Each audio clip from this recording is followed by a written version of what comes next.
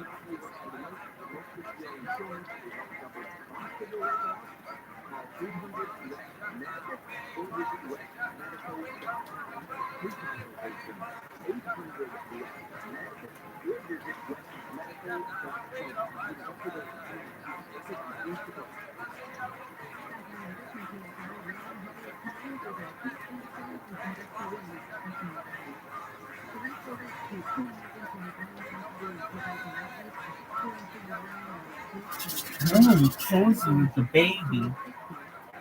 Wow.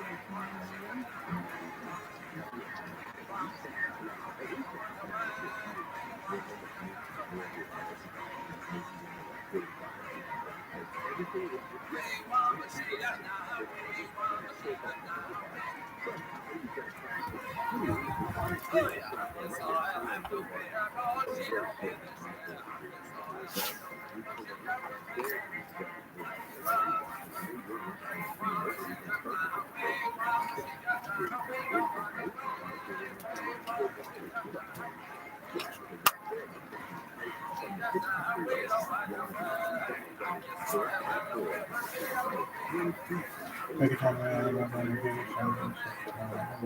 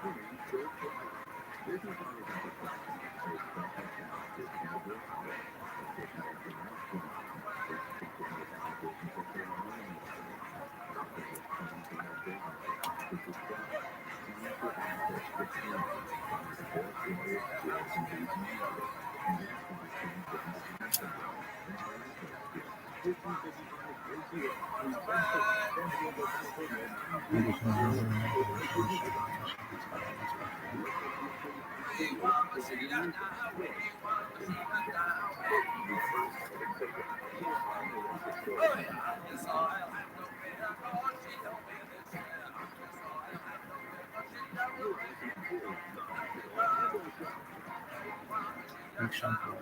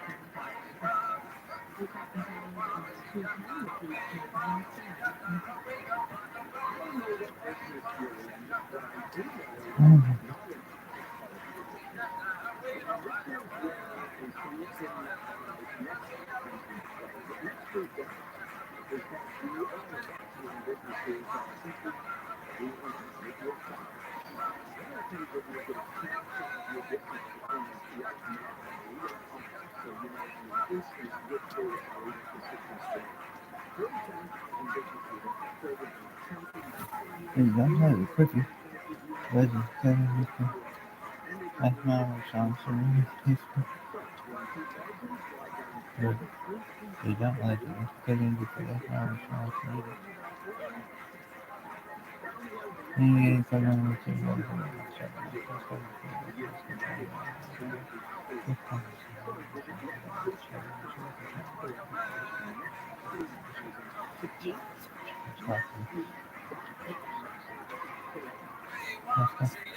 Peace.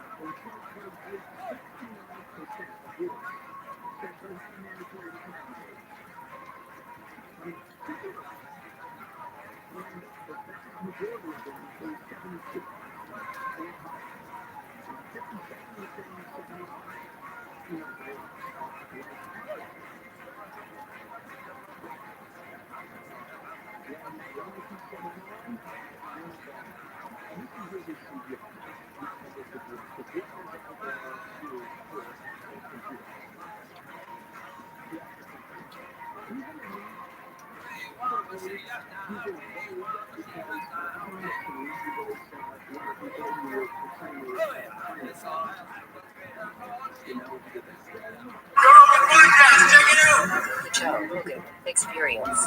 During my day, Joe Rogan podcast by night, all day.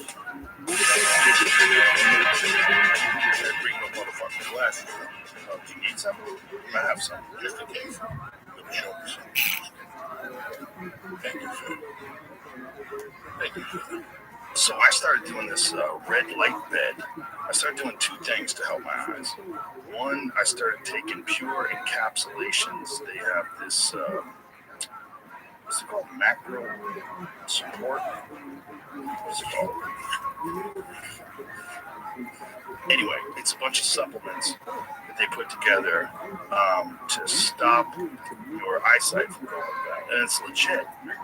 Macular support, that's it. You like it? Legit. It stopped whatever the deterioration that I was experiencing, where my eyesight was starting to go. It stopped. Just stopped it. And it made it a little bit better. And then I started doing this red light bed. So I had this guy, Gary Breck, on the podcast, who explained to me how red light revitalizes your capillaries and helps your vision come back. So I've been doing that now for about 6 weeks, and I've noticed an improvement. Like, I don't need reading glasses as much if I'm reading things on my phone. I can read some things that I just was not going to be able to read. And more importantly, it's not getting worse. It was like kind of every 6 months, 8 months or so, I noticed, my God, my eyes are worse. This is terrible. Like, after, 46, it seemed like. Somewhere around 46, it was like it dropped off a cliff. And you did the right thing, because you didn't submit to these. My mistake was to submit to these when I was like 43. By 44, I could see I was having problems with it. And I submitted to these. And this is worse for you. That's why I used to tell you, don't put the glasses on, hold on. Yeah. Make your eyes muffled. That thing. It's like when you wear fucking hearing aids. Like, your hearing gets lost. Well, they say with vision, like, the problem is we're looking at things that are real close up all the time. And your eyes are supposed to do a bunch of different things. They're supposed to look at stuff from a distance, supposed to look at things up close. And if you don't look at things in the distance all the time, you lose that ability. Well, I'm going to be as honest as I can. I'm not trying to be cute here. Okay. I lost my eyesight when I stopped doing coke. Because when I was doing coke, my eyesight was on point. I could see a light from fucking 2 miles away. That light green, we gotta make it. Once I stopped doing coke, my eyesight went right to the fucking shit up. So when I was snorting, I had 20/20 vision. I could see coke rocks and shit. Now I can't see shit if there's a coke rock on the fucking floor. So I guess it's blood flow. If you think about it, blood flow to the brain. I mean, doesn't coke give you like a crazy amount of blood flow to your brain? I mean, it must. It's a stimulant, I have no idea. I have no idea where the blood goes. Johnny, thank God I never got it. No.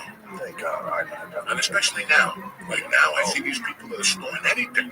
Yeah. To snort anything today, you gotta be fucking crazy. Yeah. Heroin, these people who put the fucking test.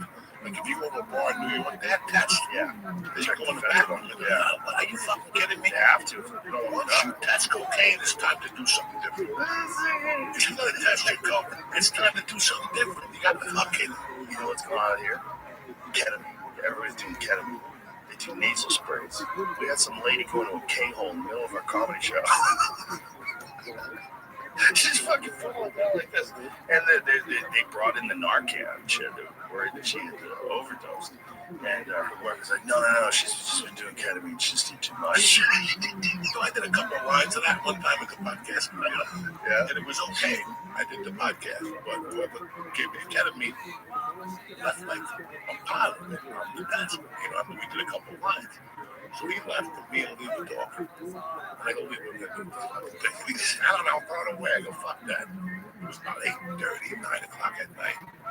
I had done 3 lines maybe, and I was buzzed. It didn't take me over the top. I did those. Now, I lived 6 minutes from the podcast studio in LA. When I got to the first light to make the left, I knew it was not going to be a good drive. It was not going to be a good drive home, okay? I had done too much. And then I got home, and when I put my foot out of the car, that was it. It was lights out after that. And I'm like, I am fucked up. What do you like lights out? Like, I was fucked up. I don't know what was going on. It's a different kind of fucked up, It's a different type of fucked up. And I went in the house, and god damn it, my wife is awake. Oh, no. Now I got to talk to her. So I ran in my office, and I'm in there 15 minutes getting higher and higher. Oh, that shit, my body's feeling weird. And I go, I better go out there before she comes in here. Right. She was watching True Crimes? Detective, whatever, on HBO. Oh, okay. And it was the dude from the Green Book and the other guy, the brother, the guy who won he was on the Green Book with the guy who drove him in the South. He played the piano player. Anyway, it doesn't matter. So, you ever saw the Green Book? I don't think I saw the Green Good Book. fucking. Oh, we were talking about him yesterday. Marshall Ali. Yeah. That guy's awesome. Man. He's awesome. He was great in that Netflix documentary, the Netflix show we were just talking about the end of the world. Julia Roberts and Ethan Hawke. Oh, I didn't see that. It was good. Fucking Giannis hated it though, huh? He was trying to get me to hate it. I kind of went with him a little bit. Right? He influenced me. I was like, yeah, there were some parts I didn't like. The CG animals. Yeah, a bunch of CGI animals staring at people. No, but I looked at him, and while I was watching TV, his head kept getting bigger. And I'm like, I couldn't take it. I'm sitting there, I got no t-shirt on, I'm sweating profusely. She's kind of looking at me, I'm kind of looking at her. Your wife is a fucking angel. And finally, She really is. I couldn't take it no more. I couldn't take it no more. I go, what the hell's going on here? And she's like, what? I'll change it. She didn't know. I told her the next morning. I said, let me tell you something. I came last night. I was not doing too good. You know, people think that you fuck around. Like when I was looking at LA, people think like you fuck around and you don't have no. Everybody always thinks like I just got high and had no fucking consequences. I just never told you about what I dealt with. You know, one night I ate mushrooms and I went home and the fucking mushrooms hit. I didn't know. I ate like 3 little fucking things at the office.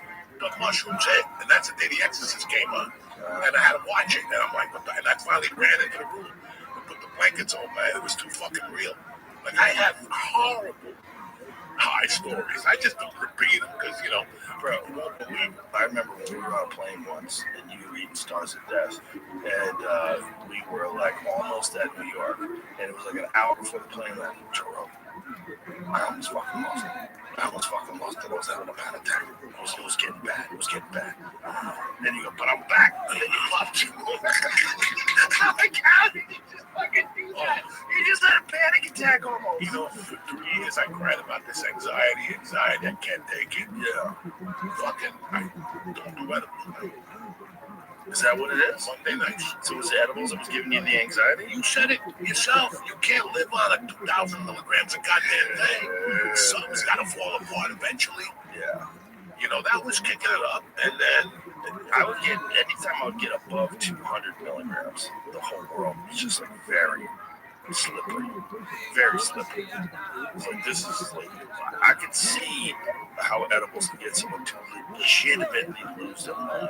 That's why when I was talking to Alex Berenson, he wrote that book, Tell Your Children. It's all about schizophrenia and about how there are people that get introduced to high doses of marijuana and it induces schizophrenia. We know people, we both know a couple of people that have had that happen to. I'm like, this is real. But I think marijuana is very beneficial in low to moderate doses. When you get above certain doses with certain psychologies, certain people, certain times of their life, you know, certain things they're going through, you never know. you can fucking crack. You never know. You can, And I can tell you that. That's the truth. yeah. That's the truth. These are times, you know, It gets, the marijuana at the high doses is not what people think it is. It gets to that very psychedelic place where it's like, this might as well be acid. Like the real high doses, there's a time where Eddie Bravo had these THC pills. One of his students had made his own pills that like turned teeth into pills. I forget how many we took, but I was talking to this one dude and I might as well have been in another dimension. Like my relationship to reality was very slippery. I was like, if I was losing my mind right now, if I wasn't in a good place in my life, like, you know, life is falling apart, maybe you're, you know, getting fired, your house is repossessed, going through a divorce, maybe you have cancer, who knows, whatever it is. And then you get that dose, they can send you over the top. Bro, I had a guy come over from jiu-jitsu one day. We just hanging out. I want to go bong it with you. I gave him 2 bongets. This episode is brought to you by Black Rifle Coffee. That's the only coffee I drink. I drink it at home. I drink it at work. Sometimes I have to drink other coffee, but if I want to drink the coffee that I enjoy, it's Black Rifle Coffee. If you haven't already heard about Black Rifle Coffee Club, You lucked out because now's the perfect time to get on board with this community for a massive discount. New members who join today use the code Joe, and you're going to get 30% off their first month with the club. It's the best way to get premium coffee roasted right here in USA, shipped to your door on a schedule that works for you. Club members also get exclusives like free shipping on all deliveries, special discounts on roasts, access to products that you won't find anywhere else, members-only content, plus discounts with a bunch of your favorite brands.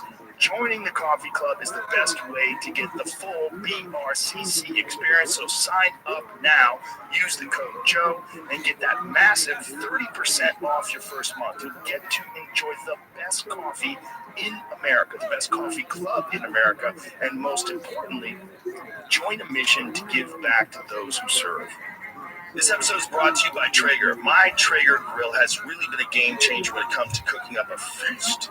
They're easy to use and make controlling temperatures a breeze, and Traeger is now offering special pricing for military members and first responders with up to 20% off select grills and up to 15% off select accessories. Head to Traeger.com to learn more.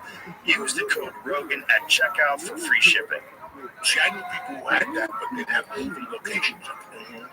The cops could never get all. You said when you put numbers on the phone, we had to get a new apartment every 3 weeks.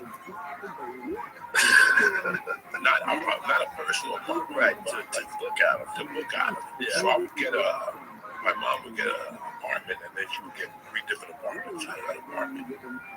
So nobody could read what you're doing. Then a month later, next door. Then a month later, around the block. Then you're back to that fucking building. So you pretty much pay rent on it. All those years, rent was cheap. Now you can fucking.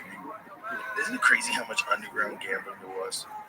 Bookies and the numbers. And the numbers was a big one. Numbers was big. You know, underground casinos. I used to go with my buddy Martin Perez to his judo school. I never wanted to go. I used to always look more of a karate guy. But I would go with him. There was like this old fucking Japanese guy, this old Cuban dude. They would throw each other around. There was a Russian guy there. There's the 70s. And up the corner was a place where people would play cards. And I found out my stepfather would go there. And one day I went to judo on the way out. As I was walking towards the bus on 7th Street, I saw unmarked cars. I saw like 2 unmarked cars. When I got home that night, my stepdad was getting ready. He was going to play cards. And I go, you going on that 8th Street? He goes, yeah. I go, don't go down there. He goes, why? I go, because I was down there with Martin and I saw the fucking 2 unmarked cars down there. He goes, what the fuck do you know? I go, what do I know? That since I was fucking 5, I've been wanted to be a lookout. So I'm 5. That's my job, to look. Right? I keep my fucking eyes open.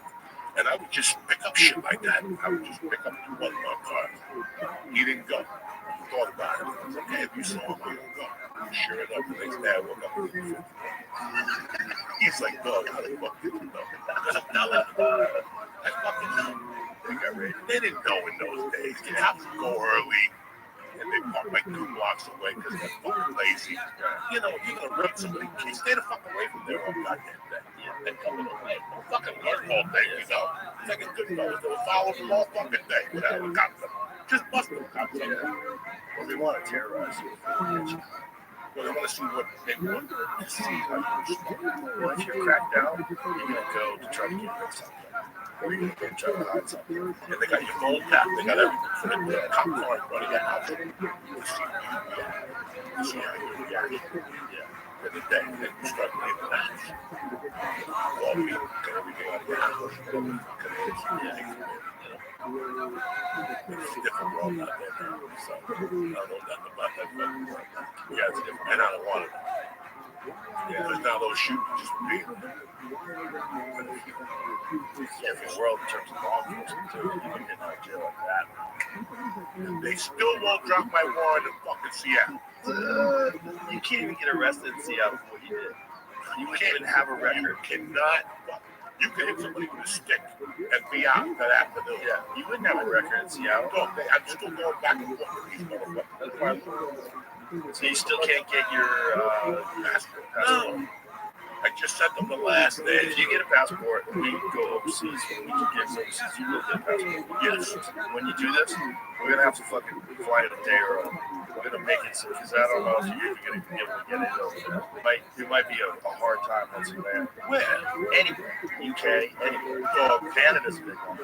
Canada's not gonna take it. We're not gonna go to Canada. And I love Canadians. I got nothing against Canadians. It's the way the country works. They won't let the nicest guy we know who's got a DUI and he can't get to Canada.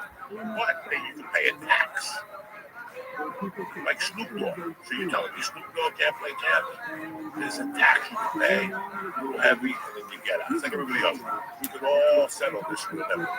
Well, you get an envelope anyway. When you do a gig in Canada, you get a big tax envelope. You get that in the UK too. Go. You do a gig in the UK, you're paying.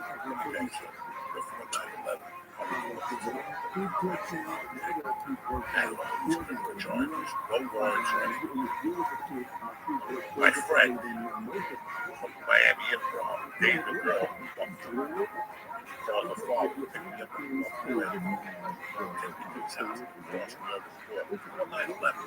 It was a casino. Just drove in. Right. No ID, no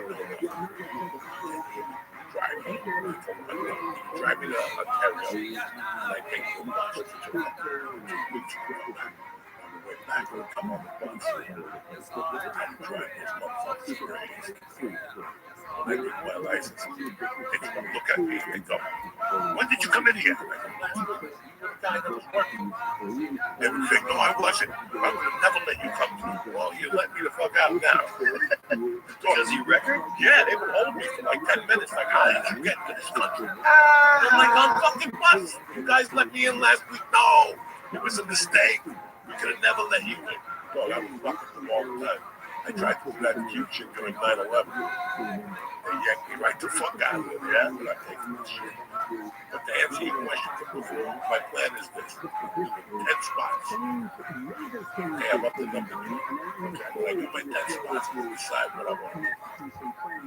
I'm not going to travel. I'm not going to get on fucking plane. That would be too much. That would be 3.5 hours on a flight for me. I can't do that. Really? Yeah. I'm good for like an hour and a half. I went to Nashville on JSX. Private plane, semi-private. 30 people on, tremendous. I recommend that to anybody. You don't like Hermes. I fucking love it. But they don't fly to Austin. They fly to Dallas. You have to connect to Austin. My plan is this. Start some sets in the stand. Start seeing Christmas in the couple lows. I feel like I got 45 minutes. Take a rest. Where do you go? AC. No punches. Where's Parks? Really don't. I have no problem. Philadelphia's great.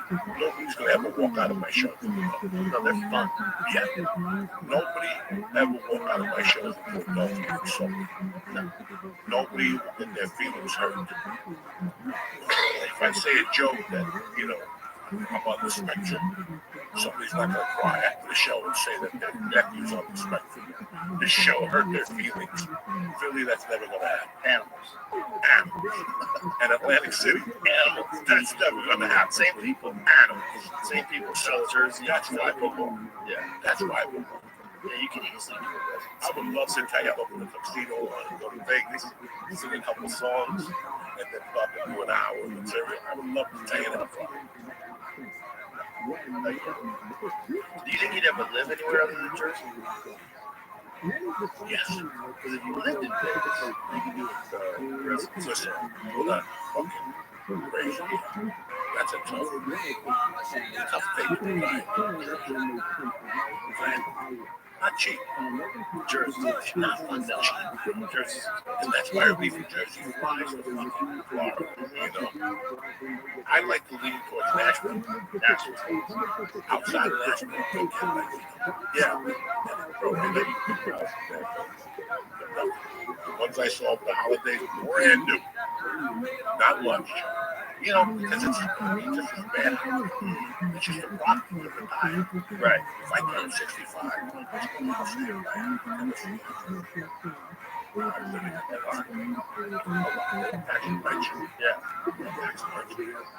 I read about Dubai. It's true. Dubai, there's no tax. There's no income tax.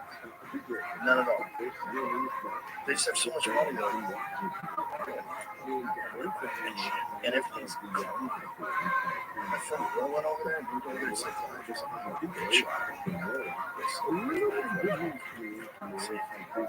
UAE does not levy income tax on individuals. However, it levies a 5% value-added tax on purchases of goods and services levied at each stage of the supply chain and ultimately borne by the end consumer. Yeah, but that's a big difference with that and income tax. You don't get any say.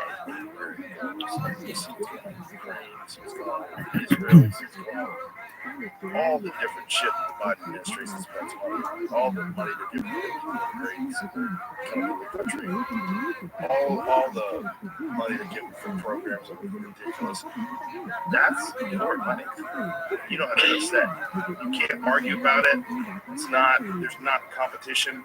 There's not a better company that's going to come along and take care of the taxes in a better way, more efficient. There's no incentive to do it better. This is fucking giving the money. We're not giving you credit. Yeah, that was one of the things that they were arguing about, that they have to do both. They wanted the Ukraine budget to be bumped into the border fixing. So it's wild. That fucking border is a wild thing. It's a wild thing. That border with happening going down there, those motherfuckers step off and shit. I met out of the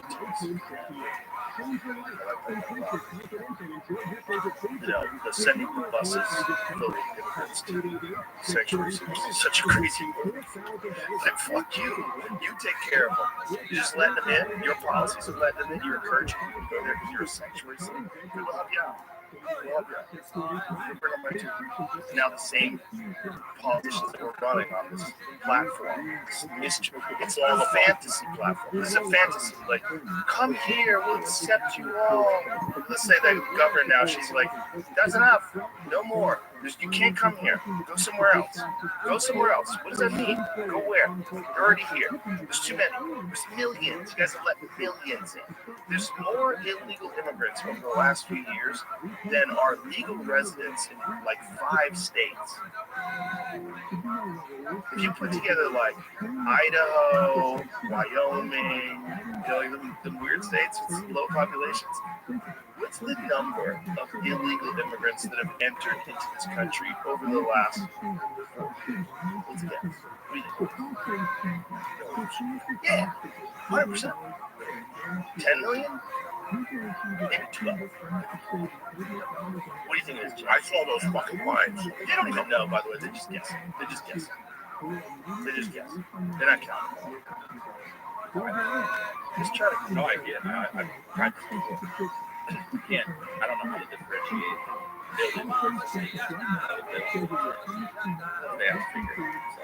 You're allowed to cross. They're trying to make everybody. That's part of the hustle. The hustle is make everybody document. Arrivals of migrants.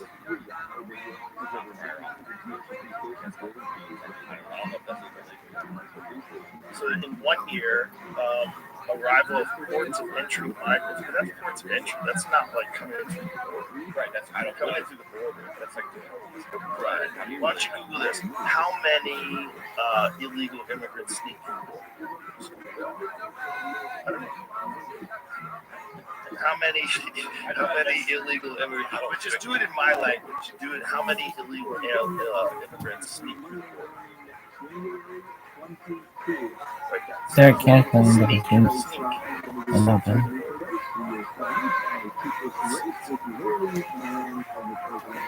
Record numbers. Okay, this is real. This is December 24th.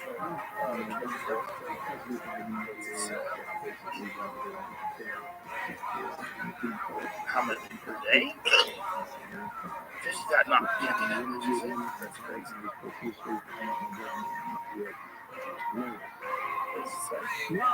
Okay.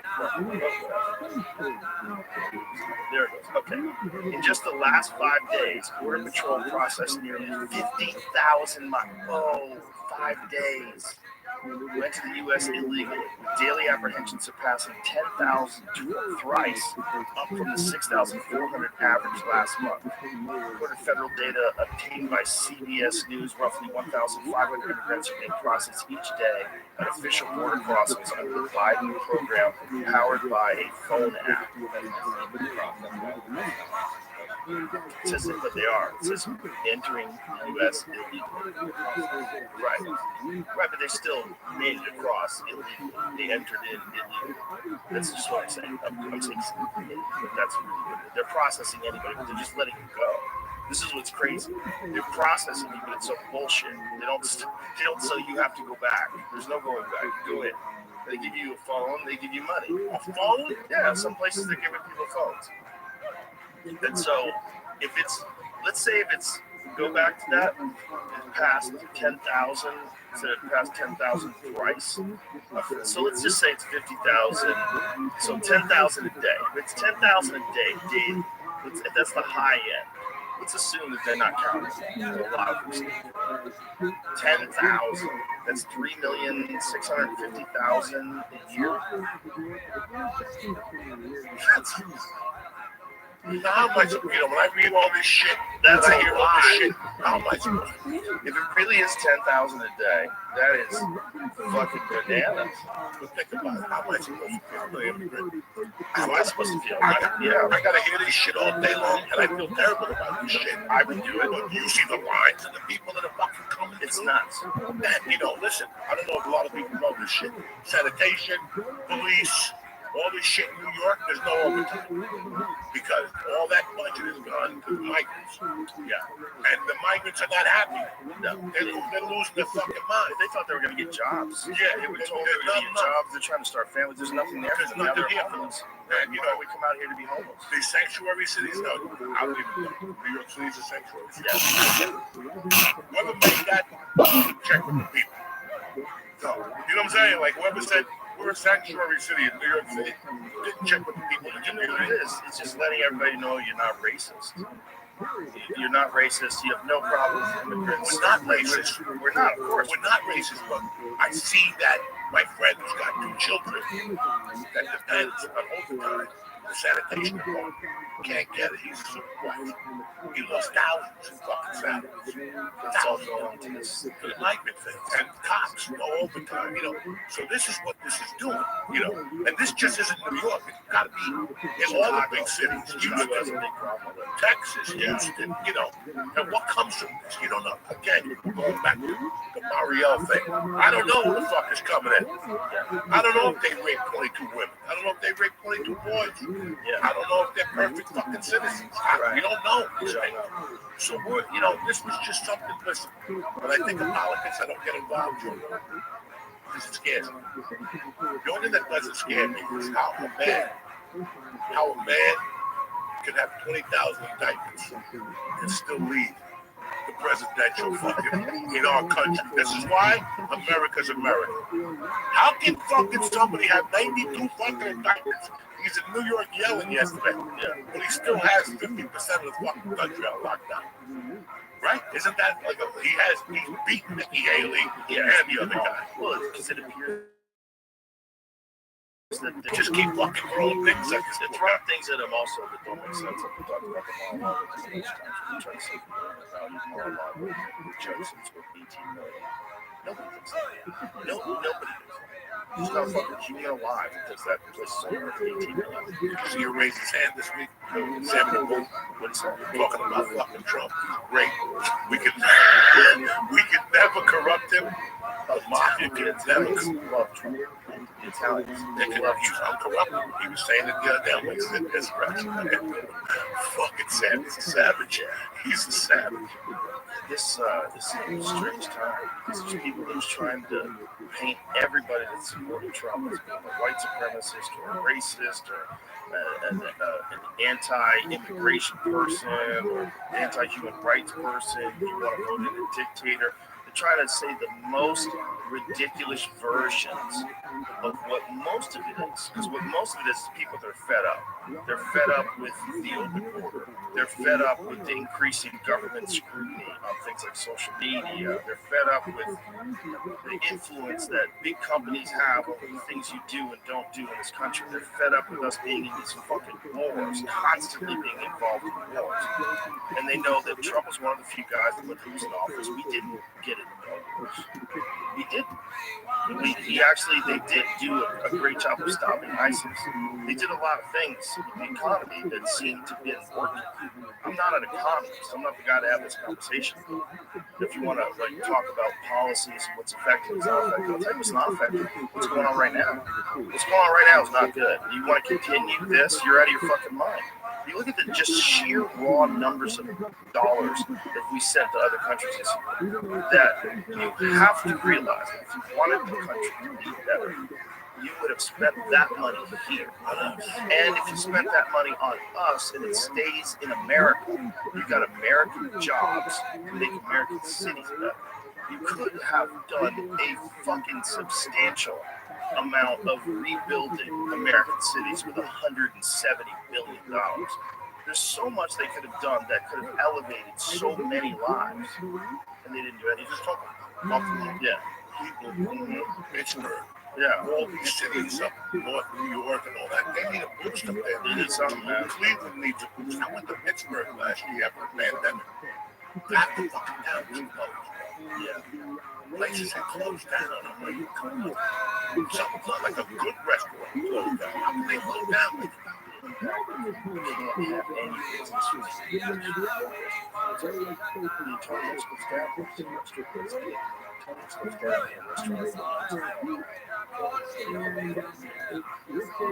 He was getting by. He was doing well, getting by, making money for a restaurant. Real Italian food.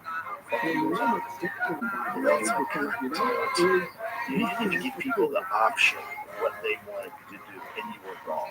And no one was punished for it. They were wrong. They shouldn't have had lockdown. Wrong. None of that shit made sense. All that 6-foot social distancing.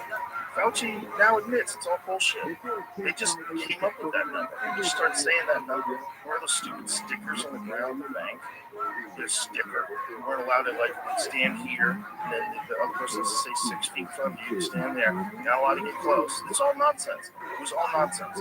And they scared the fuck out of people, and they kept businesses closed. And they closed restaurants in Los Angeles. They closed outdoor dining just because of the optics of it. This COVID started to surge. There's no evidence at all that it's causing outdoor transmission, and they closed those fucking things down. They shouldn't be allowed to have that kind of power of whether or not you can make a living and the choices that you make. Because they are just human beings too. And not only are they often uninformed, they're often misinformed. They're often absolutely victims of some sort of corporate propaganda that they've been used as a mouthpiece to promote. And they're affecting these people that have worked their whole lives, 20, 30 years. And it's such a selfish, shitty, fucked up way to run a city. And a selfish, shitty, fucked up way to run a country. And you didn't listen to all the experts. And you didn't take into consideration people's health, mental health, and losing their jobs. How many people would have been fine? How many people need this fucking medicine you're trying to push on? And how many don't? Who's making the money off of it? The whole thing was insane. And it was right in front of your face. Because we live in 2024 and the fucking internet is everywhere. You can't run these giant scams like this where you're just fucking over the whole country without everybody just being able to piece it together at the end of the scam and go, well, now we know how they do it. Look at they all were working in cahoots together. They were literally paying media companies to shame people that were anti-vaccine. The government was involved in censoring social media posts. Wild shit, Joe. Wild shit. So for people to go through all that and lose their business and be on the other side, and then Trump comes along and he's like, that's enough. You can't just label all those people as white supremacists. You can't label all those fucking people as hateful bigots, because that's not what it is. They don't want any more of this. They're tired of this nonsense that you're shoving down people's faces. They're tired of it. So that doesn't mean that they're evil. And this narrative is stupid. This narrative that everyone on the other side that disagrees with you doesn't see that there are like fundamental problems with the way things are being run right now. Everyone is hateful. Everyone supports a dictator. And then we got Cuba. And then dying of starvation still. What are they doing? Castro's dead. Is his son running? Who's running Cuba? Not having an election. Elections. They should bring back the mob. So you had a fucking paper. That's what it was. Shit. They used to it used to be the place to go. They had gambling there. They were doing gamble. Simple. Famous people. Before the revolution, right? Like, Kennedy. What's the guy's name? He owns a company. Really nice guy. Oh, bring him from wastewater? Yeah. He never had a tremendous coach because he went to Cuba. He had to get a visa as a student.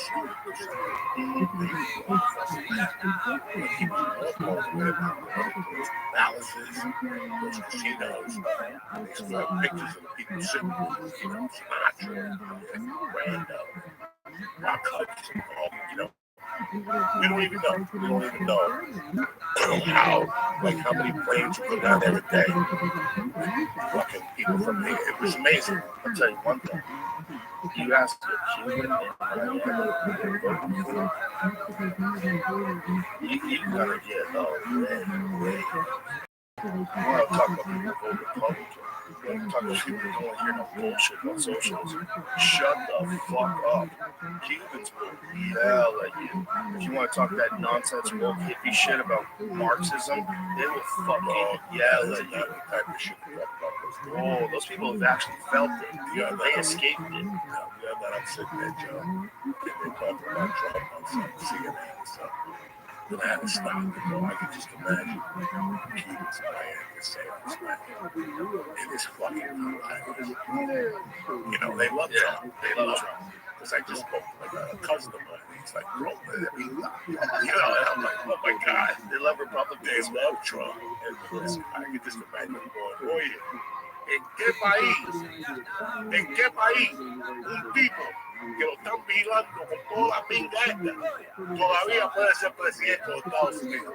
For a Cuban, they fucking love that shit. What I just said was, what other country, caballero, tell me, what other country can you have 30 indictments and still be fucking president of the United States? Oh yeah. Yeah, that's it. It's only one. I mean, maybe you don't give me that fucking can. What's that? Open it? Because you keep. Are you trying to open it? Oh my God! I'm like, okay. I'm not explaining it. Sorry. You're not struggling with it. Oh, that's hilarious. Now, what is that? No. It's nicotine pouch. They're good. Oh, you're good. What flavor? This is spearmint. Oh my God! I fucking think this. No, you get a little excited. Check this. Put that.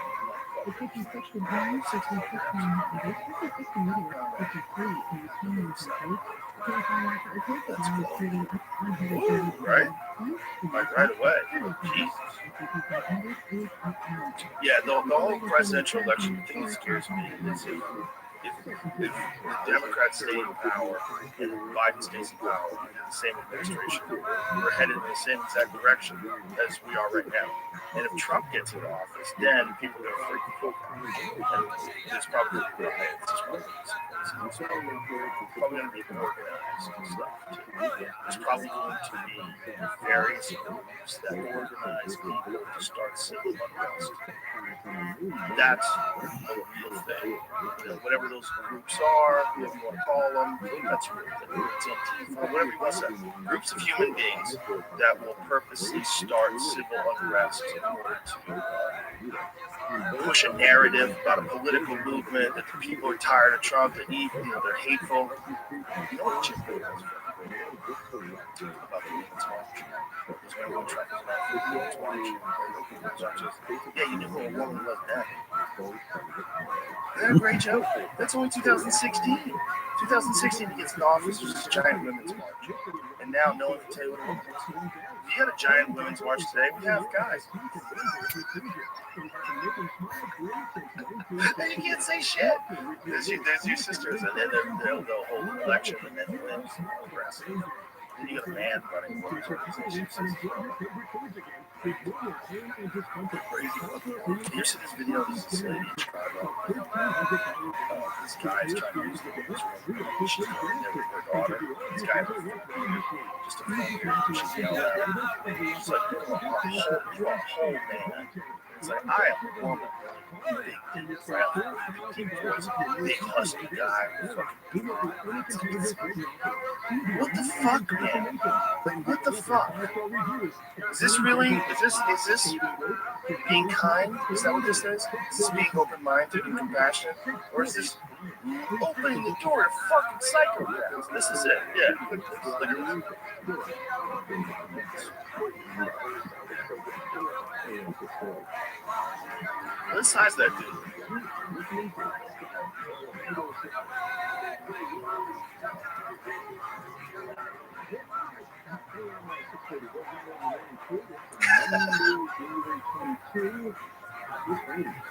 You see this guy? This guy's a big dude right here with a beard.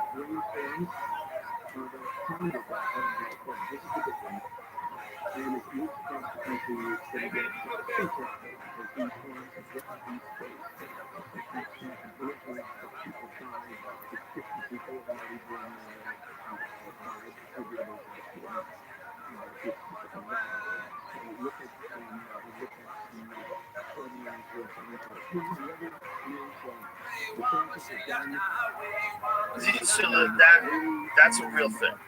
Now, the people that want to deny that that's a real thing, you're doing a disservice for everyone. You're doing a disservice to all the innocent women that have to go into those bathrooms and don't feel safe. And you're doing a disservice to real trans people. There's gonna be a bunch of people that game your system.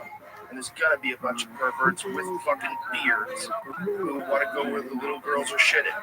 People are out of their minds. There's a certain percentage of people that are out of their fucking minds. It doesn't mean that all trans people are bad. It doesn't mean that all trans people are out of their minds. It means that you have to know what's crazy and what's not. And that's fucking crazy. That's crazy. That's a mentally ill person with a fucking beard trying to get into a bathroom when a mother and her daughter are in there. That's crazy.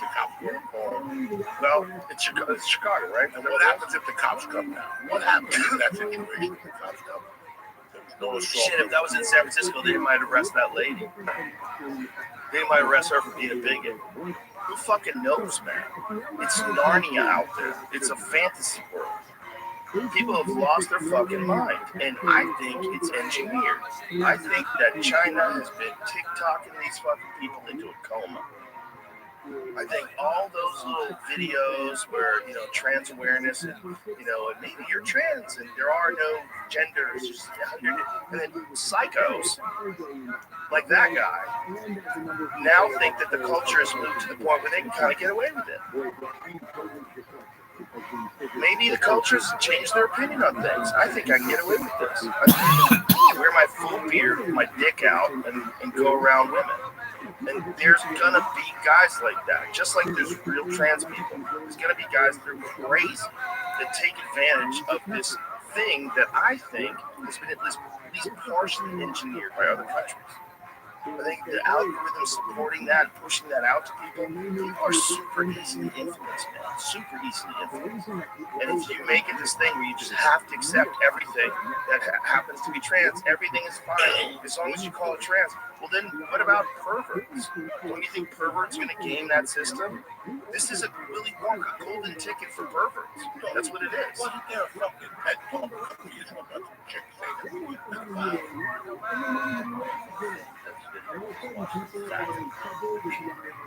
Really? Yeah, I've seen other videos like this. There are people that, I don't know who they are, but there are people that will make videos like this that make it seem real.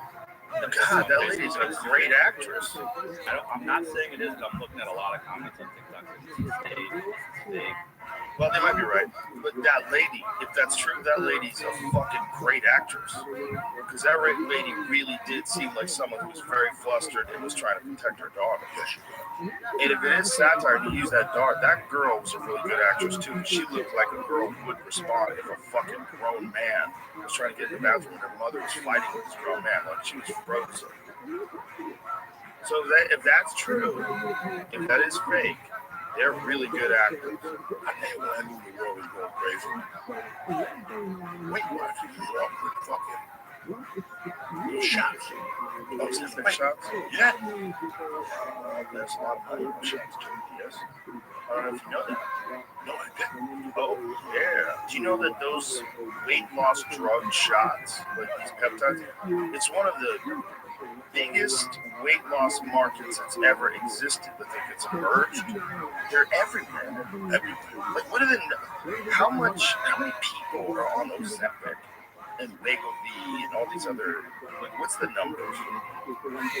Yeah, agonists. That's not a free ride either. Brian Simpson tried that shit and got wrecked. He's one of the few people, a certain percentage of people that can get bad side effects. He was one of those. Terrible gastrointestinal pain. Like he was in agony. Yeah. He had to quit it right away. Database that has. I'm still a little apprehensive of the vaccine. Just another thing that just popped up. Yeah. I've been talking about it for a few years. I would have jumped on it. It just popped up. Well, some people, Brigham supports it. Brigham says it's like for people that want to lose weight, it is one of the only ways we like kind of guarantee that they can lose weight. But there's the argument about that a lot of people are losing muscle mass and they're losing bone mass along with the weight.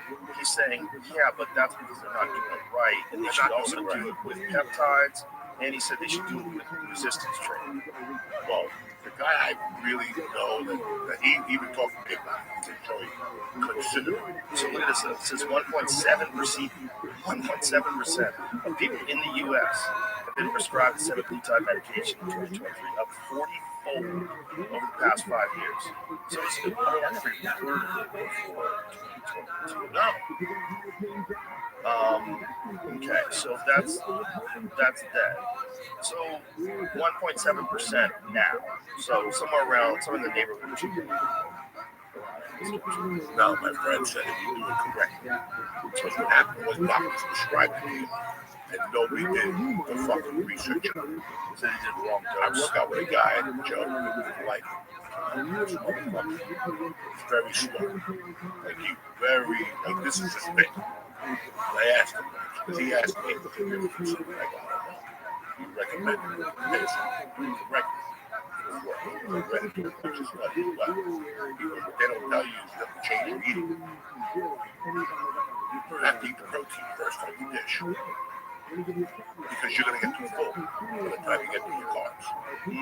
So because people eat salad, and that's why they were losing the muscle mass. That makes sense. You got to double your protein intake. Now, like a bodybuilder needs 150 to 180 grams of protein a day. Sure, I could squeeze out 100. Eggs, 7 grams each, right? 3 eggs for breakfast, no steak. I'll eat all that shit later. But how do you do 150 grams a day? All I eat is meat. That's I'm 5 sure fucking meals. That's 530 grams. I'm sure I get most of that.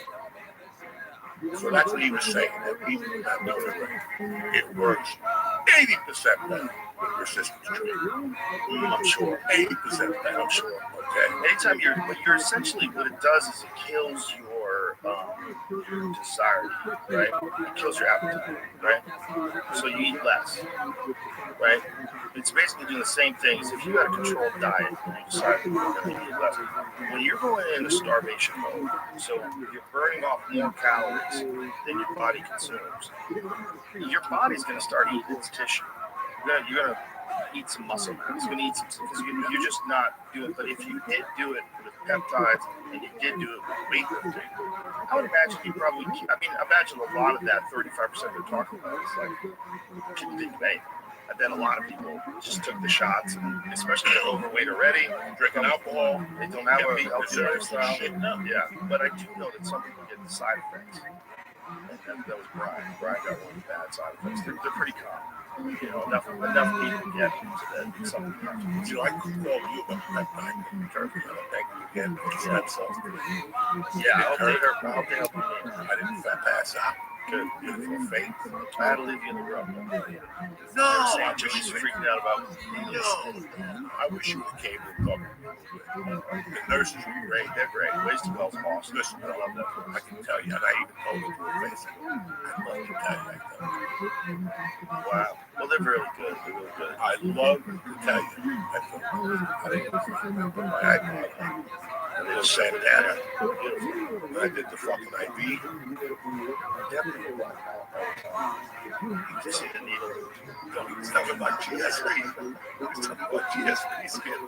That's hilarious. Isn't that funny? That guy? I'm telling you that it is the weirdest fear that you could ever fucking have.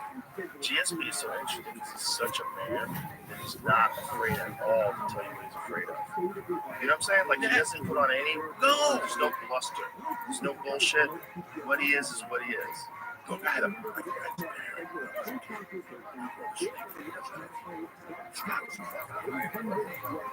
they're tough as they great and Irish.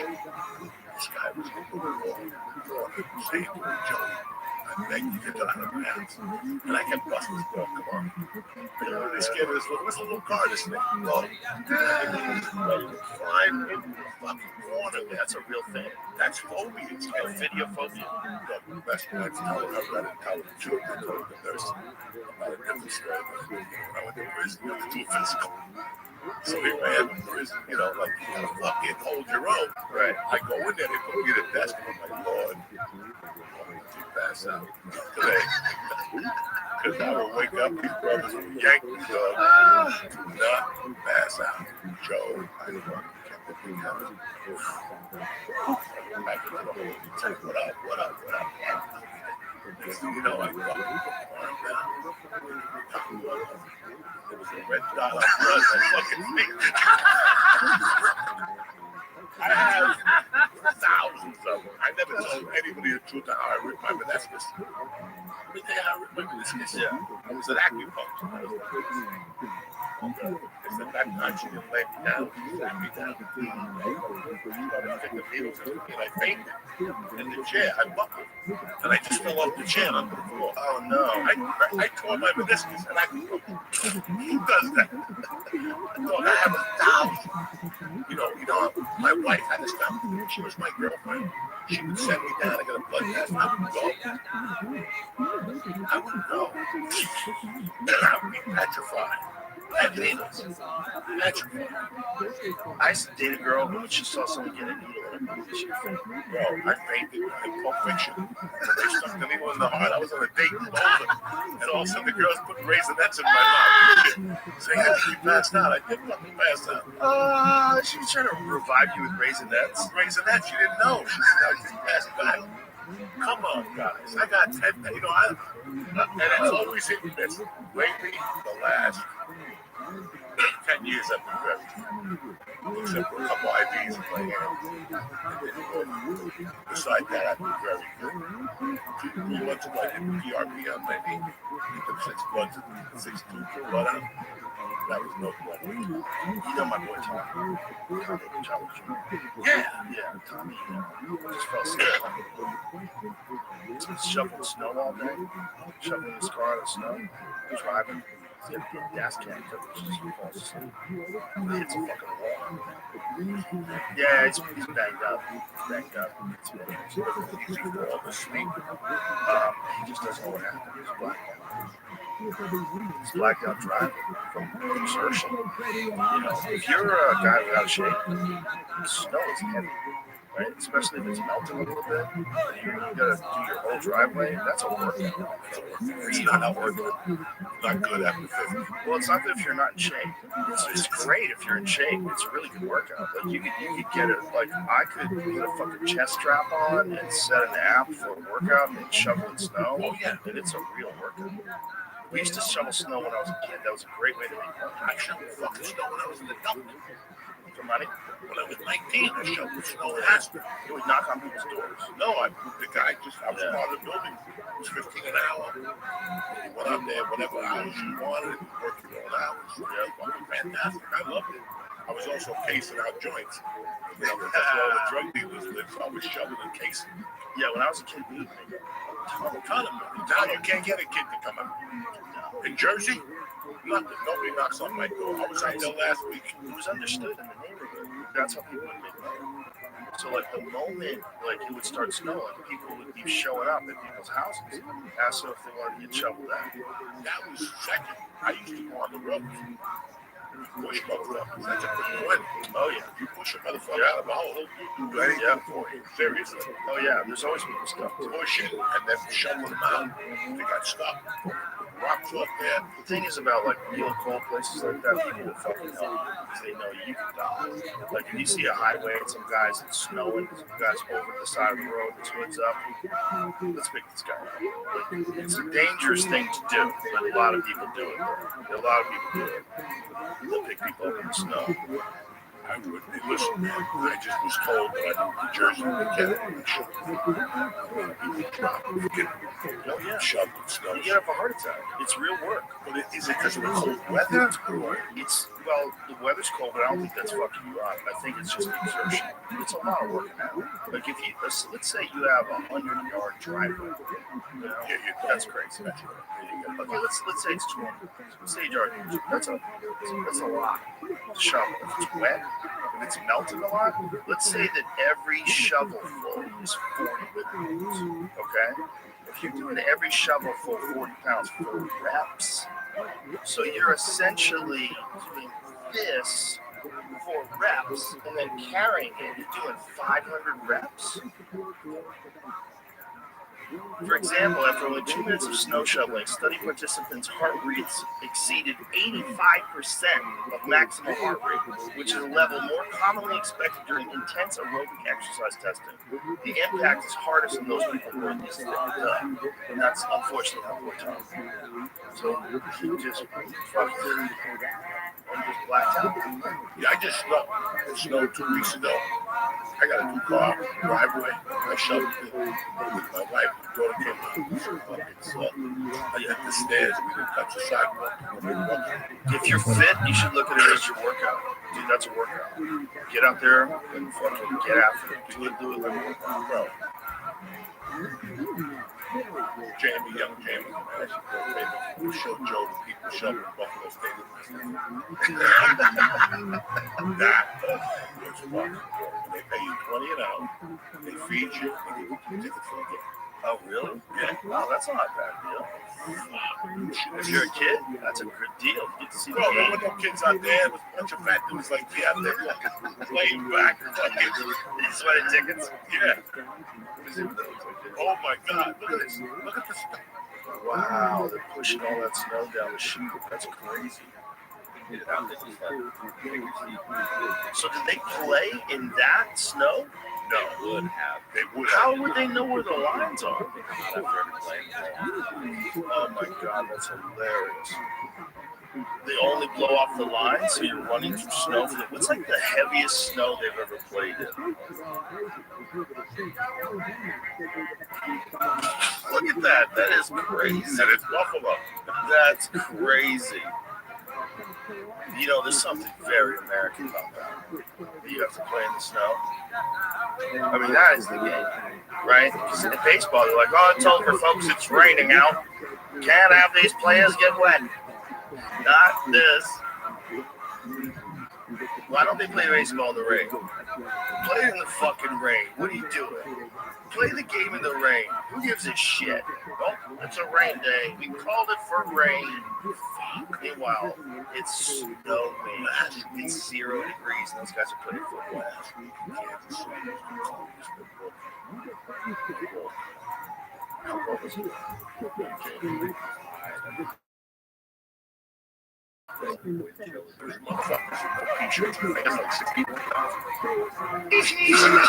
Audience members, 69 people.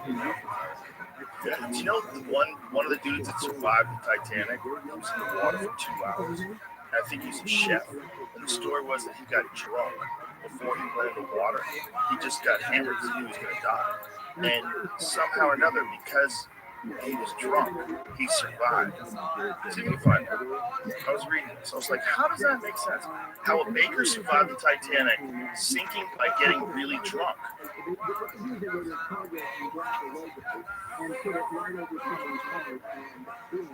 Okay. So, can you go back up so I can read the scroll? So it says Charles, how do you say that? Johin? How do you say that? Johin was one of the disaster's most unlikely survivors, and he did it thanks to industrial amounts of liquor. So this dude got super duper hammered before he went in the water, and somehow or another it helped him survive. It was an almost physiologically impossible feat of survival, and according to the British Titanic Inquiry, it is because the 33-year-old Englishman had the presence of mind to greet history's greatest maritime disaster by getting smashed.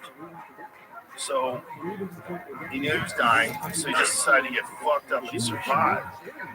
In survival situations, having all that warm blood away from the vital organs means that the drinker is at a greater risk of hypothermia. However, Canadian hypothermia expert Gordon Geisbrecht figures in the minus 2 degrees Celsius temperature of the North Atlantic, the water was cold enough to quickly tighten Johin's blood vessels and cancel out any effects of the alcohol.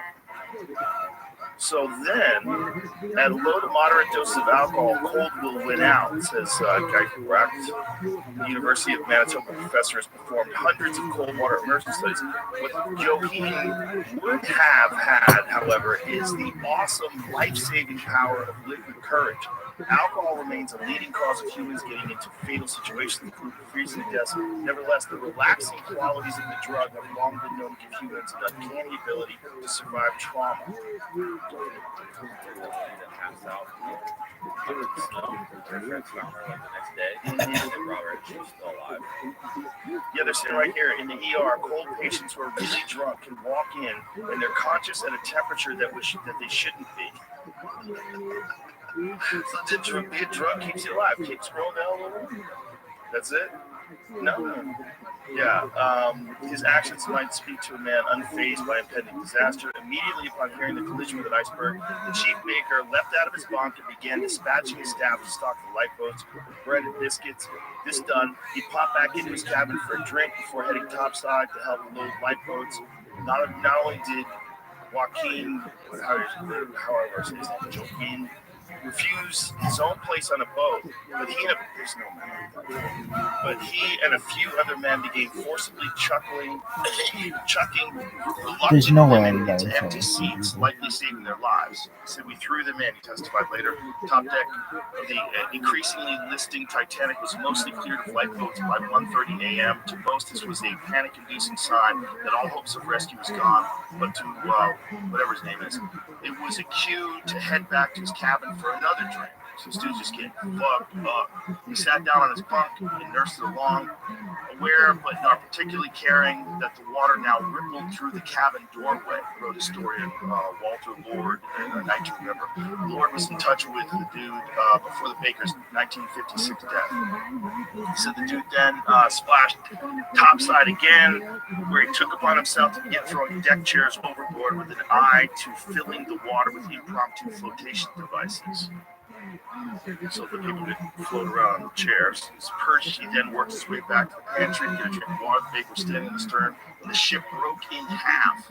And yet he remembered the violent, catastrophic breakup only as a great list over to port. There was no great shock or anything, told the Inquirer, so he was just hammered.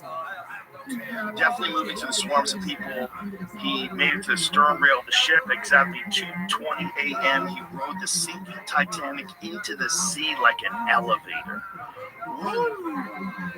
As with all surviving Titanic crew members, 2:20 a.m. on April 15, 1912 was also the exact moment in which the White Star Line stopped paying him. Oh boy. The first stage of cold water immersion is known as cold shock, horrifying sensation of having the skin cooled. The feelings of the Titanic's second officer, Charles Lightoller, described as being like 1,000 knives being driven into one's body. So how did this dude survive? What did he float around on for 2 hours? So,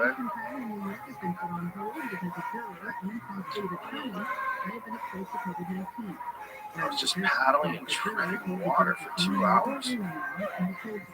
Oh my God.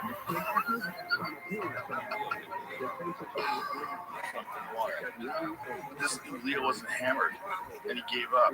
This dude didn't give up. He paddled water for hours.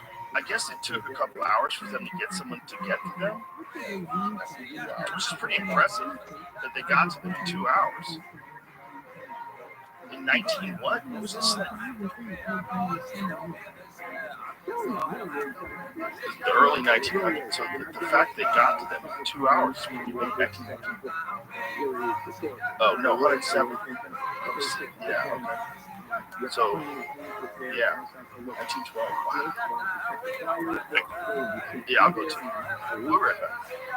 Yeah, so she fell out of an airplane and she landed on Ant Hill. How big was that fucking ant? And it was fire ants?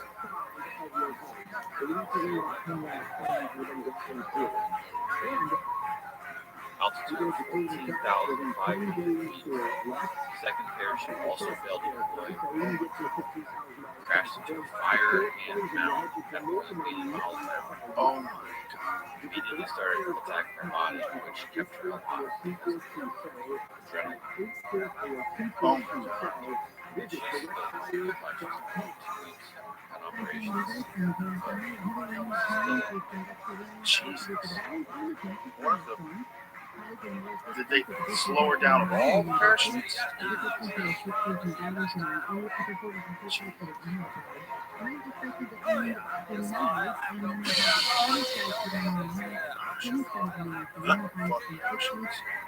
I like to try. Ah, I can set it up. Really? Oh yeah. It's hard. Goes high.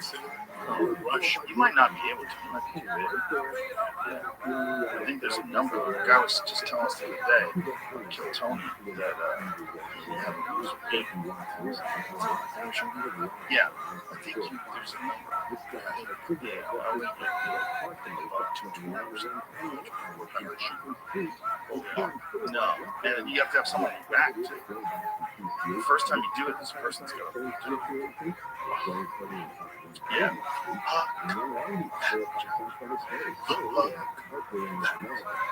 I'm sure it's exciting. I don't know. I love it's exciting.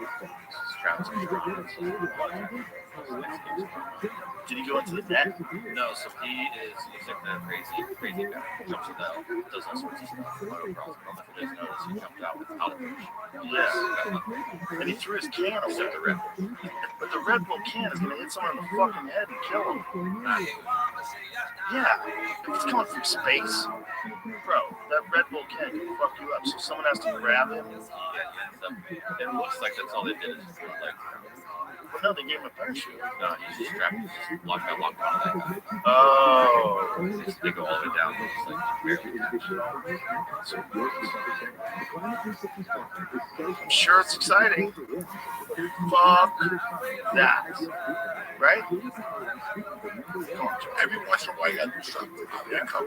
Yeah, like today I went down, you know, I would never drink that shit, but it makes you better. Yes.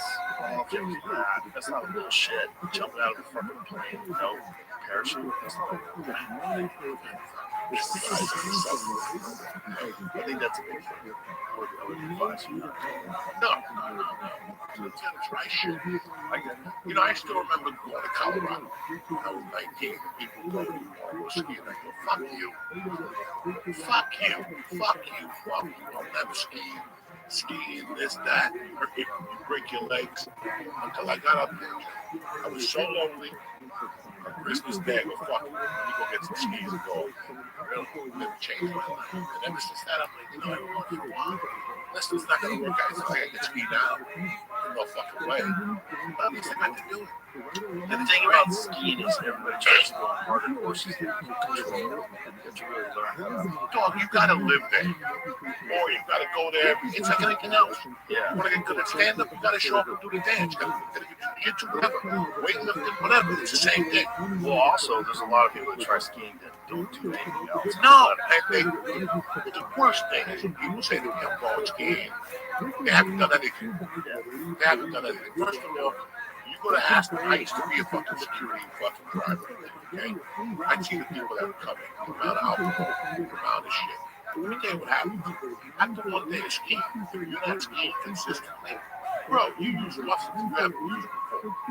I would count these squats, you do kettlebells. Let's go skiing. Just read times down a medium hill. Next day you go, fuck, this hurts in here, my hamstrings hurt. Different things hurt. Different fucking muscles. For sure. When you ski. So people go up there and go, that's not a, you gotta prepare for this shit. But I lived in snow, so it was like, something. I got to ski every day. There was 2 runs before work, 3 runs after work. So you get good, you get used to it. The fall become easy, and next thing you know, you're up there with no winter jacket. Winter jacket, this will do a good sweatshirt. It's great. You ski without a helmet? There wasn't even helmets for skiing when I was skiing. This is 50 fucking years ago. We went up there, and then it was just something that I never thought I would do, like whitewater raft. That shit is great up there, You go down from Aspen all the way down to Glenwood Springs and shit. I loved all that crazy stuff. That was, but I don't like it. Because you can't wash your pussy. Okay, I'm not going to sit with you in the tent for 4 days with a sticky asshole. That ain't an adventure for me. If you want to go camp, I'm like a white camp. I want a shower. I want a restaurant. You know what I'm saying? There's something up on location. There's those things, but I always wanted to like bungee jump one time or something. Something out of a plane. Just something. It doesn't have to be, I've jumped off a cliff into water, 20 feet, whatever. But just for somebody to say you can jump off that cliff in Hawaii and land, you got 100 feet up, nothing's going to happen to you. Try. You can, if you fuck up, land wrong. I know someone who landed on their ass, landed on their ass instead of straight, and then fucked their back up. No, you're done. That's funny. Something going to can up in the sky. Yeah, it's going to kill you. That Red Bull can, that's 15,000 feet in the air. I was arrested. I was like 10. They almost killed me in Puerto Rico. My parents, my mom, and the other parents left us alone. We started throwing fucking ice off the balcony and shit. Kept on throwing it. Next thing you know, I heard an ambulance and fucking cops were knocking on all the doors and fucking they knew it was us. I was on the floor fucking out. Fucking ice cube, 6'4". Yeah, 6'4" ice cube hit you in the head. That'll fracture your fucking skull. I was like 6 or 7. I would play with these kids. There was 205 West 88 on the corner. There was a parking lot. It was still there. And I would play it with the kids. I would get a little anxiety. I would go up to my bedroom. I would always stand in front of my eyes. I would play with bars. I would go by the window. Hey, stop that. I just bought like 50 of them. And then you hear like the kids going, hey, fuck you. They didn't know it was me. And I would come back. What happened? Some motherfucker up there throwing fucking things up. One day I kid a kid. He just fell down. Another time, there was a place when I was growing up in one bird called Durham. They just make like they make the long fluorescent. How many times I get in there with those? We would jump in that dumpster and take all the fluorescent bulbs out, light bulbs, just hit each other with them. That dust that comes out, and the fucking fluorescent light bulbs in the same. So we would have those light bulb wars all the time. And then we started having the roofs. And people would throw light bulbs up at us, and we would throw light bulbs back. And I would put the light bulbs on the floor, and then have we call them spears. We throw the fucking long fluorescent lights at them. One day I picked up a light bulb. I didn't know I picked up a rock in that motherfucker. And I just threw it at the kid. Most of the kids looking right at me, and I saw that rock just went backwards. Now this was a pervert kid. His name was Ali. Him and his brother, like with 10 or 12, and him and his brother were going to look at houses. His father was in the city when he was like 10, 11. He would come back and tell us, "Hey, watch my neck, kid. He was tremendous." I hit that kid in the head so hard with that rock without knowing. There wasn't no malice in that. When I got down there, the lump had come up off his head like one of those fights when the guy has a lump of tumor. It had like a little pimple of blood. It was already filled up, bro. And had ice on his head. I felt so bad. I was giggling inside. You feel fucking bad when you do that shit. His dad took me to a problem. The Ali brothers, Juan, Ali. Juan was the brains of the operation. He was like the wedding of the spring. Well, they were going every week into the city. 6th grade, 7th grade. Telling us about all the stories. Oh my God, fucking Mondays. Oh my God. Well, we grew up with some pieces of work. Not these kids growing up today. I look at my daughter, her little friends. It's not going to be good for them. It's going to be weird. That's for sure. It's not going to be good. It's going to be weird. It's going to be good. I tried it. Shit. That's the best.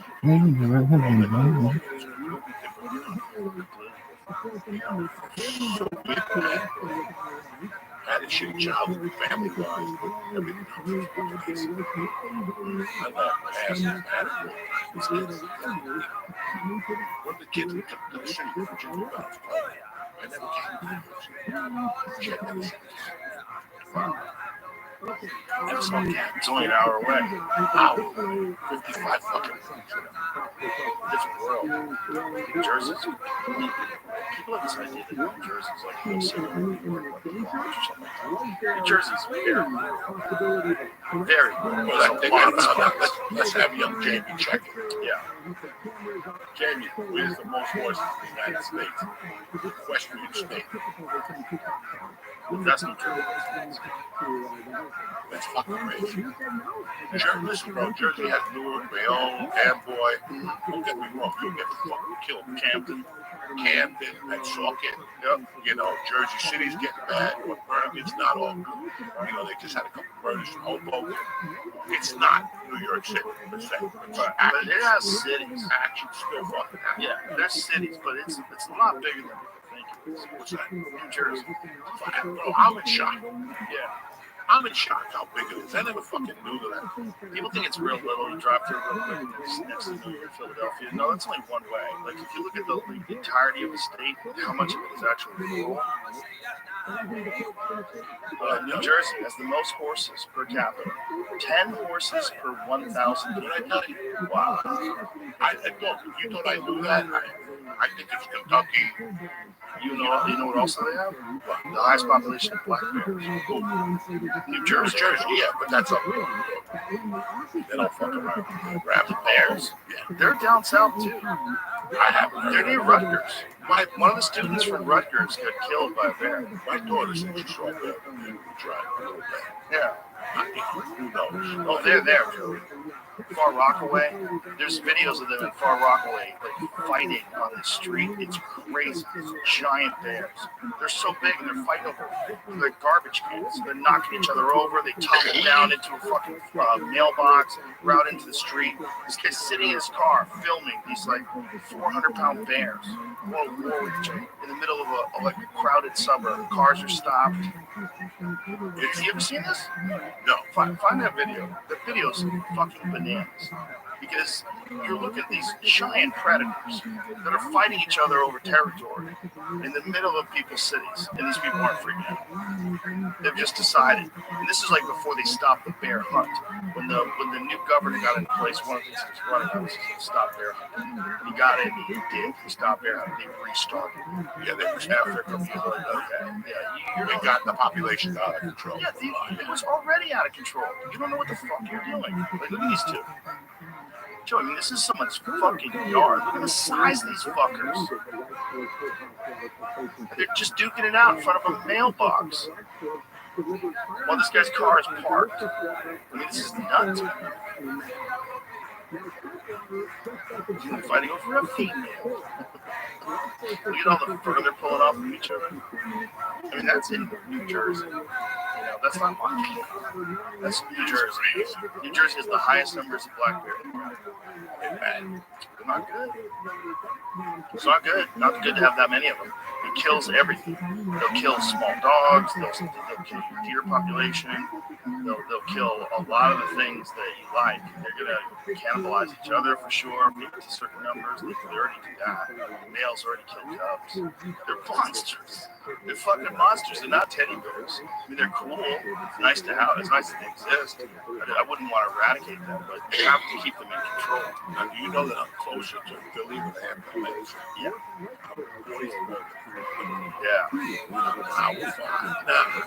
You should do a residency in Philly. That's the move. Yeah, that's the move. I love it. Philly's awesome. I go to basketball games. I go to baseball games there. Really had a fucking great time. Yeah, you can just do a couple days a week in Philly. Last time I went to Philly.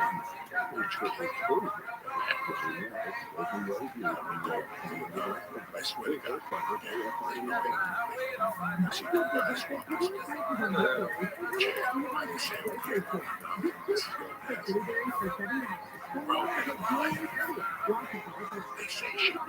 What are they saying to these guys? Not good. Fuck out. See, these kids are nasty motherfuckers. Another time I saw came out of what I saw. They just don't play. It's a bold move to do that. Yeah, the sports. Yeah, remember one time I did a show in Philly. I didn't even go on. They finished like there was no sense because they weren't going to have it. They were going to kick that door down. There was no sense in it. They weren't going to be here and jumped out to the audience and fought me. And it was just do whatever you need to do. You guys are fucking great. Yeah, Philly's a fun city. It's always a good place to go to. Always a good place for people to go to. Think about the things about Philly. A lot of boxers, a lot of pool players. It was always good to go. They still have Yeah, Fusco still have a place. Jimmy Fusco. One of those guys who was a top level player had a place. See if you can find FUSCOs. I know I played there with the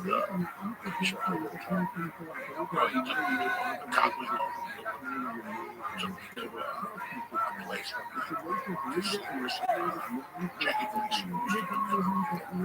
Really? Fuck yeah, it's still there. Some bar. It's like fucking, they renovated it. Fusco's the spot. Which Fusco? Jimmy Fusco died. Oh, he's still up there. So he died. But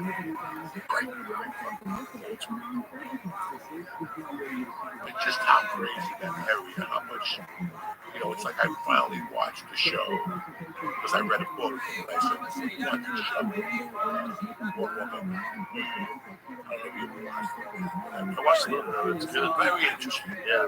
Very interesting. When it took the history of Atlantic City and the last 2 seasons, it touched on the Haigs. And the Haigs were like fucking heroes. And that's where I went through my surgery when I was a kid. Margaret Haig. No. That's who gave birth to kids. That's I went to Christ Hospital. Margaret Haig was a hospital in Jersey City. And they were all related. So I just followed that. I just started reading all that Philadelphia shit, like this town, like Ohio, New Jersey, they just built a ferry taking from Ireland to New York City. That's what fucking Vito Genovese was. I didn't know this shit. Like now, all those towns have a rich fucking history, just everything. You know, gangsters, fucking food. The fucking food down in Jersey now is fucking tremendous. Yeah, it's different kind of food. East Coast is different. It's different. But everybody has a different type of food. Like if you go to Vito, they got the nice chicken, they got the pasta, the steaks, and that's that. I go to another place, I just go there for the fucking. I go to Osteria just for the beans, with the grass, the lettuce. Pasta was a food. The other one, Escarole. Oh, okay. As times I work out, I just go straight there. Water, lemon, and a bowl of vegetables. It's fucking the ham is all the time. I don't even need the fucking sauces. I'm not too different. And my neighbor, out of all those restaurants, bro, they're all great. But my neighbor, Jody Puma, is always really? Yeah, Jody Puma's the baddest motherfucker I know. She don't cook much because she works in the city. I gotta go over to Deutsche. Saying, Jody, what the fuck? I'm looking for bolognese and stuff off the chain. Off the chain, you know? You went to that sandwich place, he gave you a shout out. Oh, yeah, Gene Ardell. That sandwich was fucking huge. I can't eat those with you. You can eat it once. What you do is just don't eat anything that day. I can't. Wetwoods. I love Wetwoods. Yeah, you gotta get the fucking. Oh my You God. can't eat that? It's a place, man. It's a place I go to think Osteria. They really Wetwoods. Just put black pepper. Olive oil. You think what time? You got that. Salt. Oh my God. That shit tastes so good. But that shit I used to eat, like prosciutto, mozzarella, fucking. I can't. No? Too much of a sandwich. Well, what have you done, like when you tried to manipulate your diet? I know you did Weight Watchers for a while, and you lost a bunch of weight. But then, like, have you ever tried different kinds of diets? Have you tried, like, keto or low carb? I would do the keto, but I can't eat that much. This morning I got 3 pieces of bacon. Something about eggs. You eat eggs? Yeah. Well, if you wanted to try something that would help you lose weight, just eliminate all the sugar and bread. Just eliminate all that stuff. Just eat only things that are either like vegetables or meat. Just only that. I've been working a lot on fasting. Yeah. It took me a while. How long do you do? I can eat at 7. And then I ate lunch. I'm down to 2 meals a day. That lunch was huge. Your plate can't. I was like, I hope that's not my fucking plate. I hope, even though those ribs look fucking good. They're good. Tremendous. I can't do it. I could get like an 8-ounce, 10-ounce steak. Now that's the most meat I can eat at night, you know. They had turkey and the brisket. It was fucking delicious. I eat avocado toast for breakfast. 3 eggs, avocado toast. That's good. That's a good start. That's a good way to get going. That's my world is great. Yeah. Where I come from, Yeah. 6 eggs, white bread, a stick of butter, and a pack of bacon, and then an hour after that, go to McDonald's for 11. That's I'd say that's a big fucking change. That's a big change. The big ones, you can just cut the bullshit. Instead of the avocado toast, something else. Just cut that bread out. That'll help you. I like avocado. I'll eat avocado without the bread. Good. Eat the avocado. Avocado's great for you, but it's just too great. It's just Not, and that's what I said. Now they're making these sandwiches in Jersey. They're like this. It's a fucking animals. Wetwoods, chicken cutlet, you know, something else. And then, Just smash it together. and that fucking semolina bread. I'll stab 3 motherfuckers. That shit is good. And that's the one thing those Staten Island motherfuckers did not help my area. because they brought some serious food to church. Yeah, I mean serious. That's a deli in Staten Island called Royal Brown. Jerome, they chocolate bread. Lady brings it there. Thank God they're not my fault. Chocolate bread? Chocolate Italian. What's that? What I just say, it's Italian bread with little pieces of chocolate all through the bread. Then they have prosciutto bread. Then they have mozzarella bread. And they have falafel. Look, my neighbor, one night I was in the basement getting high by myself, and I'm like, man, I could eat something. And something made me go outside, and I saw a loaf of bread. What the fuck is this? I brought this to Joey, my chocolate bread from Staten Island. My mother brought it for me. I brought it in the house. I took a bite of that motherfucker. Holy shit. She goes, did you like that? I go, prosciutto bread. Look at this shit, Joe. And listen, I eat one piece. But you're supposed to get that, cut it, and then put it in the oven, then put a nice piece of chocolate. Yeah, that's me. Look at that motherfucker. Italian bread with chocolate. So you want to tell me how hard it is to be me? You want to tell me how hard it is to be me? And you're supposed to cut it and put butter on it. I just cut a piece and eat it. Give the rest to my daughter and my wife. I got to get out of here. I would eat that. 12. When you walk into Royal Crown, they have a section just for what the double. What they can do with what the double. That's when you know you have a problem. Then they just move down the line. You want capital. Oh, everything is to kill you. But it's fucking delicious. They don't have any of that. That kind of Italian deli. Yeah, not enough Italian. Yeah. If those guys from G&R Deli opened up a shop out here, they could fucking kill it. They made those same sandwiches out here. And they import a lot of their shit from Italy. And look at Rayo's just opened in Vegas. What is that? Rayo's just opened in Vegas. Rayo's? Like the famous restaurant. Rayo's. Okay. R-A-O. Yeah. They have one in LA. Yeah, you can do it in Vegas. Sure. But they opened up in Vegas,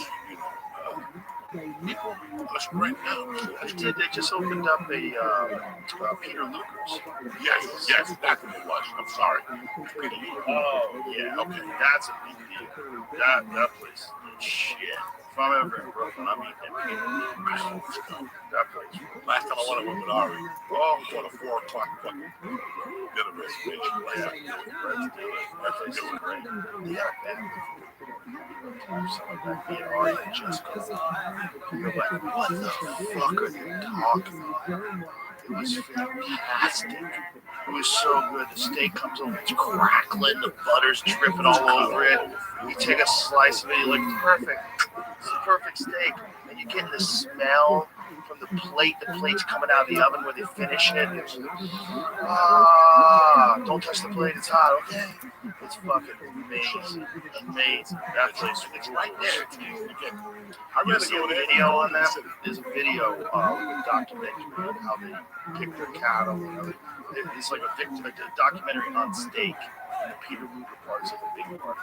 Because these people are trying to figure out why the fuck are these steaks so good. Like people from other countries are coming to study how Peter Luger's making their steaks. Yeah. That fucking place is tremendous. So they take you through the entire step, like how much they age it, what they do, and then they go to how they treat it. So they get it down to the size and they trim it. I mean, they've been doing this shit for 100 years. Peter Luger's is from the 1800s. When did that place open? Who showed us that at credit card? I don't know. Somebody found out their dad. See, look, they just put salt on it. That's it. And they get it in one of those broilers. So they have those broilers where the flame is above the steak. So it's not like direct heat on the steak where the fat is dripping down, you get flare-ups. No, the flame is above the steak. And then they flip it. And then they slice it up, and then they put it on a plate. And then once they slice it up and put it on a plate, then they put it in the oven. And they finish it in the oven. Oh my goodness, dude. See, they do it like that. They put it on a plate, finish it. When they pull that bitch out, it's just...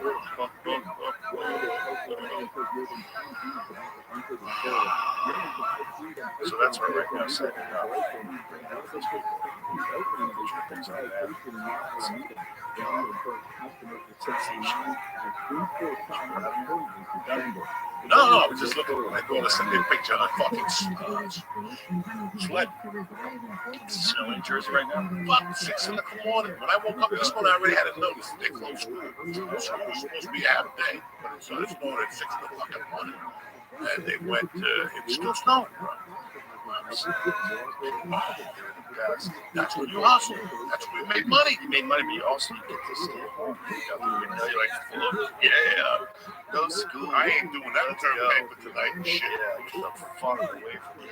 Because they would, now they tell you that You do it online. Now you have to do your homework online. these kids, they tell you the day before, there's no action. With us, we had to wait till like 11:30. Yeah. Then you got to call. Somebody ate my dad. Yeah, they were cancel school. So, Yeah. that term paper. Those are the best when you get a call from people. You know, dude, school's canceled. Fuck yes! How do you know? Because my dad, Yeah. You gotta take people's word for it. There's times when we thought school was canceled, it wasn't. Are you fucking serious? And then you feel like for sure that we cancel. It's not. We don't cancel it. The snow stops. Like school's still on. yeah, but there was a lot of days when we grew up where it snowed. But they didn't give us school. It had to be bad. It had to be bad. Now, they just get the weather.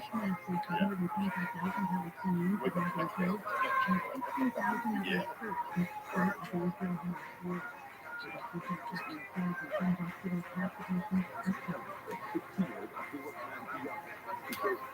So that's the problem. Do you ever roll blunts or do you roll joints? So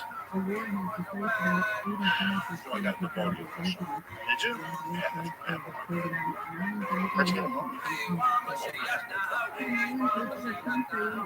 Joe. So I went to the doctor. First they told me I had a kidney stone. And I went and got a scan for the kidney stone. No kidney stone. They saw something else. And they made me go for a lung x-ray. And at the lung x-ray is where they fucking... I didn't know it's like 3 weeks right now. Well, I could walk in my mailbox. I walked my mailbox. No, well, the blunts were given to me. I thought the blunts were small. But that's I'm not a cigar guy. I'm really Cuban. I'm looking at your fucking cigar collection. Yeah. I'm really fucking Cuban. It has no others.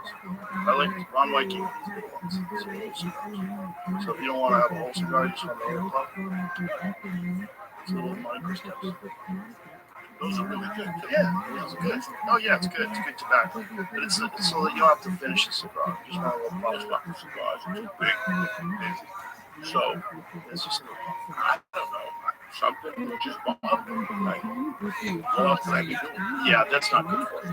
You know, I would love for you to get healthier. And I know at one point in time, like I said, you lost a lot of weight. You lost what years? You must have lost close to 8 pounds. What'd you lose at that point? I started at 4 something. But there's one time with the Weight Watchers time where it was pretty quickly. It was over like a period of 10 months. And everybody was like, look how good Joey is. Well, I still 16. Shut up. I should look like Ozzy Osbourne. You have a rough 60. You got 60. That's a couple of miles. You know, yeah, I didn't know what my life was about. Ready? Breathe. Yeah, you've been extraordinary. That's why when I moved to Jersey, I said, it's time for me just to chill. I wanted to get out of the train of thought I had a copy. That old mentality I had. I wanted to get that breathe. Couldn't get away from it. Couldn't get away from it. So once I wanted to start fresh, I looked at it, what I needed to do. No, everything that has to do with contact. No, just taking a fucking breather. Just taking a fucking extended breather. I want to know what the fuck happened in the last 40 minutes. Is that okay? I started this journey in 1983, and almost like 2020, I'm at the store with a bunch of fucking killers. I wasn't pre-programmed for this. I was pre-programmed to be in jail by now. What am I doing at the store with a bunch of fucking killers doing albums? And they're talking to me. People laughing. It's not like I didn't earn it. It's not like my mother owned the fucking joint and she just gave me a spot there. You earned that thing. You know, what the fuck happened? I was a guy that was in prison. They told me it's not going to work out for you. And here we are today. So I had to go process this shit. You know, I had to go process a lot of fucking things. You know, when I was a kid and my mother died, I had to lie to myself, Joe. Oh, shit. Sorry, I got my glasses. You know, when I was a kid, I had to lie to myself. My mother died, I had to say, she's just me. That's the only way I can be. He's just going away for a couple of years. I won't been to it in a couple of years. I won't been to it in a couple of years. Now I'm back to Jersey, don't forget me. Like, I lied to myself all those fucking years. It was a coping mechanism I used just to soothe my fucking soul. I got back to Jersey, I went to the cemetery. She never came back. And I was like pissed about it. Like, because she never made a comeback. And I'm like, Joey, what the fuck did you do? You buried yourself in that shit that you told me. You're going to bump into her one day on Burger Line Avenue or some shit, you know. Yeah. So that was hard. You know, a lot of things. It's good to take a break up just to really try to figure out what your actual perspective is. Listen, bro, I was in an environment that I don't thrive. I was in an environment with a lot of fake motherfuckers. I was in an environment where I did time. I grew up around people very dangerous. The people I was around in LA were more dangerous because I knew where I stand with other people. With these people in LA, these agents, you don't know where you stand. You have no fucking idea. Well, you kind of know what they are. You know what they are. You know, that's a Mike Tyson expression. It's okay to have a snake in the nose on people like that. You know what they are. You know, you just have to know who you are. And I think you were coming from this place where you always felt like you didn't belong. You know, and I remember when I first met you. Those Joey Criminal days. It was fun, man. Because I remember I met you, and I was like, oh, finally, someone like people that I used to know. Like, you were like the first guy that I ran into, like, oh, this is like Joey from the pool hall. This is like Joey from the boxing gym. It's like you were like the people that I knew from the East Coast, the wild people that were fun, you know, and you know, people didn't like you. People were scared of you. I was like, that guy's great. Yeah, Chippy Smith. I mean, it's kind of funny over the years because I had arguments with agents about you. They're like, he doesn't have any talent. I'm like, you're out of your fucking mind. I'm like, you're out of your mind. I go, I know what comedy is. He makes me laugh harder than anybody I've ever seen. So he's wild and crazy. Huh? Yeah, that's what you get. That's the kind of person that does that kind of comedy. Stupid. You don't even know what you sell. You're out here selling comedy. You don't even know how it's created. It's created by wild people.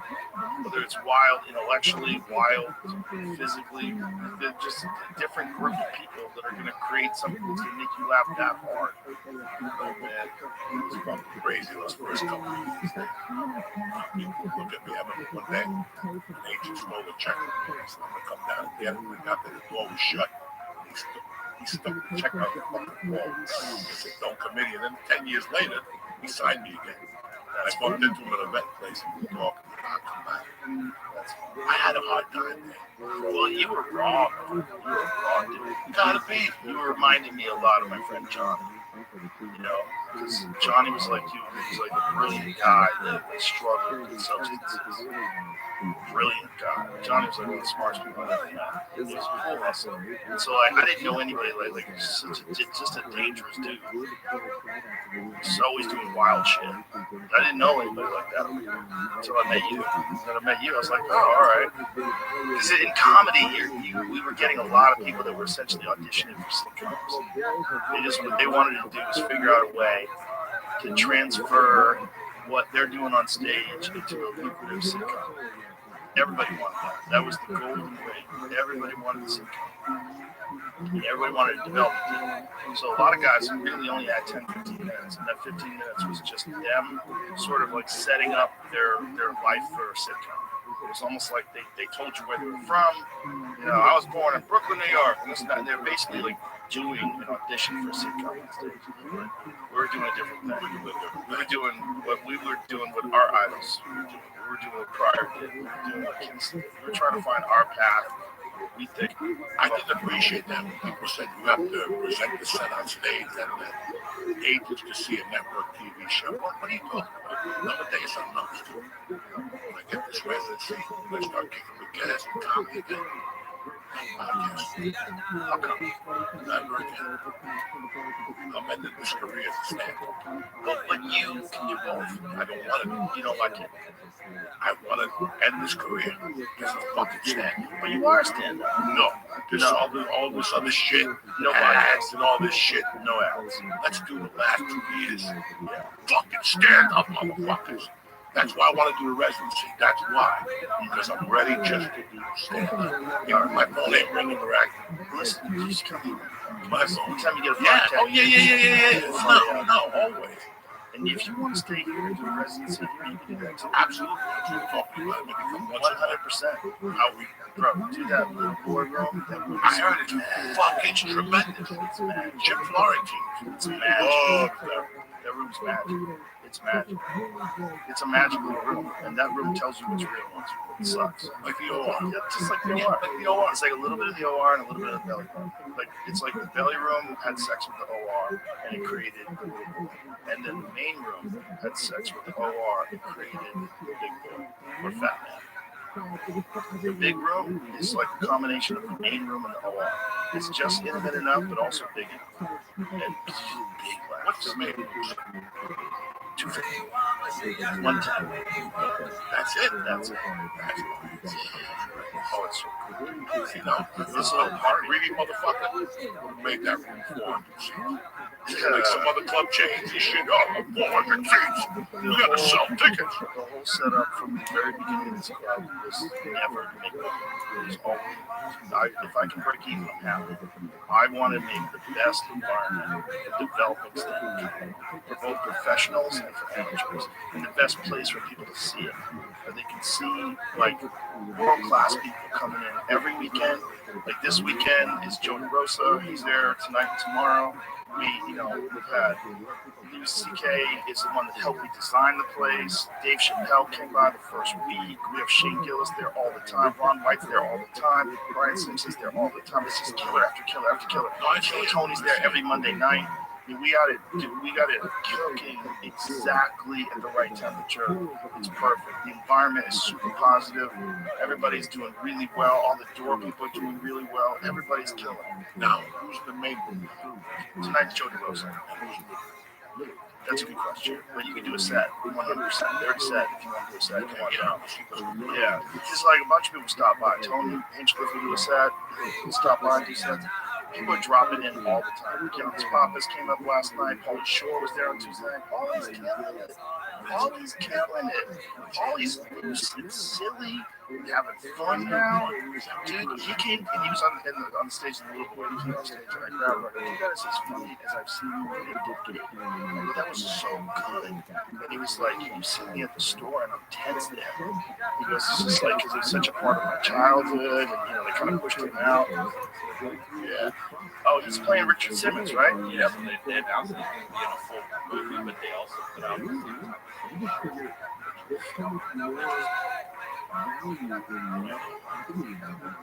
Paulie's a different dude. It's cool to see. He's a sweet guy. It's fun being around. He's a sweet guy. I checked him.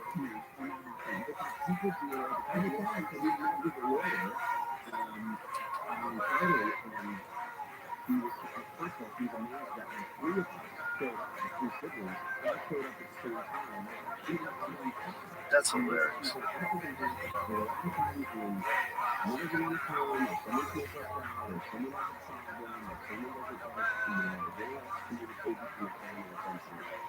Wow. So it's going to be a real movie.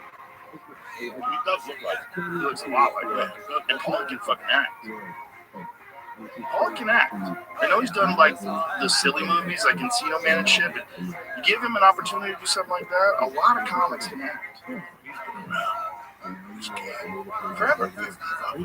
Forever. God, you all come. Yeah. He saw him coming. He's seen what happened to them. It's also he's evolved as a person. He's like a fun person to be around. He's cool. And he's really comfortable at the club. He's been at the club a ton of times. Did a weekend there recently. He was just there Tuesday. He was there Wednesday. The room and the big room. So he's like loose. He did kill Tony on Monday night. He sang a song. He sang bad as well. It's fun. Were you there? Yeah, I was there. I brought Matt down to kill Tony to check it out. Dinner. Took him to the club. Monday night special. That's a special show, man. Harlan Williams is on fire. Oh my God, Harlan was there last weekend. He was there for Kill Tony Monday. It's on fire.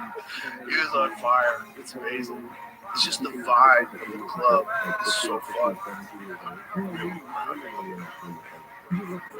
Dude, they sold out Madison Square Garden 2 nights in a row. They sold out the HEB Center here 2 nights in a row. They sold out big arenas. They sell out in Los Angeles. They sold out a 7,000 seat theater in an hour. It's crazy. It's crazy. They're killing it. They're killing it. And that show is different every night. Every night. You can go to 2 shows in a row. You're not going to see the same show. It's a totally different show. So, like, they can come into a town and do 3-4 nights. Easy.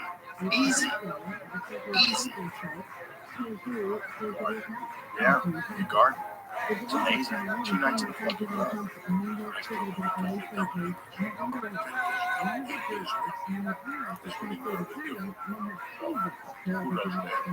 He is the best at hosting that kind of show. Nobody better. He's the fucking best. He's the best ever. He's so quick. He's a mean little fuck, but he's also super supportive if you're good. And it's a great platform for stand-up. Because there's no bullshit, there's no ideology, there's no fucking playing, pandering. You got 1 minute. And the currency is funny. Can you be funny in a minute? It doesn't matter if you are white, or you're black, or you're trans, or you're gay, or you're straight, no one gives a fuck. Are you funny? You have 1 minute. And they take anybody out of that fucking hat. You can't bribe your way into that hat. People try. I've seen it. I've seen people say, listen, you can't buy my damn I was like, nope. I don't care who's asking. Donald Trump could ask me. Nope. That's a holy bucket. That bucket is 100% randos. Dig in there. Bob Wilson! And Bob Wilson comes out and he had no idea he's coming out. You see those people who do 1 minute, the band's there, and the audience is there, and some of them it's their first time ever doing stand-up. Could I? Yeah. Could. We did 3 to get this. Yeah. I had to do 3, then 10, then Jermaine. Yeah. But it was 3. How long did it take for you to get it? I broke the record. Yeah. I got to LA January 29th, 1997. It was a regular February 1997. Wow. That's pretty quick. That's quick. I have to lick nobody's balls. Stand up. They prefer to stand up and see it. And somebody else, I forget who it was, got me all because I heard me tell everybody the showcase show was going to be about 6 months. Knowing me and my criminal 6 months. I don't know, maybe 6 months. Hey, you got a showcase, but you know when? 2 weeks later, it was another 3 minutes lock it opened up and come down. Yeah, came down there, petrified, admits it. She was first set. Came out, shook your hand, thank you for the opportunity. That was her last time. It's in my mind, it was this. It was going back to me. Well, what she liked about guys like you, though, is they were raw. She liked raw people with talent. That was her favorite thing. She didn't like people when they had already made it. She didn't like, she told Seinfeld, this place is not for you. Seinfeld was too big already. She's like, man, this place is not for you. She's a wild lady. in that regard. And that's what I do. Whenever I miss her, I think about it. Whenever I think of missing her, I think of her. It's funny being in the bar downstairs to see so it's that Saved my life. I had no chance of being no chance of having no chance. When I went back the next week, I had 10 minutes, and she was like, regular COVID, Monday response. I didn't know what to do. But I knew that if I kept my nose clean, I would have like a year or something. Chad, I steal something. That was my MO. But her putting me in there made me go, okay. Me, Holtzman, you, we had some fucking savages there at the beginning. But if you really think about my life, I got all the great things out of my life. Everything, our friendship, everything. What did I get? we had a family. I got a life. Yeah, it was a very special place for all of us. I look at the pictures at night that they post on Facebook. The club, the mothership. They show you. Not when they show you fucking logos on stage. They show the staff. When I see that young staff, I remember great time we had. Christmas. It was a family. Gave a fuck about a Christmas tree. You're a regular at this club. You know what I'm saying? It wasn't that this bad. Now they close on Christmas Eve, Christmas Day. But I still remember having this fun on Christmas Day and going. People like, what type of animal you fucking comedy store with bones? I get them. I always, but that's my family. I ate a bag of mushrooms on Thanksgiving and went up there and the fucking purple lights had me. I don't know how many sets I did to original. But now looking at it, it wasn't a busy store because I would have left at 6 o'clock. And my job was, my goal at that time was to back down in LA, driving back to the stop, stabbing with Colorado, and then I'm going back to New York and Ohio. That was my plan. The failure that came in LA. Well, I remember when you cracked the code. You're a guy that I've always said you were the funniest guy in the parking lot. And there was something that was missing in translation between you being the funny guy in the parking lot and you being the guy on stage. And you just figured it out one day. It's like one day you figured it out. It was very interesting. Becoming yourself. Yeah, because you were like trying to do jokes before. You were like trying to do stand-ups, do jokes. And something happened. I think it was like a certain level of, I don't care something, like too many agents involved, too many auditions fell through, too many this, too many that. You're like, what am I trying to make this people happen for? And you just put yourself on stage. Like, you'd almost like given up hope of the bullshit golden ring. Yeah. I never understood writing shit that had nothing to do with you. Right. You gotta write shit that's close to your fucking heart, your ball. Right. Yeah, I always wanted to be fucking somebody else. I wish I wasn't there. I wish I was a better joke writer. I wish so many things. But what I was doing, a lot of those guys that are straight, traditional stand-up, wish they were. That guy that was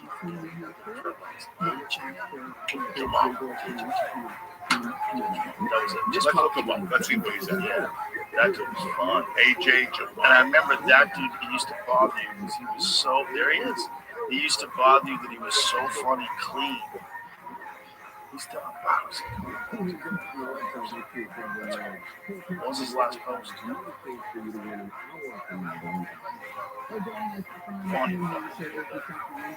Great. No. I mean his last post on Instagram. Great. That's not really his? Yeah, that's him.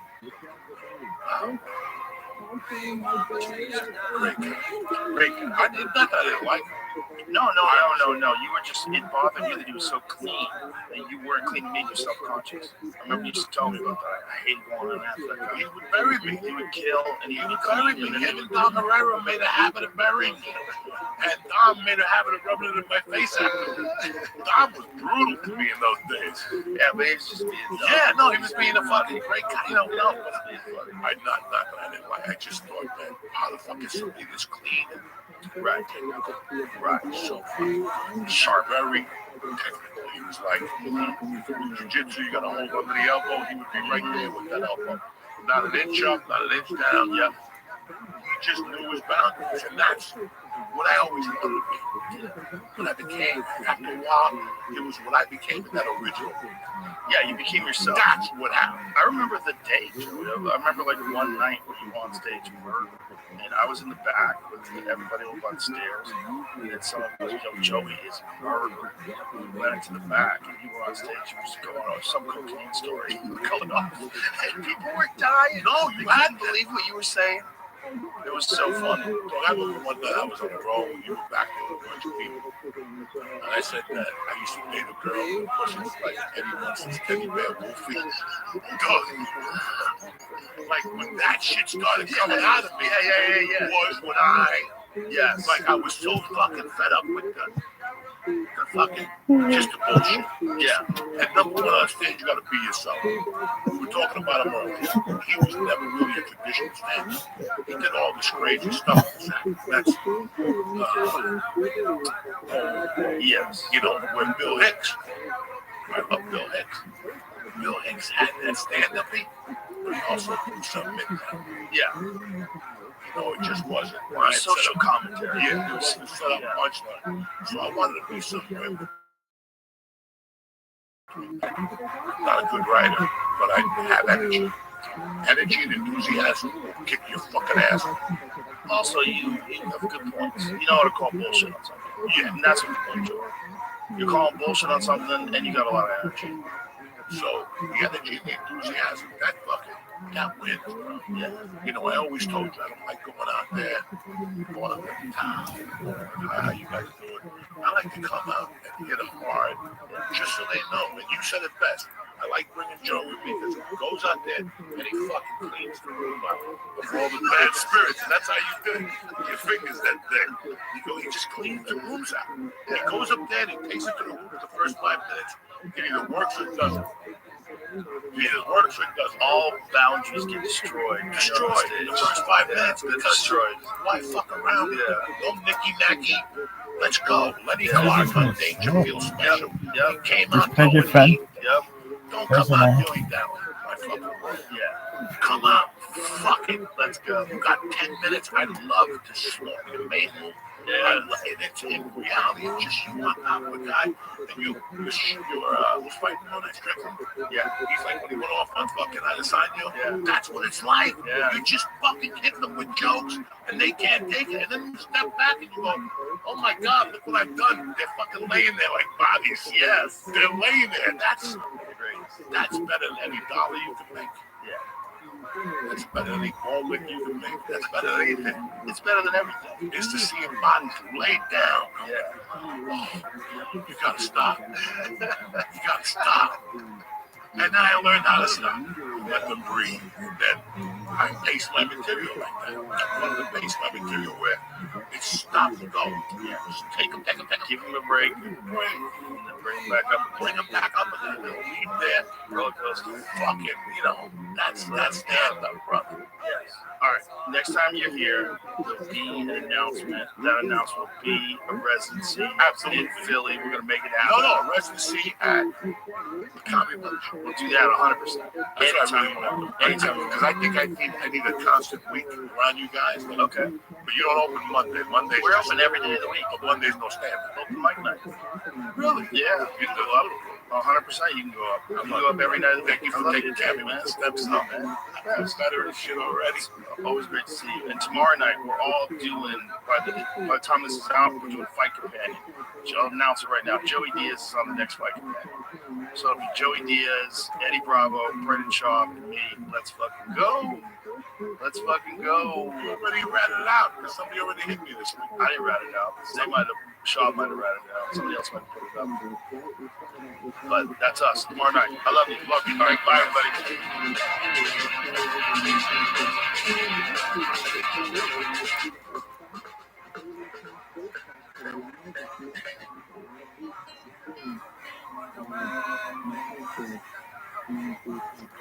This episode is brought to you by Mizzen and Maine. With their signature leeward shirt, you're always ready to go. It's lightweight, breathable, moisture-wicking, and wrinkle-resistant. It's the most comfortable on the market, and it looks sharp. I actually wore Mizzen and Maine during one of my longest interviews, and it feels really good. I like them. They're great. They're very comfortable. I felt comfortable the entire time, and now it's my go-to shirt. It's a great gift for that special someone who works, travels, plays golf, and cares about looking and feeling great. And let's be honest, that's every guy, including yourself. Shop now at mizzenandmaine.com and save 20% when you spend $130 or more using the promo code Joe Rogan. Oh, shit. That's you, baby.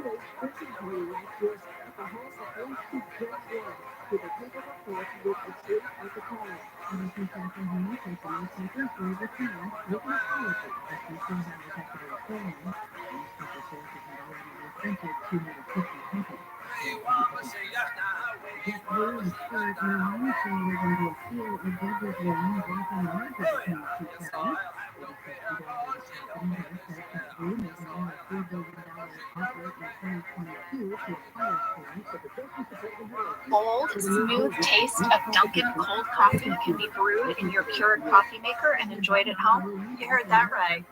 Dunkin's cold K-Cup pods were crafted to be brewed hot and enjoyed cold. Each Dunkin' cold K-Cup pod is packed with the smooth, bold Dunkin' flavor you crave. Pick up a pack of Dunkin's cold K-Cup pods and enjoy a Dunkin' cold coffee at home whenever you crave it. Just brew over ice and sip in seconds, because the home with Dunkin' is where you want to be. I'm Jenna Fisher. And I'm Angela Kinsey. We were on The Office together. And we're best friends. And now we're doing the Ultimate Office Rewatch podcast just for you. Each week, we will break down an episode of The Office and give exclusive behind-the-scenes stories that only two people who were there can tell you. We're the Office ladies. Hello, everybody. Hi. Today we're going to be talking about Sex Ed. It is Season 7, Episode 4, written and directed by Paul Lieberstein. To be clear, Jen and I aren't going to give you a Sex Ed lesson. How do you know what's in my document? No! You might be getting a little bit of a Sex Ed breakdown. Okay. It's possible. Hit me with a summary. Here it is.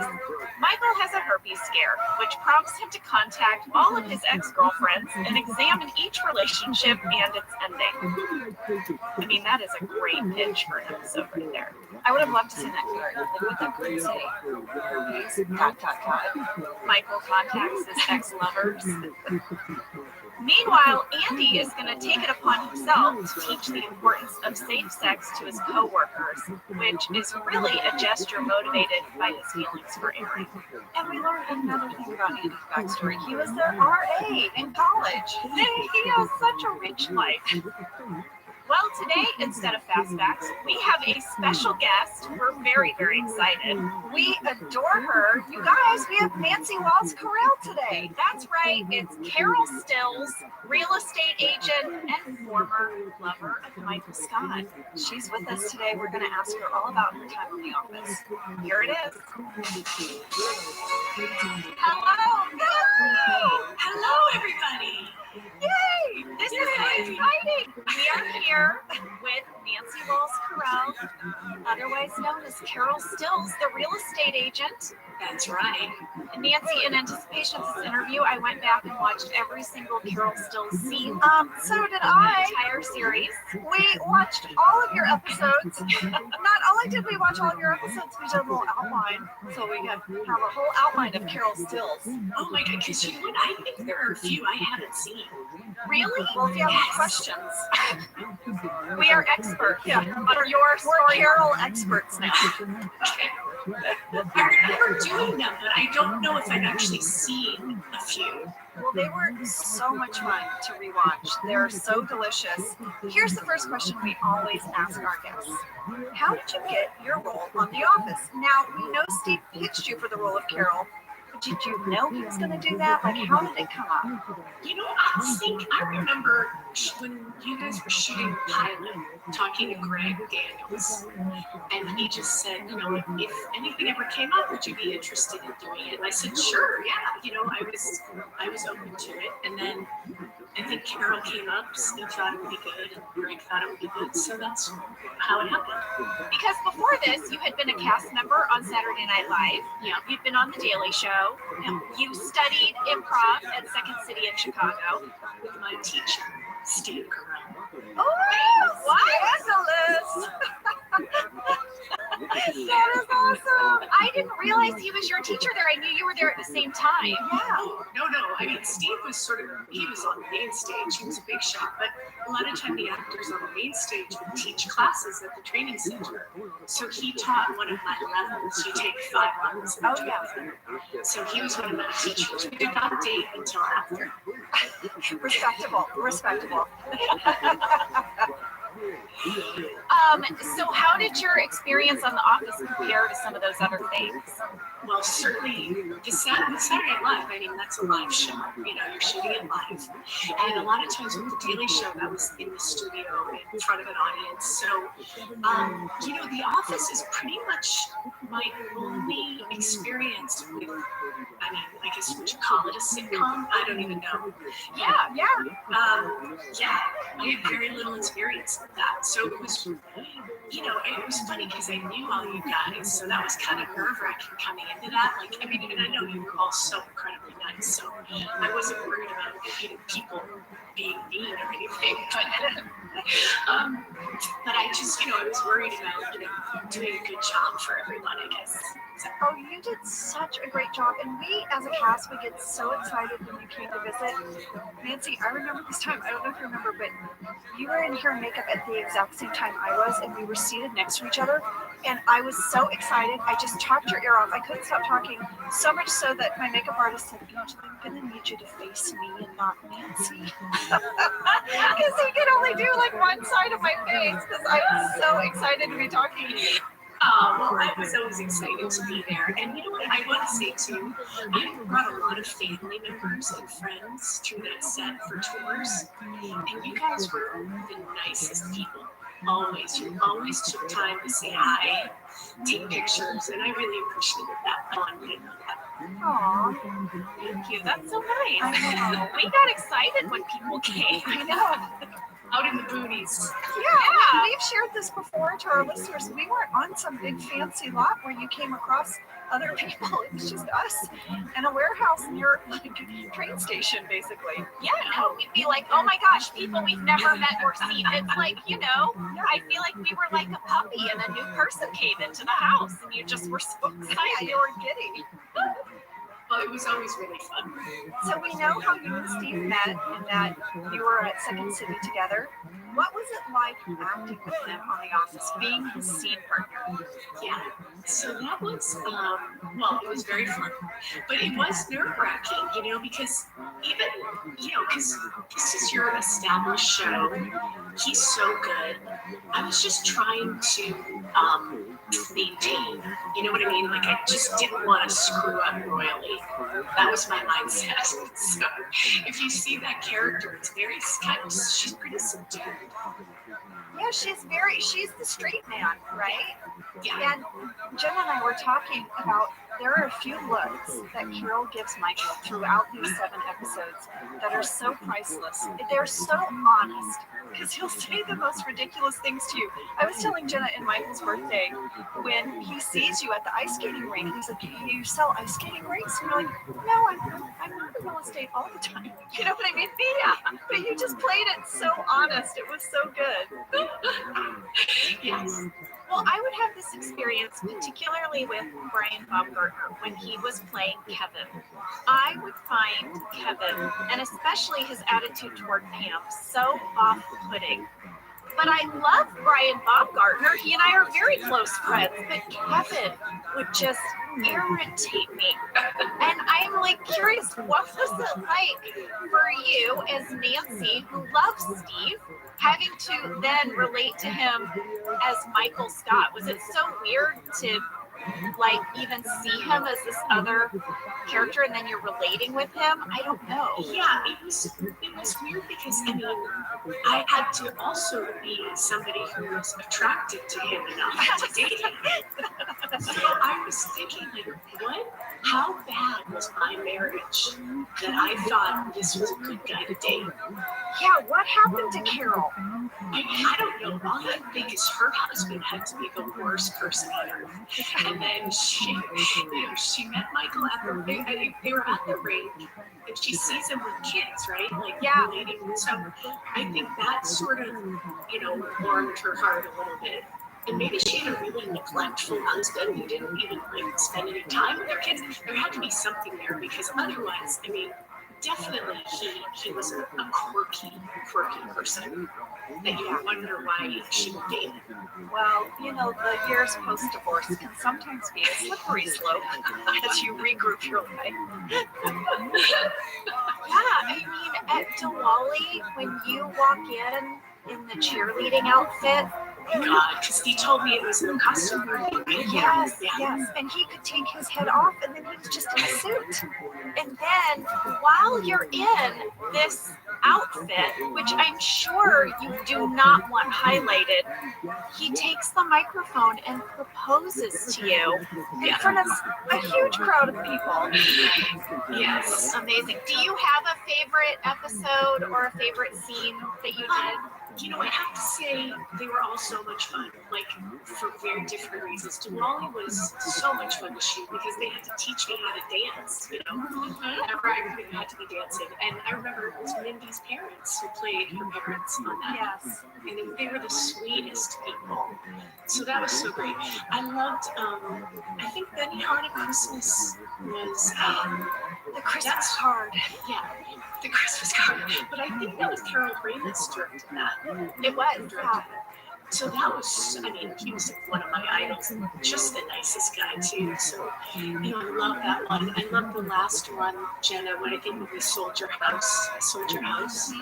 And the couple I had to shoot with all day. We were standing there for the entire day just laughing. I don't know, I can't even pick one. It was so much fun. Well, I personally love Casino Night, the scene between you and Melora. Oh, at the bar with Jan and Carol at the bar is so good. Steve wrote that one, Casino. He did. I mean, along with everybody else, of course, all the other writers. Oh, we have a question for you. This is really random. We both, in our hearts, hope that you still have the Christmas card where Michael photoshopped his face over your God, excellent. I would wish I had that because I would make it into an ornament for my tree for sure. Yeah, that is such a great idea. We will do it for you. We are going to do that. Yes, We're as gonna a make- thank you gift for being on Office Ladies, you will be getting that Christmas card as an ornament. I would love that because I do remember this very distinctly when I'm kind of confronting him about doing that. And I'm like, that's just so weird. It's just so weird that you did that. That's it. She's done. And he's like, you walk out that door, it's over. And you say, I know. And then I think that's when he takes Jan on vacation, right? Doesn't he take her? Yes, to Jamaica. Yeah. Well, you played Carol Stills in 7 episodes of The Office. It ranged from season 2 all the way to the finale.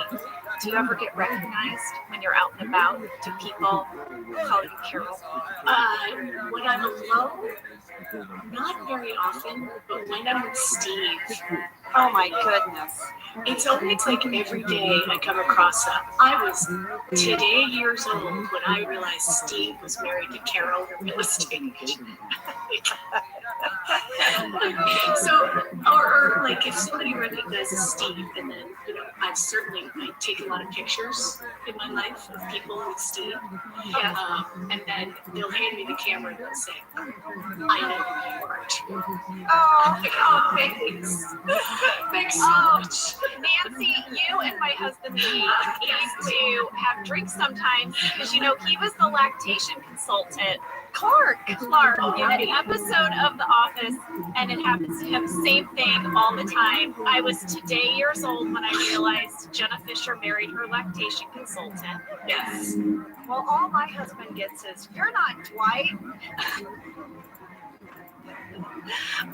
Well, it's just crazy that the show still is in the zeitgeist. I mean, we probably could have never imagined that. No. That all these years later, you'd still be out to dinner and people would be like, Carol. I know. Who would have thought that? And then, we were talking to this man last week, and he was with his 3rd grade son. He's like, and he's just started watching it. I'm like, I don't think he was born when it went off the air. And then it's like, it's insane, isn't it? Yeah, Yeah. it really is. My husband was like, Aunt, you guys are now like an I Love Lucy. Your generations are going to watch this show. I know, and what an amazing thing, Yeah. I mean, when you think about it, like, that is just mind-blowing. It's very fortunate, but just amazing. It was really like a lightning in a bottle for the show, wasn't it? Like, just every element came together so beautifully. Yeah. Sort of that once in a lifetime. Well, hopefully you'll have a I don't know. I think it would be very hard to do another show. We both worked on other shows, and you're right. It was lightning in a bottle. We'll all go on to do other things, but this was a magical time for sure. Yeah. It really was. Yeah, Steve feels the same way, for sure. And that's why there's 3rd graders with, Dunder Mifflin shirts on. That's right. Well, I have one last question for you. We always ask everyone if they took anything from the set before they left the show. Now, I don't know collectively if you and Steve have something from the set. I mean, Jen and I, obviously, we've shared this. We took a lot of things. I so want you to say that you took like the for sale sign from the launch of the finale, but I'm sure that would be a very odd thing If you're just pulling it out of the ground. be like, I'm taking this. Just throwing it in my car. You know what? No. I don't think Steve took one thing. Wow. We're going to follow up. Guess what you're going to have? You're going to have a Christmas ornament of that postcard. That'll be your little nod. Yeah, no, I don't think he took anything. Do you remember his last day? I mean, I just remember crying a lot Yeah. at a big party, and then they made me a huge coffee cup cake and said world's best boss. I do remember that. And then you guys all signed a hockey jersey. Yeah, beforehand. Like, so we have all that stuff. You know, we have that framed and we have that up. But not the coffee cup cake. That's that. Yeah, we ate that. But so we have stuff like that. But no, we never took, like, you know, his end of it. Wow. I would think he would have like his Dundee from his desk or something. I don't know. You know what? Even that. He's too classy. He's too classy, Jenna. He didn't rob the set on his way out like the rest of us hooligans. We're like, is that nailed down? It's going with me. Well, maybe he thought he probably wasn't sure if like anybody was going to need it again. Because, you know. Well, that's true, right? Because the show kept going. Yeah. So you kind of couldn't. Yeah. Could you imagine? We're like, where'd the Dr. Influence side go? Steve, no one's seen it. Steve left. Where did the desk go in Michael's office? Stole everything. Oh, Nancy, thank you so much for coming on and talking with us. You were such a big part of the show, both on camera and behind the scenes. We just have the best memories of you coming to set, either with your family or as Carol. This was so great. Thanks, you guys. I too have the best memories. That show was a joy, and everybody involved with it was just incredible. And it was a real privilege to be on that show and to know you guys. We feel the same way. You know, BJ Novak said something to me recently. He was like, Angela, it's Office family forever. We're family forever. It's true. I was like, it's so true. We love ya. We love ya. I love you too.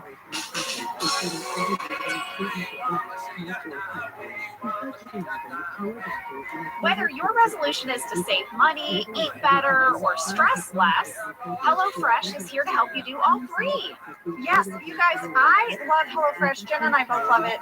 You know why we love it. And guess what I made the other night? What? It was so delicious. I made their pub-style shepherd's pie. I've made it. Yes, it's so good. White cheddar and then lime mashed potatoes. I know it very well. It's a family favorite.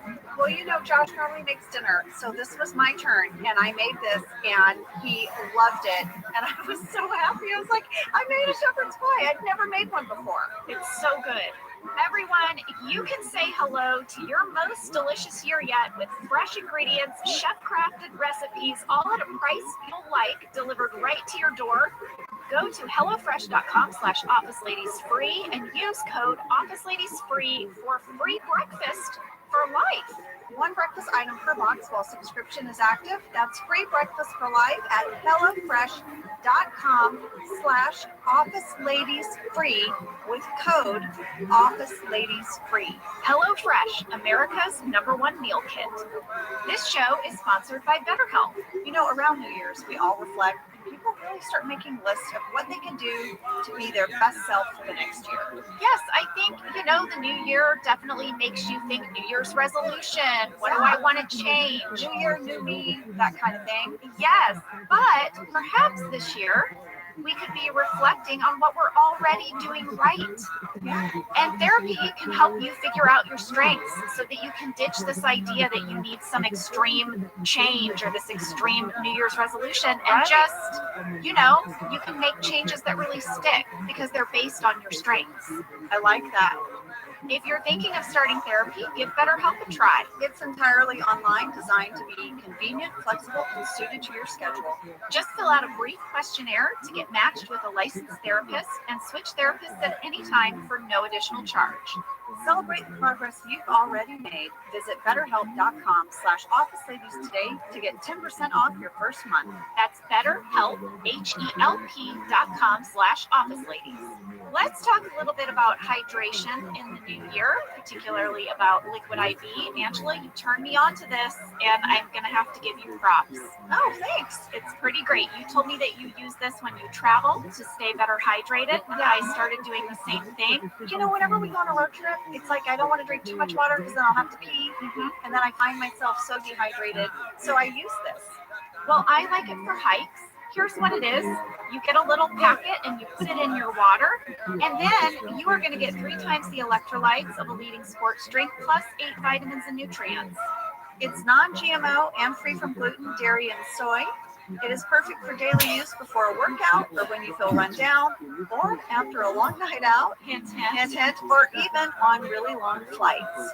Rehydrate yourself for the new year. Grab your Liquid IV Hydration Multiplier sugar-free in bulk nationwide at Costco, or get 20% off your first order when you go to liquidiv.com and use code OfficeLadies at checkout. That's a lot. That's 20% off your first order when you shop Better Hydration today using promo code OfficeLadies at liquidiv.com.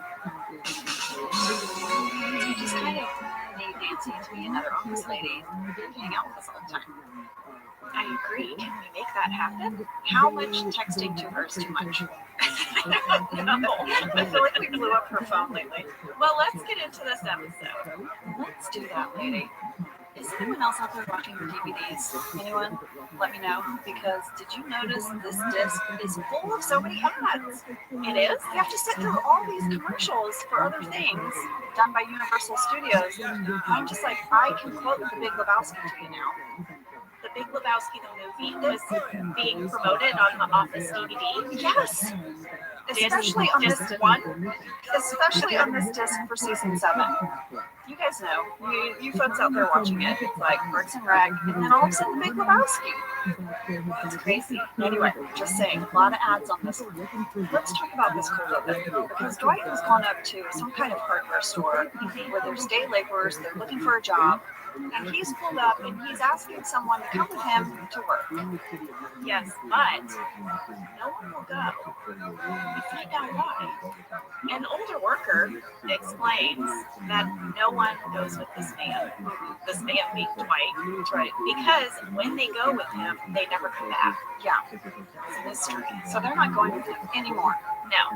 The man who's explaining all of this to us in Spanish is Abraham Chavez, and the boy who is interpreting is Oscar Blanco. Neither of them have been on the courthouse. Oh, you don't get to do your house call. I don't. Guest star in the house. I mean, spoiler alert, we need to do it all episode. But it's okay. Well, in this cold open, we are going to meet Nate. He approaches Dwight's car. They speak terrible Spanish to one another. And Dwight is like, all right, you can work for me today. Hop in. Yeah, he's going to bring him to our parking lot where he asks him to, I guess, get a hornet's nest out of a tree. He's going to give him a few ways to do that. Blowtorch, bow and arrow, bat. There's a few options. Yeah, it's kind of a test. He ultimately chooses the bat. Yeah, that idea. The whole bullpen has gathered around to watch this. They're very invested, worried. There's highs, there's lows. It's a really high energy. And Randy shared with us that at 1:07, when you see that establishing shot of Nate in the parking lot, all of those shots were from Greg Daniels' office window. That's right. Yeah, but the cast was actually in our conference room set, and I remember when we were shooting that our first AD was calling out the Nate action. We couldn't actually see him. We were looking at nothing. We were looking at a scrim, just a screen painted backdrop, and we were pretending to react to all the different things they were saying. I think it went together. I think we sold it. We sold someone in the wings yelling, okay, blowtorch, now a bat. Randy also shared that Phil Shea had 3 fake hornet's nests made out of paper mache. He got them from the hand prop room prop house. Try saying that fast. Hand prop room prop house. Hand prop room prop house. Hand prop room prop house. Oh my God, you're like a tongue twister genius. Just that one. Don't give Can me you say I'm a sheep slitter, I slit sheep, I'm the slickest sheep slitter that ever slit a sheep? I'm a what? Sheep slitter. I'm a sheep slitter. I slit sheep. I slit sheep. I'm the best sheep. I'm the slickest. Oh, I'm the slickest sheep slitter that ever slit sheep. Sheep. It's not easy. Why am I slitting sheep? I don't know. It's so violent. I don't know. What if Can't we just go back to Peter Piper? One of my like old relatives in Texas taught me that one night. I was like a little kid going like, I'm a sheep slitter, I slit sheep. When you did your like acting training, did you have to do those? Did you do those to like warm up your mouth? No, I didn't. I just showed up to work. Oh my gosh, when I did that play in New York, me and Leslie Bibb, that's who did the play with me. We would get to the theater early and we would do all of these vocal exercises. You must have been so happy. Oh my God. Leslie Bibb was such an acting nerd. She had her vocal coach come in and lead the cast in vocal exercises, like for projection in the theater. It was too much of a smart ass to make it through that class. I took it 100%. I know you did. I know you did. But that's why I would like you, Angela, because you need someone who's a little bit of a smart ass. Everyone can't take it too seriously. Once in a while, you need someone to check you. You do. All of the hornets were fake, you guys. There were no real hornets. And they were added in post-production by Encore VFX. I once thought I had a swarm of bees. I related to Nathan's moment. I was like terrified. I was, what are we doing? A swarm of bees? What? You had a swarm of bees following you? Not following me. Okay, so I'm in my house, and I keep hearing a buzzing. I'm like, what is this buzzing? And I keep hearing it. And it's always up this one wall side. And I'm like, what is this? And then, in addition to the buzzing, I started hearing like this, like tink, tink, tink, tink, tink. And I'm like, what is the buzzing and the tinking? I'm crawling around the house looking for this, and then I realize, I look in the fireplace. There's all of these bees in the fireplace, and they're hitting the glass doors of the fireplace. What? And there's like a lot of them. They had come down your chimney? Yes. So I was like, well, crap, what do you do? A friend of mine referred me to a beekeeper removal and relocation company. Wait, I love it. Yes. They relocate them. Yes. They don't exterminate. No. Because you know we need the bees. No, as my mom says, we bless them and move them along. That's right. That's right. So they show up and they quickly tell me I don't have a swarm of bees, that I have scouting bees. Do you know what scouting bees are? They're so cool. Okay, scouting bees are female worker bees, and their primary task is to find and locate a new place for the colony to build a hive. Oh, so they go out looking, they go really far. And it usually happens because the hive has gotten overcrowded. And once the scouting bees have found a suitable location, they'll go back to the hive and they'll perform a dance, which is communicated to the rest of the hive. The dance gives information on the location that the scout has found. So basically, the scouts were like, we found a place, guys, and it's Angela's chimney. Okay, I don't know where to begin. First of all, I'm hanging on every word. I need to see a documentary of this bee dance. But my other thought is, like, they did a terrible job. They did a terrible job if they scouted your chimney as a new place to live. They don't know where we're going to light it up. For them, it's like a little cozy spot. I guess. And the thing I love is that the scouting bees, they go, they send out the information, and then other scouting bees come, and if they all agree that the location is a good one, they'll go back to the hive and get the entire colony to come.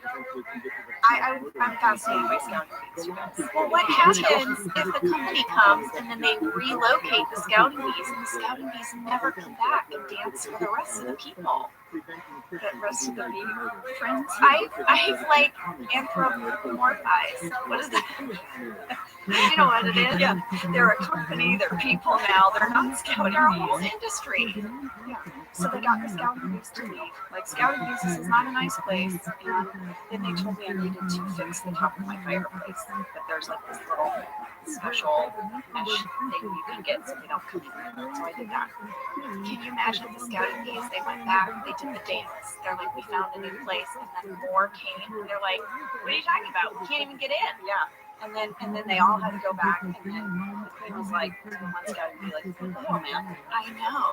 And then that first scouting group is just, they're humiliated. They Yeah. never live it They down. never live it down. Remember that time you went to that chimney?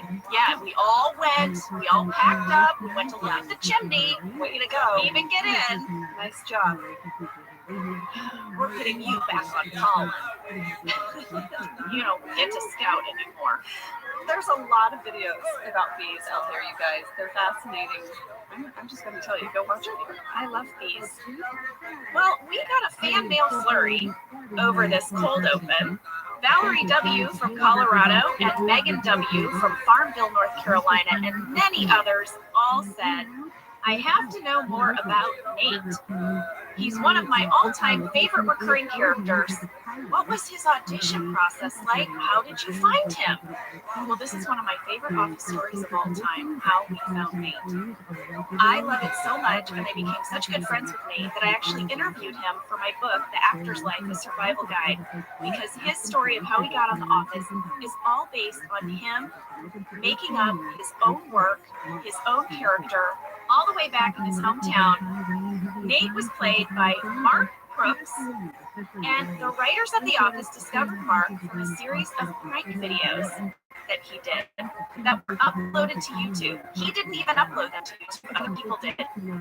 Here's what he did. He created a character called K-Straws, who was a yo-yo expert, who goes into schools. Yes, and he does yo-yo shows. Yeah, this was the premise. He never actually did this, but his premise was that he was a yo-yo expert who did yo-yo tricks for elementary kids while also teaching them about environmentalism. And he would book himself on local news stations as a yo-yo expert. Sorry, I'm laughing because I'm remembering these videos and they are so funny. They are so brilliant. Because once he gets on the news show, he slowly starts to break down and then can't do any tricks at all. I have a clip. We can listen. We have a yo-yo champion on campus. Right, Kate Strass, good morning. Thanks for coming on. Yeah, you go out to school with yo-yos and demonstrations, and you have a heck of a yeah, you know, I go around,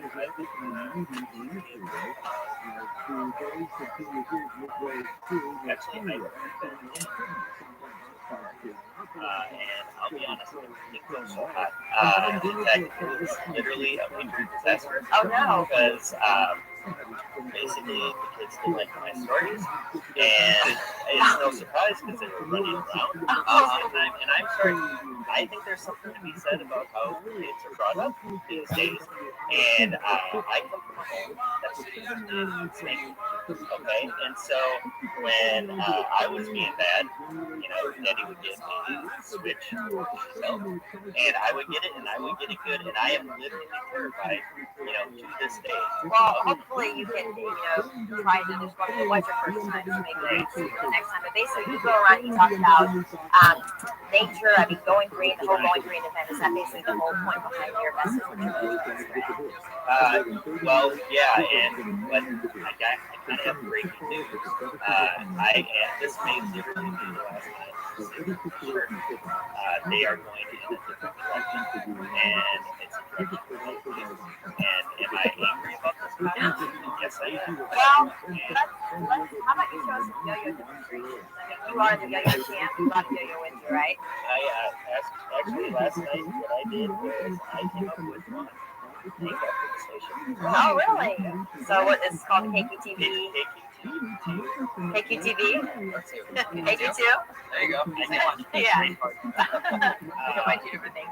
Yeah. We'll go ahead and show the KQ2 yo-yo move. Okay, so it's longer. Here's what happens. He starts by doing just a simple up and down move. Yeah. And he's fine. Yeah. Does it. But then he tries to do his special move and he hits himself in the face with the yo-yo. Like hard. He can clearly do no tricks. The anchors are then like flinching every time he attempts to do it because they're like, what is? It's amazing. And he did this several times. The writers saw these videos and they called him in for a meeting.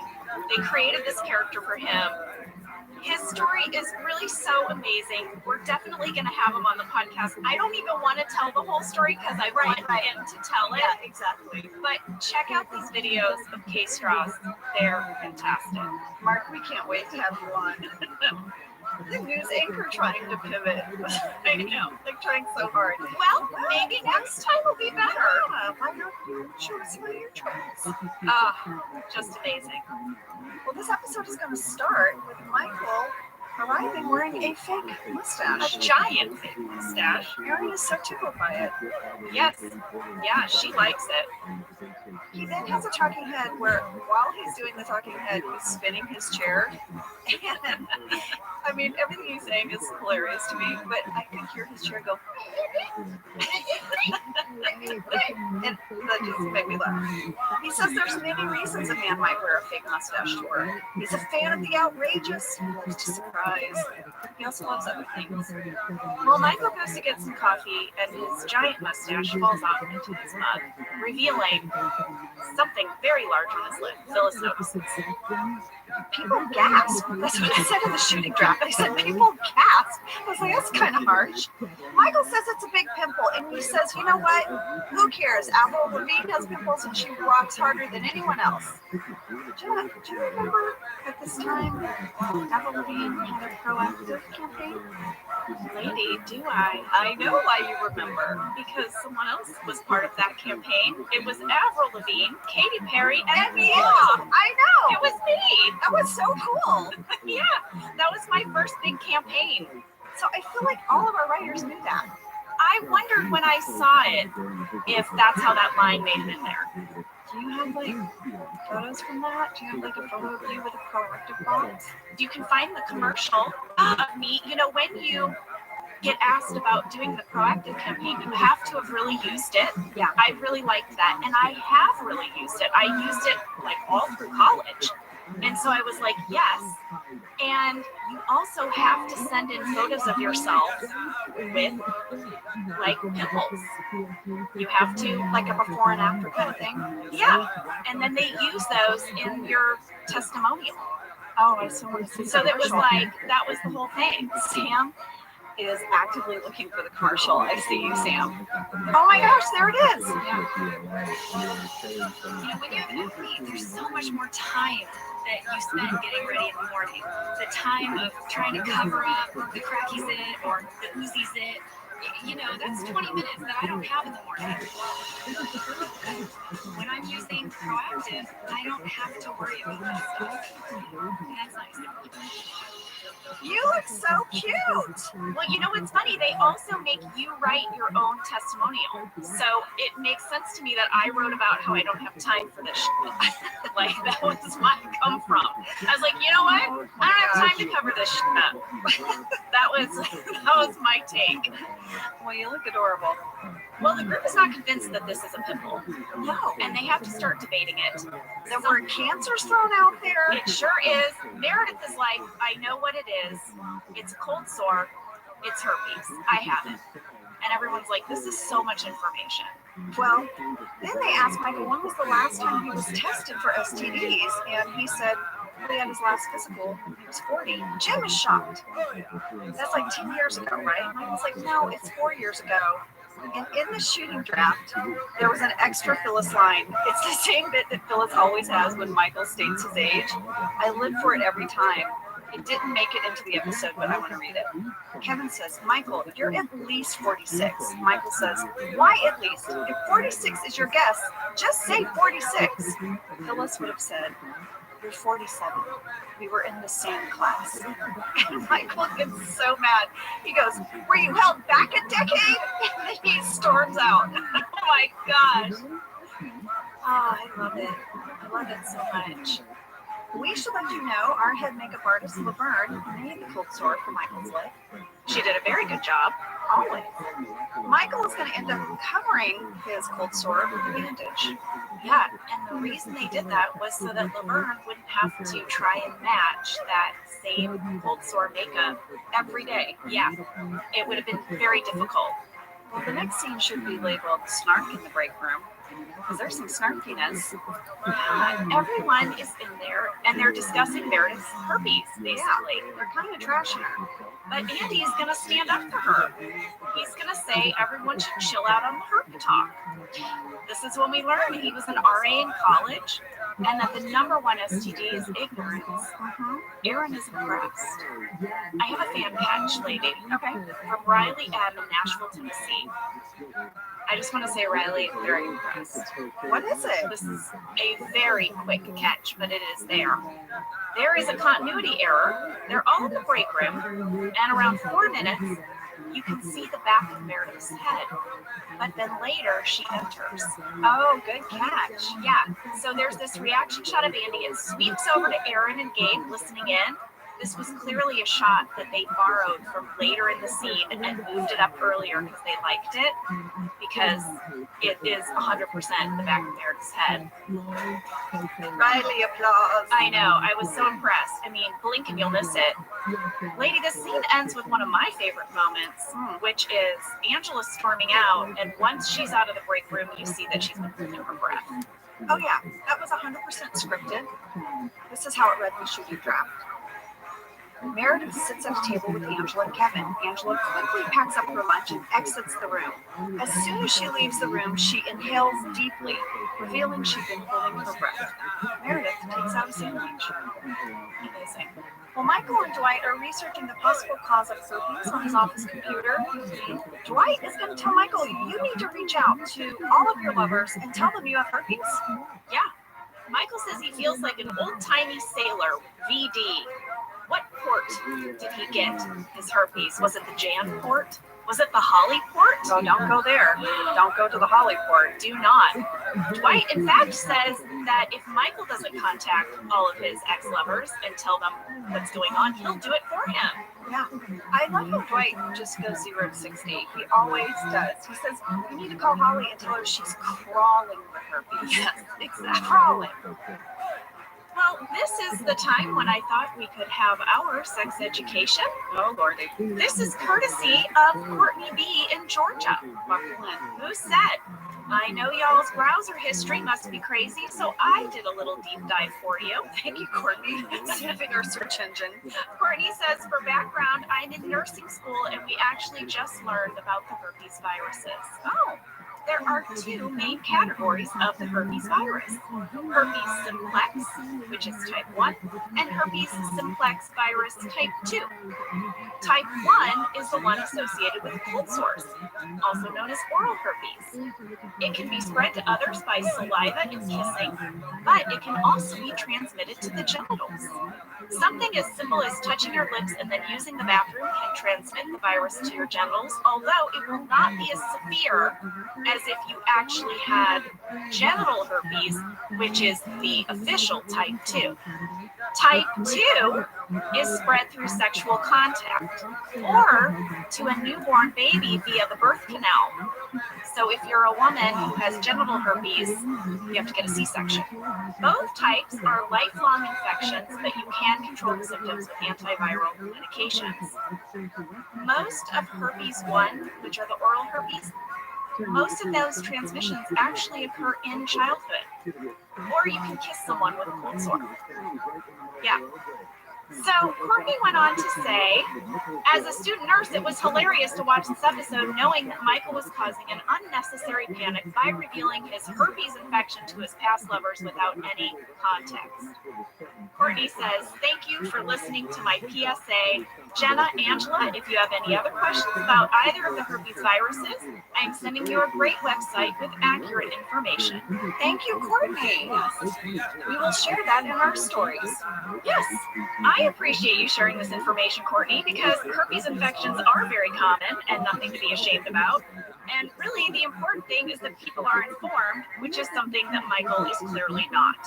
And Courtney, I agree with you. Why didn't anyone else in the office say anything about it being oral herpes? I thought the same thing.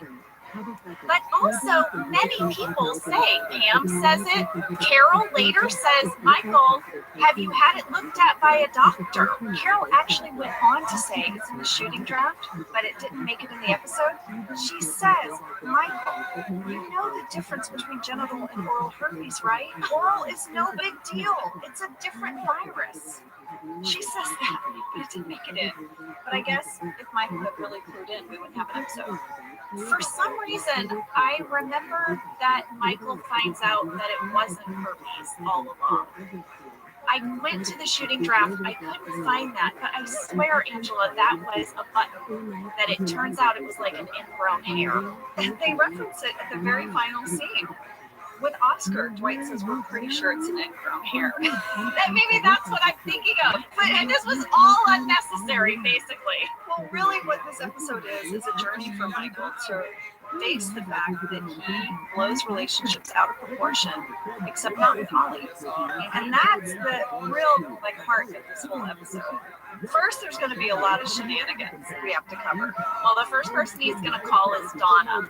I think, this is a good place to start. This was his last lover. I know. It's like you or your stupid husband have a piece. But first he says that he has a sexually transmitted disease, and he spells it H-I. And she's like, oh my God. It's like R. It's like spelling herpes wrong. Guys, Amy Peets really came in for that phone call. She was off stage. She was at a phone that was hardwired into Michael's office so they could speak live. But they recorded her on a separate microphone so that, they would get clean sound for the final edit. Michael's next phone call is going to be Holly. This is the cutest thing. It's such a great scene. Hi, this is Holly. No, this is Holly. No, this is Michael Scott. What are you calling about? There's been a horrible accident. Did any nuns die? 2. It's like, Dwight is so confused. I love everything Rain does in the scene. He's like pointing to his lip, like trying to remind Michael, bring it up. We had a fan question from Kathleen B. in Sydney, Australia, and many others actually, who said, is it just me or does the voice of Holly on the phone sound nothing like Amy Ryan? Well, it was Amy Ryan. Yeah, it sounded like it to me. But she was not in the studio. A fan catch from Eric L. in Colorado is going to explain that. Holly's phone number is shown with a 212 area code, not a Nashua area code. Oh, that's right. She was in New York. And the number that they show on the phone was a real phone number.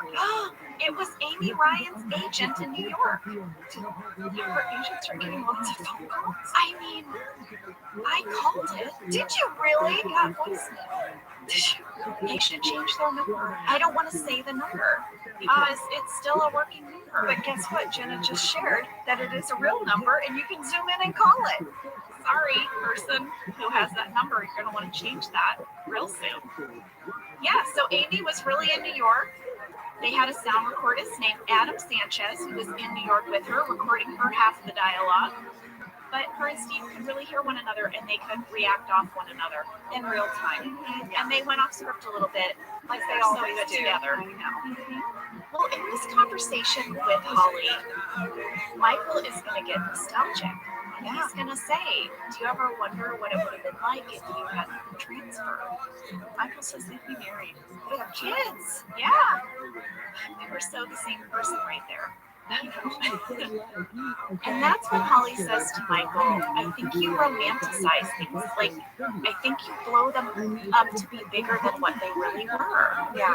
She goes, you know what? We had a fling a long time ago. Well, this is crushing to Michael. Breaks his heart. He gets off the phone, he didn't even mention the herpes. No, it didn't come up organically. And this idea that he blows things out of proportion, this is going to stick with him. It's going to be a big part of his conversations for the rest of the day. Why don't we take a quick break? Because when we come back, Andy is going to have pizzas. If anyone wants to have an honest discussion about the sexual mores and taboos of society, you can have a slice.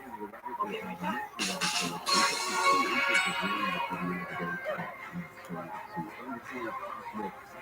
Jenna, you know you and I both love to learn new things. We like to explore new things. And I have to tell you a little something I did over the holidays. What did you do? Well, my daughter was very curious about the classic holiday movies. What are the holiday movies? And there are so many different genres, right, within a holiday movie. But we really sort of narrowed in on the rom-com holiday movie. Yes. And I went on Amazon Prime, and there were a bunch of movies on there. I now think I can write a holiday rom-com. Well, I think it's very important to stay curious, stay open to exploring new things, and you can do all of that with Amazon Prime. With Amazon Prime, you get Prime Video, Amazon Music Prime, and Prime's fast free shipping. Whatever you're into, it's on Prime. Visit Amazon.com/Prime to get more out of whatever you're into. This is an ode to the McDonald's French fry. They are so delicious. I get very excited about McDonald's French fries Because they're the best fries. They really are. From my childhood to my adulthood, I love the McDonald's fry. Why are they so good? I don't know. Is it? Is So it good. what they're cooked in? Is it the way they're cut? What is it? I don't know. Everyone knows this though. The McDonald's You know fry. what? What? My happiest moment, because I love to get a Happy Meal, it's just the perfect size for me. But sometimes some of the fries fall out and they're at the bottom of the Happy Meal, and I think I'm done with my fries, and then there's a few bonus ones at the bottom. Get your favorite McDonald's fries today. Oh, Jesus Christ. Well, we're back, and I hope you're hungry because Andy has a lot of pizza, and he wants you to come in the conference room to talk about sex.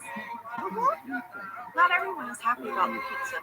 Oh, yeah. In fact, Ryan is ticked off. It's in the shooting draft, it's even in deleted scenes. He starts flipping the pizza lids open with this dramatic effect. Here's how it read in the script. Ryan, flipping. Pepperoni, meatball, Hawaiian pizza, veggie delight, artichoke. He's furious. People are on Ryan's side now. They're eating the pizza, but they're complaining. Andy says, just pick the stuff off. Phyllis says, then the cheese comes off. Andy says, you know that's not true. There's a way to do it carefully. Now I'm going to show you a picture of genitalia.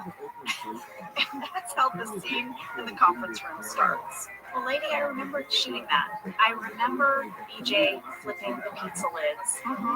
And also, I noted in the conference room that everybody's pizza has some form of meat on it or topping. It's pepperoni. Almost all of them are pepperoni. He didn't get any just plain cheese pizza.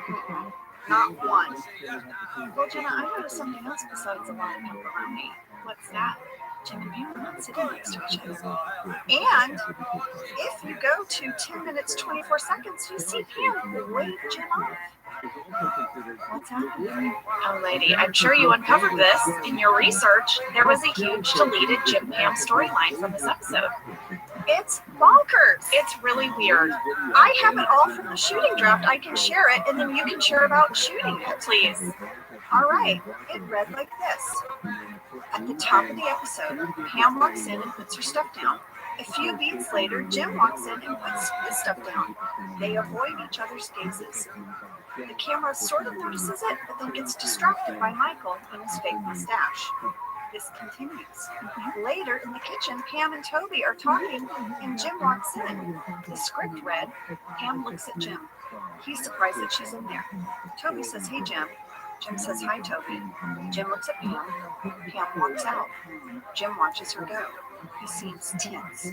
Toby looks at camera like, yikes. Then there's a Jim and Pam joint talking head, where Jim says, no, not at all. And then he puts his hand on her forearm to show affection, and she removes it. Then Toby has a talking head, where he seems ecstatic, and he just says, yikes.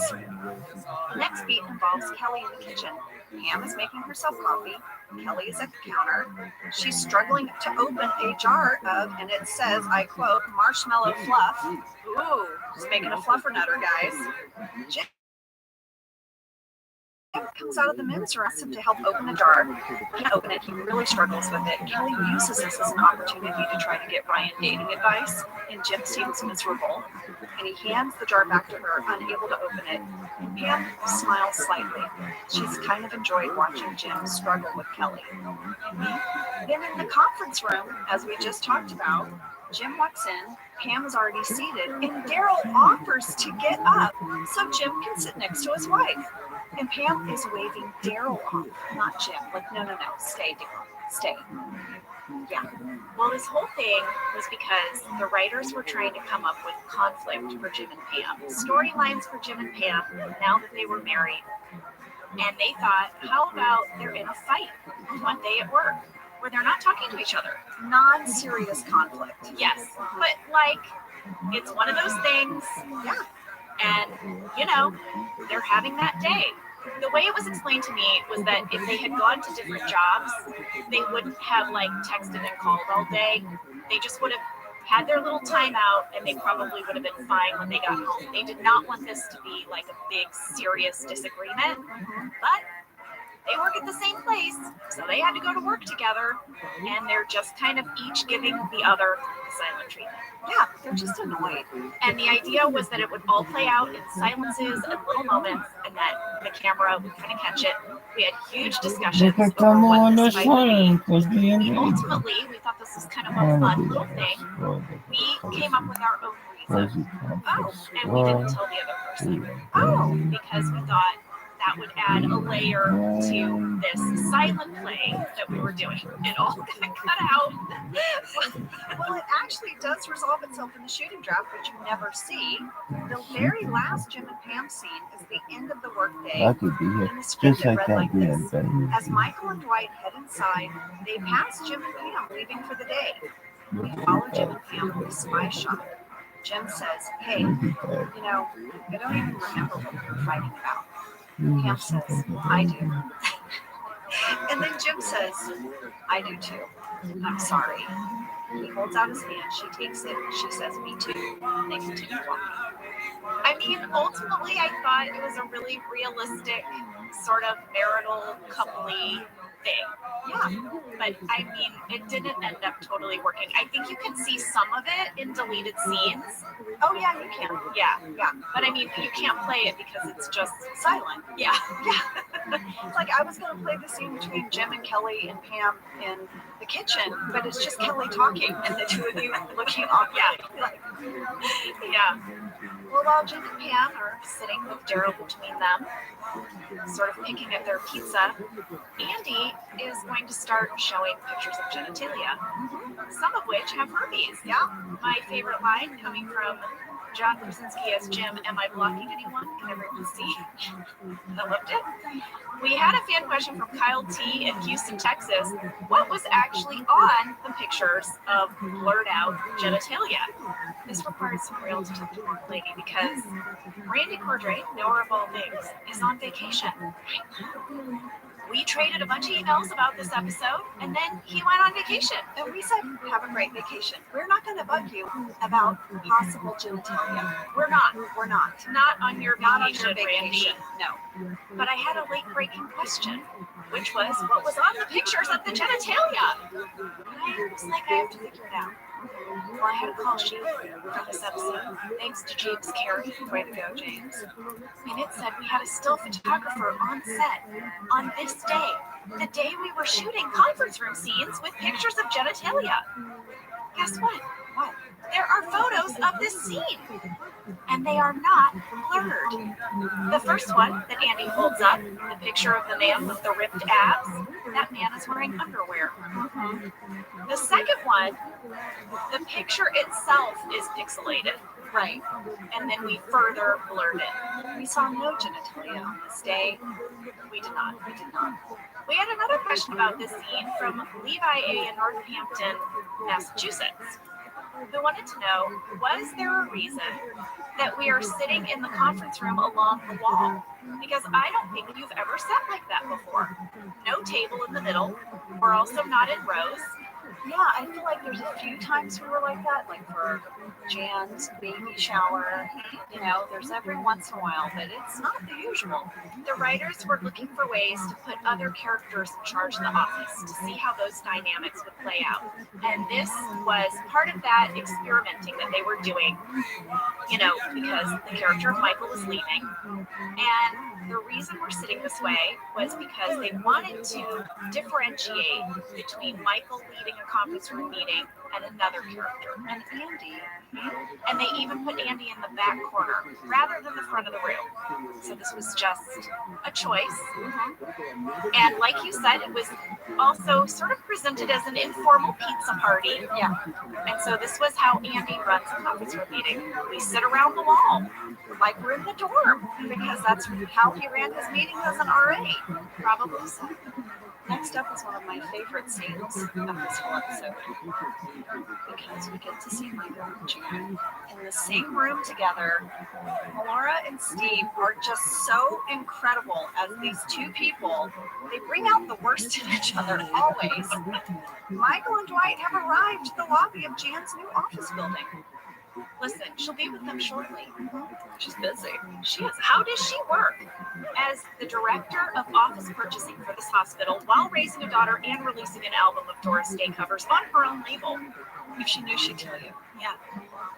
I have a location breakdown for you. Okay. The exterior establishing shot of this hospital was Kaiser Permanente in Panorama City, but the entire interior was shot on our warehouse stage. We did not build this set. Randy Cordray, before leaving for vacation, told me that it was a rental. We rented it from 20th Century Fox. They had a recently canceled series called Taxman, and they had kind of taken the set, put it in a warehouse. They were willing to rent it out, so we rented it. That's how we got it. Well, Jan is a super mom, if she does say so herself. Yeah, exactly. Apparently, Jan can bring home the bacon in front of the man. She's like, remember that commercial? Dwight's like, I know what you're talking about. Jan had to sing immediately. She had to sing right away. Within 15 seconds. Yeah. Jan is going to have one of my favorite moments in this episode. I love Melora's character so much. Michael wants to know if he's the kind of guy who misremembers the nature of relationships. And Jan looks at him with such intensity and says, Michael Scott, you appear for a postmortem. Michael's like, what? And Jan says, you want to dig into our relationship, go over it, see what killed it. Okay, I'm in. At that point, just leave, because it's only going to get weirder from there. Yes, they're going over it, and Michael's not getting any of her analogies. Her analogy, where she is a princess dating below her station, but she's also the queen. She's both. Michael's like, am I the guy at the station? Exactly. So now Astrid comes in.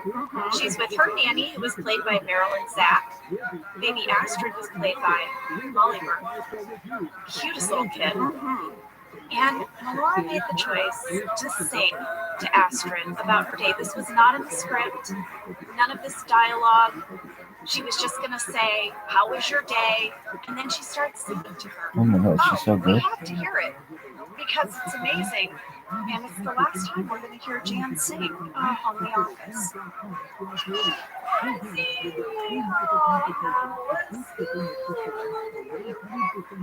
What did you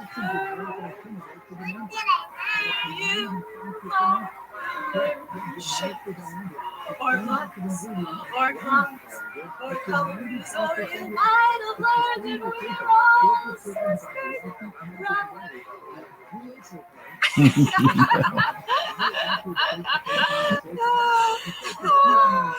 But Michael just sees Jan for truly who she is, as she's singing to her daughter, and he isn't talking yet, but he says he thought she was the one, or the one. And if he was wrong about that, Remember Holly? Yeah. back in the conference room, Andy wants to make a list of pros and cons to having sex. And the first con is risk of STDs. Can anybody come up with any more? No. All of the things being shouted out by Kevin, even Phyllis, are like amazing, magical. Creed says the feeling of pure risk. And Andy's like, well, I had that in the con column, but okay, fine. I'll put it in the pro column. Aaron suggests a con, unplanned pregnancy. Kelly and Kevin say, like Cece, was a mistake. Oh boy. Jim and Pam are going to get fired up on that one. She was a surprise. Yeah, a welcome surprise. Yeah. So now Andy has to put unplanned pregnancy in the pro column. We had a fan question from Sarah S. in Chico, California, who said, I heard that this episode is the first time that Oscar broke. Is this true? And can you tell us more about it? Definitely the first time he broke and was busted. Yeah, it's actually on the blooper reel for season 7. I pulled a clip to paint a picture. Ed Holmes as Andy is standing up at his whiteboard, and he's doing this crazy thing with his fingers, where he's got like 2 fingers in front of his mouth. Yeah, he's clasped his hands together and put 2 fingers kind of on his lips, like, He's like, who can tell me some cons? And this gesture really got Oscar. Take a listen. Wow.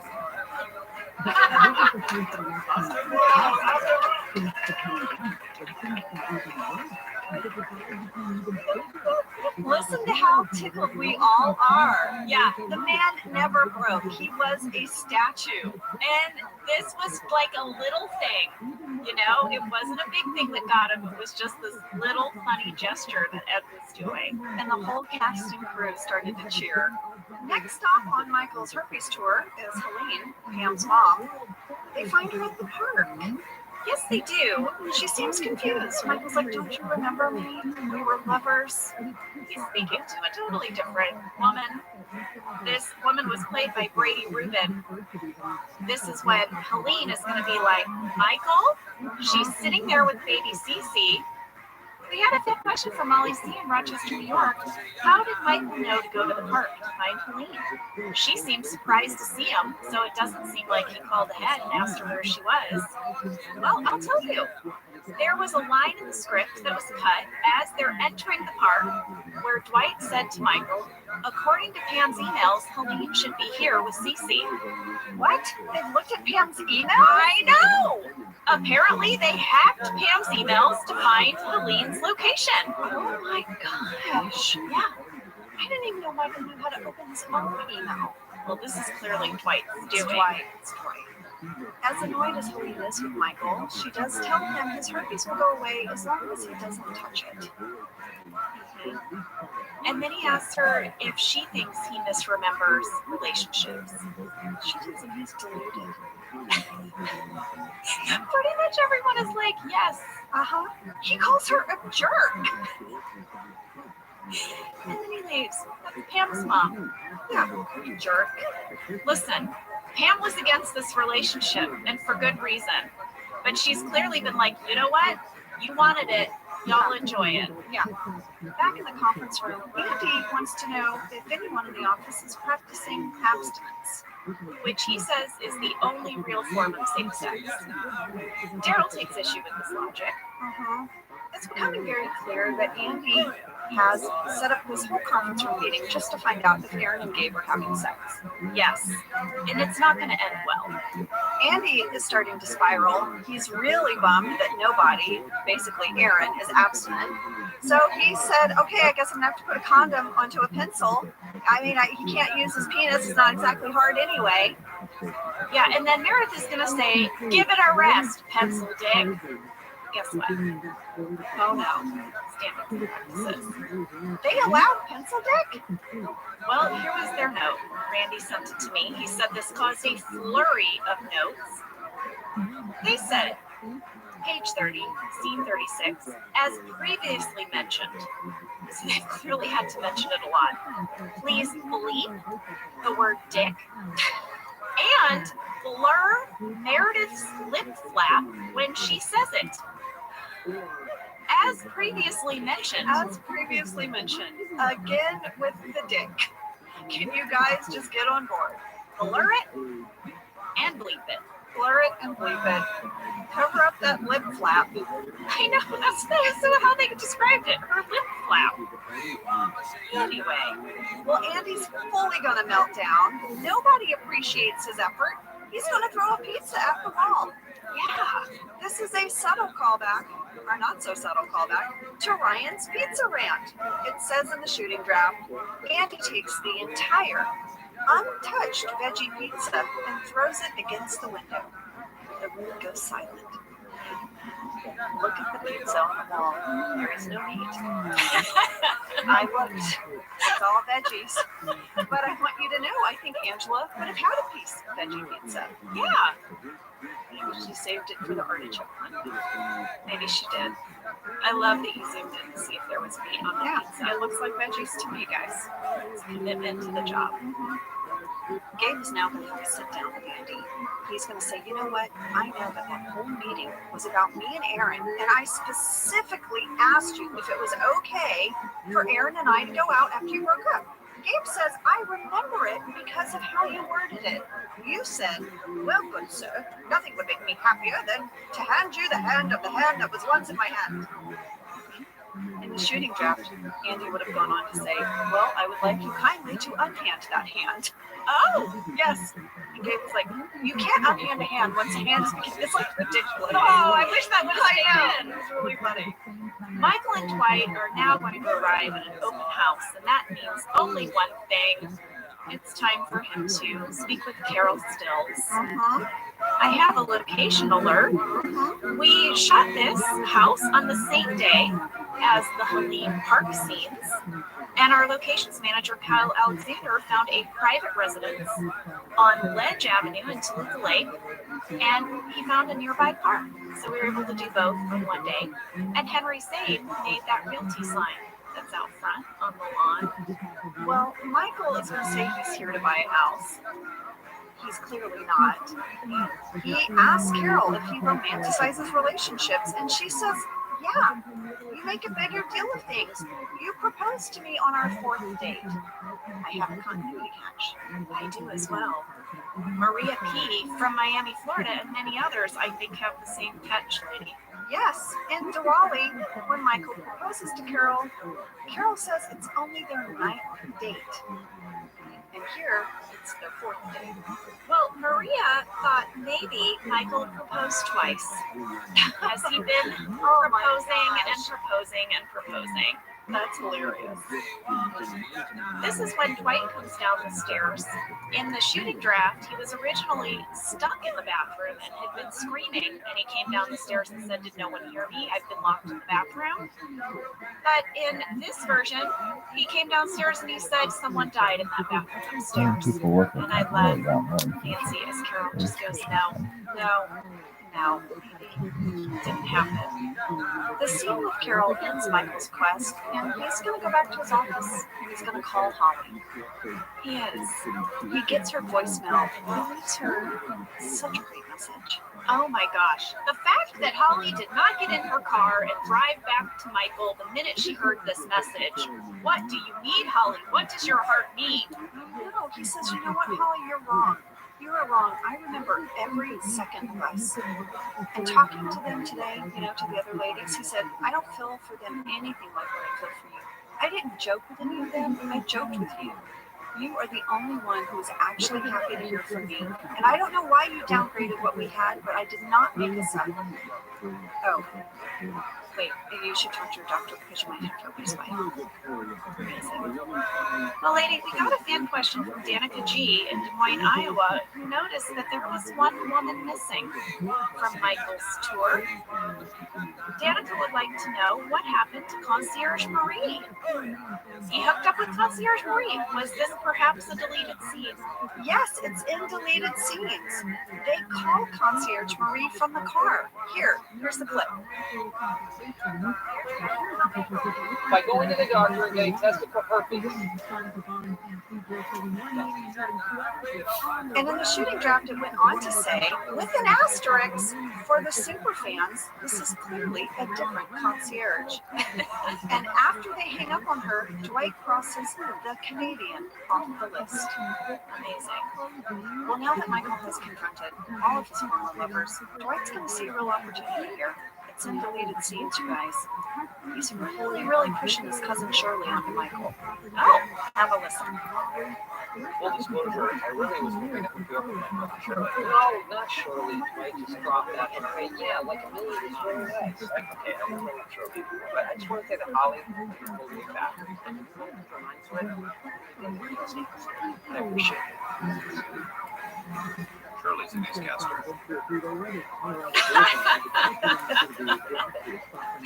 He's just going gotta keep pushing Shirley.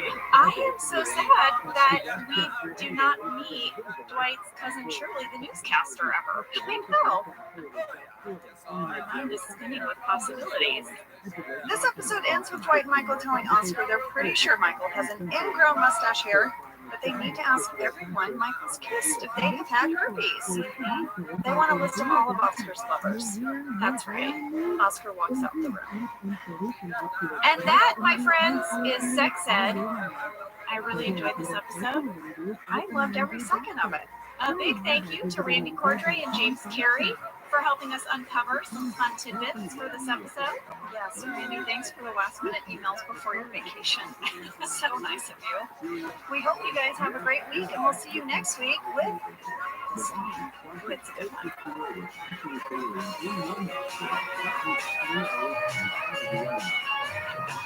Thank you for listening to Office Ladies. Office Ladies is produced by Earwolf, Jenna Fisher, and Angela Kinsey. Our show is executive produced by Cody Fisher. Our producer is Cassie Jerkins, our sound engineer is Sam Kiefer, and our associate producer is Ainsley Bubico. Our theme song is Rubber Tree by Creed Bratton. For ad-free versions of Office Ladies, go to StitcherPremium.com. For a free 1-month trial of Stitcher Premium, use code OFFICE.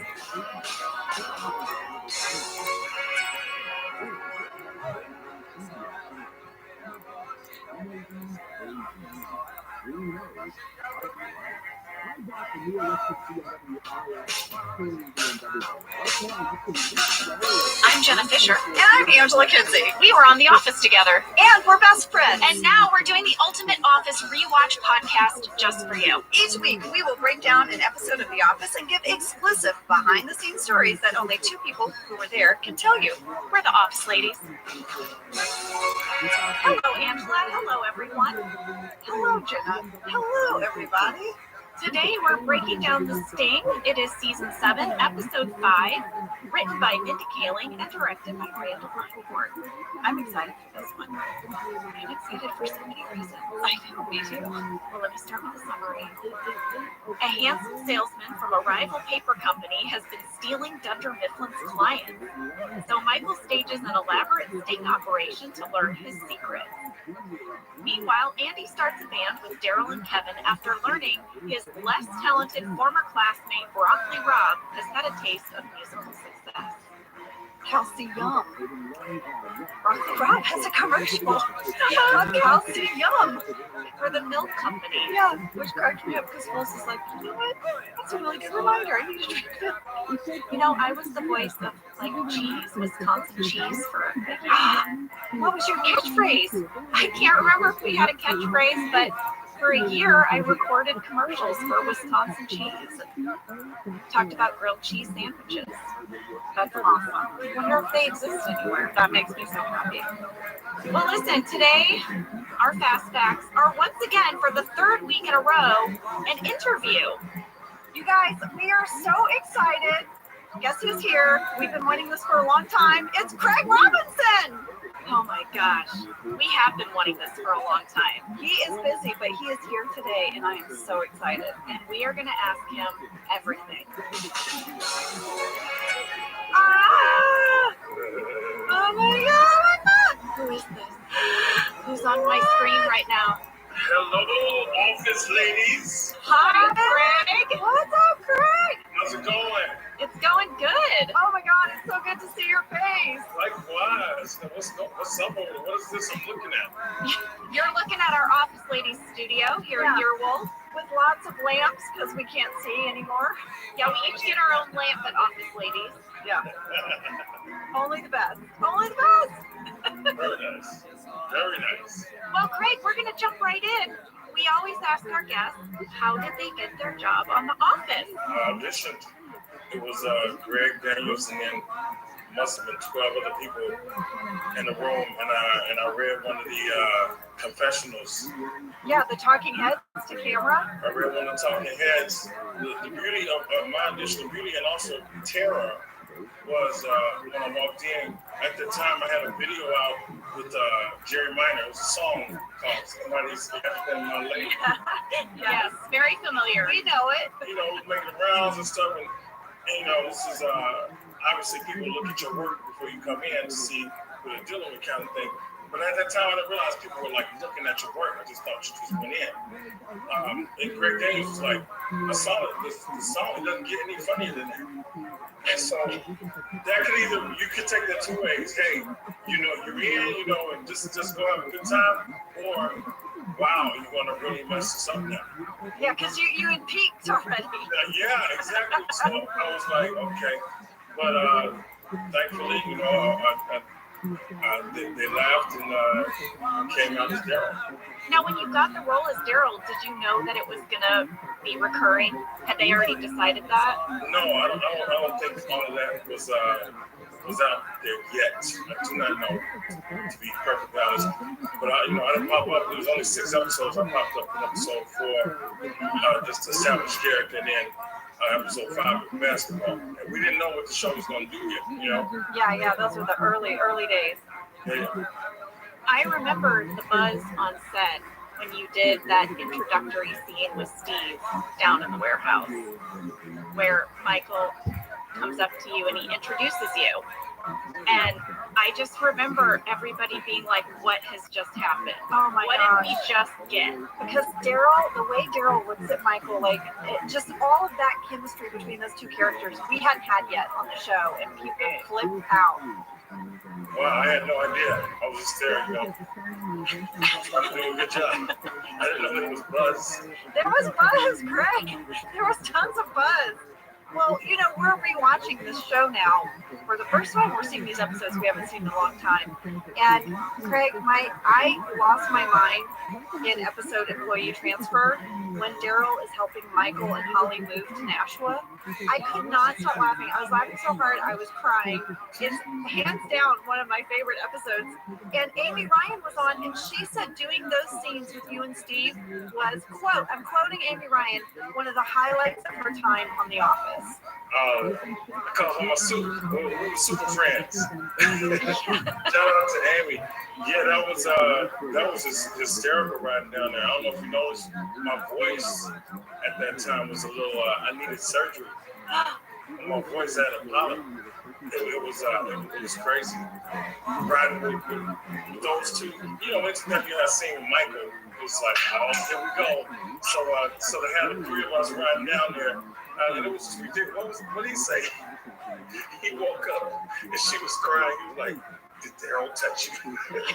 Yeah.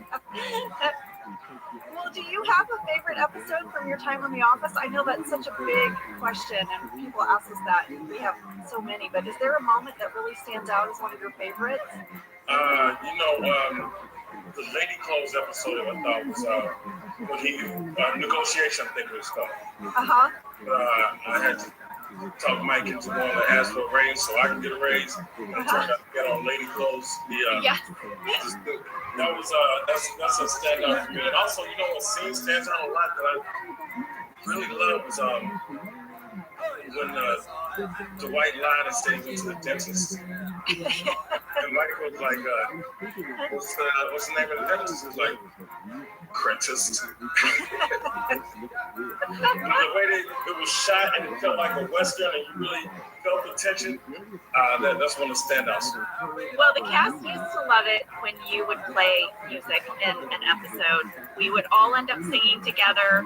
We know your mom was a music teacher and she plays organ and was first chair cello player. Was she your first music teacher? Yes, absolutely. Matter of fact, I like to say we learned in the womb. She was always playing and singing to us, and then she started to teach us. But it was kind of funny, her teaching. I don't know. So we ended up going to several different teachers growing up, but she definitely was first. What was the first instrument you learned? Yeah. And how many instruments do you play? I dabble in other instruments. I figure out things on, bass or drums or guitar or saxophone, trumpet. I dabble, but I wouldn't dare say I play, and insult actual players. But piano, that's cool. Okay, so in this week's episode, The Sting, Daryl, Andy, and heaven all joined together. Please, Mr. President. And this sets off a really fun arc for you guys playing together. We did some research, Craig, and you guys play in Pam's Replacement, The Last Day in Florida. You also play in Local Ad. You sing everyone's favorite, People's Person's Paper People. And then your band, The Nasty Delicious, with your brother Chris Robb, played in Goodbye Toby Part 2. I mean, you had to do so many cool performances within the show. Was there one of the songs you guys performed together that was your favorite or a standout memory? No, that Goodbye Toby episode was wonderful. First, I got to put my band in there and my brother, and then we would just be featured up there like that. If people watch that episode, though, I'm gonna give away something. Probably. What? Nobody else would know this. But there's one part with the editing, one of my guitar players is jamming, but you don't hear any guitar. Just jamming out, and of course I'm gonna stand. But that Goodbye Toby was pretty special. I had to learn a song on the spot. I had to learn that song, and then I was like, oh, that's right, Goodbye Toby. So luckily I was familiar with it, but it was that was cool. That would happen to you and Ed a lot. Yeah. We talked to Ed on the podcast, and he said you guys rarely got very much time or notice. To rehearse. Yeah, it would just be, you'd find out about it in a table read, or maybe somebody would come to your trailer and be like, hey, tomorrow I'm going to need you to play this. Or maybe the moment, like you're saying, like for Goodbye Toby. Yeah, the Dun Memphis song, BJ's brother who wrote the original, the baby husband, and then they gave it to me to kind of flip it, for the story. And I think I did that like the night before, so that was cool. Had a little time for that. But sometimes it just be. That is amazing. You and I were at Creek Bratton's show, and you started playing that on the piano, and the place went berserk.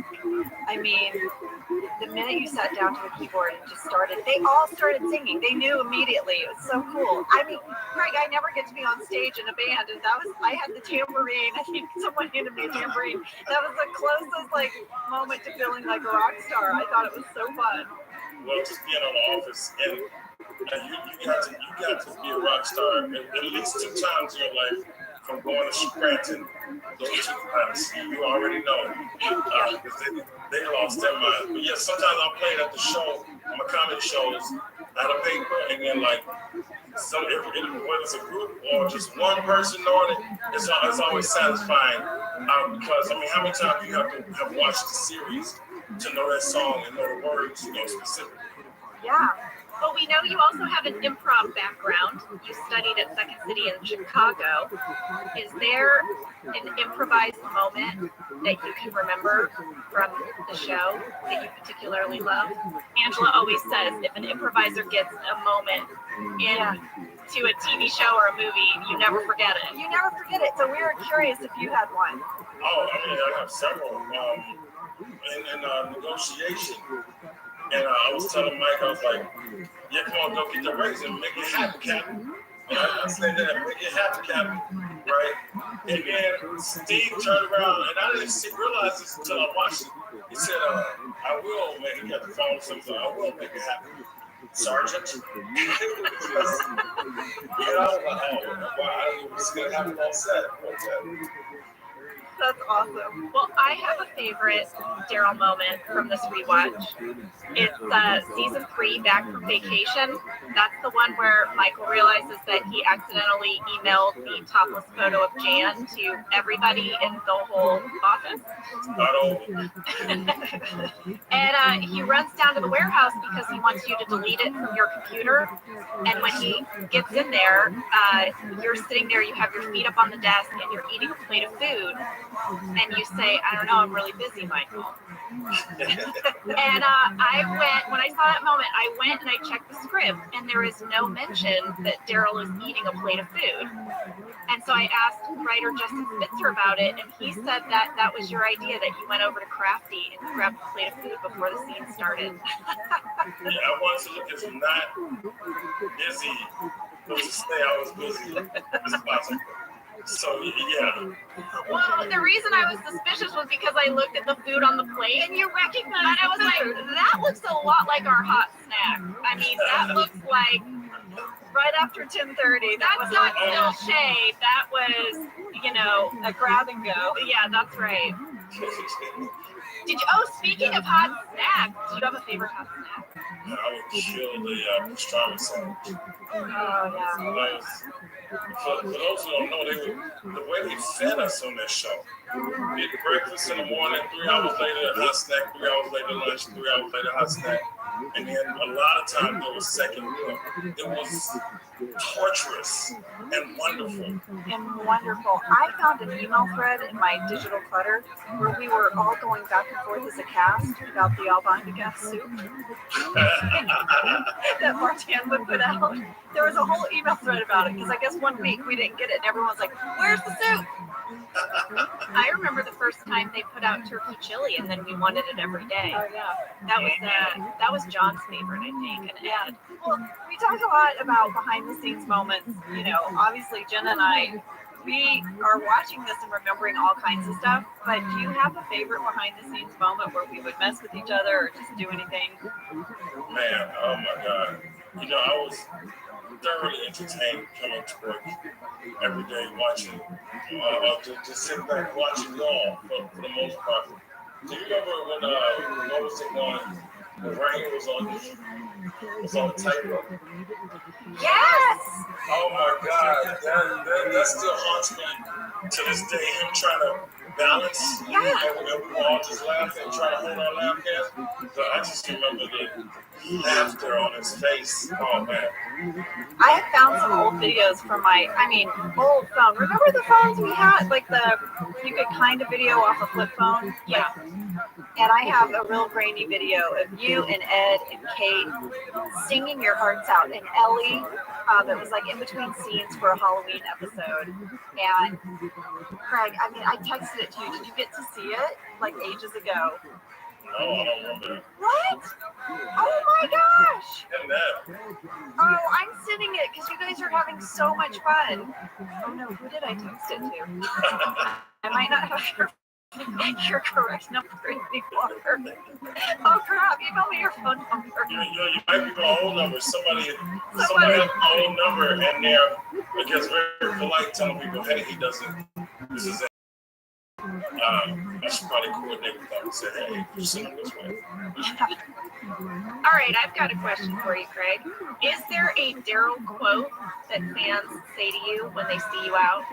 Like, for example, people always shout "Save Bandit" at Angela. Oh my gosh, Craig, some people want me to say Bandit. Think and flicker all day long. Think and flicker. So great. Everybody giving a zombie all day long. Yes. For sure. Well, did you keep anything from the set when we wrapped? Because we all took a little something. You know, I think I took that little monkey. You know that little monkey over there? You know who was obsessed with that little monkey was my daughter Isabel. She would go and find it and squeeze it, and then it would, it made so much noise. How was Isabel? Oh my goodness, how was she? She's 14.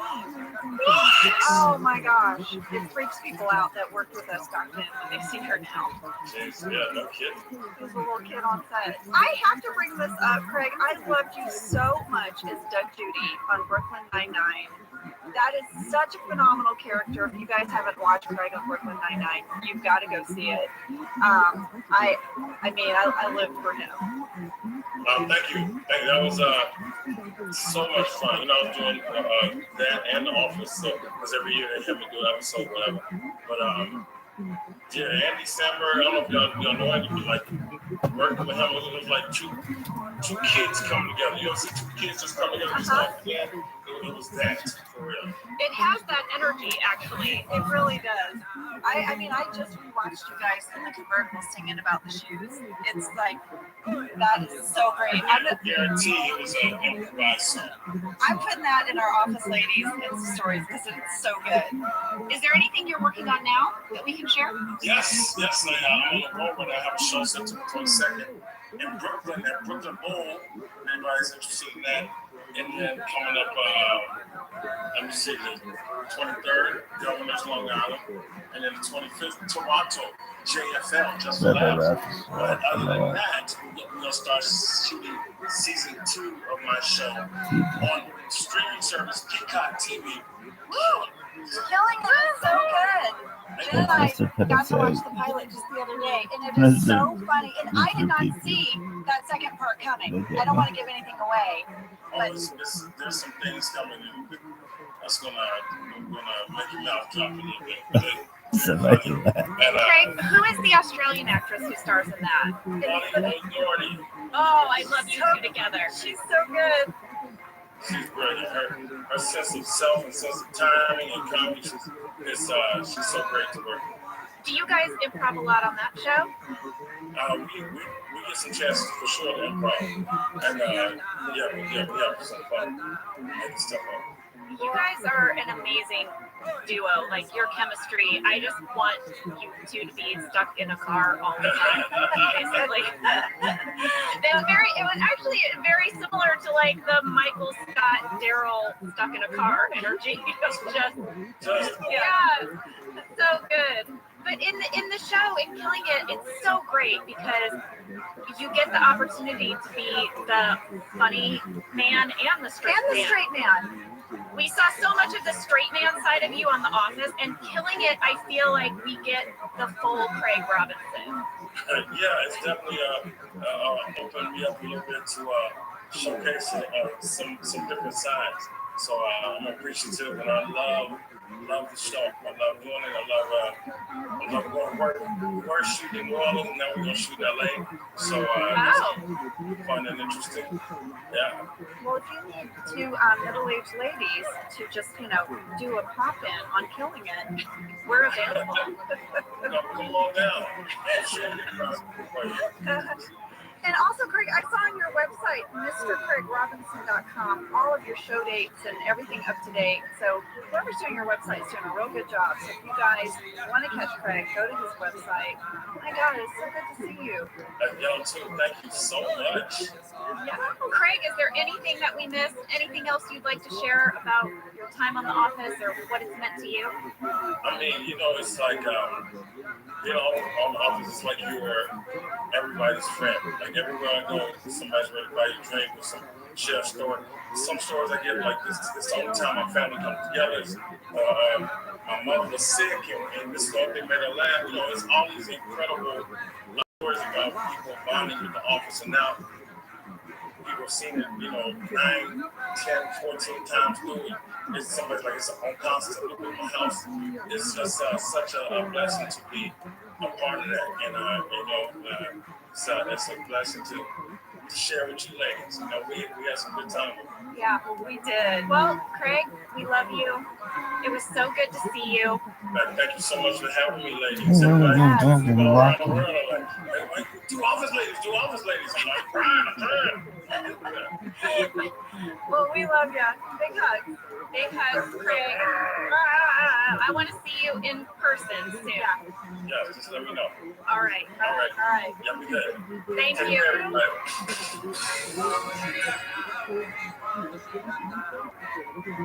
This is an ode to the McDonald's French fry. They are so delicious.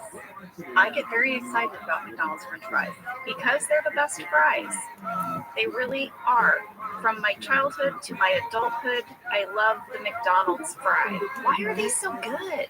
I don't know. Is it what they're cooked in? Is it the way they're cut? What is it? I don't know. Everyone knows this though.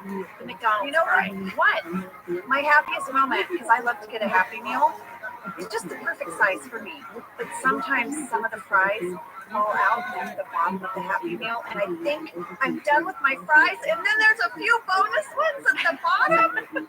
Get your favorite McDonald's fries today.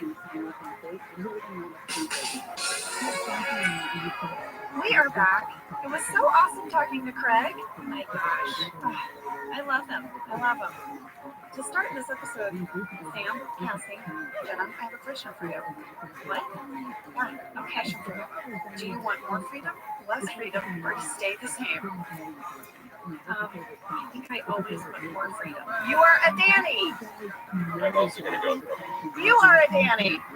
I'm a Danny. Danny's all around. What about you, Ange? I think I'm a Danny. Okay. Don't mess with my stuff. I want my freedom.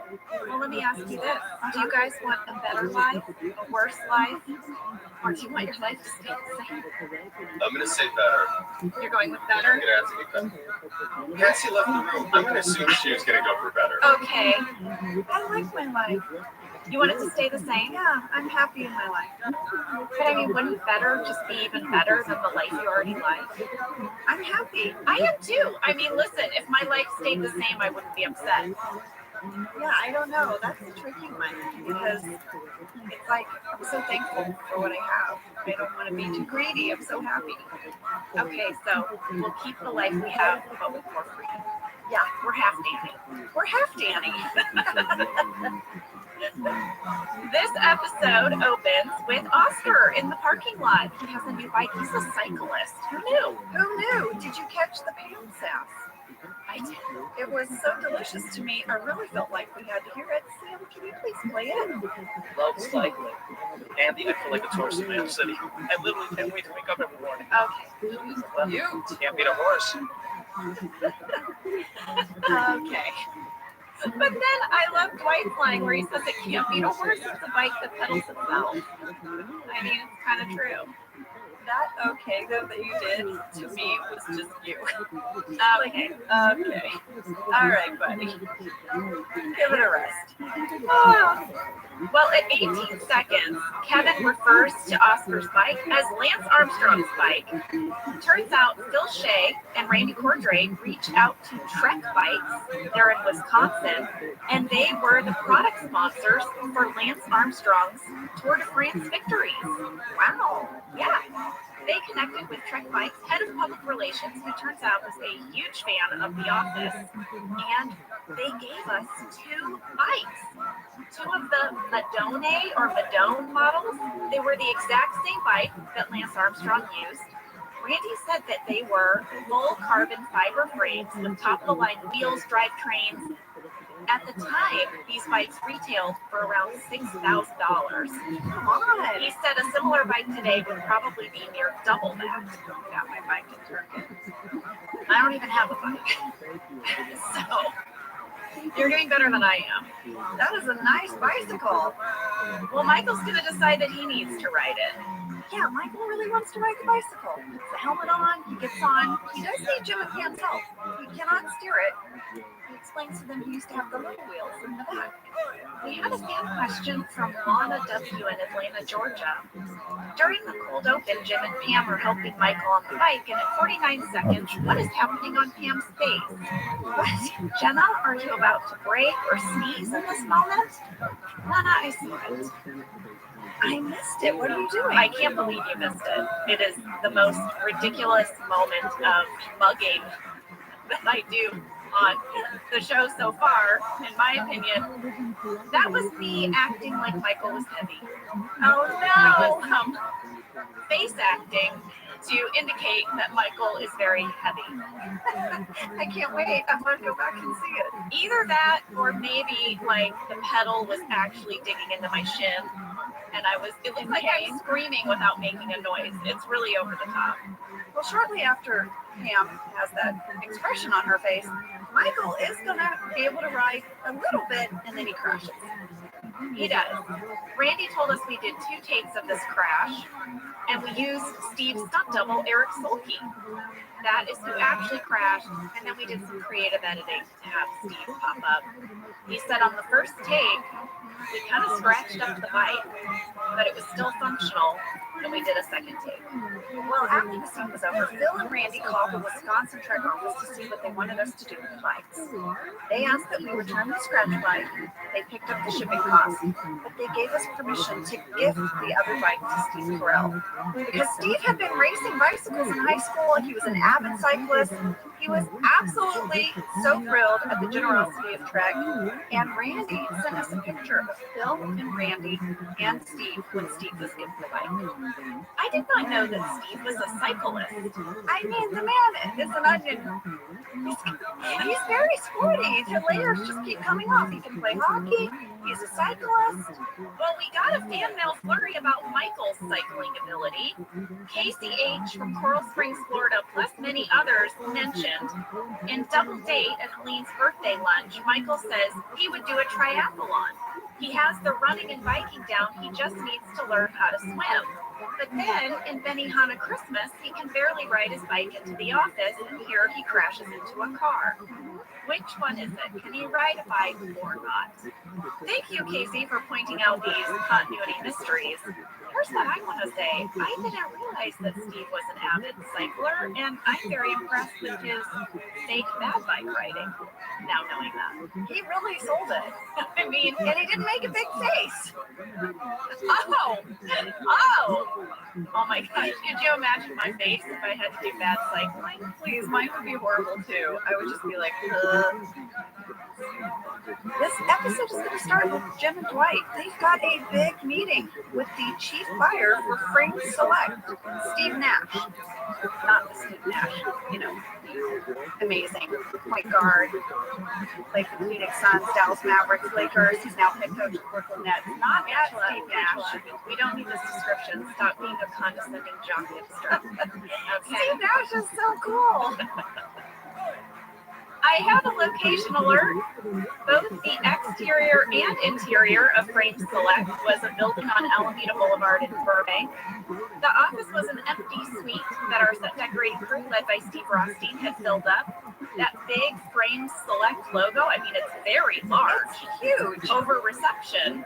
I noticed it. It was designed by Michael Gallenberg and Henry Stain, and then built by our construction crew, headed by Tim James. I felt like there was a story there. I've never seen us make such a large sign for a company. What does this tell us? Also, Frame Select is very busy. Did you see all the people coming and going? I did. That's what I'm saying. They're a big deal with lots of activity. Well, we have a little bit of Dwight sass. When they go into the lobby, Dwight tells Jen he should check in with the receptionist because he's good with receptionists. Dwight sass. But they run out of Frame Select. They duck back out of the lobby because Danny Cordray. The frickin' Danny Cordray. He is the worst, meaning the best salesman ever. He works at Osprey Paper, and he keeps taking on their clients. Well, you know what this means? Oh, I do.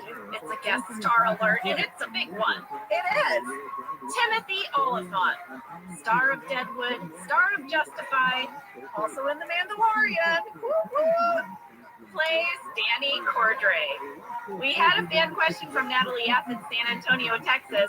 Please tell us everything about working with Timothy Oliphant and how did he come to be on the show?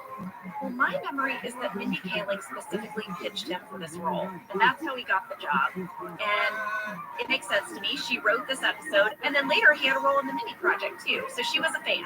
Yeah, I loved working with him. He was so fun. He was so fun. I also was on Conan O'Brien the same night he was a guest. He brought some kind of fancy whiskey we all got to drink. He's a lot of fun. He's great. Yeah. Speaking of Conan, have you heard Conan's podcast interview with him? It's so good. He is so funny. They're hilarious. When he takes over doing the ads, I was cracking up. That's a good listen, you guys. We reached out to him. He's currently filming Justified in Chicago, the reboot of Justified. But I found an old interview with him where he talked about his time on The Office. Oh, yes. They had a whole EPK set up over in the warehouse. I remember this. Well, here is Timothy Oliphant talking about how he was excited to be on the show. So it was like, it was I couldn't have a show forever. I got to call that call.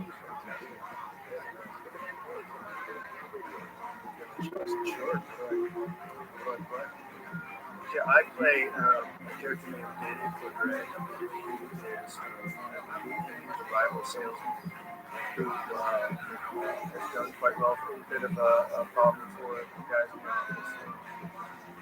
together,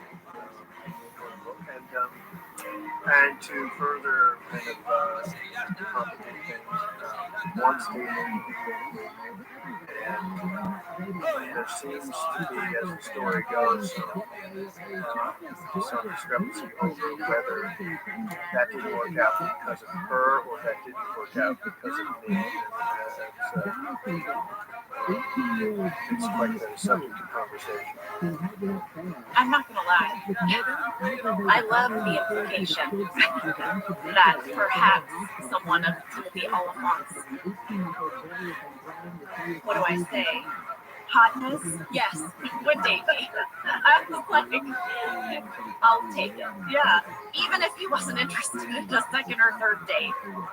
It made such a funny dynamic between Jim and Pam. It was so good. Oh my gosh, costume contest next week. Oh yeah. Oh, I mean, oh wait. Timothy really fit in right from the beginning. He was just great to work with. And this last clip really shows you how he had become part of our family. Really, I am so genuinely flattered that they have so different. Really quite blessed. It's just okay.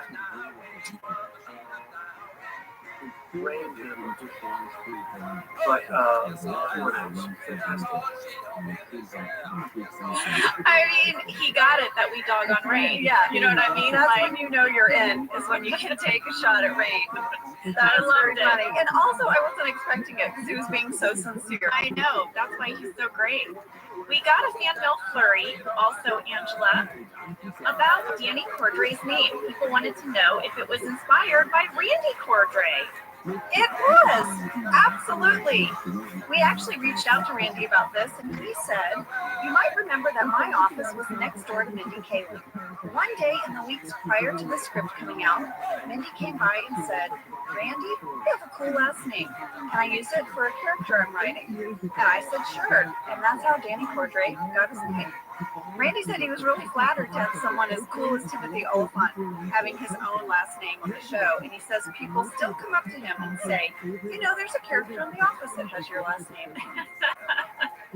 Oh, that's amazing. Back at The Office, Andy is starting to spiral. We mentioned this earlier. He's gotten his Cornell alumni magazine and has learned that Broccoli Rob has this milk commercial that he's singing in. And Andy can't take it. Andy was the musical one. He had more solos than Broccoli Rob. And now Broccoli Rob has a commercial. Listen, not only that, he's collaborating with Trey Anastasio, the guitarist from Fish. Oh, yeah. And there's a quote about how great that collaboration was. I mean, he doesn't know what to do with himself. We had a fan question from Ann S. in Zurich, Switzerland. Hello, Ann from Zurich. This question traveled a long way. When Andy is reading the Cornell Alumni magazine, Cornell is written in purple. It seems very odd for a school magazine to not be in the school colors. Did you have to do this for copyright reasons? What a smart catch. I asked Randy. He said that was a real Cornell Alumni magazine, that Phil Shea got a real one. And I looked it up, and sometimes they print the name in purple. Don't know why, but it was real. It's a Cornell mystery. Someone from Cornell, if you know, let us know. Why sometimes purple? Is it a secondary color? I don't know what that means. Well, like sometimes in sports, you have like the team jersey. They'll have their home version, they'll have their away version, and then they'll have a specialty one. Guess whose son got really into all of the home and away and specialty jerseys of every major sports team for a period of time? Your son. Yes, this was after his, hidden photo. I love that he learns all of that. Our son just got really into Legolas from Lord of the Rings and just wanted all of the elf wigs we could purchase. We had a bin of wigs by the front door. I would come home. He'd be Legolas in the front yard. Why do you need multiple wigs? Sometimes Legolas had braids. Oh, I didn't know that. Sometimes it was just down. Oh, I didn't realize. Yeah, we had a few options for Legolas. Depends if it's like a formal event. Thank you, Sam. See, I can tell you all about the jerseys, and you can tell me about this guy's hair. It doesn't seem like this. I mean, I don't know. This is knowledge we have. Speaking of fan mail, we got this really interesting letter from Sarah L. in Ontario, Canada. Here's what Sarah said. In this episode, Andy hears of the success of his old buddy, Robert Broccoli Rob. Sarah points out there are a lot of Roberts on The Office. We use this name a lot. We have Bob Vance, who, by the way, was played by Bobby Ray Schaefer. We also have Robert Dunder. Upcoming, we have Robert California and Senator Robert Lipton. That is a lot. I really liked that name. Sarah went on to say that according to babysitter.com, the name Robert means bright fame, and it peaked in popularity in the United States in the 1930s and 40s, which totally makes sense for Robert Dunder and Robert Mifflin. But, you know, I guess our writers peaked in popularity with our writers. I had not even realized. Me either. Sarah, thank you. You did a sort of like a little mini Thibodeau. Yeah, a mini Dr. Thibodeau. Yeah. Lady, we haven't mentioned Jim and Pam's talking head about Timmy Cordray. They're very, did you find it like a little tense? I mean, I thought it was so fun. I love that Pam goes, you know, I have a baby with you. Yeah. But here's this dynamic we don't see often where Jim is a little rattled by someone. Yeah. Yeah, it's like the Charles Minor thing. Well, I guess there's some controversy over who dumped who or who fizzled who. Yeah. Pam seems to think he wasn't interested, but Danny says it was the other way around. We're going to find out next week. Well, back at Frank's Select, Dwight and Jim are going to have to walk into the lobby where Danny is sitting. And Dwight thinks that the best way to intimidate Danny is to talk about having gotten tickets with his date to a penis museum. $1,000. That's how much it cost. Those were the tickets. Well, we got a fan question from Colleen M. in Louisville, Kentucky, who said, Dwight tries to impress Danny by having a fake conversation about a large penis he saw at the Penis Museum where tickets are $1,000. Well, this line stuck out to me because I've been to this museum. Oh my God! It's called the Icelandic Phallological Museum. And it is an entire museum dedicated to penises. Tickets are really less than $20, so I just wanted to say Dwight really overpaid. Well, Colleen, I looked up this museum. No. I can't believe you've been there. No. It is in Reykjavik, in Iceland. Oh my God. And you guys, she's right. It contains a collection of phallic specimens of more than 200 penises and penile parts. Wait. Are they real? Yes, belonging to land and sea mammals of Iceland.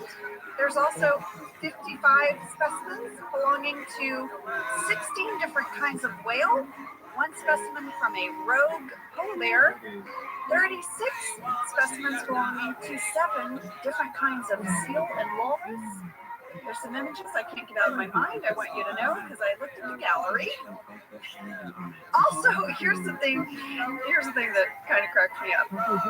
According to their website, and it's true if you look at the gallery, in addition to the biological section of the museum, which is a bunch of penises in jars, visitors can also view a collection of about 350 artistic oddments and practical utensils related to the museum's chosen theme. When they say practical utensils related to the museum's chosen theme, I saw what looked like to be a wooden cheese board with a giant penis coming off of it that held containers. And Colleen is right. It is 2,500 Icelandic krona, which equals roughly $18.41 in the United States. And children under the age of 13 get in for free. I mean, you can go to the website. If you Google Penis Museum, the first thing that comes up is the Icelandic Philological Museum. Am I saying that right? Philological? Oh no, philological. I mean phallological. Yeah, phallological. There's a lot of penises there, you guys, that you can see, but mostly of like marine life. There's some kind of land mammals as well. There's 20 different kinds of land mammals.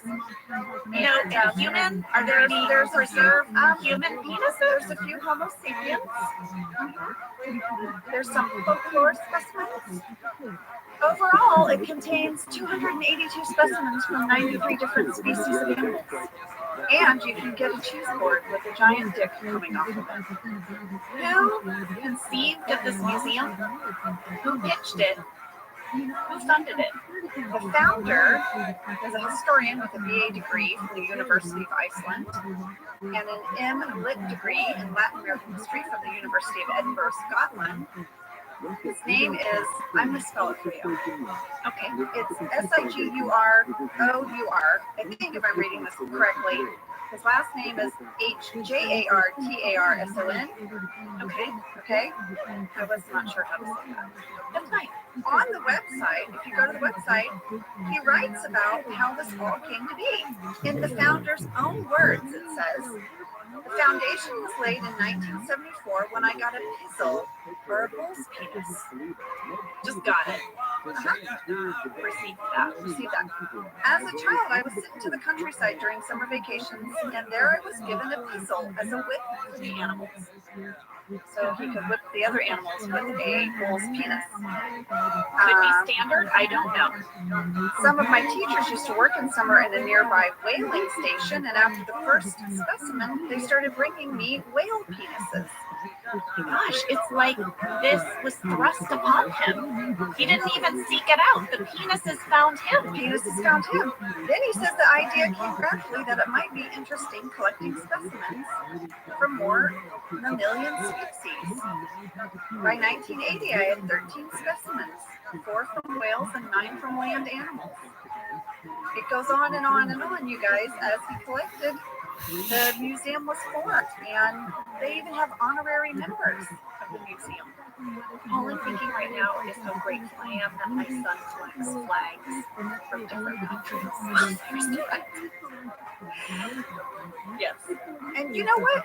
I'm sure from a biological standpoint, they have learned a lot by all of the penis in the jars. And if you want to go see them and get a cheese board with a penis that also holds glasses, Sam has already put it on his Christmas list.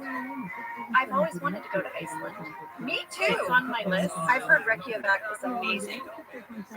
I will probably now go to this museum. I know you will. Angela, thank you. You're welcome from the bottom of my heart. Thank you, Colleen. Well, I think we should take a break because when we come back, Michael is going to get a phone call in the middle of his conference room meeting. Yeah, Jim and Dwight are freaked out. Yeah, they're calling in Michael for backup, and I have a deleted scene that really shows why they got so in their head.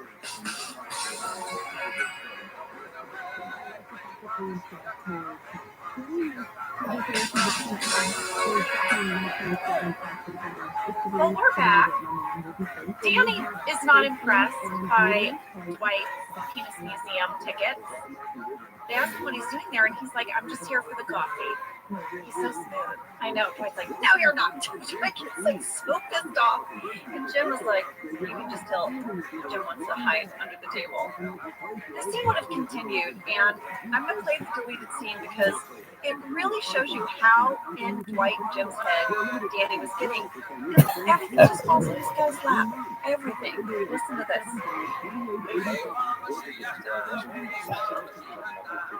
Yeah. Went under. My dad made it about I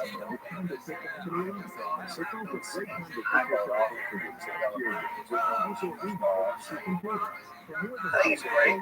That's what my dad did.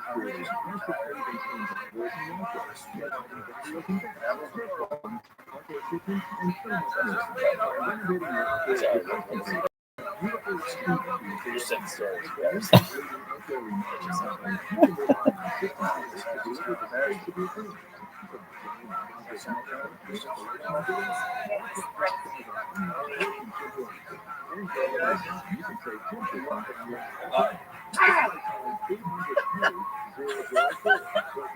Oh my gosh, I can't embarrass. I got so much out of it for so little. Yeah. Just made a ton of money not doing anything. All right, guys, wish me luck. And twice, like the minute Danny turns the corner, Dwight makes a noise. Well, apparently the only choice they have is to call Michael. Yeah, he's in the middle of a quarterly crisis mode meeting, and he is eager to leave. People are like, what are you doing? He's so cool, they called him. He's so excited. Well, this phone call between Michael and Jim was shot on completely different days. When we shot the conference room part, John stood off camera and said his lines, and when we did the part at Frame Select, Steve was off camera saying his lines. They were never actually talking on the phone together. And some of that real TV magic. Up next, we have Andy stopping by Daryl's office.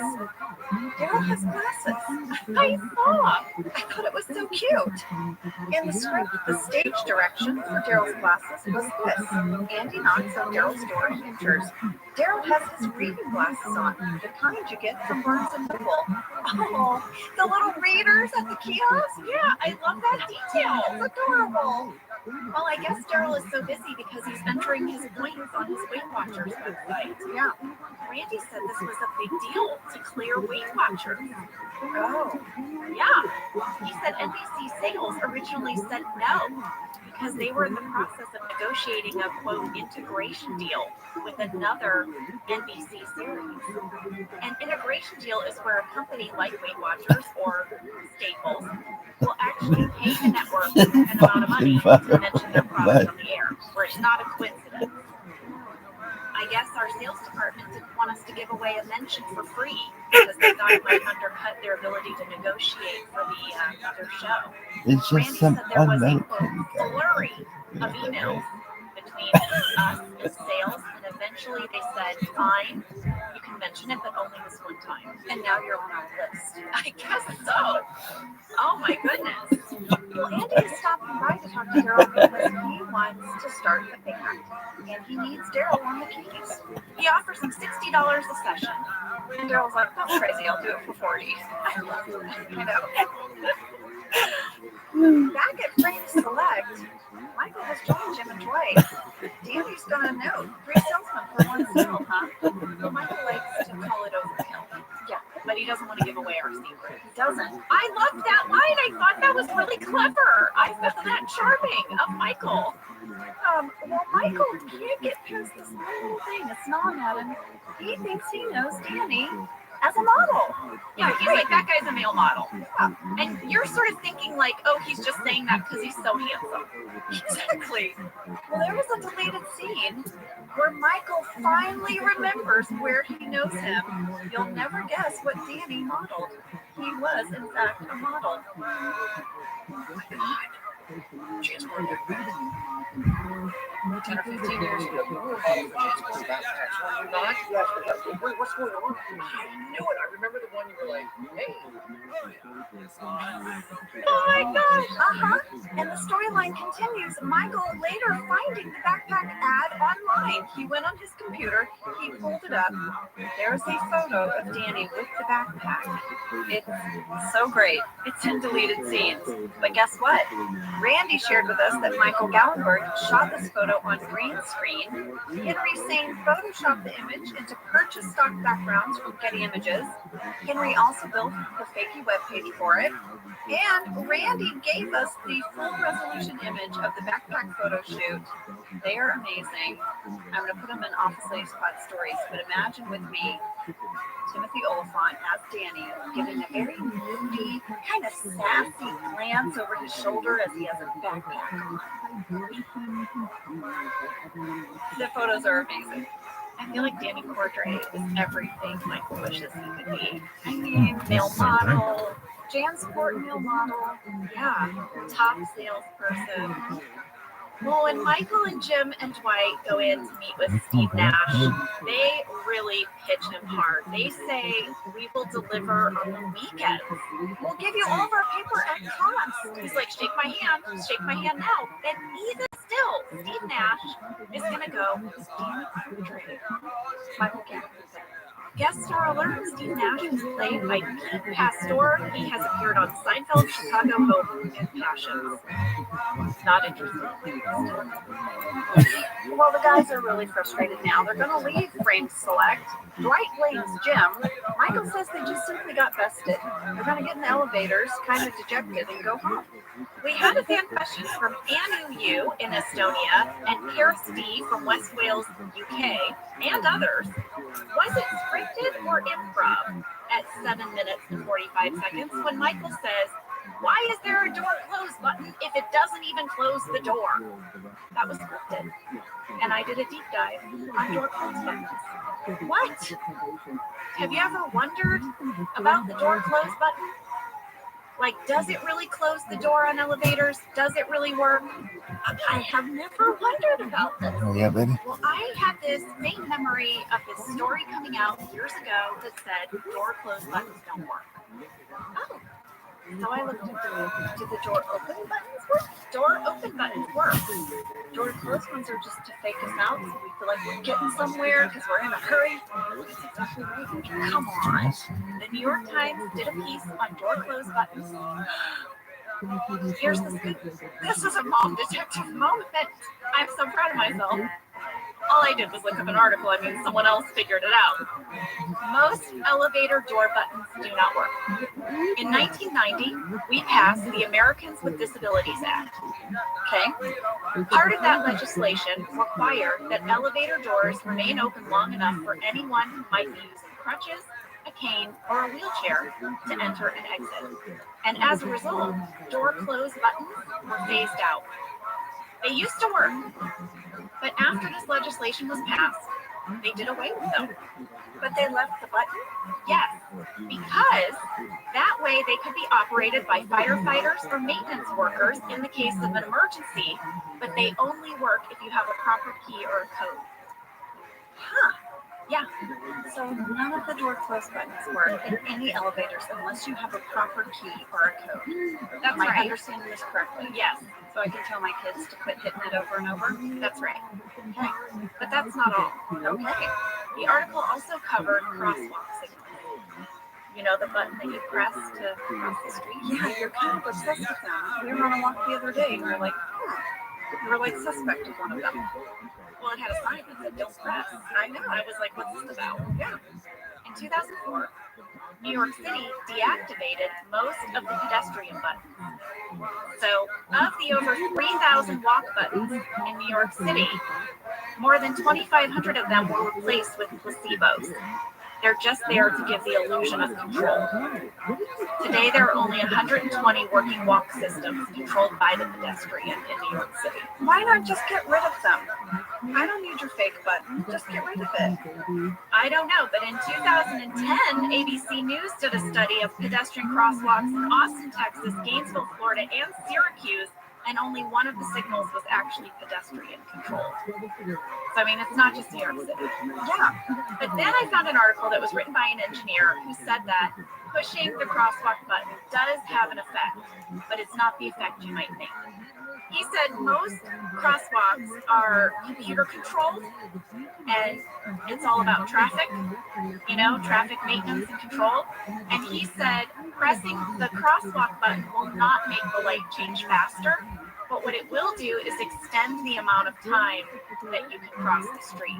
So when it's automatic, there's a certain amount of time allotted for that crosswalk, but if the button is activated, it will stay on longer, so you can get across the street without running. Exactly. What about that intersection by my house where the light rarely turns, and so I pull forward and pull back and pull forward and pull back over the crosswalk? Does that do anything? Yeah, right. There's that rumor that there there's some sort of, I mean, when you say it out loud, it sounds ridiculous, right? That there's some sort of like pressure sensor underneath the ground that makes lights change. Yeah. I mean, what do you think, just when we say it? Based on all we know now about the buttons, do we think that's real? When you say it out loud, it sounds like it doesn't work. I mean, what I've done before when I've gotten to one of those places where it like never changes because, and by the way, this is an intersection that has like no one there. I know that's why it doesn't change. Yeah. What I've done before is I've gotten out of the car and pressed the crosswalk button. And now I realize that I'm doing nothing. I know, I've done that too. Well, there you go. Well, that was fascinating. The article went on to say that we need these fake buttons. Why? We need the illusion of control. It's good for us. Oh my gosh, this is an episode of Westworld? Listen, the article had a third category, and I didn't know if I should bring it up, but it's about office thermostats. None of them work. They're controlled by some master thing. Most buildings, master thermostats are controlled by a master grid Somewhere thing. not accessible. And then the office you rent, they'll put like a fakey box in your office. Like they found that like 85% of them were fake, and they gave workers the illusion that they could control if they were hot and cold, and they found people complained less. What the And hell? so buildings had like the fake controls in the offices because then they just didn't want to deal with people complaining.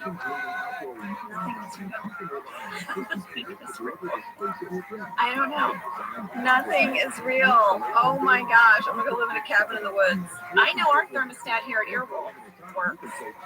Because we mess with it all the We time. do. We come in and it's freezing. Break it down. We make it hot, and then other people come in and make it freezing again. So that is happening. I guess the Earwolf bought a building with real thermostat. Yeah, no fake box. Michael is feeling pretty crappy about losing this sale. He's gathered the sales team in the conference room to go over everything. I want to point out at 7 minutes 52 seconds on the whiteboard it says, Danny Cordray, semicolon, a real threat, exclamation point. Yeah, it's during this meeting that Dwight suggests they lure Danny to the office, pretend it's a different office, and then they spy on him. They watch his sales team. Like the Maybe Stinger. this is one of the worst. Yes.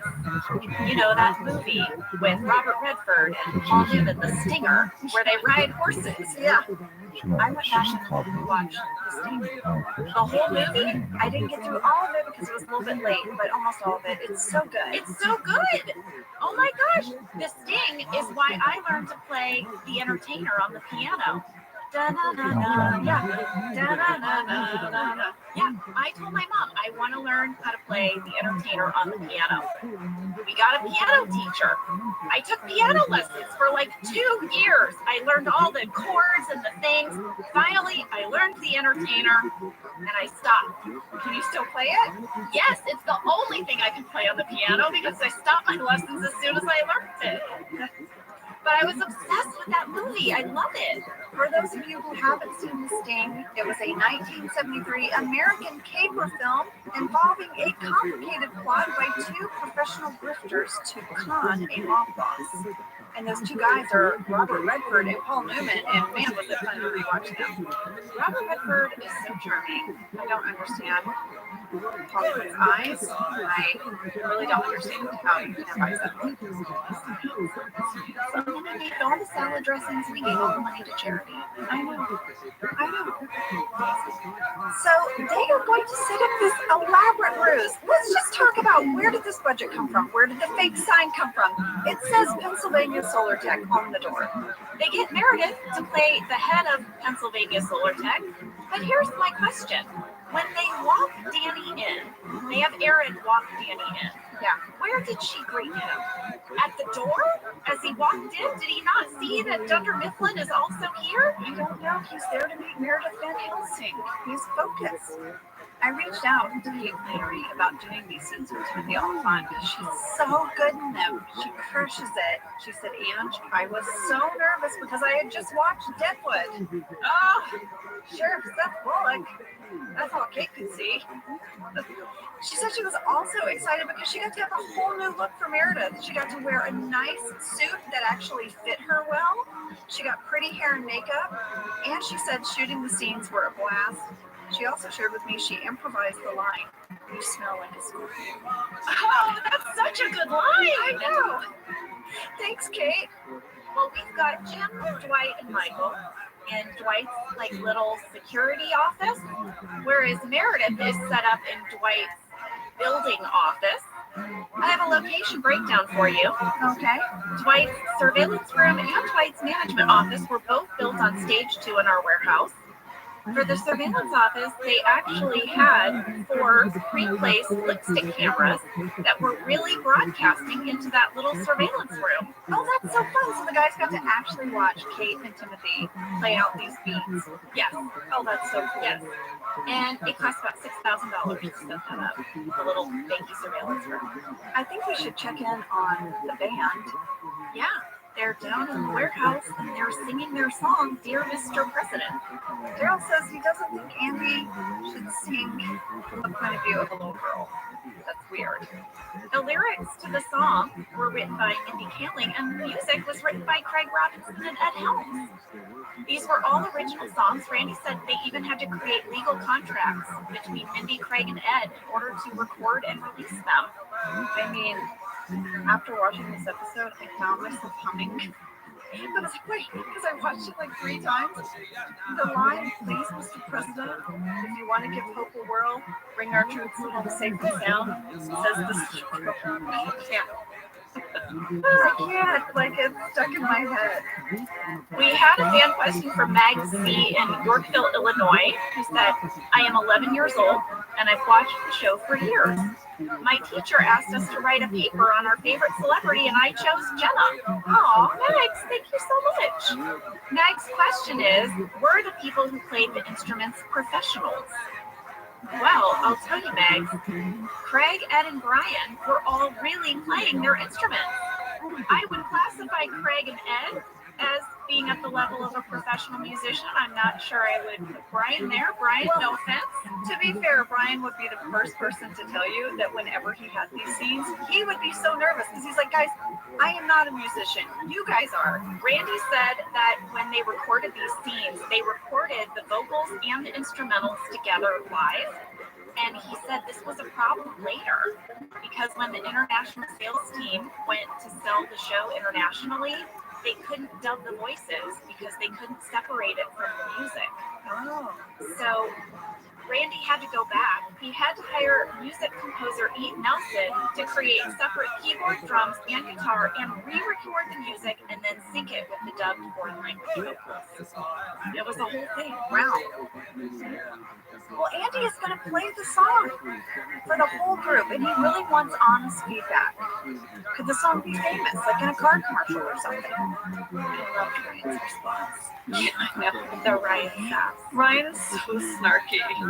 When he asked if maybe someone might skate to it at the Olympics, he's like, I don't think so, because they don't usually skate to such bad movies. And then what really seals the deal that it's not going to be a hit is that Creed said he really liked it. Yeah. And then Andy's like, oh, that really bums me out.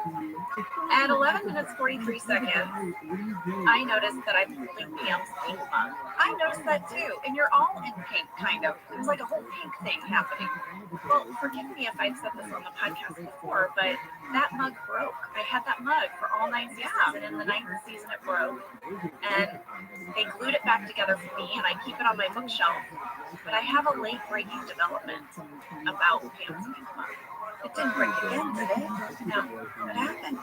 I found a woman who makes replicas. Did you order yourself one? I did, and it's really great. It's this woman named Linda Renee Pottery from Bluffton, Ohio. She has an Etsy shop. All of her pottery is beautiful. You know I love handmade things. Mm-hmm. She first made the mug as a special order item because someone requested it. And I guess I randomly saw this post on Twitter. I happened to see it. I'm so glad I did because I went on and I ordered one. And I love it. It's like a really good match. It's like I have Pam's pink mug again. You have to give us a photo of it. I will. Well, I know how much Pam's mug meant to you, and I'm so happy you have another one. I know we do. Things are going to heat up a little bit at Solar Tech. Danny takes off his jacket. Meredith is thrilled, and pretty quickly Michael has to call her and tell her to pull it together. Yeah, but she's not going to listen. No, She's going to unbutton her blouse, and she's going to walk around the desk to get closer to Danny. Well, Danny says we should think of this as a first date. And Meredith's like, how about a third date? And then Michael calls her and she says, shut up, let me do this, and hangs up on him. They're going to need to call in some reinforcements. Oscar. And Jim says, listen, you're an exec at Pennsylvania Solar Tech. And Dwight's like, no, Stark Industries. He keeps pushing Stark Industries.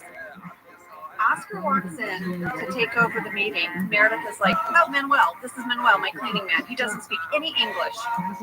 Go clean the windows. She just silences him immediately.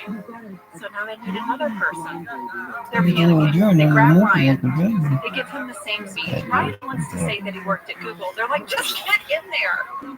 And then Ryan walks in, and right away she goes, Esteban, another cleaning man, doesn't speak English. Clean the floor. Yeah. Did you notice the 12 minutes and 25 seconds were inside the little surveillance office? And the television that is the single on Danny's face is labeled Alpha Cam. I don't know, because he's the alpha male is what it made me think of. I was like, oh, I like that. Meredith is really pouring it on now. She's like, Danny, I feel a real connection to you. And Michael's like, no. They're like, no. They run in. He busts in. Yeah. He's like, stop. And he confesses out Dwight and Jim. They're in on it too. It's amazing. So now Danny is leaving. He's running down the hallway. Michael is following him, pleading with him. Okay, you know that hallway was our real hallway that led to our little lobby. It was outside of our editor's offices. Yeah, that in no way connected to these actual rooms, which were over on the warehouse stage. So when they leave the little room, you'll notice there's a cut, and then they're in the hallway. So they had to bring that energy to two different locations.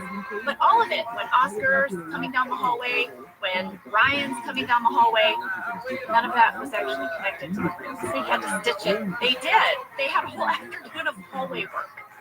Michael finally says, look, I will give you a better job here. Look what you did at this other company that doesn't have near the clients or reach that we have. Just imagine what you could do here. And Danny is intrigued. The wheels are turning. Mm-hmm. He's going to accept Michael's offer. Yes, and there was a deleted Danny Cordray talking head about why he took the job. Oh. Why would I agree to work here?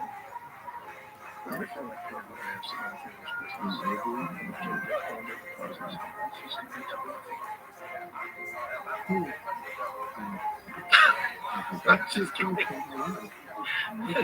They offered me this. It got you, didn't it? It totally got me. Isn't that a good one? Yes. Yes, I was like, I don't remember this. Yeah. Oh my goodness. Oh, I wish that had stayed in. And then how much money did Michael offer him? Oh my gosh, I don't know. And later, Michael is going to remember I already have a traveling salesman. It's Todd Packer. Yeah. Well, Michael's going to announce it to the whole office. He's going to bring him up. Kelly has a big reaction to meeting Danny, and it caused the standards and practices flurry of emails. It was the F-bomb. After the table reading, we got a note that said this, page 32, please bleep Kelly's remark completely with no beginning or end consonant sound, and blur the visible lip flap. They don't like the lip flap. They are all over the lip flap. You're going to lose the audio, and we will not be able to tell she's saying boom. Well, I guess after they locked the editor's cut, they had to send it back. And here's the note they got.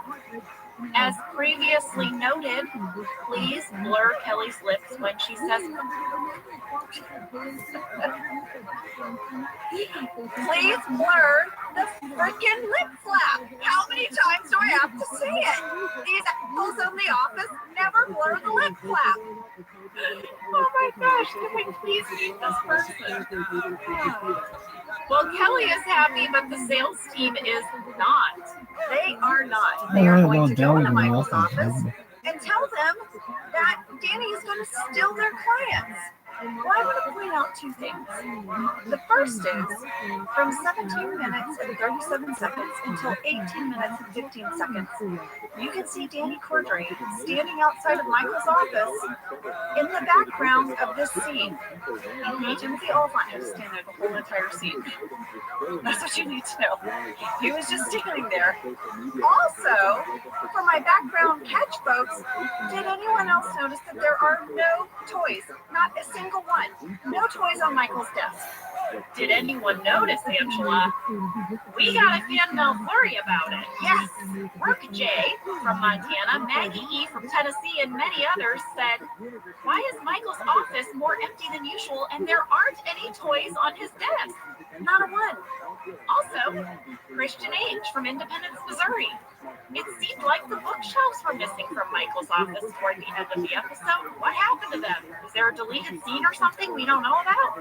Yeah, what happened? Was this that time there was that funky smell in Michael's office in the carpet and we had to pull it up? I have a memory of this. You mean like in real life or fictionally? In real life. No, I never remember that. There was a funky smell and they had to disassemble the Michael Scott office? I have a memory of that. We should ask Randy. I just remember one time it got a little stinky. Okay, I don't remember that, but I mean, I'm just assuming that they used all of Michael's stuff to create the Meredith Van Helsing office, and that's where all of his furniture went. I'm sorry, they did not use any of his toys. Oh, they used his mug? Well, the mug, and he points it out, to which Jim says, you know, this isn't a real TV show. But were his clackety teeth there? Was his little squishy ball that goes in and out? I don't know. Clacky balls there? I don't know. Maybe the clacky balls were there. We didn't look close enough. Who wants those? Why do you need them? Sam, why are you watching them? What does it bring your desk to have balls clacking back and forth? What is it? Who invented it? Well, I never got to the bottom of it. I still don't get it. Are they relaxing? What is it? I like the clacky balls. Sam got us each a little pair of clacky balls. And Sam, I've been wanting to tell you this for some time. They were sitting on a low shelf in my home office, and we had a friend whose toddler came over, and in maybe 5 seconds, put all the clacky balls in one giant knot that no one has been able to undo. We now give it as a challenge to people who come over. Like, can you undo what a toddler did in 5 seconds? No one's been able to do it. That makes me actually very happy. I'm going to take a picture of this. I understand that it's like some sort of physics phenomenon, the clacky balls. Yeah, but I just don't understand how they became such a popular desk item. I just don't get it. I'm going to deep dive it. Maybe it's a special episode of Office Ladies, bonus episode, clacky balls. Where did they come from? How did they rise to popularity? Well, I will tune in for your clacky balls. You're going to be there, lady. Oh, I'll be there. Okay. Look for it this winter. Yeah. Special episode, bonus episode, Office Ladies, clacky balls. Well, Michael's going to try to convince the sales team that things are going to get better. They are. That Danny being there will no longer be a threat. He'll now be an asset. Right after this, Danny is going to tell Jim that he and Pam went on a few dates way back, but that Pam wasn't into him, didn't call him back. Jim's like, she told me. I know. But then Dwight overhears this and has such a strong reaction. He's like, let me handle this, Jim. Drop the axe, Cordray, okay? We all know that you probably thought that Pam was just too meh or thin without being toned. But I want to tell you something. She is one of the plain, hardy women of Scranton that make this city great. So what if she doesn't wear makeup? Lady, when we did the table read and I heard the line thin without being toned, I laughed so hard. I was like, that is such an accurate description description of the scene. It was like, they nailed it, and it was so funny to me. I loved when Pam mouths to the camera, "I'm wearing makeup." Nothing describes her as meth. It's very funny. Oh my goodness. Dwight is also going to accuse Danny of being a thief, but then finds out it's 5 o'clock and shakes his hand. No, he's not going to take that home with him. They're going to take that energy home. Well, even though Andy, Daryl, and Kevin were all upstairs to meet Danny Cordray, they are also simultaneously down in the warehouse. I don't know if you noticed this editing. Yeah, they managed to be in 2 places at once. They're magic. And they're down there, and first, Andy tries to write a song from the heart. It's okay, but they've run out of time. Guess what? Daryl is going to stay, and he's going to jam. Yeah, Andy's so happy. And as a result, they are going to write a fabulous song. It's titled Croak, Croak, Croak, Bullfrog in Love. We have a fan question from Nicole S. in Seattle, Washington, who wanted to know who wrote Bullfrog in Love because it's really great. Well, this one was lyrics by Mindy Kaling and music by Eve Nelson. It is very good, very catchy. Well, Nicole, we agree with you. It's pretty awesome, and we all think you need to hear it.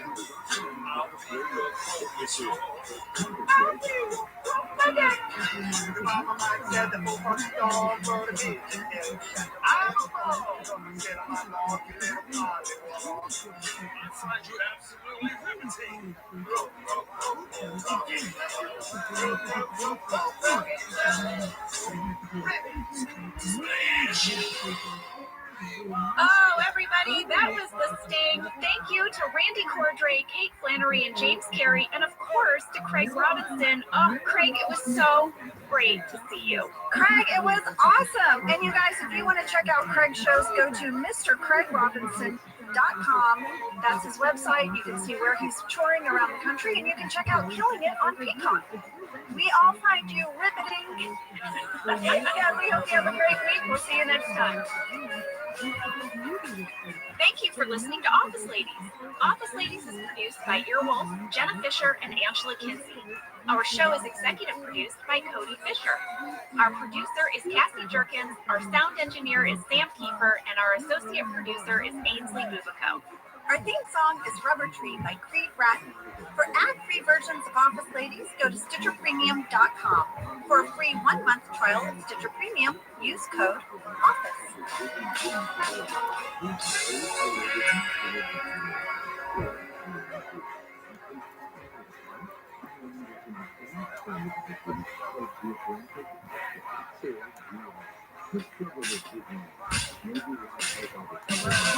I'm Jenna Fisher. And I'm Angela Kinsey. We were on The Office together. And we're best friends. And now we're doing the Ultimate Office Rewatch podcast just for you. Each week, we will break down an episode of The Office and give exclusive behind-the-scenes stories that only 2 people who were there can tell you. We're the Office Ladies.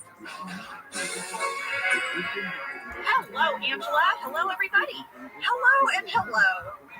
Today we're going to talk about costume contests. Oh, there's lots to discuss. It's season 7, episode 6, written by Justin Spitzer and directed by Dean Holland. I loved seeing us in our costumes the whole time. I have lots to share about that penguin. I loved the penguin so much, particularly in your talking head. Oh, the penguin talking head. I have a story. Okay, but I'll wait. Okay. Here's your summary, everybody. It is Halloween at Dunder Mifflin, and there is going to be a costume parade. The competition is stiff because the co-workers are vying for a valuable Halloween costume contest prize. And everyone's real excited about it. I mean, there is a buzz about this coupon book. Meanwhile, Michael comes to resent Daryl for going over his head with a good idea, and Pam and Jim wonder why did Danny ghost Pam 4 years ago. They're going to get to the bottom of it. I have lots of thoughts on that story. I cannot wait. I'm gonna hold on to them till we get there. Well, listen, everyone. Today we're going to mix things up a little bit with our fast facts. Angela, do you want to share with everyone where we got this week's fast fact inspiration? I do. Okay, this is very exciting, you guys. We record at Earwolf. They have a P.O. box for us that's for fan mail. Jen and I don't check it.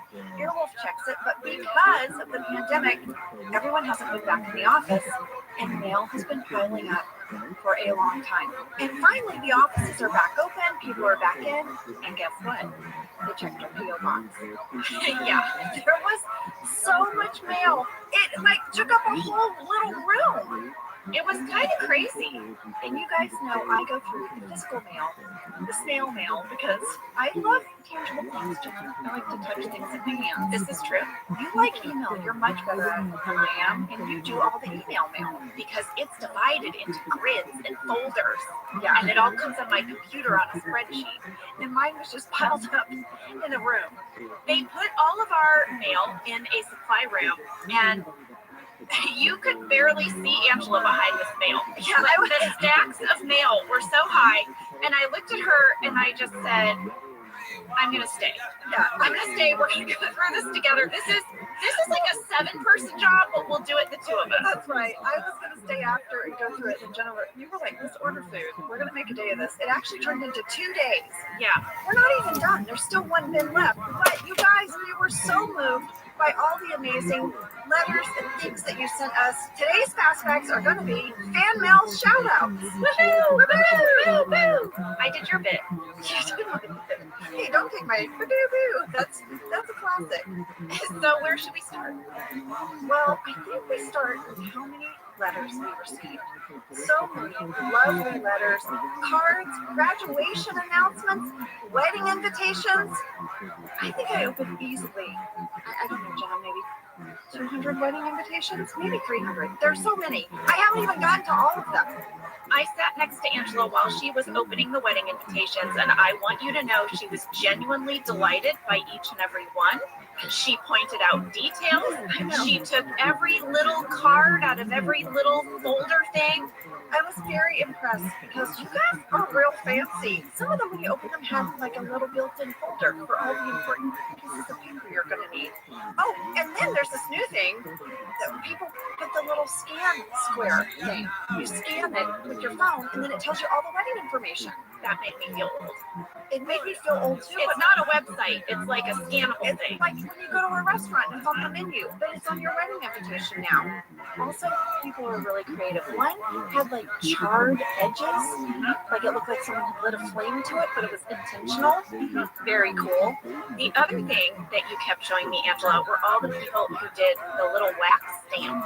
Yes, You loved a wax stamp. Any invitation with a wax stamp, Angela showed it to me. I did. So if you sent us a wedding invitation with a wax stamp, we both saw it. Yes. I don't know why, guys. I just want to live in the olden times. No, I get very excited about that. I myself did not do a wax stamp for my wedding, and I have regrets about it. But the other thing I want to share with you guys is a lot of you had office-themed weddings, and I wanted to share one of them. Oh, okay. Mary Meyer and her fiance, Justin, from St. Mary's, Pennsylvania. They met in 2nd grade. They remained friends for years. When they were older, they started hanging out more.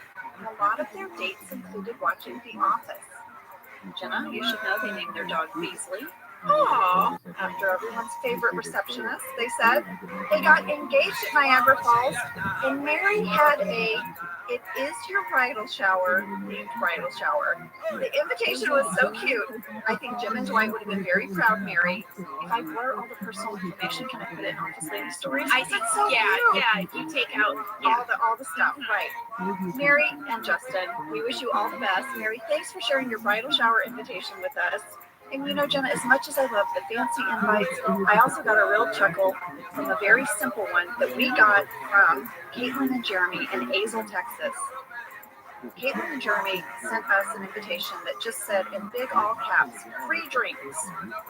And in parentheses, and we're getting married. But the first thing you saw was free drinks.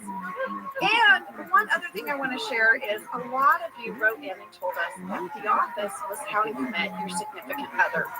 These stories were so sweet and fun. I wanted to share one of them. Okay. Maddie I wrote us a letter and said, to Angela, thank you. Back in 2019, you visited my school, Northern Michigan University. I had been talking to someone for a few months on the dating app, but we had yet to meet. We were both on the shy side. Your Q&A popped up, and we both loved the office, so we decided that this would be our first date. I know! Maddie goes on to say, let me tell you, it was perfect. There was no pressure because you did all the talking. And we got to laugh at your stories about the office, but also how you accidentally forgot to pack your underwear for the trip. Wait, what? This is a true story, John. I showed up at Northern Michigan University with no underwear. Except for what you had on. Well, yeah. Okay, well, I just saying. I was going to be there 3 days. Oh, wow. Yeah. And Maddie writes, I hope you found some, by the way. After that day, we were inseparable, and now her and I are engaged. Yay! I know! Office meetup! Congratulations. Office meet cute. That's an Angela meet cute. Oh, Yeah, I think you created that meet cute. I love it. yay! Well, I want to talk about all the homemade items that we received. And like overwhelmed with just the generosity and the hand craftsmanship, just the most thoughtful, most beautiful things. You guys sent us homemade napkins, hand stitched. We had candles and bath soaps, Pot holders. office themed pot holders that you all made, t-shirts. We got homemade jewelry, knit hats. I got a giant cat floaty for my swimming pool. My kids are very excited about that. Lots of really beautiful wood crafts, cookies, buttons, pins, stickers. And a lot of you really wanted Jenna to have a mug with her face on it, like the one from Kelly's party. Yes, so you got a few of those. And then a lot of you also wanted me to have a coffee mug that said, it's basically bread that looks like a donut. Yeah, so we both have a lot of those coffee mugs. Yeah. Well, we both agreed that we needed to talk about one homemade item in particular. We each got a spectacular quilt from Nancy Schmidt in Minneapolis. She sent these to us back in September of 2021. We just received them, Nancy. They are amazing. Nancy, they are so beautiful. For those of you guys that follow me on Instagram, you know that my mom, Bertie, is an amazing quilter. My grandmother, Lena, was a quilter as well. And Nancy, I have watched both of them spend hours quilting a quilt for someone as a gift. And I know how much time and heart goes into that. It was so moving to me. I love it so much. Well, Nancy sent us a letter where she explained in detail why she chose each fabric that she chose. I mean, so much thought and care goes into these quilts. And she said that one of the fabrics that she added reminded her of the palm trees that we said sometimes sneak into the background of the office. I love that. And then Nancy also said this in her letter to us. I'll never forget the safety training episode where the two of you dove in and talked about suicide. You saw the necessity of saying something about it, and what you did was both loving and brave. Well, Nancy, thank you for that. And thank you so much for the quilts. Yes, Nancy. I will be using mine all the time. One of the other things I want to talk about, Jenna, is the amazing artists that listen to Office Ladies Pod. We got several paintings of Jenna and myself, either as our characters or of ourselves in real life. And I wanted to shout out Ellen, who is 13 years old. She painted a big picture of Jenna and I, plus little ones of our characters. She shared in a letter to us that she loves art and Jane Austen novels and mugs. And Ellen, I want you to know, I love all of those things. In fact, I have a coffee mug with all of the quotes from Pride and Prejudice. Don't even get me started on Mr. Darcy. Well, a lot of you also shared with us how the podcast got you through long commutes or hardships in your life, the pandemic, or how it just kind of kept you company in one form or another. And one of the letters I wanted to highlight was from Dustin M. Dustin said, I am a second shift custodian for a school, and for about 4 hours a night, I am alone in the building cleaning. You two keep me company and laughing while at work. He went on to say, I wanted to share a little of my story and my family's story. And he sent us a photo of him and his wife and their two kids. They're gorgeous. It was their Christmas card from last year. Here's what Dustin said. When you had Ellie Kemper on the show a few weeks ago, it reminded me of how much I loved her storyline with the foster care system and trying to find her parents. My wife and I were foster parents ourselves for a few years and have been lucky enough to adopt both of our beautiful children from the system. Vivi was 1 when we adopted her. After taking her straight from the hospital, she is now 4 and a bundle of joy and energy. Not to be outdone is my son Hank, who was also 1 when we adopted him after getting him from another foster family when he was 4 months old. He is currently 3 and will pick on his sister any chance he gets. He went on to say that he loved the episode where Andy talks about frolfing. Dustin actually has a company that sells disc golf equipment. Dustin said we call it disc golf, but we love frolfing. Okay. And Dustin even named his company V&H Disc Golf after his kids. And then he ended his letter by saying, thank you for spending time with me each week and sharing all the behind-the-scenes stories. Merry Christmas and Happy New Year. Thank you, Dustin. Isn't that the sweetest letter? Yes, I love it. Thank you so much for sharing that with us. And he sent us one of his disc golf frisbees. Yeah. The other thing Jen and I couldn't get over was just how many different places letters and things come from. Now, I know, Jenna, with email, you really get people from all over. But, mail, that takes effort to put something in an envelope, pay for the postage to go out of the country. Yeah. And there were lots of letters that were moving to us. I want to say thank you to Andy J. from the UK, who wrote in and said, I've been an Office fan for years and now enjoy listening to Office Ladies whilst driving around for work. He went on to share with us that he makes wooden name plaques, and he sent one to Jenna and myself. Andy, we love them. They're so cute. And guess what? Here's the other thing we want to share with you guys. We now have desks. We have desks at Earwolf. We each have a desk. We kind of pammed it. We did pam it. Who pammed it? You did. I pammed it. You said, who's sitting at these 2 empty desks? Can we take them? When they said sure. And then, you guys, all of the beautiful things you sent in, we use to decorate our office space here at Office Ladies.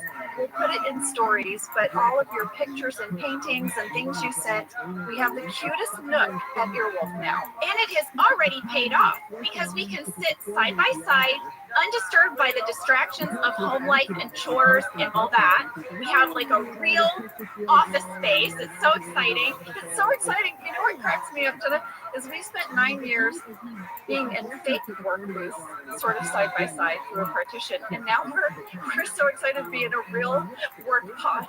I didn't even think of that. But it's great because we want to tell you we are currently using our desks to sign copies of the Office BFFs for the holidays. So look out for that. Yeah, it's going to be on officeladies.com. We're going to do a really fun holiday bundle with our book. Well, finally, before we go to break, Taylor E. in Alberta, Canada sent us something I'm very excited about. I'm also not excited about it. I don't know my feelings about it. Taylor, I'm super excited because one of them I have had and the other I have not. Here's what Taylor sent us. Some old Dutch chips. Remember, these were featured in the episode Business Trip. Old Dutch chips were founded in Winnipeg in 1954. And Old Dutch has the crazy flavors. Yes. So here's what we've got here. We've got the dill pickle flavor. It's dill pickle and onion. Oh boy. Mm-hmm. And then ketchup flavored chips. I've had the ketchup one, so I'm really excited. And you liked them? I did like it. Okay. And then the last thing, she sent us something from Ruffles. They're called the all-dressed chip, and Taylor thinks that is a Canada-specific flavor. Okay, I have not had that. Let's open them up. All right. All right, while we're getting ready, I want to say Taylor. Ooh, that's loud. That is very loud. Sorry. Okay. Let me say before we taste the chips that Taylor also said, quote, living in a fairly rural area in Alberta, I don't ever get to see or meet celebrities or be part of Hollywood. Though it once made it into our newspaper that Helena Bonham Carter visited a coffee shop in our city. So it's special to listen to your podcast every week and get a bit of a glimpse into the magic of Hollywood. Taylor, thank you for your letter and thank you for the chips that I'm going to try. What I guess is still pickle and onion. Okay. Sam Cassie, do you want to try any? You want to try these? There's a little bit of a reluctant look from Cassie. Okay, how's the dill? Okay, give me that pickle one. Oh my God. I don't like it. Okay, drink some water. I don't care for it. Okay, I'm trying dill pickle and onion. I like it. What? I like it.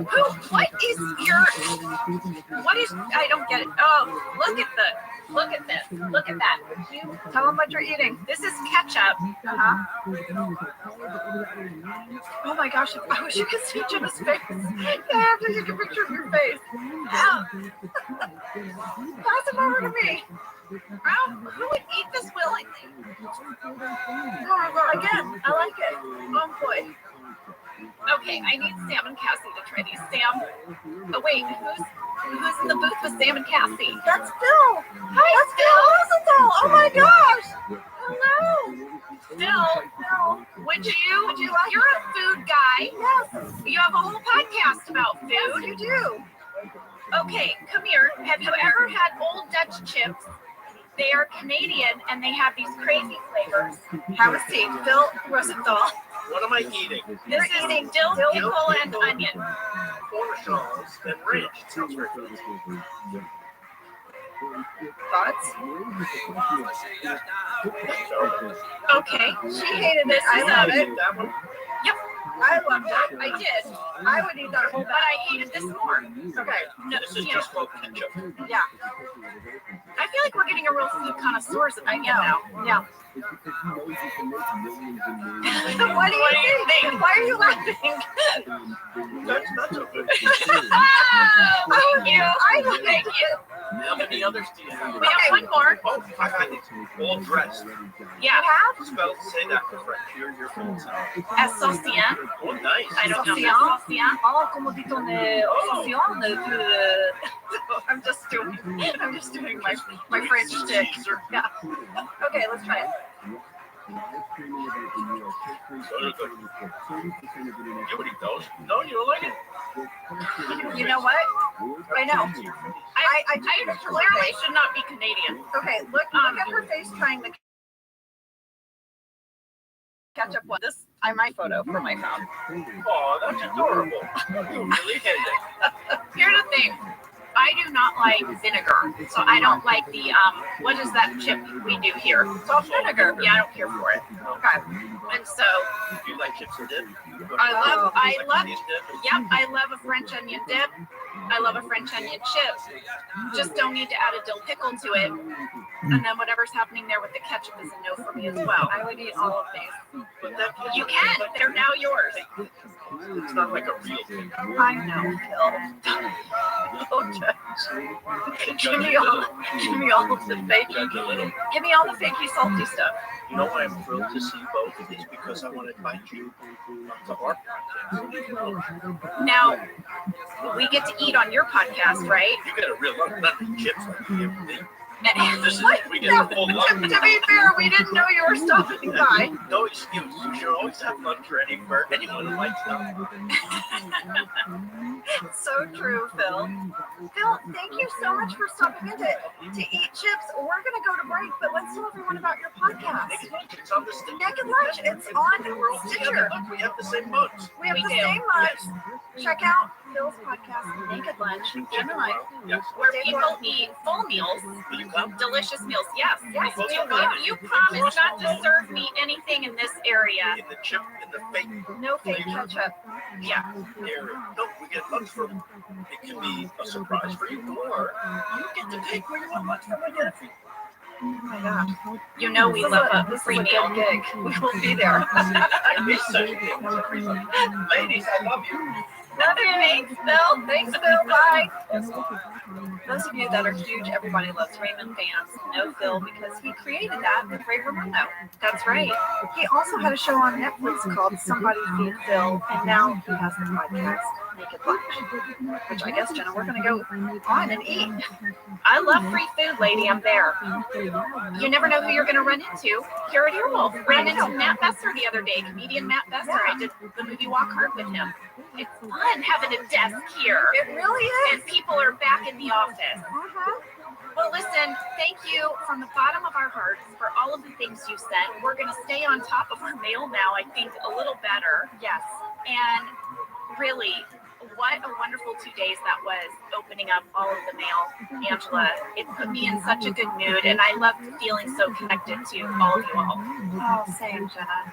Same. We love you guys. Thank you so much for taking the time out to reach out to us.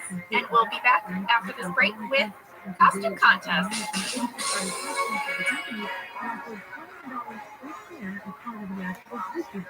This is an ode to the McDonald's French fry. They are so delicious.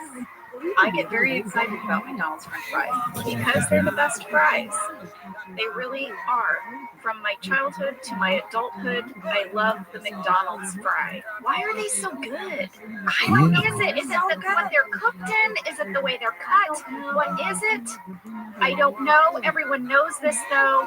The McDonald's fry. But my happiest moment, because I love to get a Happy Meal, it's just the perfect size for me. But sometimes some of the fries fall out at the bottom of the Happy Meal, and I think I'm done with my fries, and then there's a few bonus ones at the bottom. Get your favorite McDonald's fries today. This episode is going to start with a cold open where everyone is, well, they're kind of pranking Stanley because he's oblivious. Yeah, he goes to take a sip of his coffee, but he drinks some orange juice from Jim's coffee mug instead, and he doesn't seem to notice the difference.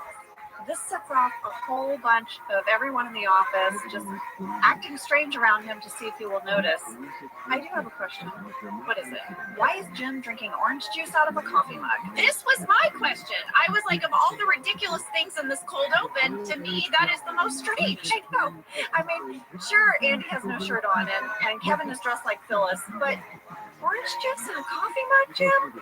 I do like the taste of orange juice in a coffee mug. There are certain things I like drinking from a mug. I like the taste of milk from a mug instead of a glass. Don't you find that the different container gives something to the liquid? I do, and I think orange juice in a coffee mug is disgusting. But I have such a strong feeling. But I also like fake ketchup potato chips, so what do I know? I have a little tidbit from Randy Cordray at the very end of this cold open as Stanley's walking out. Is it about the pony? It's about the pony. You know that was from Bob Dunn's Animals, our go-to animal folks, and the pony's name was Bonsai. Bonsai. I had a Shetland pony. Are they big? No, they're tiny. Are they as tiny as the tiny pony in the cold open? Yes. Oh. Some people let him in their house. I think Rainn Wilson has a Shetland pony that walks about his house. I think you're right. Yep. The show opens with everyone in very festive Halloween attire. They've really gone all out this time. Like truly, the costumes have gone all out, the decor, the prize for the contest will get there. Yeah. And Jenna, yes, are you ready for a costume breakdown? Oh, and with music, Sam, I'm liking this. Thank you, Sam. I looked at the shooting draft. Here's how they describe everyone. Oscar is a disco guy. Angela is a penguin. Stanley is a samurai. Phyllis is Supreme Court Justice Elena Kagan. Creed is a mummy. Kevin is the filmmaker Michael Moore. Aaron is wearing a, quote, grotesque horror costume with a full latex mask. Michael is dressed as the SNL character MacGruber. Andy is Bill Compton from True Blood. Pam is Olive Oil. Dwight is the Scranton Strangler. Gabe is Lady Gaga. Daryl is a vampire. Toby is a hobo clown. And in parentheses it says a basic costume. Oh. Ryan is Justin Bieber. And Kelly is Snooki from the reality TV show Jersey Shore. And Meredith is a waitress. I think maybe Snooki from True Blood. I'm not sure. Bob Vance is Dirty Harry. Remember Clint Eastwood, Dirty Harry? Todd Parker is a pregnant nun, although that isn't in the script. Oh, I don't know if they added that. And Jim does not have a costume. Danny Cordray does not have a costume. And in the course of this episode, 5 office workers will change costumes. 5? Yes. Kelly, Angela, Oscar, Michael, and, well, Jim. Oh, yes, of course. Oh. Okay, so, Jen, I have to ask you, have you ever gone all out for Halloween? Because I kind of know your usual look. I've seen it. Yeah, I usually just do Halloween-themed clothing. So I've got a skeleton shirt. I've got my earrings that I wear. They're a little mummy and a little Frankenstein. But I did go all out one year. I really went all out, and I even got Lee to dress up with me. And he is like even less of a dresser-upper. In fact, this storyline with Jim and Pam, of Pam wanting Jim to dress up, reminded me of this. What was it? A few years ago, Lee and I were Mary Berry and Paul Hollywood for the Great British Baking Show. I remember that. It was so fun. We had the best time. Oh, I need pictures. We could definitely post a picture. But that, I would say, especially in recent memory, is the most all out I've ever gone. I feel like you're more of the costume person. You guys will do a whole thing. You've got several costumes from Target. You've got your donut that I've seen you wear a lot. I will say, I'm not someone that creates a whole cool costume and sews stuff and does elaborate stuff. I will just throw a donut over my own clothes. Yeah. And I'm usually a donut and Josh is a coffee. That's how one year we were eggs and bacon. I don't know why we have all these breakfast themes, but I have to ask you, when you were Mary Berry and Paul Hollywood, did people know who you guys were? When we posted the picture on Instagram, people knew, but in real life, I'm not sure. Okay, because one year when I was a kid, probably, I don't know, I was around 8 or 9, I went all out on a Halloween costume and no one knew who I was. I'm still tickled that my mom was so supportive of this because I'm sure my mom was like, what? Do you remember this SNL character Gilda Radner would do called Rosanna Dana? Yeah. She had a wig that went way out on either side of her head. It was like a big triangle. Yeah, a black triangle wig. She wore bright red lipstick and like a little suit. And she'd be like, I'm Rosanna Dana. And that's who I wanted to be for Halloween. So my mom got me a little suit and the triangle wig and bright red lipstick. And I think 3 people knew who I was. How old were you? I was like 9. You were a 9-year-old Rosanna Dana. Rosanna Dana. I know. I mean, it kind of says everything you need to know about me. It really does. Well, speaking of another SNL character, Michael is dressed as MacGruber, and he is disarming a bomb.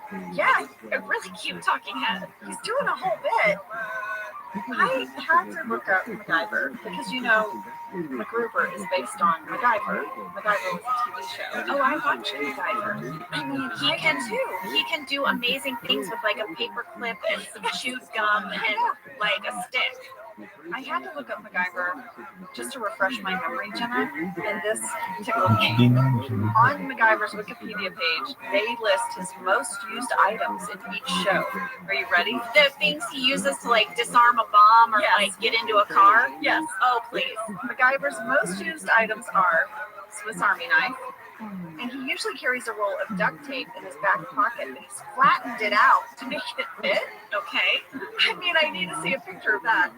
Other items he always has on hand: an ID card, a Timex camper watch, Strike Anywhere matches, a few paper clips, chewing gum, flashlight, and a toolbox on his Jeep. Okay. That was why I said paperclip and chewing gum. I know, that's what we all remember.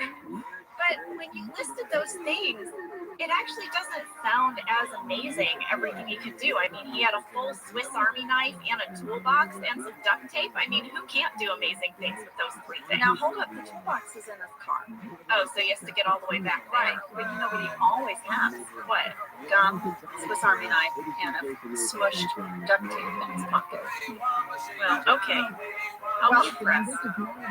Well, now Pam has her talking head. She's dressed as olive oil. She's telling us that there is an excitement in the office because she has a prize. for the best costume, and everyone's excited about it. The prize is the 2011 Scranton Wilkes-Barre coupon book worth over $15,000 in savings. Pam is really animated in this episode.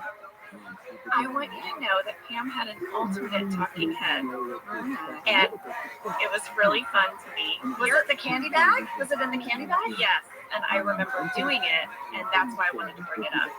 Here it is.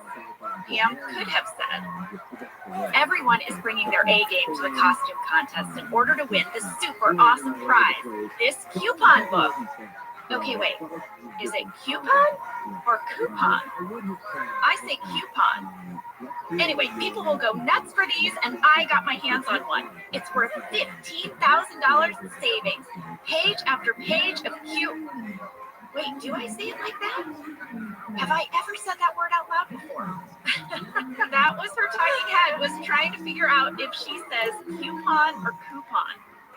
So I was going to ask you, how do you say it? I say coupon. You say coupon. Yes, my husband loves a coupon, so, you know.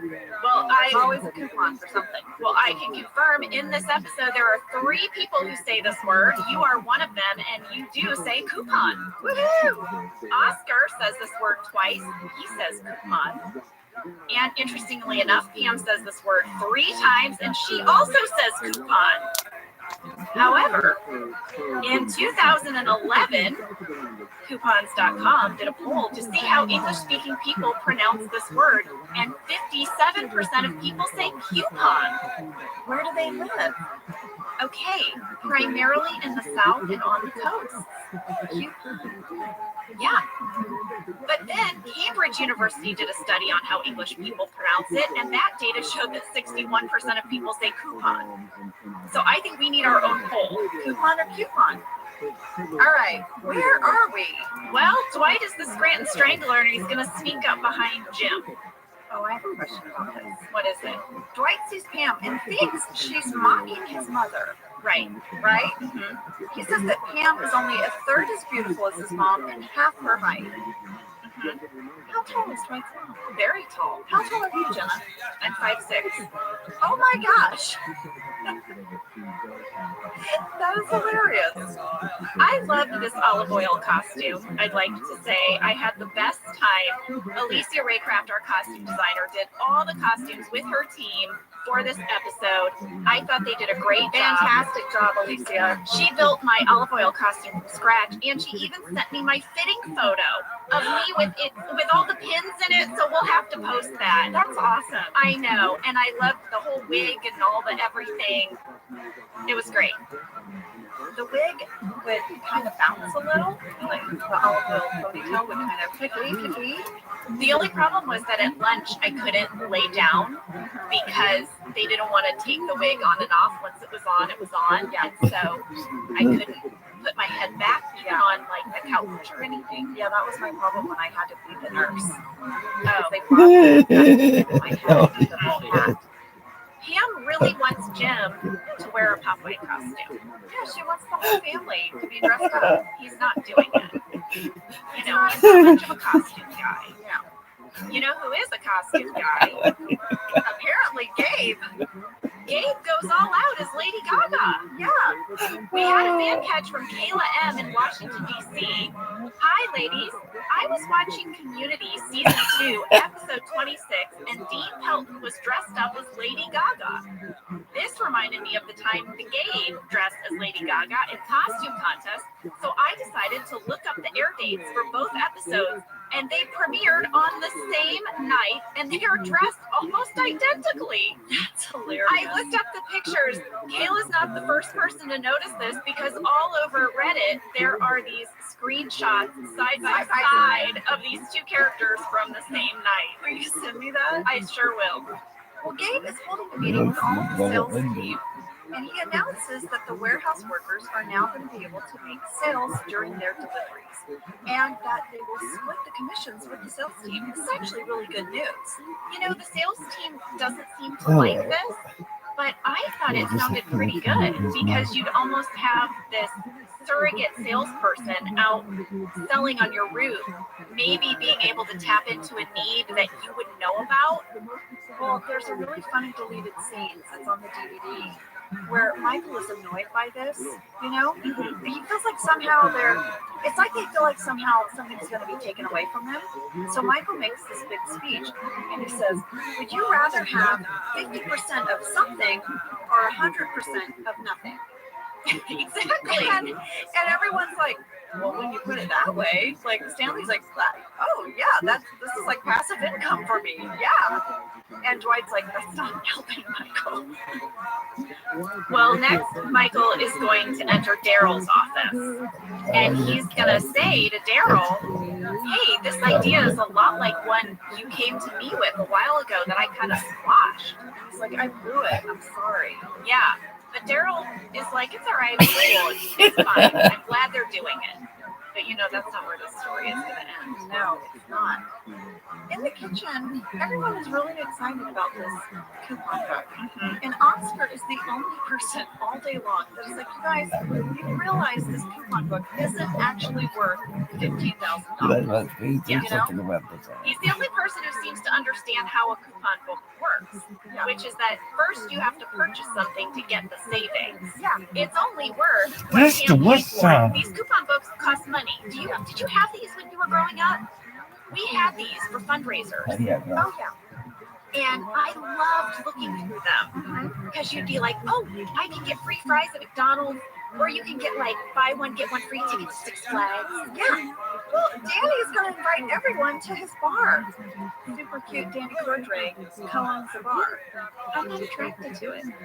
I'm not attracted to Danny Cordray, bar owner, with the super ironic name Public School. You know, Oscar doesn't seem impressed either. Oscar loves it. He goes, public school, that's hilarious. A+. I felt like he was being snarky. No. You think that's genuine? I went to the script.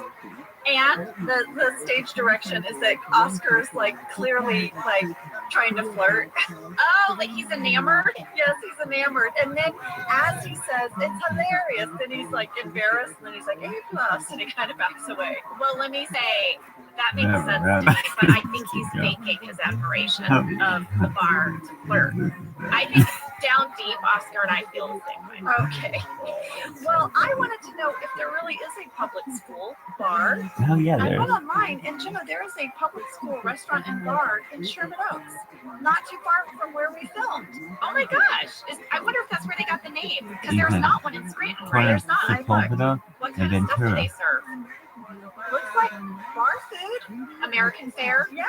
All right. There you go. There is a public school bar.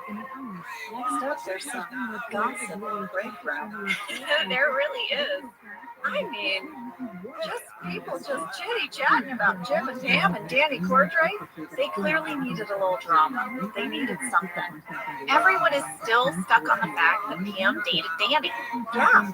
They're like discussing, is Pam gonna choose Jim or Danny? She's married and has a child. They with went Jim. to the wedding. They're happy. Like, what is going on? Dwight interrupts everyone and says, listen, Pam will choose whichever guy scent most matches that of her father. And then he's like, does anyone know what her dad smells like? And Phyllis seems like she's going to start to remember what Pam's dad smelled like. Oh my gosh. Angela. Fucking bad. Did you look at something about pheromones and dating? Did you? Well, I recall a study that I read about years ago about women and the scent of a man that they are most attracted to. And so I looked up the details to make sure I remembered it correctly, and I did. Do you want to hear it? I mean, I really do. Okay. Give me all the men scent info. Okay. So in general, women really do seem to pick their mate based on smell, as do other animals. This is a thing. Okay. You have these genes called the major histocompatibility complex, or MHC, And those genes, I guess, play a role in your immune system and fighting disease. And this is what we're smelling for. We're smelling men for their MHC gene. Okay? So they did a study at the University of Liverpool. Okay? They recruited 110 women between the ages of 18 and 35. And they gave these women t-shirts that men had worn overnight, and it had different men's scents on them. The women never saw what the men looked like. They just smelled the shirts, and then they had to rate them on their pleasantness, like which ones were you most attracted to, and they asked the women, based on the smell, who would you most pick as a long-term partner? Right, okay, which t-shirt are you picking? They found that the women tended to be attracted to people with an MHC that was dissimilar to their own. And they concluded that's because it would be beneficial to mate with someone who is most genetically different from you, because you're less likely to share genetic defects that you would pass along to your children. Oh my God, the body is so cool! Isn't that crazy? That's cool. But here's what they were really studying during this test. What? They were studying. There's a twist. What are you talking about? These ladies just signed up to smell t-shirts. Well, they wanted to test the effect of birth control pills on our ability to smell out a good mate. So at first, none of the women were taking birth control, and they could smell better. They could smell out a mate that was dissimilar from them. And then when they got on birth control, it changed, it dulled their senses or something. It changed who they were attracted to. Suddenly, women were attracted to the smells of men who were more genetically similar. In general, the effects of the study said if you meet someone while taking birth control and then you stop it, or if you meet someone not taking birth control and you start it, it might affect your attraction to them because you smell different. You're attracted to a different thing. That's fascinating. There was a study in psychological science of 365 couples that found that women who went on the pill during a relationship were now suddenly less sexually satisfied than women who had been consistently on the pill or never on the pill. All right, but here is the other thing. Of course, I had to Google this thing that Dwight says about Pam picking the person who smells most like her father. That's where I thought you were going. Well, if you can believe it, there was another study, another t-shirt smelling study. New ladies came in and smelled some new t-shirts. This was published in the medical journal Nature Genetics. This study found out something new. Wow. New t-shirt smelling info. Yes, women were attracted to men who were genetically different. However, it found that they were attracted to men who were genetically similar in one way, otherwise different. Do you know what the one way was? They smelled like their fathers. That's right. The t-shirts they loved most were worn by men who also had the same MHC genetic code, smell, disease-fighting genetics as their dads. Well, Dwight, you got it right. He got it right. I guess Jim smells like Pam's dad. Yeah.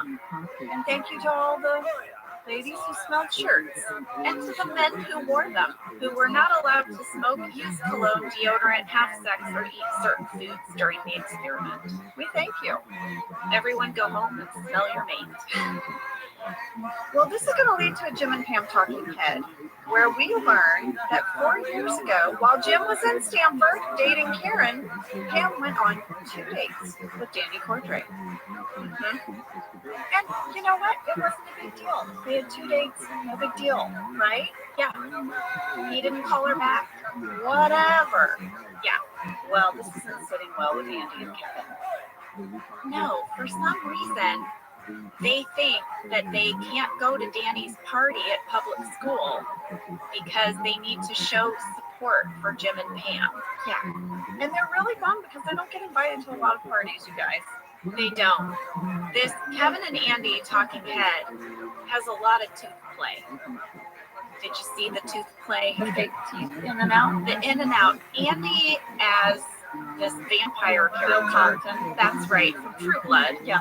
He is going to use those plastic Dracula teeth like nobody's business. In every scene, they're in, they're out, they're in, they're out. I wanted to find out who invented the plastic Dracula teeth. I went down a rabbit hole, and I never found out. We'll never know. I don't know who invented them. You can get them everywhere, though. That I did find out. We already knew that. Well, I think we should get a break because when we come back, Madge from the warehouse is going to make a sale. Yeah. And Michael really wants everyone to congratulate Daryl. He really does.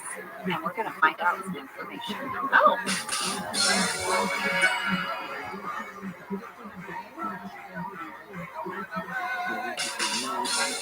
Well, we are back, and like Angela said before the break, Jim has announced that Madge from the warehouse just made her first sale. Well, Michael feels bad because he feels like Daryl has never gotten credit for this idea, and clearly the idea is going well.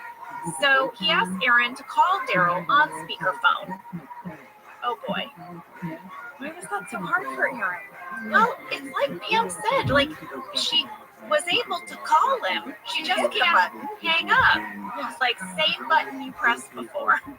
Aaron ends up sitting on the phone to try to hang it up. Well, Daryl reluctantly comes out, and Michael really blames corporate that they stole this idea from Daryl. And Gabe is like, no, corporate didn't steal anything. Daryl told me the idea. I took it to corporate, giving Daryl full credit, and they liked his idea. In fact, let's give Daryl that round of applause. Yeah. Now Michael is mad that Daryl went over his head. He's peeved. That's right. Dwight tells Michael that this kind of behavior is going to make his job obsolete. Like if people can just go around Michael straight to corporate, then what is Michael's job really? This is going to make Michael spiral out. Meanwhile, Kevin is going to walk up to Danny Cordray at the water cooler, and he's going to smack him on the butt. Did you catch that? I did. That's how he gets his attention. Yeah, I did. And I also caught Timothy Oliphant as Danny looking back at him like, what's happening? What are you doing? They need his attention because Andy and Kevin are going to explain that as much as they would like to come to public school for this party, they're going to bow out. Because Jim and Pam asked them not to go, is what they say. Danny's going to talk to Jim and Pam, but Kevin's like, don't say me and Andy talk to you. Or we'll kill you. Or you'll be dead. Yeah, I mean, what is going on? Kelly's going to arrive back to work in a new costume. It's very elaborate. I looked in the shooting draft, and here's what it said. Kelly walks in with some shopping bags. She is an elaborate, sexy clown. That's what it is. I wondered. I thought maybe she was being a pop star from a music video or something. She's an elaborate, sexy clown. Okay. She also shares about how much she spent on this costume. It's in deleted scenes. Let's hear it. My costume cost $600. If I had the coupon code, it would have cost 20% less than that, which is why I know. By the way, we have another coupon. No one has said coupon. Well, now Angela is peeved. She says, Kelly, you cannot change costumes in the middle of the day. Pam, she's out. This leads to a back and forth where Oscar jumps in. I want you guys to the line. Yeah, shut it, Oscar. Pam? Nice. And I also wanted to share with you guys, we could not get through my trucking head in this penguin costume. I can see why. It's so funny. You're such an angry penguin. You're so mad. The penguin costume was so incredibly comfortable, but the way the beak went up and over my forehead kind of limited my side vision. So even when I turn to you, when I say shut it, Oscar, Pam, if you look at how I turn, it looks like I have a crick in my neck, but it's just the way the penguin head set on my forehead. Anyway, Dean and I were cracking up so much in this talking head, I kind of felt like we had to hear it. Yay! This is an amazing prize. I mean, I don't even want to give Pam a compliment because she's so good, but she did a good job. I really want that coupon code. I love when you're like, She's so big. That was so much fun to do. I loved that penguin costume. It was like wearing pajamas all day, minus the way the head fit. Everything else is awesome. Well, next up, Dwight is, what is he doing? He's throwing magnets away. In the trash. He doesn't like magnets that are too busy, that have too much going on. Yeah, they're interesting enough. You don't have to tart them up with some design. At 10 minutes 33 seconds, I'd like to point out a personal Halloween decoration. What? I have the same spooky spider that's hanging over the table in the kitchen. I decorate with it every Halloween. Spooky spider. Michael is watching a conversation between Kevin and Gabe. It's pretty animated, and Michael is just freaking out. He thinks everyone is going over his head, around his head. What do you also say? What do you call when someone takes you from the back? And Dwight's like, no. Oh yeah, what is it? Let's take them from behind. Yeah. Michael thinks everyone's going to Gabe behind his back. So he storms in to this conversation and really lays into Kevin. Kevin is so upset and apologetic. Shout out to Brian Baumgartner, who crushed this moment. I agree. He's such a good performance. So good. It turns out that he was just suggesting some Lady Gaga moves, but in the future he'll tell Michael first. There's a really great robot move he's going to show him. Yeah. And Michael's like, just don't let it happen again. And Kevin is like, no way, Jose. Yeah. I did look in the shooting draft. The you gave was not in the script. I suspected it was not, and the reason why is because they cut out of that so fast. Yeah. Because I'm sure everyone cracked up after he did it. Yep. Next up, we're in the conference room with Danny, Jim, and Pam, and they're just having a big laugh over this crazy notion that Jim and Pam would want people to go to his party. Jenna, you are so great in this scene. You are so good in it. I rewatched it a few times. I even recorded it. When you say, no, actually it was 2 dates. We had a plan for a third. We have to hear it. It's too good. So Jim, I thought it was we have plans for a third, but then I don't know when I'm going to act. So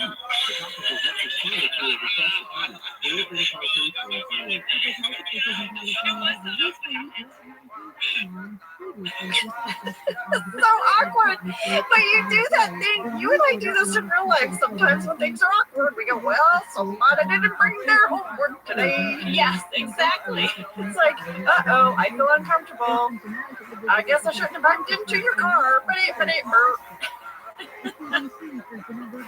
It was not in the shooting draft stage direction for you to be sing-songy or do any of that.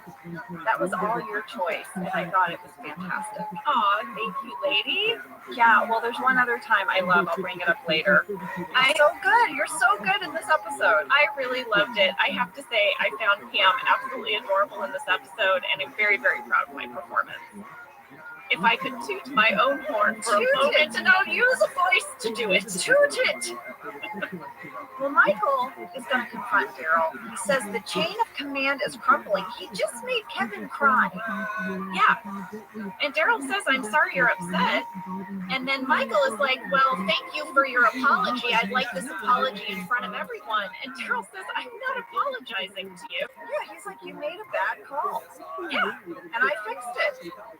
There is a line in this scene that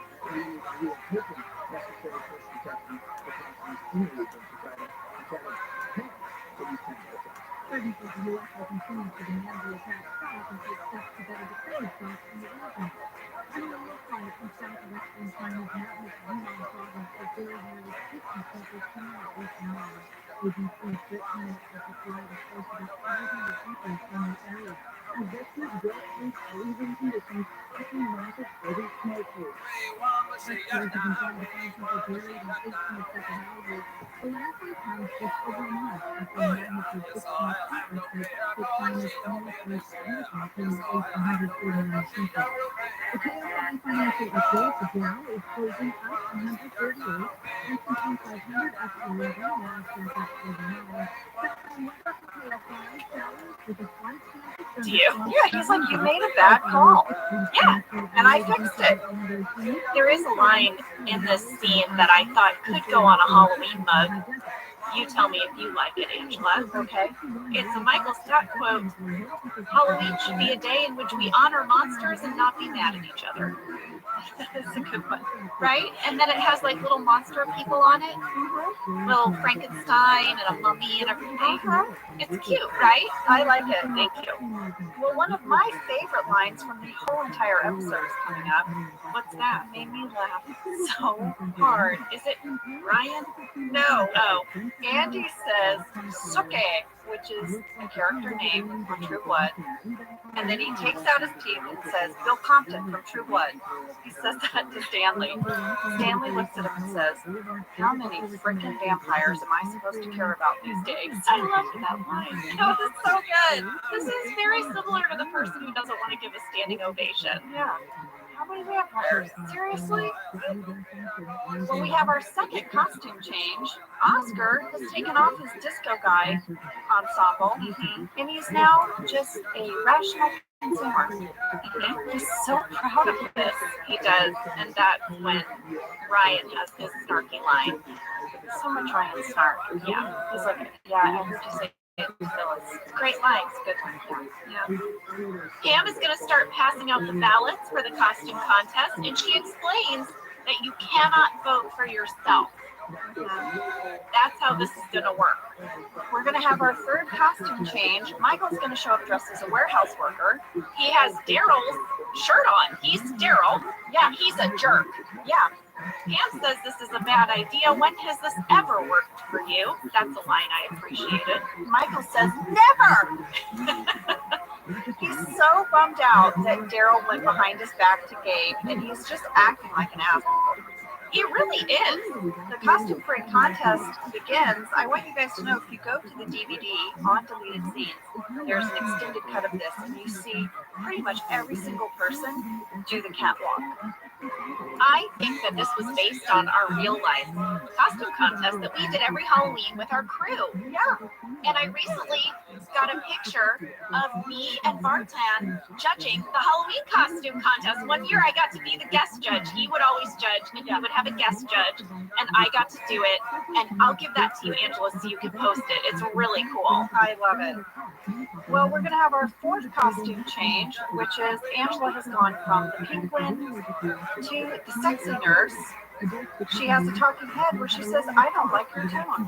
Look, they were sold out of all the other costumes, okay? I think we all live in the real world here. Let me say, as your best friend, being on set with you while you wore that costume, it was very skimpy. I kind of can't believe it made it on the air. It was. You were wearing like nothing. I Truly. could not bend over. No. I had little mesh biker shorts on because didn't want to, ruin the mystery.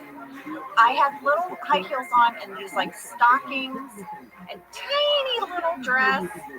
And then Alicia brought me a box of the chicken cutlet boobs, Yep.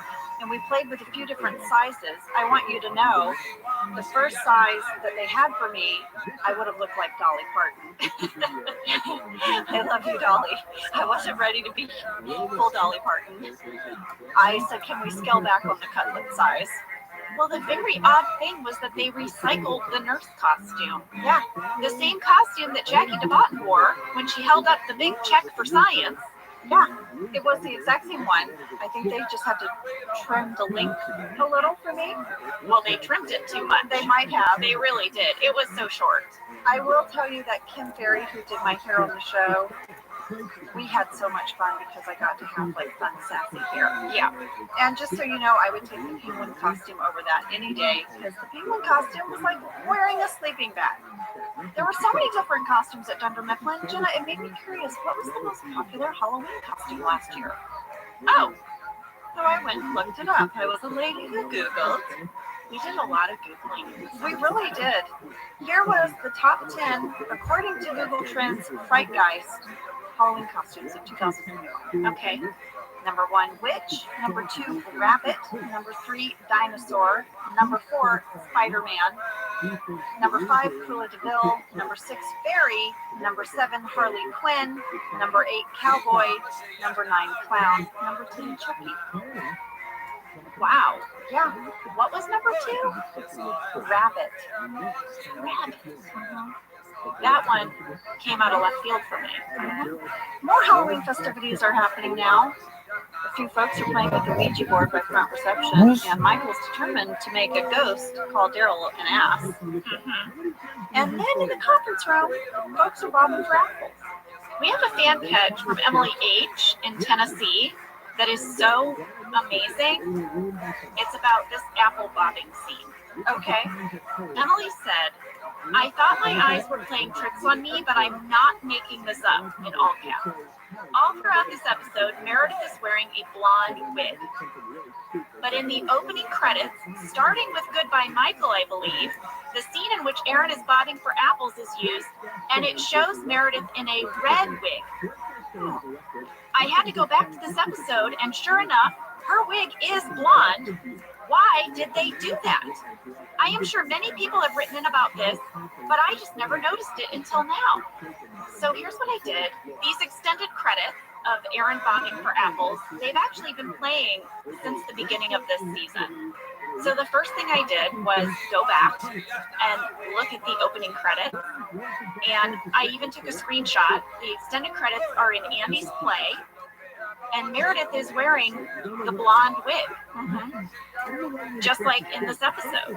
And I thought, oh, well, maybe Emily is just mistaken. So then I went forward to Goodbye Michael, same credit sequence. Her wig is red. What? Yeah, I took screenshots of both. Look, here's the shot from Andy's play. That's Goodbye Michael. Oh my gosh, that is bizarre. What is that about?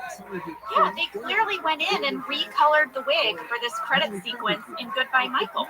But they've been playing it with a blonde one the whole time, the rest of the season. There's got to be a reason. You know who we're going to ask. We're going to ask Randy. So when we get to it, we'll have an answer. Emily, thank you so much for pointing that out. That was bonkers. Fantastic catch, Emily. In the kitchen, Todd Packer is sitting with a bunch of, well, they're like little brown lunch bags. And they list all these different organs, and the last one is in his lap, and it's his trouser house. Danny says, I don't think that's going to go the way you hope it will. Well, Jim's going to come into the kitchen, and he is going to confront Danny. He's going to say, hey, man, I'm just curious. How come you never called my wife back for that date? And Danny's like, really? Oh. Packer's like, you looking for someone to bang your wife? I loved that line so much. So much. It made me laugh out loud. Danny says, you know what? The truth is, I didn't call her back because all she talked about was you. She's clearly in love with you. Well, that's not true. No, it's not. There's a deleted scene where you see Jim walk over to Pam, whisper something in her ear, and she looks at him and shakes her head like, nope, And then the next scene is them confronting him outside of the men's room. Yeah, and they demand to know the real reason why he never called her. Because if he doesn't tell her, it's just going to keep gnawing at her like, nah, nah, nah, nah, nah, nah. I thought you were so fantastic in this scene again. I looked at the shooting draft to see if there was any stage direction. This was just all you. The only thing they spelled out for you was the excuse me. Yes, it was all scripted. One part that I added was the yes, that was so great. All it says in the shooting draft is that you awkwardly exit, and how you chose to do that was all you. I showed the scene to Lee because I said to him, this might be one of the most me performances I've ever given. I am a little dorky, and I feel like the writers were onto something about me, Jenna, because I do all of these things in my life. And you also remember stuff, so you would be the one like, no, it was 2. We had a 3rd. You didn't call. That's how it went down. Yeah, they also really made all of this even more awkward by the fact that I am in a full, elaborate, wigged costume, and I'm talking to these 2 handsome men just dressed in normal clothes. Yeah, it really even further highlights Pam's dorkiness, and your little flat ponytail kept flopping around. I loved doing this scene, and I really am so proud of it. We had a fan question from Ashley W. in Suffolk, Virginia, who said, "Why does Danny Cordray disappear after this episode? I loved the character, and Timothy Oliphant isn't too shabby to look at either." I'll tell you, he is mentioned again in Michael's last Dundies, when Michael gives him the Hottest in the Office award. And there was a little bit where Michael tries to bring Danny up via satellite, and it got cut out. It's in the deleted scenes. You know, the story is that Danny's on the road. It's how we see Todd Packer so infrequently. But this storyline did kind of get unresolved. I agree, Ashley, because that scene was cut from Michael's last Dundies. We assume that after Michael leaves, Danny is let go. He was a hire we didn't really need. We already had our traveling salesman. Right. But anyway, that you would have had at least a little nugget of information on him. Well, we're about to have to sit down with Gabe, Daryl, and Michael to resolve all of this issue of who brings what information to what department, right? Yeah. Gabe is going to tell Daryl that Daryl needs to get Michael's approval before coming to him with anything. And Daryl says, well, you know what? You're going to miss out on some good ideas. And then Gabe goes, well, then my door is always open. And this leads to a back and forth where Michael's like, after everything I've done for you, and Daryl looks at Michael and says, listen, Ed Truck hired me, Joe promoted me, Gabe listened to me. All you've ever done is say no to me. I have ambition. This is part of Daryl's storyline of where his ambition is going to take him. And he's really starting to feel it. Like he has good ideas and they're changing the way the company works. And he's going to have a scene with Andy where he initially says, sometimes I think things were better down in the warehouse. And then Andy goes on this very sort of elaborate metaphor using a cappella. Yes. And at the end of this scene, Daryl says, he does have big plans, and big ambitions. And we're going to see that storyline now play out through the rest of the series. Yeah. And Michael and Daryl make up. They both decide if they ever disagree with Gabe, they're going to go straight to Joe. And they shake hands on it. Michael says, you know what? Friends fight. Mm-hmm. Well, I like that Daryl got to call Michael out in this episode. He deserved it. Jim is going to have a very sweet talking head. He's going to say, to be honest, I can't believe he didn't call her back. He doesn't call a dork like that back. And now Jim is going to arrive dressed in the Popeye costume with Cece as Sweet Pea, her hero. How cute did they look all dressed up? I mean, I'm sorry. It was so freaking adorable. Did every woman's heart leap out of her chest when he walked in the door as Popeye carrying Sweet Pea or what? So cute. So cute. The day we filmed that, I took a picture of John in the Popeye costume and holding the sweet little baby. I still have the picture. So cute. Well, John is very much like Steve. They both just love kids so much. And John and I would just dote on those little babies all the time. I loved having this girls on set. We are now going to reveal who won the coupon book. We get to see some people flash up their cards, kind of like Survivor style, who they wrote down.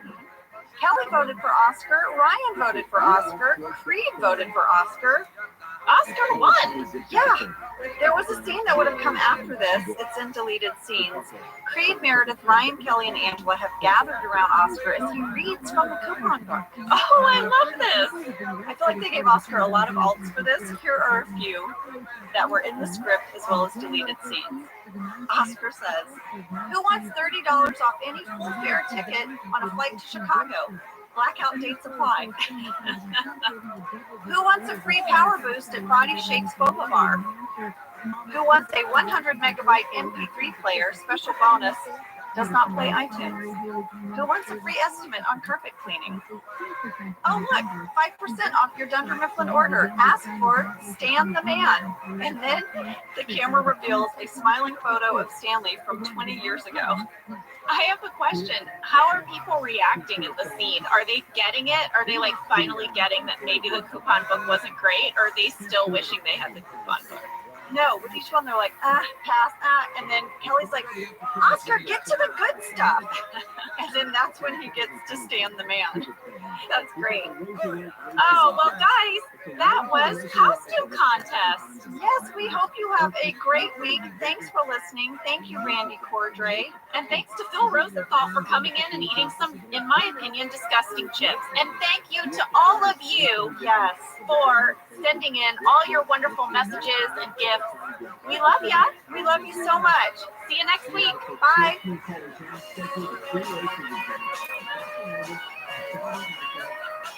Thank you for listening to Office Ladies. Office Ladies is produced by Earwolf, Jenna Fisher, and Angela Kinsey. Our show is executive produced by Cody Fisher.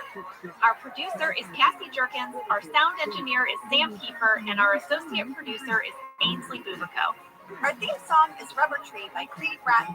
For ad-free versions of Office Ladies, go to StitcherPremium.com. For a free 1-month trial of Stitcher Premium, use code OFFICE.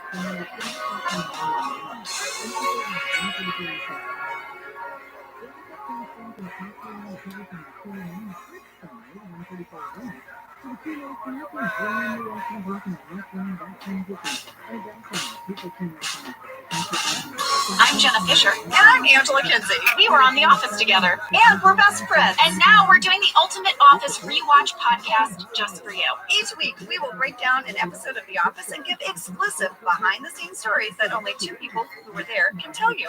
We're the Office Ladies. Hello, everyone. Hey there. Today we're talking about Christening, which is Season 7, Episode 7, written by Peter Oko and directed by Alex Hardcastle. It is C.C. Halpern's christening, and the whole office shows up to the dismay of Jim and Pam. Michael is not the godfather, but during a post-christening reception with too little food, he is moved by the spirit of the church parishioners and impulsively joins a youth ministry trip to Mexico. And Andy goes too. I mean, the whole office shows up because Michael invited them. Yeah. Not Jim and Pam. Michael invited them. And they didn't know better not to come. I know. Like, aren't you like, weird that Jim and Pam didn't invite me, but Michael did. I guess I'll go. I mean, it's really sweet that everyone showed up, actually. It is, but I don't think Jim and Pam invited them. Fast fact number 1, both our writer and our director are new on this episode. Let's start with our director, Alex Hardcastle. He is a British television director and producer. He has directed such shows as New Girl, The Mindy Project, Crazy Ex-Girlfriend, and Grace and Frankie. He was recommended by our executive producer, Howard Klein. And I remember him well. He was delightful. He was so charming. You guys, he had a really cute accent. I mean, we were such suckers for the accents. Charles McDougall, I know. Idris, Alex Hardcastle. I know. Randy said he worked with Alex on other productions after The Office, and he was always awesome. Now let's talk about Peter, our writer. He was a new writer on staff with us for Season 7, and he had previously written on Dead Like Me and Pushing Daisies. And Peter was quoted in Andy Green's book about The Office, and he specifically talked about the christening episode. Oh, what'd he say? He said, quote, "When I first started, they had this idea for a christening episode, which is as unsexy an episode as you can possibly pitch."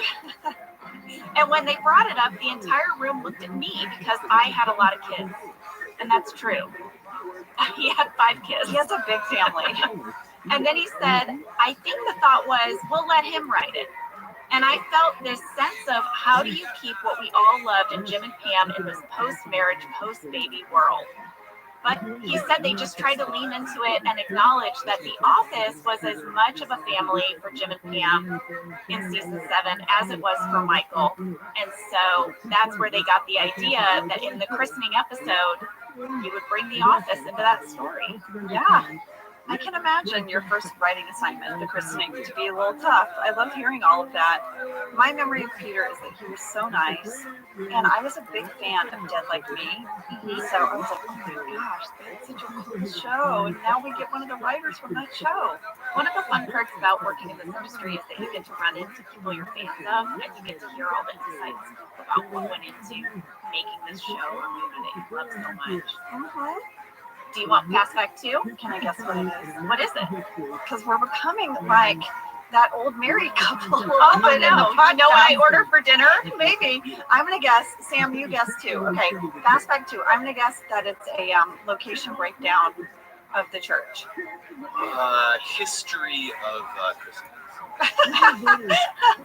Those are two good guesses, I think. Angela is correct. Is it? Yes. Woo-hoo! We had a fan question from Baby in New Hampshire who wanted to know, where were the church scenes filmed? It was beautiful. It was gorgeous. We shot at Church of the Angels in Pasadena, and I want to give a shout out to this gal Lindsay and her blog, quote, "I'm not a stalker," because she goes around to different like film and television locations, and then she writes a little history about them, and she pulled together all this cool information on Church of the Angels. Let's hear it. So this church was built in 1889, and it is the oldest church in Pasadena. It was built by Mrs. Frances E. Campbell Johnston in memory of her husband, Alexander Robert Campbell Johnston, who was one of the first settlers of Pasadena. He was British, and the church's design was based on Holby St. Mary's Church in Surrey. I was going to say, it looks like an old sort of English country church. I thought you were going to say, it looks like Hornby St. Mary's. Yeah, that would have been funnier. But it really did. When I was looking at it, I was like, oh, all the old stone and all of that. Yeah. Well, speaking of stone, the very first cornerstone of the church was laid in place by Frances herself. It's an Episcopalian church, and I don't know if you remember this, Ange, but there's a large pipe organ inside the church. It is functional. It was built in 1889 by the Roosevelt Organ Works in New York City. This church has been featured in a lot of film and television. It has appeared on Knots Landing, which is why Lindsay stalked it. She was a Knots Landing fan. It has also appeared on Desperate Housewives, The X-Files, Buffy the Vampire Slayer, The West Wing, Jag, the Mick Jagger God Gave Me Everything I Want music video, the movies Just Married, Heathers, and of course The Office. That church has a longer resume than I do. That's impressive. And incidentally, our base camp with all our trailers was in the Rose Bowl parking lot. Well, I loved that location breakdown. Thank you. Thank you, Lindsay, for blogging about it. Couldn't find your last name. Fast fact number 3 is all about our amazing guest star, Zoe Jarman, who played Carla. Carla. I mean, when she popped up, I immediately started giggling because we were so taken with her when we were shooting. She was so fantastic in her scenes with Steve. She held him toe to toe. Zoe, I was so excited to rewatch these scenes. I could not find Zoe on Instagram or Twitter or anywhere social media. Respect, Zoe. Whenever I can't find somebody, I'm always like, oh, they're a real actor. I do. And so I could not slide into her DMs. Zoe, if you hear this, we would have loved to have spoken to you. If you ever do get a social media, slide into our DMs. Yes, it's an invitation. Well, let me tell you a little bit about Zoe. She is a comedian, sketch performer, and also a writer and director. She studied theater at Northwestern University in Chicago, and she also studied at both Upright Citizens Brigade and the Groundlings. I'm sure a lot of people know her as Betsy in the first 2 seasons of The Mindy Project, and that was a role that she got thanks to this guest role on The Office with her where she said this, quote, I knew Mindy a bit before the show through the comedy community. She's been really supportive and kind to me in the times that I had gotten to be around her. Then she was really nice to me when I was on the set of The Office and made me feel really welcome. Zoe said she had a really positive experience doing The Office and was really happy with the way her part turned out in the episode. Well, Zoe, we loved you, and I kept hoping for some kind of wrap up to Carla's story. Like, I wanted to hear how it went. I mean, I would have loved if, like, in season 8, Yes, someone got a card from her. from Carla Yeah. in Mexico. Well, that's all I got for Fast Facts. Well, I have a fan catch. I'd love to hear it.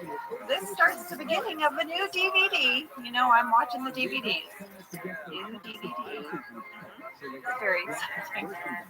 Clearly, it's more exciting for me. Jenna's looking at me with such a blank expression. I get very excited, Jenna, when I finish a DVD and I set it aside and I go get the next one. I know you have commented on the DVDs before. Okay, clearly I brought it up too much, but I have a fan catch from Sam S. from Canada. Sam says, in the delivery, Jim announced that their daughter's name is Cecilia, CC for short. I have the DVD box set, and on the description for the christening episode, it says that her name is Celeste. Quote, it's overcrowded at Jim and Pam's christening for baby Celeste when everyone from the office shows up. But then throughout the rest of the show, she's referred to as Cecilia or CC. Was this a production error? Oh, It had to have been. what did your DVD say, Angela? My DVD said the same. Celeste. What Does anyone else's DVD is say Celeste? happening? I think there was a little bit of an oops. There was an oopsie. Sam, I want you to know that you have made Angela's day. Yes, you have, Sam. You have also scrutinized your DVDs, and that makes Angela's heart happy. It really does. And for anyone else that got a DVD box set that says Celeste, let us know. I think Sam and I need to know.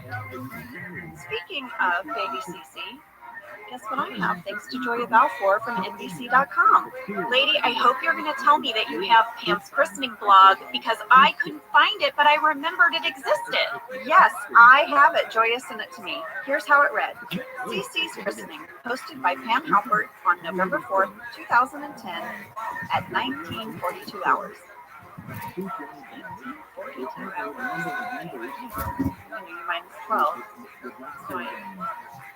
So 7:42 p.m. Didn't say. Well, that's what the 17 is. Oh, right.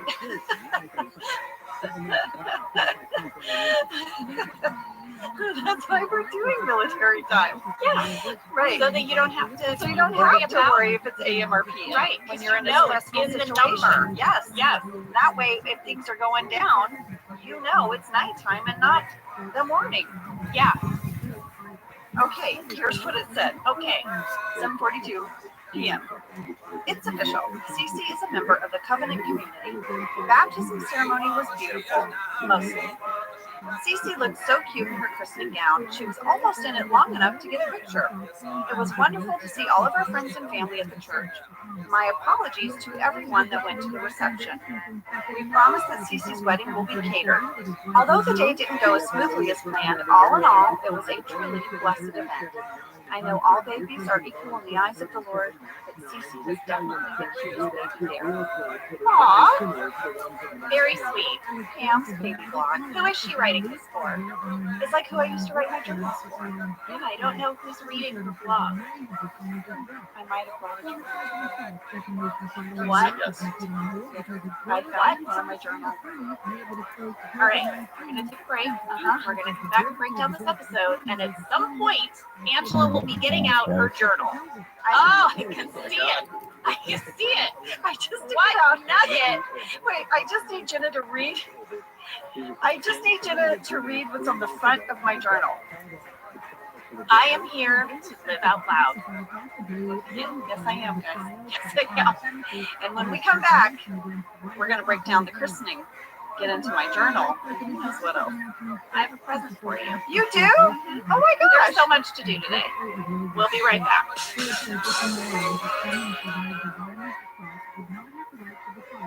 This is an ode to the McDonald's French fry. They are so delicious. I get very excited about McDonald's French fries. Because they're the best fries. They really are. From my childhood to my adulthood, I love the McDonald's fry. Why are they so good? I don't know. Is it? Is it So what they're cooked in? Is it the way they're cut? What is it? I don't know. Everyone knows this though. The McDonald's You know fry. What? My happiest moment, because I love to get a Happy Meal, it's just the perfect size for me. But sometimes some of the fries fall out and they're at the bottom of the Happy Meal, and I think I'm done with my fries, and then there's a few bonus ones at the bottom. Get your favorite McDonald's fries today. This episode starts with Pam in her role as office administrator, and she is leading a conference room meeting all about hygiene. Yeah, she's got a big sign. If you go to 12 seconds, it says Savor Hygiene Day, semicolon. Simple steps to a cleaner working environment. Always wash your hands. Remember to get your flu shot. Wipe down your desk daily. Stay home when you are sick or contagious. Use the hand sanitizing station often. Dwight isn't happy about the hand sanitizing stations or any of these suggestions, really. He says that the best way to not get sick is to be exposed to germs, and he would like a hand desanitizing station. Did you hear what he wants in his hand desanitizing station? No, I missed it. He wants, and I quote, a simple bowl at every juncture filled with dirt, vomit, fecal matter. Oh, God. And then he gets cut off. What? What the heck? This got me curious because Pam said, according to a study done by the University of Arizona, they discovered that your keyboards have hundreds of times more bacteria per square inch than a toilet seat. That's true. It is true. I know. So does your phone, by the way. Oh, I went to WebMD. Are you ready for the top 5 most germy places in an office? Yeah. Number 1, elevator buttons. Many of them don't work, as we've learned. Stop touching them. Who cares? Number 2, door handles. Number 3, your actual desk, like your actual desktop. Okay. Number 4, your keyboard. Number 5, your telephone.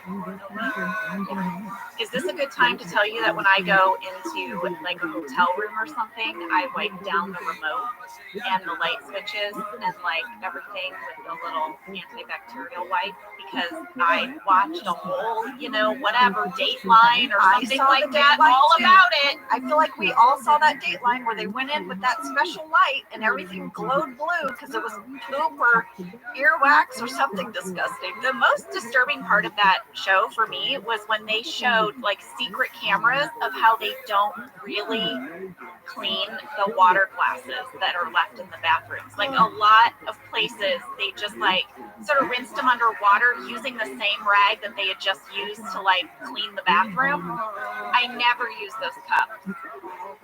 I don't. I put my makeup brushes in them. I don't drink out of them. That's a no for me. Okay. Well, just saying, it's a new no for me. Well, Pam also suggests that you should cough into your elbow as a great way to prevent the spreading of germs, or sneeze into your elbow, like the Dracula. Yeah, the vampire cough. Mm-hmm. And I read some studies on that, and that is good advice. Yeah, you should do that. They teach all of our kids to do that at school. Mm-hmm. And now all my kids cough like that. Well, Dwight says that he would rather people just cough or sneeze directly on him. So we have a montage of people sneezing on him, his food, all kinds of things. We got a fan question from Rosie S. in Edinburgh, Scotland, who said, I spotted a small error in the cold open. What, Rosie?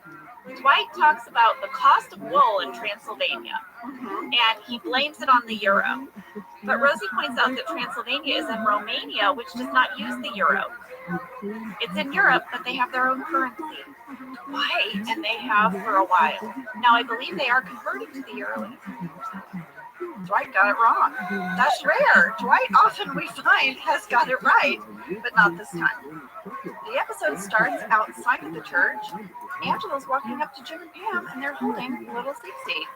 Yeah, the whole office is kind of congregated outside before the ceremony begins. And I'll have you know, Angela, we shot this episode the week of September 13th, 2010. And we are recording this podcast almost exactly 12 years later in September 2022. That is crazy. Now, you know what the temperature is today, right? Oh, yeah, it's like 103. Yes. We did all of these exterior scenes outside this church in heavy wool coats, pretending it was fall because this aired in November. Yeah. But luckily, it was only 83 degrees. But still, when you watch all of these scenes outside the church, just know that we are very hot. We did not put a coat on baby Cece on purpose. We did not want to overheat the baby. But Pam is in a wool coat. Well, I got so tickled rewatching these scenes, Jenna, because I had so much fun being so sweet to the baby and so snarky to Jim and Pam. I know, I really loved those turns every time. I even went to the shooting draft, Jenna, to see if there was stage direction about it. Mm-hmm. And it says, Angela is cold to Jim and Pam and cutesy to Cece. And you know, Jenna, in this episode, I have 2 improv lines that made it in. Oh, I think I know one of them. Well, the first one comes in this little couplet of dialogue when Angela turns to Jim and Pam, and she goes, Jim, Pam, and the precious bundle of God's gift to everything. And then she goes back to Jim and Pam, I wish you both a pleasant day. And then I improvise, and you too. Yes, praise God. Okay. Aw, I just couldn't get enough of those little girls. Those babies were so cute. people just turned into jelly around those babies. No. They were the sweetest.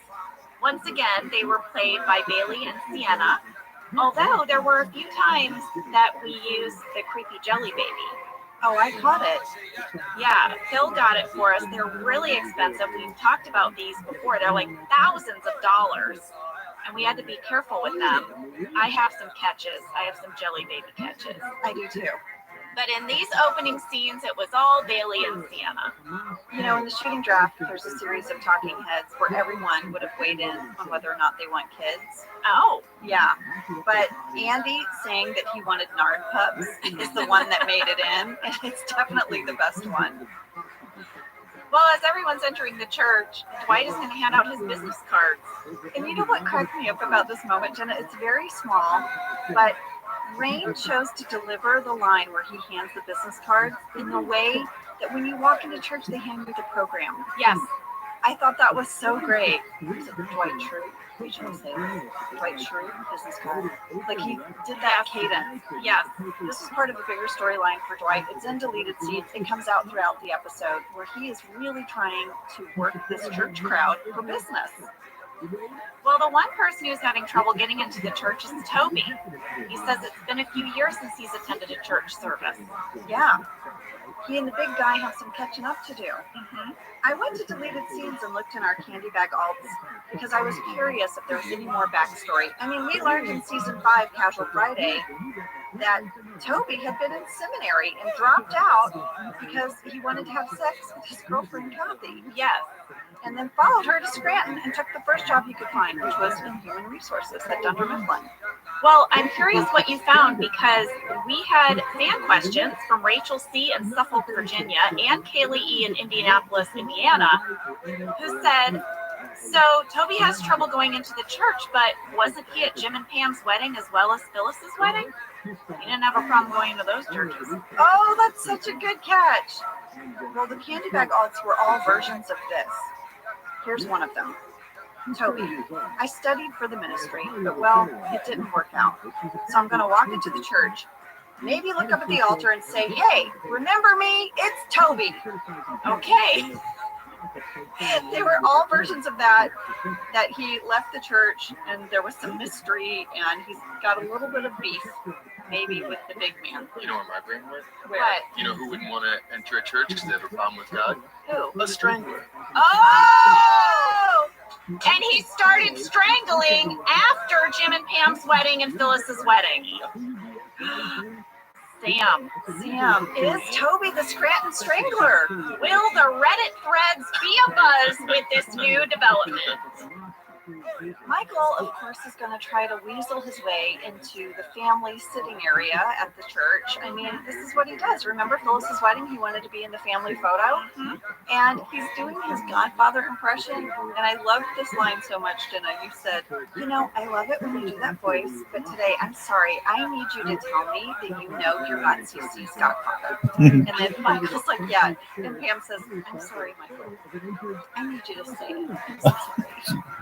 I have to say that exchange sort of reminded me a little bit of Carol Stills. Yes. I felt like it was something Carol would say to Michael. Michael, we're breaking up. I need you to know that. And I need you to say it back to me. Exactly. Well, I don't know if you noticed that little Cece is holding a little toy in her hand through all these scenes. I did. It's like a little tiger. So that was a real little toy. I don't know if it was Bailey or Santa in this scene, but it was just a great way to help make her feel secure. That was something that we did sometime. We just let them carry their own blankies or their own little toys. Yeah. You know, something that is revealed in this scene, Angela, is that the godfather of Jim and Pam's baby is their friend Seth, whose wife Pam met at Mommy and Me. Isn't that sort of just like a quick turnaround to Godfather status? Fan mail flurry, Angela. So many people wrote in to say, why did Pam and Jim choose two people they essentially just met to be Cece's godparents rather than one of their siblings or even an old friend? I am part of the fan mail flurry. Well, this made me wonder, hey, where is Pam's sister? Yeah, this is a big moment for I know. Also, where's her friend Isabel? Yeah. I mean, a lot of people are no-shows. Jim's brothers. Yeah, they all live in town. It's not like these people had to travel far. I don't know. Maybe, you know, we did have a lot of guest stars in this episode. Maybe we just couldn't pack anybody else in. Well, I'm with Michael. Michael's like, I can't believe that these two, in his eyes, random people are going to hold such a huge part in Cece's life. We never find out the godmother's name. It's just Seth and his wife. Anyway. Well, the pastor is going to welcome everyone. I loved this scene. It just reminded me so much of Sundays during football season in church, because the pastor says what a terrific day this is, and not just because the Eagles are playing. And Kevin is so tickled. This is like the biggest laugh that he's had in a while. We had a fan question from Kirsten L. in Minnesota. I really appreciate that the church pastor was cast as female. As someone who is considering becoming a Lutheran pastor myself, there aren't many women pastors depicted in the media. I'm wondering how this came about. Was Allison Jones looking for a woman specifically for this role? Is this woman an actual pastor? Well, Kirsten, the script called for a woman to play this role. Minister Gale was played by an actress named Carolyn Wilson. She's also appeared in Veep and Space Force. And, get this, she was the casting associate for that 70s show, including the episode in which I played Stacy Wanamaker. Yeah. Well, I thought Carolyn did a great job. So believable. I mean, I would have believed she was a real pastor. I mean, I was like, I want to hear her sermon. Well, as part of her welcoming everyone to church that day, the pastor is also going to share with us that their young adult ministry is going to be leaving for Mexico. And they all like applaud. They're very excited. And they're also going to have their prayers and remembrance section. Yes, Justin's mom, who was played by Sarah Zinser, is just going to ask everyone to keep Justin in their thoughts and in their prayers. And then there's going to be a standoff for who speaks next. Because both Dwight and a gentleman stand up at the same time, and Dwight stares the man down until he sits, which was an amazing moment, in my opinion. Well, Dwight is now going to just basically hit everyone up to buy a printer. It's like so inappropriate. And I have a Jelly Baby catch. Oh, is it at 5 minutes and 55 seconds? Yeah. Yes, during this whole scene, I had Jelly Baby, and I hope you noted some of the ways that I was trying to move Jelly Baby to make it look like it was a real baby. You were like propping her on your knee. Yeah, and like kind of like moving her arm with my thumb. Lady, this reminded me of the most famous Jelly Baby in a movie. Do you remember it? Oh, I do. Wait, no, I've got it. Because Josh and I were like, this is ridiculous. This is a big budget movie. Wait. No, I have it. Wait. I can see the guy's face. Bradley Cooper. Yes, Bradley Cooper. In American Sniper. Yes, he's holding this baby that is so fake. He does a lot of the same kind of Jelly Baby stuff I was doing. Like there's one part, I rewatched it, where you see him take his thumb and move the baby's arm. But this is like an emotional scene. Yeah. And that baby was so distracting, and I feel like he was doing a really good performance, but all I could look at was this jelly baby. When this came out and it was all over the news, I found an audio clip. There's plenty of buzz and controversy surrounding American Sniper during the Georgia conflict, but this morning, moviegoers are highlighting one glaring issue in particular. Did you see it? The baby. It's fake. It's a prop dog. For 1 minute and 13 seconds, Bradley Cooper pats, cuddles, cradles, and also gently lays down that fake baby. Now Twitter erupting with the hashtag #FakeBaby with posts like, did they not trust Bradley Cooper with a real baby? And had CPR class the other morning, found the baby used in American Sniper. So I can't remember who it is, but someone associated with the movie tweeted but then deleted why they used the fake baby. What was the tweet? It said something like the real baby showed up with a fever, and then the second baby didn't show up, and so they had to just use the fake baby and do their best. Why do you have to delete that tweet? That's just information. I don't know. I guess maybe it was like not his place to say why there was a fake baby. I don't know. Or maybe the studio was like, don't call out the fake baby. Yeah, exactly. Enough with the fake baby. I loved that clip from the news so much because I loved how many different stings were in there, Sam. Did you hear them? There was like the screech and the glass breaking and like, I don't know, was there a helicopter? It's like daytime radio. Yeah, recording. there were so many things. Well, I have a great photo of our jelly baby. It was in between scenes. It was pretty hot because they kept turning off the air when we would film. I was in the main part of the church sitting area. You were up on the dais, and I looked over at you, and you looked at me, and the jelly baby had flopped over, kind of falling off your lap. And I took your picture. It's in our book, The Office BFFs. It cracks me up every time I see it. I love that we have that picture because Jelly Baby was a big part of my life, starting out until the end of the show. Yeah, you spent a lot of time with Jelly Baby. And then you did too. And then I did too. And Jelly Babies are heavy. And if you're hot, they can also make you more hot. Oh, we got another fan question from Angela V in Ontario, Canada, who asked, who picked the hymns for this episode? Also, Jim Dever sings. He's laughing with Pam. Oh, okay. Good catch. Randy said most of the hymns were chosen because they were public domain, with the exception of one, which was With Grateful Hearts, Our Faith Professing. That was scripted, and it cost $5,000 to license. About the cost of a Jelly Baby. Well, I think it's time for a break, and we have a few things outstanding. Mm-hmm. We have a journal. Yep. We have a gift. Yes. Baby Cece needs a whole new outfit. Yep. Let's take a break and get to it. Someone stole the stones. We won't see them. What? I didn't steal them. Someone else put them in my bag.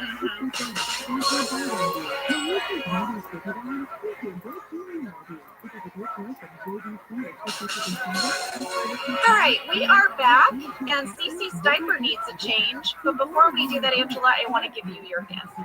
Oh, okay. All right.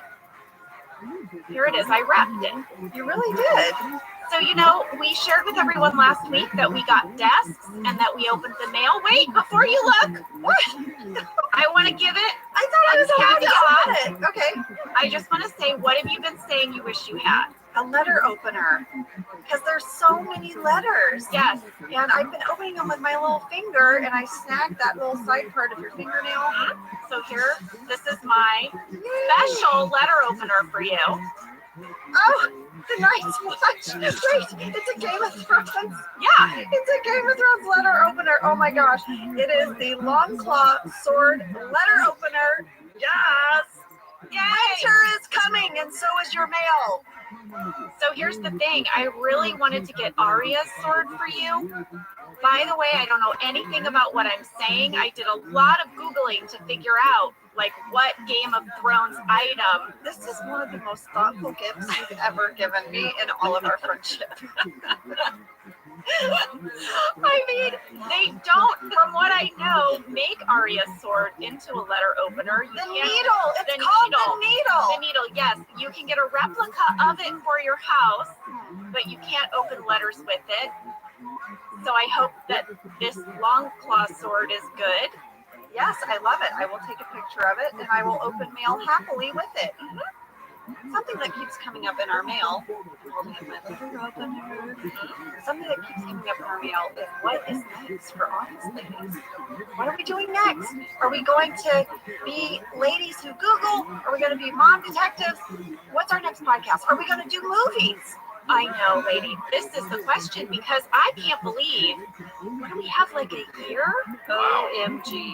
I know. I like it here. I want to keep doing this with you. I love our Office Ladies family. I know, me too. So we do need to figure out what's next. I think we should try some stuff out. That's how we got here, right? We put the phone between us and we started chatting. What should we do next? Like bonus episode like on a Monday or something. Oh, this has gotten bigger. I thought we were going to be in your garage again, but yes, you're right. We could. What are we going to do? Just sit and record and not play for anyone? Okay, you're right.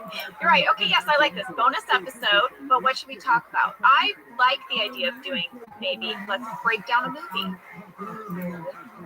Ooh, should we put it in Office Ladies Pod? People can weigh in. What movie, guys? What movie? Why are you even asking this question? It's so obvious that this movie is John Wick? Yes, or stars Keanu Reeves. Oh, what about Speed? Oh, I love Speed. That's how I started on my Keanu journey. That was your introduction to Keanu? Yes, that was my gateway drug into Keanu. Pop quiz, Apple. Yeah. Come on, I'm ready. Oh, and we know Beth Grant. Oh, she would give us all the inside info on sitting on that bus, I'm sure. Beth Grant played Dwight's babysitter / date to dinner party. Mm-hmm. She was also on the rest of Speed. Oh, guys, it's coming together. I feel very inspired by this Speed idea. Should we put it to a vote, though? Because I would love to point out some background details in John Wick that I know you missed, a.k.a. the coffee maker, a.k.a. Excuse me? Do not even come to me. You're going to want to back away from that statement about things I missed. And the first time you ever watched it, you stopped watching at 15 minutes. This is the other podcast idea we could do. Just the first 15 minutes of every movie. We call it Jenna's Breakdown. Well, I would thrive on that podcast because I'm very good at watching the first 15 to 20 minutes of the film. I know. And then you fall asleep. But I come back. You do. In the days that follow. Okay, well, we should get back to this episode. That's lots to think about. And it all started with my letter opener. Thank you. What a gift. What a gift. That letter opener may lead to our next thing. Who knew? Who knew? But that is the power of the long claw sword. Clearly. I don't know what I'm talking about, but is that true? Does it hold power? I hope I wield it with the justice it deserves. Let's pivot back into this episode because Cece has pooped all over her christening dress. And Jim is going to hustle out to his car. This was such a real dad moment for me. Like, he's like looking desperately. And of course, Pam has packed a backup outfit. Yeah, Jim said that he saw it in there. He checked. He didn't bring it. Yeah, he did say that, is what he says. Yeah. There's two lines that Jim has that made me laugh so hard as a parent. First of all, he says to Pam, this is happening.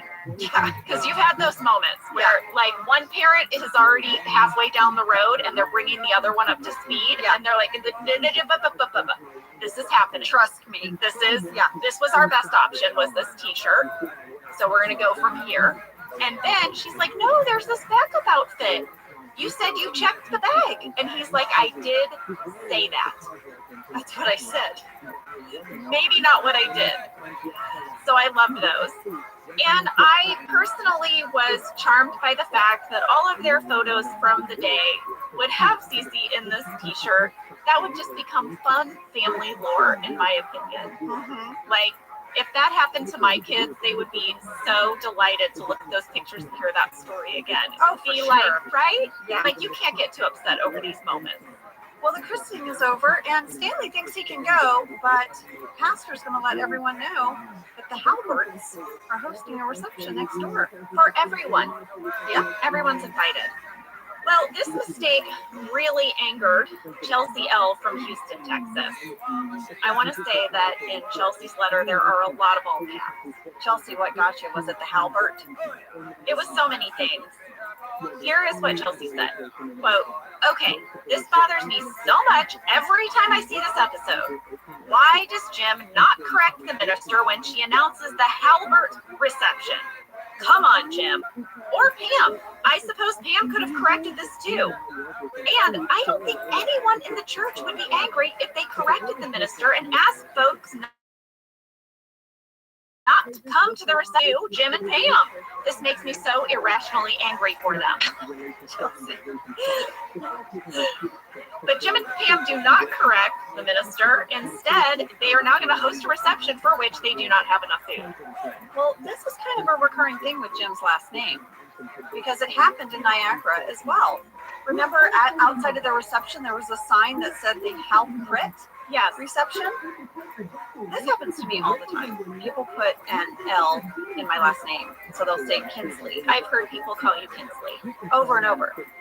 It is time for the reception. It is very crowded. Angela's going to clock this right away. And I have one of my lines that is quoted to me coming up.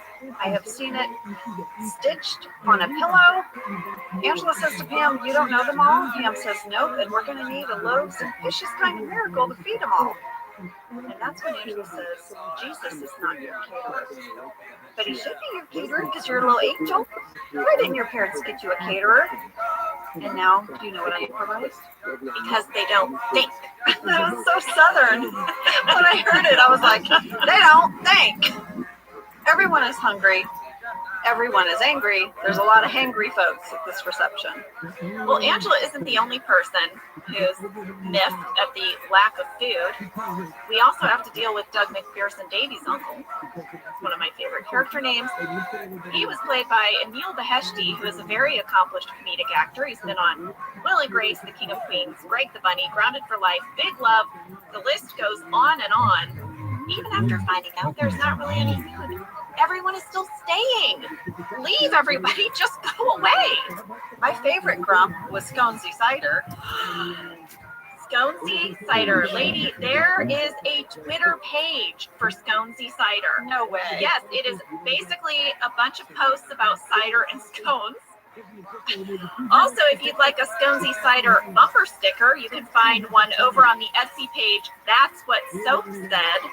We even got a fan question from Patrick R. in Aylesbury, UK, who said, "I did a mini deep dive on Sconesy Cider, and I find out that if someone questions where the food and drink is at a party, you call them a Sconesy Cider. It's a whole thing."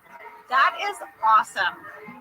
We've got to start using Sconesy Cider. Why haven't we been using that all this time? Well, because we haven't done this rewatch yet, and now we have, a new catchphrase. Don't be a Sconesy Cider. Sconesy Cider. She's amazing. Well, Sconesy Cider was played by actress Stephanie McVay. She's been on Parks and Rec and Superstore and like a gazillion things because she's fantastic. I didn't point it out earlier, but she had a great background detail in the church. It's at 8 minutes and 25 seconds. Sconesy Cider is putting on powder with a little compound. Aww. So, before she gets up to go to the reception to be disappointed by the lack of food, she is going to powder her face. Carla is going to stand up and give a really great speech about the youth ministry, and she thanks Jim and Pam for hosting them, because after this reception, they're going to Mexico. They're going to spend 3 months building a school. Somebody make a secondary plug-in to keep this really inspired by the joy that's sort of emanating from this youth ministry table, and nobody else is taking it seriously. We got table of sass, basically. So much sass. And Michael is like, let's go build an airport. Okay, we'll start small with a car wash. Ryan was like spinning his iPad. What's up with Ryan and his iPad? You see that shit? It's not appropriate. He brought it to Andy's play. Yeah, you're right. And now here it is at the christening. Well, Michael is just like, guys, I don't get it. We should hang out more. Like, I think he's seeing the fellowship of that table, and he's seeing the lack of fellowship at their table. And then Daryl has the best sass line. I loved it so much. He says, "We are hanging out right now. You want some more of this?" It's so good. I loved it. Michael is so bummed out by his table that he's going to storm out at 12 minutes 48 seconds. Did you see the sign as he leaves the reception hall? No. It says Albert christening reception. They made a whole sign. Yeah. How many girls in Mexico? Well, meanwhile, Pam is going to go out. She's going to grab some subs and sodas. Yeah, everyone's hungry. They need to get more food. Well, Jim is going to be looking for some chairs. Like, he needs a place that's quiet for Cece. Jim finds Mima in a little side room on a sofa, just sitting by herself. And this is what she has to say. Oh, hey, Mima. Would you watch Cece for a second? How are you? I'm just going to track down some more chairs. Bye. Fine, I guess I'll watch Suzanne's first and your baby.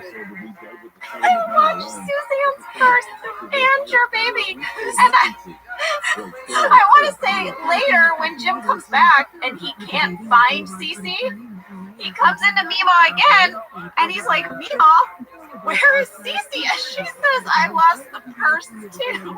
Yeah.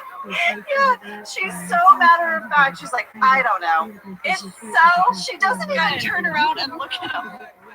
Well, like you said, Jim is on the hunt for some chairs, but we had a fan catch from Kristen H. in Austin, Texas, and Jesse T. from Chicago, Illinois, who said when Jim gives Cece to Pam's Mima, he says he's looking for chairs. Why does he not just use the chairs right behind him in that room? Are those special holy church chairs?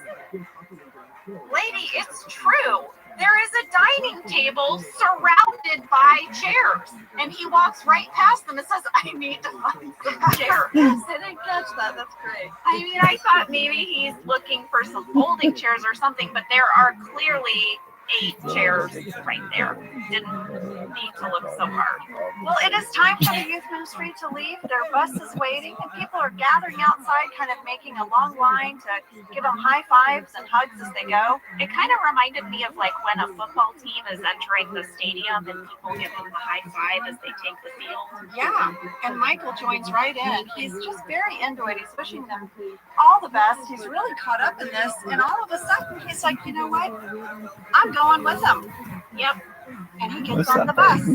We had a fan catch from Maricela K in Riverside, California, who said, at 13 minutes and 45 seconds, did anyone else notice that the camera crew was already on the bus and like in the back of the bus before Michael even got on? I totally noticed that. Yeah. I totally noticed that. And I was like, why is the camera crew on the bus? We had another question from Liam M. in Brisbane, Australia, who said, was there ever discussion in the writer's room about the integrity of the camera crew? Would they have really gone all the way to Mexico? Yeah, I thought the same thing. Oh my goodness. None of them have any bags, including Michael, and then our other volunteer, Andy. Well, Michael has a speech that he gives that cracked me up, Jenna. Phyllis says, Michael, what am I supposed to tell my clients if they ask about you? And Michael, leaning out of the window of the bus, says, tell them that I died. And I turned into an angel. And when they feel a breeze in a room with all the windows closed, or that chill on the back of their neck, that is just me watching over them. And then Phyllis is like, okay, but what about the bigger corporate accounts? And Michael says, tell them I'm in a meeting. I loved all that too. And I love how Andy decides he's going as well. There's a great thing in deleted scenes. So you know they give Michael a t-shirt. Michael's very excited. Oh, he puts it on. Yeah, put under his suit jacket, over his shirt. Yes. Andy, when he gets on the bus, is like, can I get a shirt? And they're like, we're all out. Here, you can have a pin. And if you guys go to 15 minutes and 41 seconds, you can see the pin on Andy's like jacket. All of this talk about being on a bus and travel was making me think of my journal. Oh, is it time? It is time because I used to write a lot in my journal when I was traveling. Nothing like writing when you're on a bus or a plane. All right, Sam and I have both sat forward in our chairs. Okay. With anticipation. All right.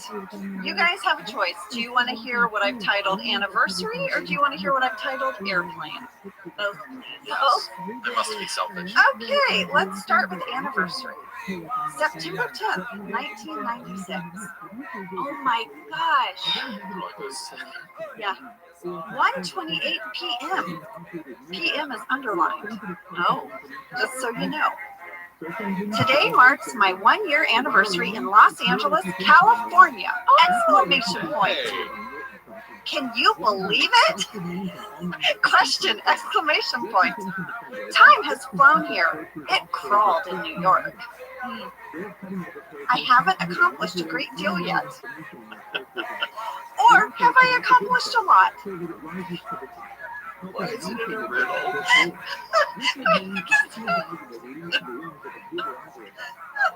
This phone is so embarrassing. Is it? Oh gosh. Angela's wiping tears from her eyes. Because it's so dorky. I was such a dork. I'm still a dork. Okay. I haven't accomplished a great deal yet. Or I have accomplished a lot. On whose measure am I judged? Tyrion in Game of Thrones.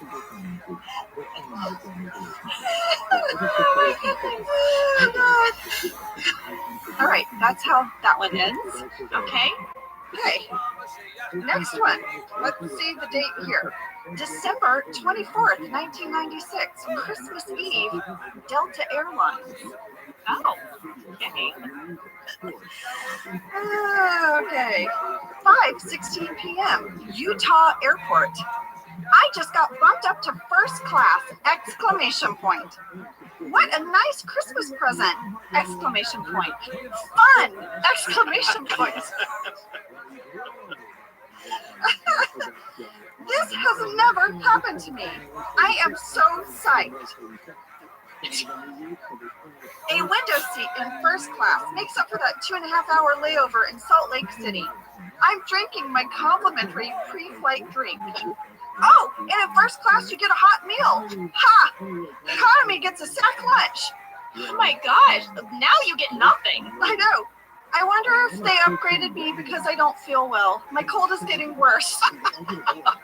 How would they know? Did you tell someone? I feel pretty sick. My nose is driving me crazy and dripping a lot.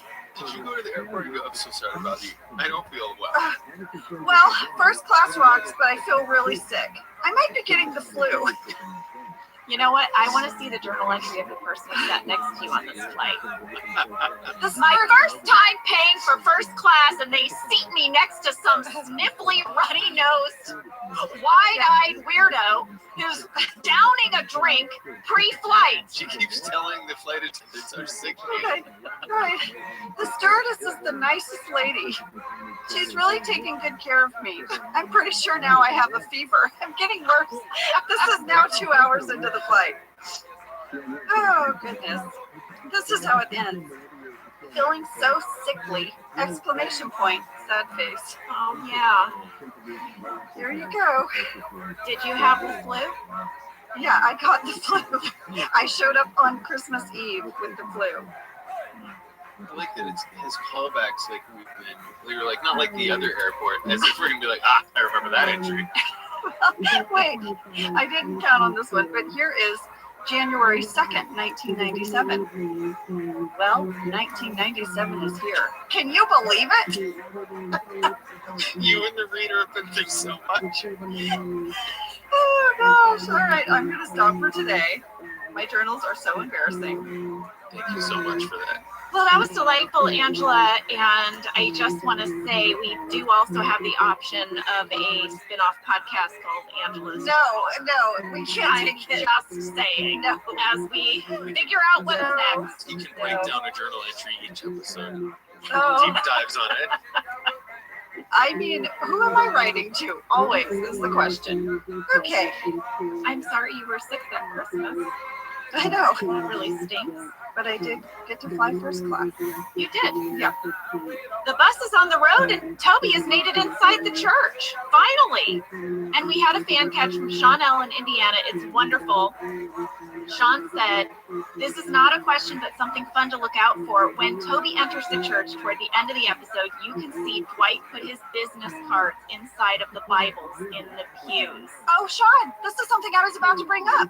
Yes, it's at 15 minutes and 50 seconds. You can see Dwight's little business card popping out of the Bible. That's right. In deleted scenes, there is a scene, if you go to the DVD, Dwight is stuffing all of the Bibles and hymnals in all the pews with his business card.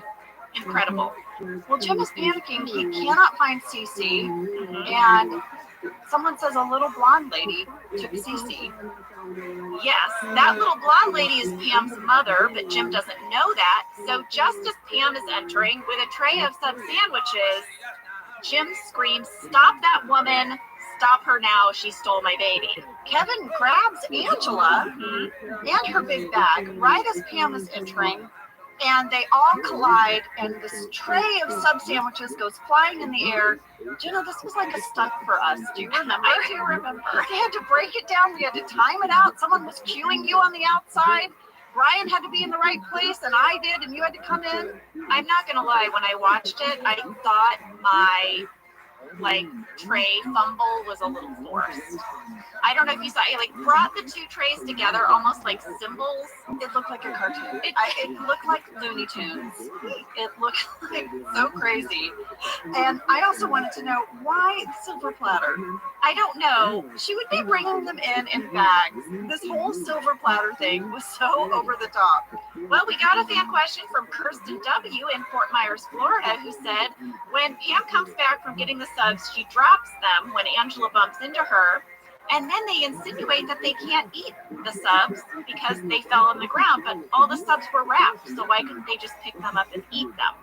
I agree. Yeah, I thought the same thing at first, but then I remembered that we were implying in our blocking that we were stomping on them. That when they were on the ground, They got tripped on and stepped on. yeah, Because of the whole struggle with Kevin and Angela in the first. yeah, that was the idea. But like I said, I'm not sure we sold the moment as well as we could have. I want to tell you who is selling the moment. There's a background actor behind Angela and Kevin while they're struggling with Angela's purse and the scones and all of that. He gave me life. He is so horrified by this behavior. Oh my goodness, I wish I could see that. It's so good. And I was so tickled by it. Well, Kevin's going to go through Angela's bag thinking he's going to find a baby, but what he does find is thousands of scones in Angela's bag. Thousands. All the scones, basically. Sconesy Cider is Angela. not happy. Angela's the new Sconesy Cider. We got mail about this scone theft. Oh, yeah? Sarah M. from Harrisburg, Pennsylvania said, I never understood why Angela took all the scones. Did she do it to sabotage the christening luncheon? And then Susanna H. from Clermont, Florida said, hot take, I think Angela stole the scones to make Pam and Jim look even worse for having so little food. I don't think she even likes scones. Angela, what's your take? Strong words. Well, Are you a saboteur? I don't think she's a saboteur. I think she might just be that person that takes extra rolls when they leave a party, or a few extra party favors, or if you have fruit set out, she might take some of your bananas and apples. I think she might be that person. Well, before we're done closing out this reception, there was a deleted scene I'd like to talk about that happened at the reception. It was sort of the end of the day, and a lot of people had left, and Jim and Pam finally got the small, intimate gathering they were hoping for, and Jim gives a really sweet speech. I thought we should hear it. You can have your attention. Today, we christened our daughter, Cecilia Marie. And yeah, for a moment there, I thought she was going or something. But I guess she decided to stick it out.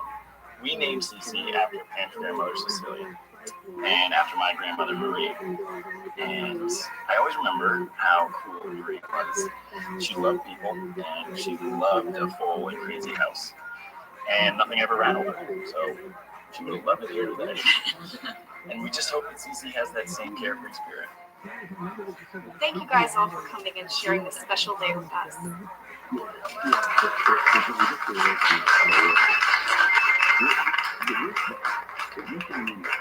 Who wants to go pick up Michael and Andy? Okay, so that's how that really sweet speech ends. And when Pam says who wants to go pick up Michael and Andy, Erin flies out of her seat, doesn't say anything to Gabe or anyone, and sprints out the door. Wow, yeah. But wasn't that a sweet speech? That was really sweet. We found out sort of inspiration for the baby's name. I love that. Well, I guess we should go to the bus because Michael and Andy are regretting their decision. It's going to take 2 days to get there. Their next stop is Tennessee. Yeah, Michael and Andy want off the bus. They're changing their mind. Full stop. And they asked the bus driver to stop the bus. The bus driver was played by Terry James. You know, Randy said that Allison Jones read stunt drivers for this role. They had to hold a certain category license because he was really hoping that the person they cast as actor could actually drive the bus. So our stunt coordinator, Wally Crowder, suggested Terry James. He read for the role. He did great, and he could really drive during this scene. I thought Terry did so great. I loved it when he said, "You shouldn't talk to a bus driver." Yes. Well, they start making a scene. They're screaming, "Stop the bus! Stop the bus!" Andy is, he's like starting to cry. Mm-hmm. And the young kids that are on the bus are like, what's going on, you guys? What's happening? Yeah, the female student was played by Erica Murr. And then the other gentleman, the kind of scraggly-haired fella, we got some mail about him. And that led me down a road. Zian from Amarillo, Texas said, "My brother-in-law had a small guest spot in this episode. His name is Seth Allison. He is the youth group kid with the scraggly hair that says, 'Are you coming with us?' and 'Stop the dang bus.' He is still in Hollywood working in comedy. In fact, he was on an episode of The Gong Show that Ed Helms judged. He has also been on America's Got Talent several times and traveled to other countries to be on their versions of the show. His stage name is Sethward."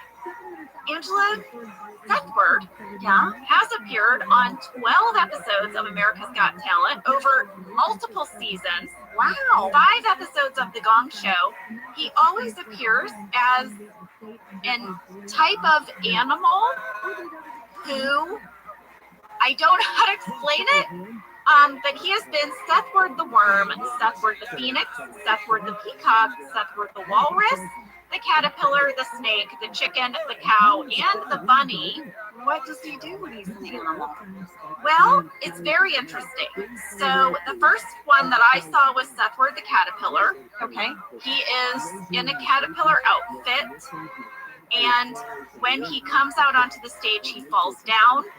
He rolls off the stage, and then he goes up on the stage, and he goes through a metamorphosis and turns into a butterfly, but they didn't let him finish. They judged him out. Oh.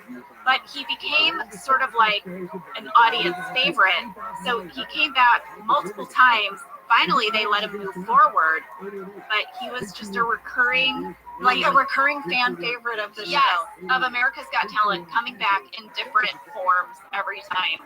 I went down a rabbit hole. I watched all of his appearances. Is it lots of like physical comedy? Yes, but also just very charming and funny. I'll have to check it out, Sethward. Well, they finally stopped the bus and let them off, and we see that they call someone to come get them, and it is Aaron. Yes, and another student gets off the bus with them too. Yes, that's right. He's like, "Don't tell my parents." That student was played by Jeff Loveness. He's a writer-performer. He's worked on Rick and Morty, the Onion News Network, and has been a writer for the Emmys and Oscar televised programs. We got some fan mail from Alania D. in Wisconsin and Lauren H. in Santa Clarita, California, who both pointed out that he looks a lot like Steve Carell. They thought he looked like Steve's teenage doppelganger. They wanted to know if he was related to Steve, but he's not. No, he's not. I can kind of see it. Well, they're going to get in with Aaron, and Michael wants to know, is the reception still going on? And she said, no, most everyone left. In fact, I think they all went to see a movie. And Michael got what he wanted. Everyone's hanging out. They're having a memory together. And he's very happy to be back in this country. Yes, the country he never left. That's right. Well, that was christening, everybody. Thank you so much to Randy Cordray for sharing behind-the-scenes details with us. And thank you, James Carey, for sending me over those call sheets. Sam and Cassie, you guys are the best. Thanks for sitting through my journal entry. And Jenna, I can't wait to open letters with my letter opener. I can't wait to watch you do it. It will bring me joy. Have a great week, you guys. We'll see you next time.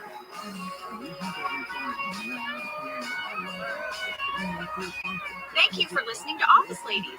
Office Ladies is produced by Earwolf, Jenna Fisher, and Angela Kinsey. Our show is executive produced by Cody Fisher.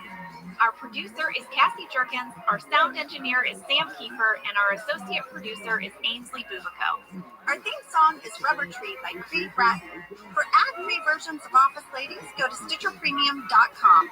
For a free 1-month trial of Stitcher Premium, use code OFFICE.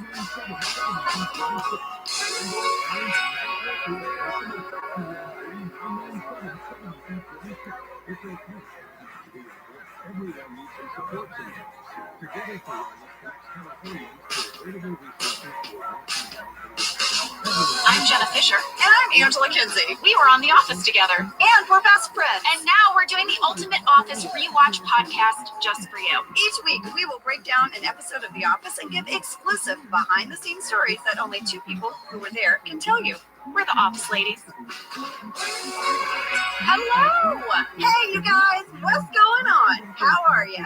Wow, Angela, you're bringing the energy today. I just played an hour of tennis. So you're amped up. I'm like, someone throw a ball at me. I'm going to hit it. I'm going to do something with it. She's in her tennis uniform, so she really is ready. Uniform. What is it? Tennis clothes? Outfit? I mean, you know, I'm not on a team. No, I guess that's true. True. I would wear a tennis uniform. I mean, sign me up. Did you notice that all the men during the U.S. Open were wearing kind of the same tennis shirt? It was like a gray, burgundy. There was lots of burgundy and pink. Yeah. Kind of a modern neckline. It reminded me of the shirts from Star Trek. Yeah. It felt very Trekky to me. Very Trekky. Look at you with a sci-fi reference. I know, and tennis? Am I becoming you? Am I going to come in a tennis outfit next week? Oh, I hope so. Maybe. Well, today we are talking about Viewing Party. It is season 7, episode 8, written by John Beatty and directed by Ken Whittingham. New writer alert, John Beatty. He came to us after writing for The Simpsons and King of the Hill and was nominated for an Emmy Award for writing episodes of The Larry Sanders Show, and he also wrote the Angry Birds movie, which is a favorite of my kids. My kids love that movie. Yeah, I love it too. He was new for this season and he wrote Viewing Party. Would you like a summary? So much. Okay. Aaron and Gabe host a Glee viewing party, but Michael's hatred toward Gabe threatens to ruin the evening. He is in such poor form. Michael is like a little kid. Andy has an adverse reaction after ingesting wine and crushed seahorses. Meanwhile, Jim and Pam are conflicted to discover that the key to soothing a crying Cece is Dwight. Yeah, and they're going to interrupt part of the punch card action. Yes, I was going to say, Angela spends a large portion of the evening nudie in a car. Fake nudie. I was going to ask you what you really had on when we get there. Well, fast fact number 1 was a fan question from Sarah M. in Harrisburg, Pennsylvania. Why did they pick Glee as the show to watch for the viewing party? I'm curious about that too. Do you know the answer? Well, at the time, Glee was, I believe it was, the highest rated scripted show of any network. And supposedly at the 2010 Emmy Awards, the Office producers and writers were seated near the folks from Glee. And Paul Lieberstein told me that during the commercial breaks, he started chatting up one of the showrunners from Glee, Brad Falchuk, and Paul pitched this idea to him at the Emmy Awards. This idea of the folks from the Office having a Glee viewing party. And Brad liked it? He loved it. He said, I give my blessing. Amazing. Well, it wasn't that easy because, you know, Glee was on Fox. It was on NBC. The Suits got involved. They did. Randy had a lot to say about how difficult it was to pull this off. I bet there were a bunch of fun stoppers. Yeah.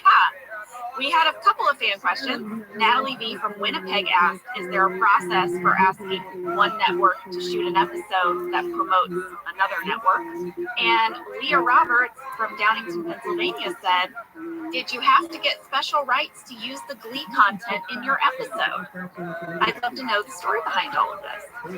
Well, Randy told us that the folks at Fox approved this episode, but they really pulled back on the amount of footage we could use. We couldn't run any unaired clips from Glee. We could only use clips from older shows that had already aired, but that kind of went against our idea that we had all gathered to watch this brand new episode. So we had to kind of like, you know, Scoochy around it. kind of make it work. Like, if you notice, there's very few clips. that's also because it was very expensive. They had to pay large fees to any performer, writer, or director credited in the clip. Remember, that's what happened with The Maker. It ended up being a really expensive episode. They also had to pay any music licensing fees. So Randy said we managed to go ahead with it, and what we did was, if you notice, a lot of times our characters are describing what they're seeing, and you just see like a flash of a Glee character on the screen, but you don't really gather any plot from the actual clips. So that's how we did it. Well, I think it was short-sighted on the suits. I do. Yeah. Because guess what? Had they put some of their clips in our show, it would have driven more people to Glee. I don't think they needed more people to be driven to Glee, is their point. They're like, we already have a larger viewing audience than you. They're like, we don't need you guys. They're like, here's a few puny clips, you're welcome. Yeah. Like my friend, her honeymoon was in Hawaii, and she kept thinking she'd get free stuff if she said she was on her honeymoon, and they were literally like, taking over. Yeah, you and everyone else. All right, are you ready for fast fact number 2? Yeah. This is a fan question from Fabi in New Hampshire. Was this episode filmed at someone's apartment, and if so, whose was it? Well, Faye, it was not. This entire interior location, Gabe's apartment, was built by our crew, designed by Michael Gallenberg, built by our construction head, Tim James, and then decorated by our set decorating team headed by Steve Rothstein. I mean, what a phenomenal job. I know. It is so well done. We're going to get to this in later seasons, but I felt the same way in Oscar's apartment. They built the whole thing. Well, I guess this was a really big endeavor because they had to build multiple connecting rooms as well as a drop ceiling with a ceiling fan in the kitchen. Yeah. Because, you know, when Michael tosses the pizza dough, that was scripted, that it would hit the fan. So they had to like really figure that out. Because imagine this apartment being built inside like an aircraft hangar. Yeah, that's how vast and tall the ceilings are in a studio. Yeah, they built this on our warehouse set. The exterior, however, was real. You know, when Michael goes outside and he's messing with the cable box, and then Pam meets Angela in the car, we filmed that on location at an apartment building in Sherman Oaks. We had one evening. Are you ready for fast fact number 3? I am. Fast fact number 3 is that James Carey shared all of the call sheets with me for this episode.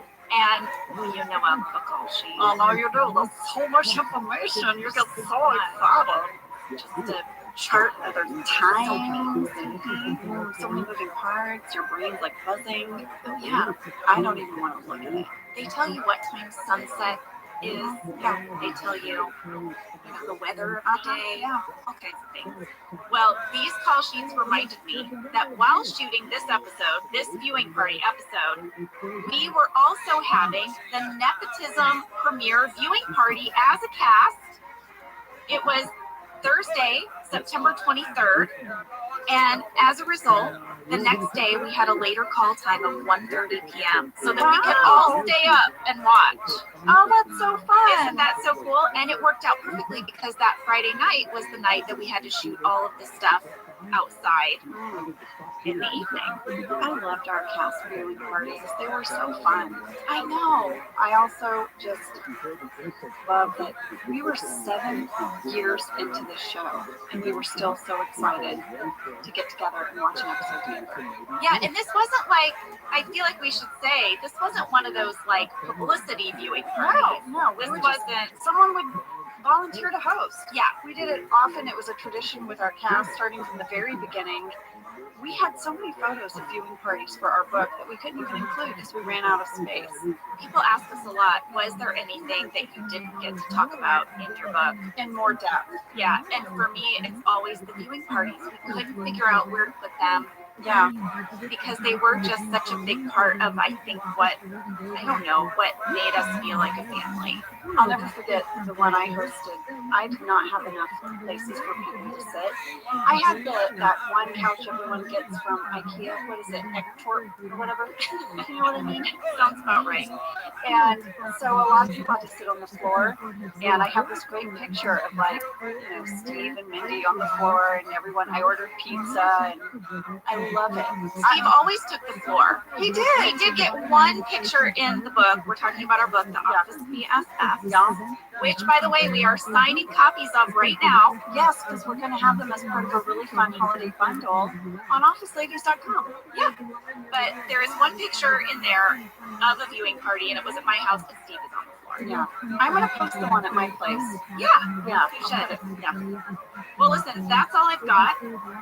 Should we take a break and then come back and break down this episode? Yes. I have some fun stuff. Me too.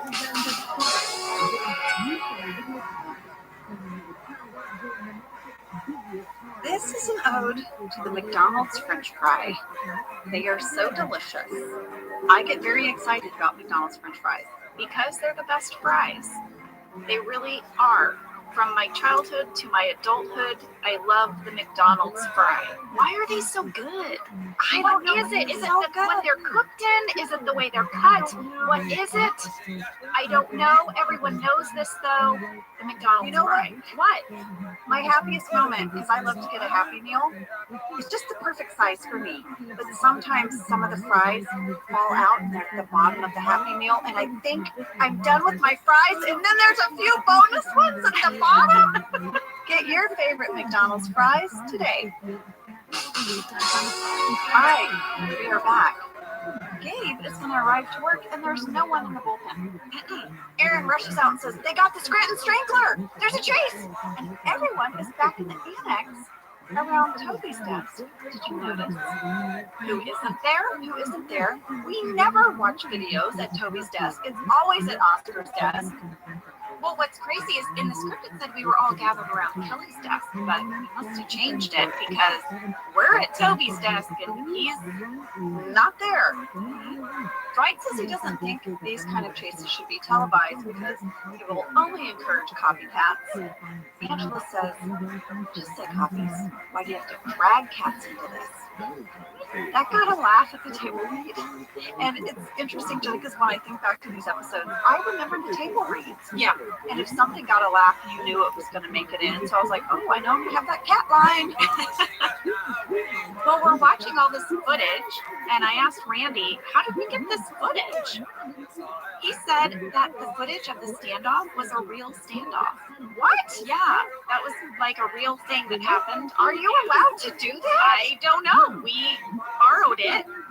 We got that from the actual WVRE, the local NBC station in Scranton. So that was an actual standoff that happened in Scranton. Yeah. And ran on the local news. Yeah. Wow. But then we did film all of the car chase stuff ourselves.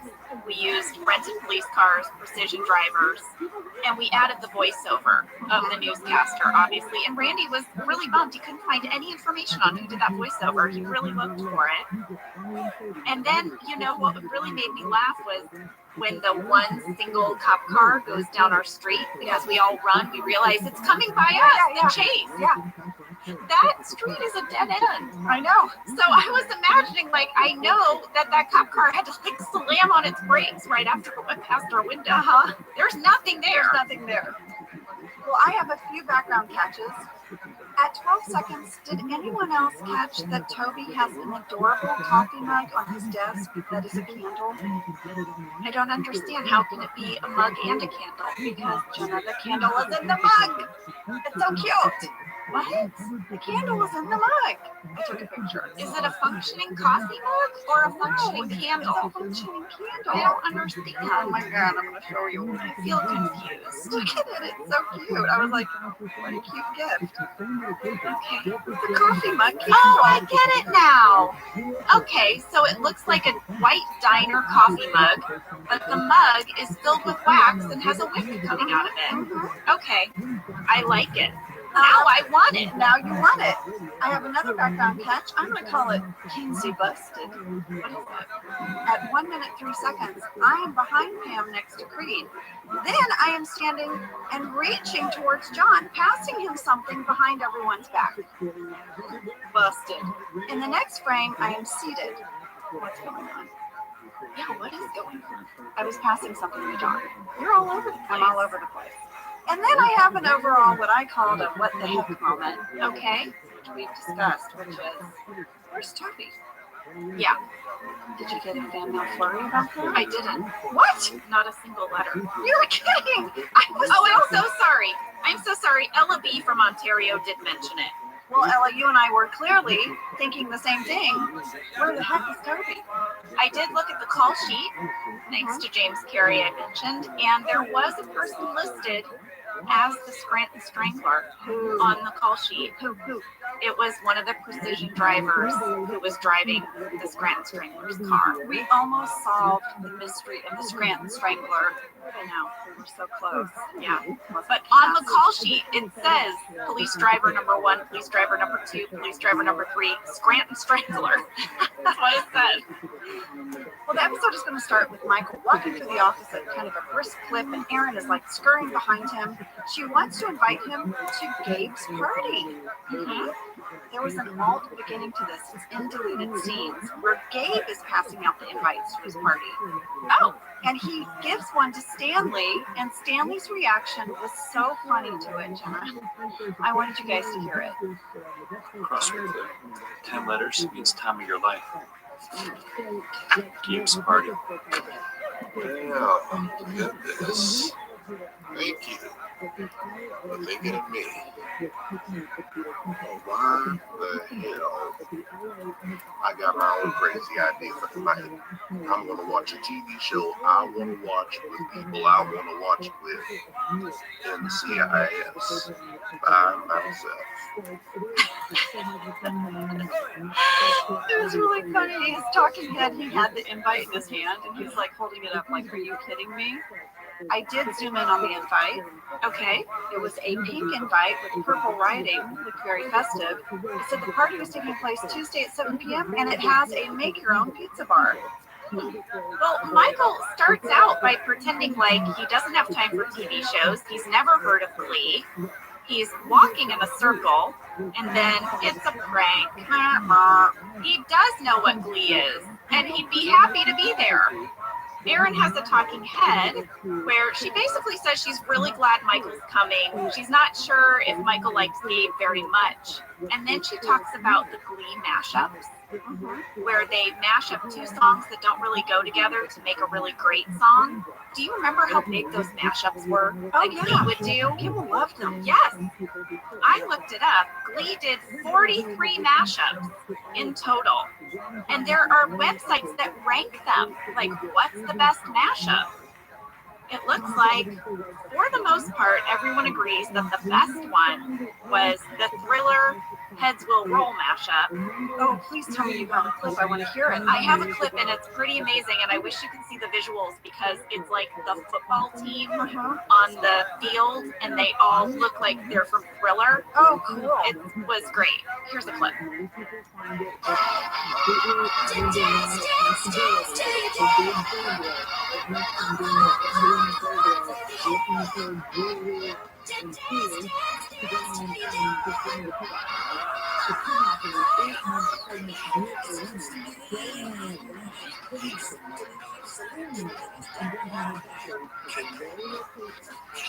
There you go. That's so cool. It's so catchy. They all are. I watched many of them to prepare for this episode. I'll tell you what, if I could sing like that, I'd be trouble. Oh, yeah? Mm-hmm. It's like something I would love to be able to belt out a tune like that. I'd have so much sass in me.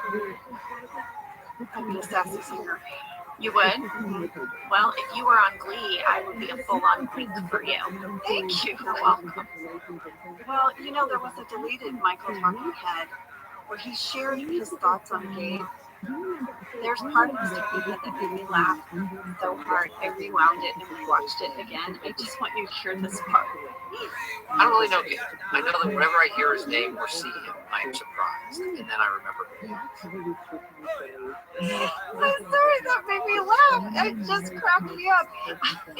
Whenever I hear his name or see him, I'm surprised.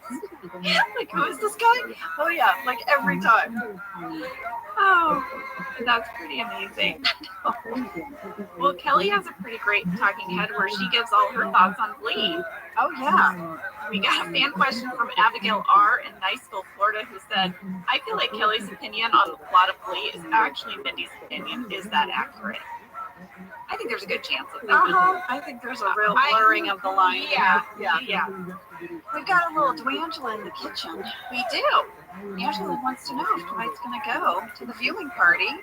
Dwight said not because I want to. With all the feeling to base a show around Glee, Thirst. Well, that's a show I'd watch. You know, there was a show called Thirsty.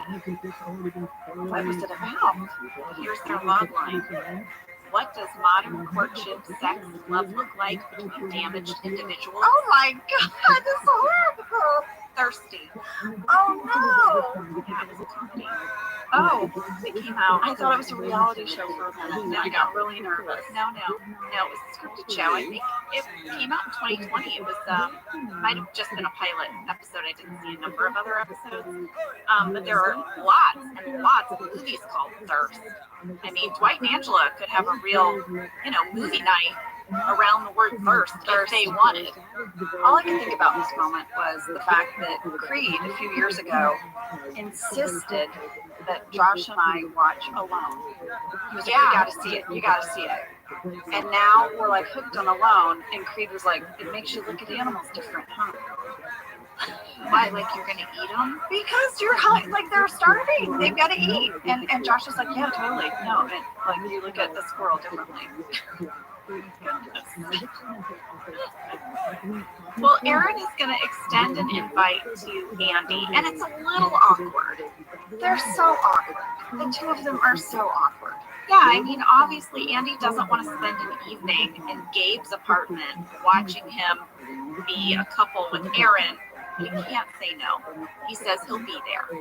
This moves us to the kitchen, and really one of my favorite looks from Oscar at 4 minutes and 29 seconds. I don't know if you noticed it in the background. Is it when Kevin refers to Gabe as the boss? Yes, it's so amazing. So, like, you have Daryl and Oscar, and they're making sandwiches on the kitchen counter. And then Kevin makes this faux pas of referring to Gabe as Michael's boss. Yeah, and he's like, backpedal. Yeah. And then when Michael goes to ask Daryl and Oscar's opinion about this, they're gone. They've exited. There is a tiny moment before that where over Michael's shoulder, you just see Oscar clock what's going on, and it's perfect. It is so good. We're going to travel now to Gabe's apartment. It's the evening. Erin is giving Michael a tour. She's so enamored with Gabe's apartment. It's like a fancy grown-up apartment. There's big wine glasses, Gemma. Very large wine glasses, which Phyllis is going to enjoy. I had a fun background catch at this entrance moment at 4 minutes and 45 seconds. You start by seeing an exterior shot of the building, and you hear a door close. And then it cuts to Erin and Michael, and the apartment door is already closed. It says if they'd entered, but that way we didn't have to show what was behind the door. You will see what's behind the door at the end of the movie magic. So Gabe is going to walk Michael through all the toppings for the Make Your Own Pizza bar. There's a really fun thing in deleted scenes, Jenna.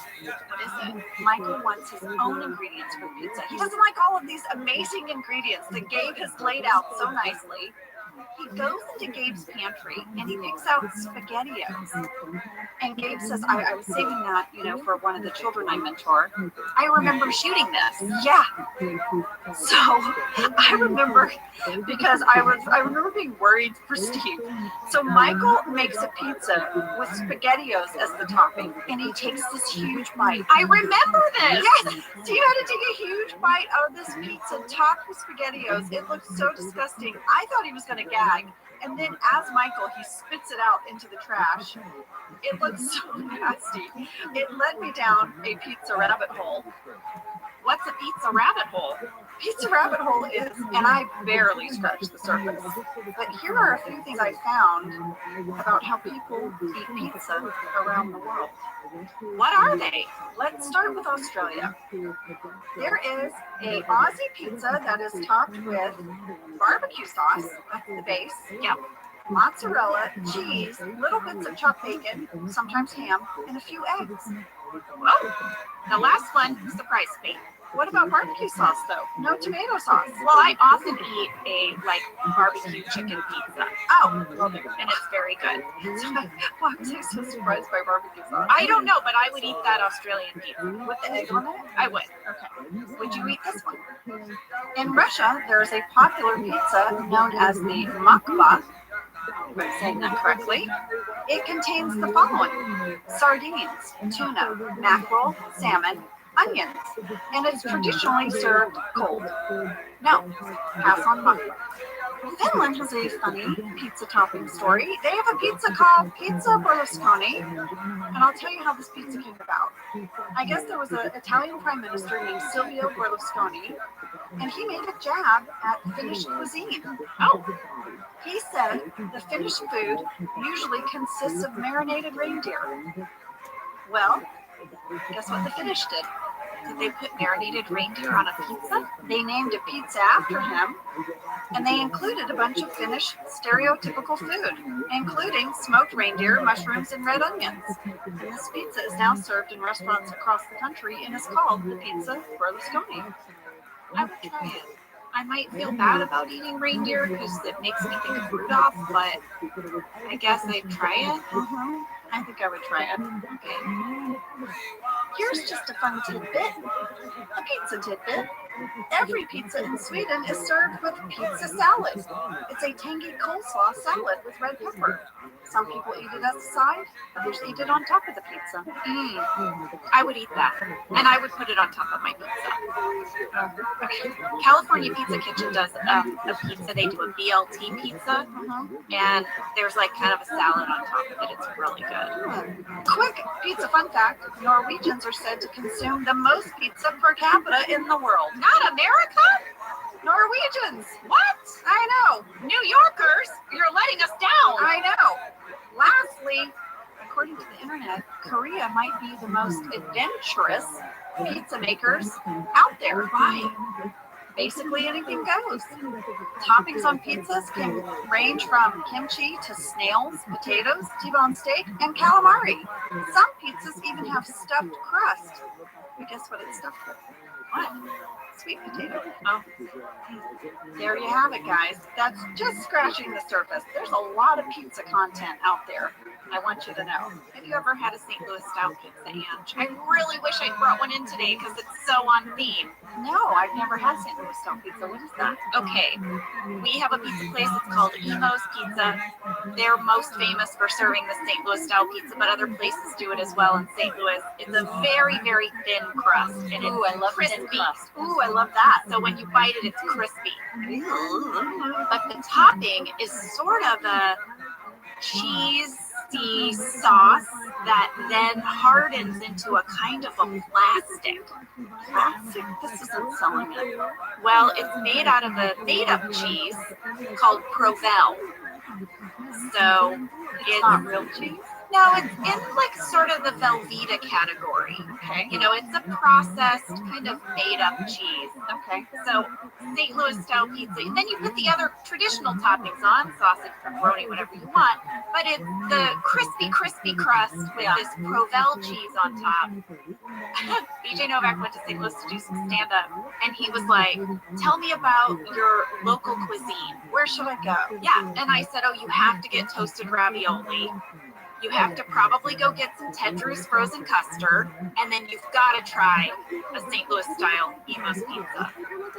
Still to this day, he gives me trouble about this pizza. Anybody who's not local St. Louis does not appreciate this pizza. It's interesting. BJ reached out to me when he was filming in New Orleans, and I told him where to go to get good gumbo. Oh yeah, he's really cool. He likes to eat the local cuisine when he goes places. But, oh shoot, what a missed opportunity. I could be eating some Emo's pizza right now. I'd be so happy about it. Well, next up, Michael's going to have this talking head where he's kind of, I don't know, he's going on and on about how Gabe likes to entertain versus how he likes to spend an evening. It was total sad sack. He just has a bag of steamed vegetables from the microwave and a sangria. Yeah, Well, we had a really fun fan catch. Oh, yeah? Emma R. in Hoboken, New Jersey, who said, I noticed that in the background of Michael's talking head and Gabe's apartment, you can see Oscar out of focus and he's doing what looks like charades. It starts around 5 minutes and 17 seconds, and I think he's acting out the film Back to the Future. No way. Yeah, Emma watched it a couple of times just to be sure. He only does the first 2 words, but it really does seem like that's what it might be. I checked it out, and he does. Oscar does the charade from movie, 4 words. First word, back. And then he does second word, and then he does like the number 2. But then it cuts off. Was that in the script? It was not in the script. This was just some amazing background performing that we came up with on the day. But it's really fun to watch. Well, Michael is going to insist on tossing his own pizza dough. And there was a blooper. You know my daughter loves bloopers. Oh, yeah. And she watched this episode with me. She was, oh, Mom, there's this great blooper where Steve is tossing the pizza dough and it flies up and lands on the boom operator's mic. Yes. And so we went and watched it. It cracked me up. It was Brian Little who's doing the boom for this scene, and he got a microphone full of pizza dough. Randy sent us a really cool video of them testing out this pizza dough hitting the fan bit. Yeah. And it was really cool. You see all these guys, all our crew guys, like just in the warehouse throwing pizza dough at a fan to see like where does it go when it hits the fan, like how fast should the fan be going. It was cool. Gabe's going to welcome Pam and Jim into his man cave. We find out he spent his senior year abroad in Japan, and also he loves to play some soundscapes on the keyboard. Yes. We had a fan catch from Hal C in the UK who said Gabe said he spent his year in Japan, yet for the rest of the episode, everything in his room is from China. Good catch. Nice catch. Yes. Also in the scene, you know, Cece is awake. It's evening. She's reverse cycling. Yes, she's up all night, which means Pam's up all night. We got a lot there. Did we really? Yeah, I want to hear it. First of all, from Andrea D. in Chattanooga, Tennessee, why does Pam get upset about Cece waking up at night when she has her out at a party with the lights on? Oh! Caitlin A. from Westfield, New Jersey says, as a mom of 3 babies under 2.5, if your baby is reverse cycling or having any type of sleep issue that's causing stress to your family, why would you bring said baby to an evening party? We got some fan mail sass. We did. Basically, people said they didn't understand the logic. If she didn't care, they could understand why she brought Cece. But if she's stressed out about it, why? Stay home. Yeah. And then people wondered, is it because it was her boss's party? Did she feel obligated to come? And so, yeah. I sort of think if it were me, I would have welcomed the excuse to stay home and just have Jim represent us at the party. Yeah, here's right? the amazing thing. When you become a parent, you have an instant out that is acceptable. And lean into it. Yeah. Like, if your friend that, like, you know, is like, oh, you guys, please come over. I'm going to try different fondues. And you're just like, I don't want to go over there and try a bunch of fondues tonight. You know what? We're actually getting the baby down earlier. I should probably stay home. There's always. Yes, we're introducing a new sleep routine. Yeah. And it's not great timing. So, or as they get older, they're like, you know, it's school night. So, yeah, there's just so many ways to lean into the acceptable parent. I can't make an excuse. This is our advice. Have children so you have an excuse not to go to. So you have an excuse not to be social. Well, the show is starting. Aaron gathers everyone in the living room. Let's watch Glee. I could have watched Kelly and Phyllis on that couch all night. I know. Their dynamic cracking me up. Phyllis is driving Kelly crazy, asking her all these questions. Well, then Oscar starts annoying her. He keeps pausing to discuss. Yeah. And she's got a great sass line. She says, oh, I'm sorry. Is this a Glee watching party or a Glee pausing party? I'm with Kelly. Don't keep pausing it to chat me up. And if you're going to come to a viewing party, know the show. Phyllis. Oh, boy. Michael is in rare Michael mode. He's acting like a bratty kid. He's going to say, hey, I'm going to have my own Glee watching party. in the bedroom where we can crank up the volume, and he tries to recruit people to Gabe's bedroom. Yeah. But the only person who's there is Pam, who's trying desperately to get Cece to go to sleep. In fact, in the next scene, when Gabe is showing Ryan all of his stuff, his stereo from the 1970s and his 5 Chinese virility herbs, you can see Pam at 8 minutes and 34 seconds in the background, still holding Cece's carrier, rocking it back and forth. By the way, there was a baby in that carrier. Oh, that's heavy then. I know, but you know what? Babies were sometimes lighter than the jelly babies. I think they were always lighter than the jelly baby. Yeah. We are going to learn that one of the virility herbs Gabe has is powdered seahorse. And apparently, they say that 15 Chinese soldiers fought off the entire army of Genghis Khan just using powdered seahorse. We got a fan question from Abigail R. in Niceville, Florida. Please tell us everything about the Chinese virility herbs. So get ready. Abigail, I will. Abigail, should I tell you what the text This is what happens when you search Chinese virility. Just that phrase brings up the result.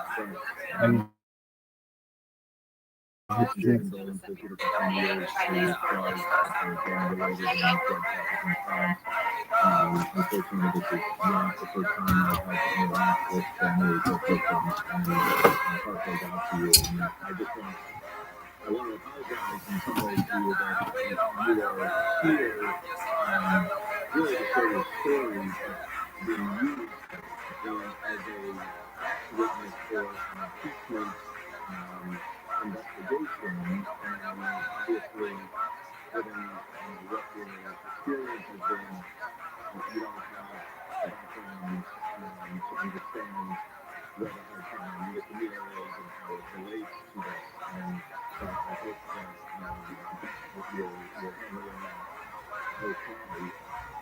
Do you imagine the reply of that kind of conversation in his voice? You don't have the background to understand. First, he tries to take sympathy and answers at you, and then the prosecutor does all these kinds of cases. Yes. And it leads you to defend Alexander Mayorkas for allowing all this mayhem? Yes. Who knows? Who knows how many thousands of Americans have died from fentanyl overdoses? How many teenage kids have died because they thought they were getting a pill, an Adderall pill or a Percocet pill, and it turned out it was fentanyl and they died? Who knows? And it's all from the border cops. It's all from the border cops. He's being released. This story is why Mayorkas couldn't impeach Mark Biden to be removed from office, and why his policies could be shut down immediately. And it's the same today. That was being moved for 10 days over the rape and murder of Republicans. I think it's so many times in these Democrats, progressive Democrats, you have a terrible story to tell the community, and they don't have the respect for this as your story. They may disagree with the policy that's being debated, but at least have the respect for listening to the great and right, and they talk to them. And yet, as those are city council elections, it's scared for clients. This should be on their phones during interviewing. This should be listening to the witnesses, especially the ones whose children have died. And there is the same in the cycle. If you do that, you say that if you just stand up for me, and some mother is pouring her heart out about her dead son or dead daughter because of the policies that you could stop. Congress could stop these policies. The president certainly could. Second, another explanation for it. Let me talk to Eric Savantano. He's another strong candidate for LA County District Attorney. And he's in debate next week against George Gaston. He works for George Gaston. He's also the vice president of the prosecutors union, basically, the Association of LA County District Attorneys. And he comes to us next. Oh, after he wants to bring us. How about that? Yeah. Yay. Don't kill that show. Double up on the 25 24 hour news.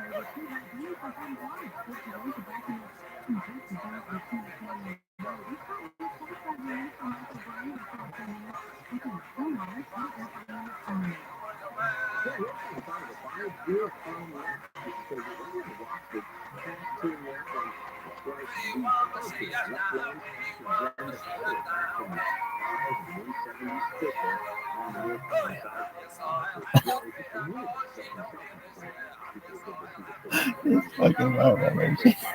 And then right.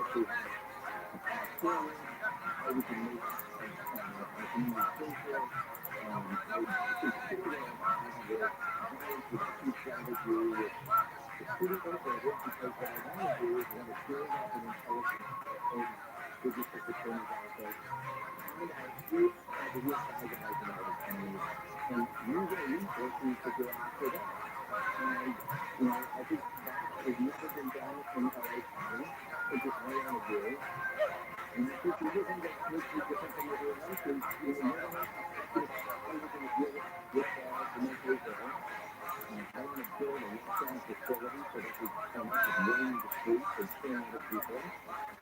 And, the homeless issue, I think we again, look at something that we actually want to do is keep it the same. I understand about things in this court so that we actually get people off the streets and get them in more permanent housing. And that's, I think, the difference between me and everyone else. Other people are looking backwards and George is looking north. This is all interrelated. The homeless problem is very connected to the mental illness that's on the street. And the drug problem. And the behavior that's also become criminal. Sometimes they're going to be put away. Something, right? A lot of people are going to come to our street and drug street and in jail and dying. And none of this kind of stuff. That's great. It's a big breakthrough in government law. And I know we're telling millions and millions to thousands of employees and millions of things happening. Yeah, I mean, look, this is the problem. But look, we get someone who's mentally ill and they're senior citizens.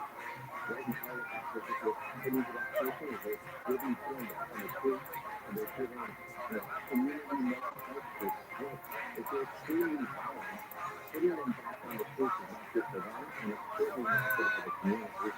And we see this time and time again where someone gets released up in jail on one of these mental health divisions, and then goes and stabs their neighbor or their boyfriend. And this is hard. And right now, the way it works out in the family is to just pretend that it doesn't exist until it's back on the street. I stand with the family to be accurate because he doesn't give it in. He thinks everything is fine in Los Angeles. And it's our problem that we have the wrong perception of the utopia he's created. I mean, this is amazing. Is this from some kind of an app? Well, did it remind you of something that you may have read in the LA Times over the summer? Because if you read the LA Times editorial, in terms of their endorsement of George Stone, it's not that different. I tell you one thing, the LA Times editorial here, and I agree on one thing. If you keep George Stone, you're not getting your story. And we're just going to continue down in this pathway where nothing is happening, where there's no effective plan to turn the tide on crime, there's no effective plan to deal with the mentally ill, and there's no effective plan to move forward on homelessness. And so, I guess the only time that I agree on one thing, and keeping George Stone means there's absolutely going to be no change in our system whatsoever. And then everybody else looks like it's fine and they're celebrating. There's a happy with the big stakeholder life. And it's simple. And it's clear life. You just have to open your eyes and look around and see it every day. Everybody. I mean, everybody I talk to, all of them are like, this is not middle right? The West Side is very democratic, very liberal. Everybody I know is angry and afraid, and they can't want to go out and talk to no middle ground. I don't know anybody else who I want to talk to the last 2 years. And I don't understand this denial. It really seems like a religious thing.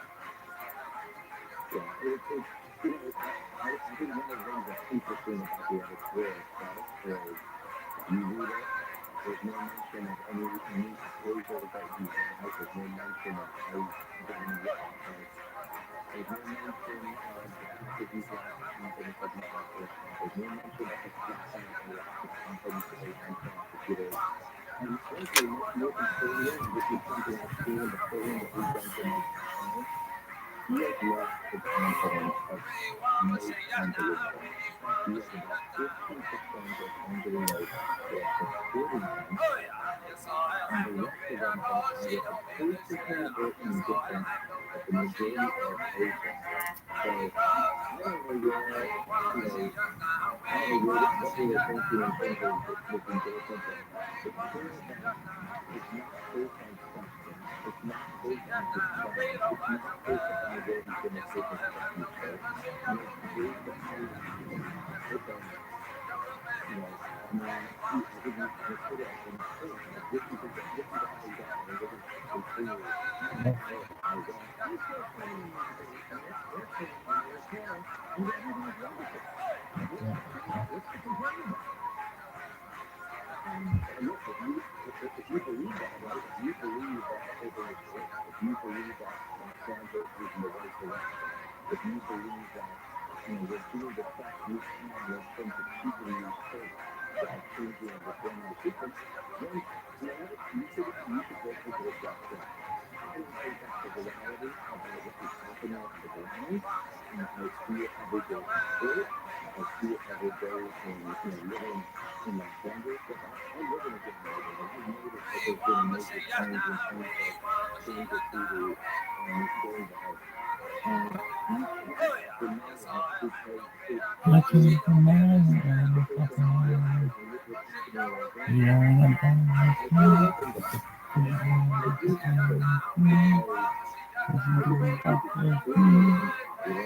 Hey, Ange, working on viewing party. I decided to Google 5 Chinese virility herbs. It's mostly websites with photos of giant dimples trying to sell you bubble herbs.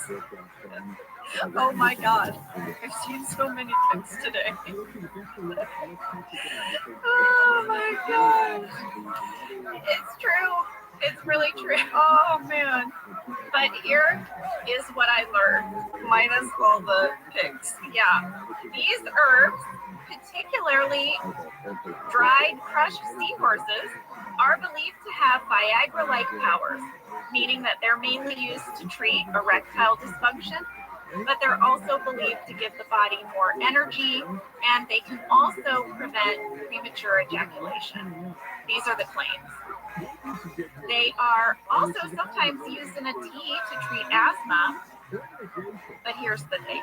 According to the director of the School of Chinese Medicine at the University of Hong Kong in 2019, there is not any scientific evidence that consuming dried crushed seahorses will do any of these things, and there have been literally no clinical trials carried out on humans that examine these results. You think? In addition, Sarah Foster, who is the program manager of Protect Seahorse at the University of British Columbia in Canada, said about 37 million seahorses are caught wild every year because people think that they should dry them and eat them. And seahorses have dropped by 30 and 50% in the past 15 years. In response to this, Thailand and the Philippines and Indonesia have banned the export of seahorses, but there's a lot of smuggling that still occurs. But, you know, Sarah Foster would really like you to stop eating the crushed seahorses. I'm with Sarah Foster. When I was a kid in Indonesia, we'd go out to the Thousand Islands. And when the tide would go out, there'd be little tide pools. And you could walk out pretty far between the islands. And you would often see a little seahorse in a tide pool hanging out on some seaweed. That sounds magical. It was magical. And I was a child. And that was a magical memory for me. Stop eating seahorses. They don't help your penis. They don't. Let them live and thrive. And then maybe there can be less pics on the internet too. Dwight is going to join Pam and Michael in the other viewing party room. And he's really annoyed that other people aren't coming over. But what really starts to annoy him is Pam's crying baby. Yeah. Did you see, though, I was doing the bounce move? I didn't even have a kid yet. And I felt like I was doing a killer bounce move. We got a lot of fan mail from people who noticed that the baby in this episode looked very different from last week's baby from the christening. That is because it is a different baby. This baby's name was Violet. I noticed it right away. Yes. The babies who had been playing CC were Bailey and Sienna, and they were there, but they would not fuss. Aw, yeah. You know, Bailey and Sienna were just really chill babies. I think they had also gotten very used to you being on our set, and Violet was new to all of it maybe, and just was more unsettling.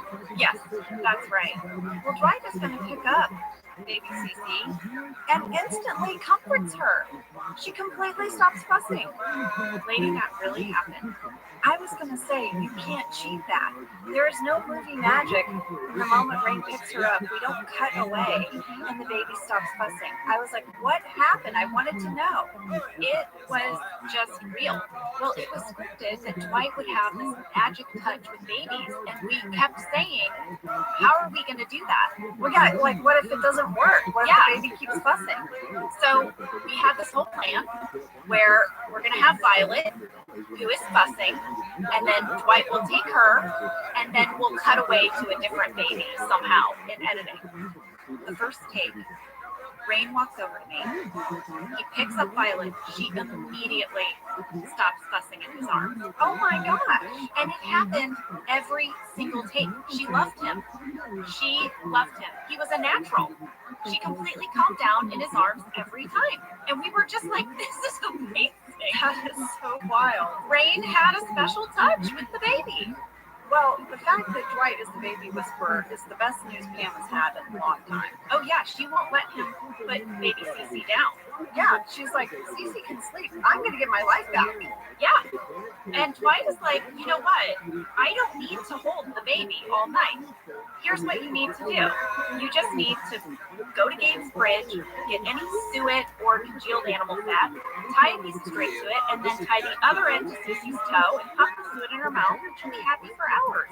Instantly, he's like Dwight.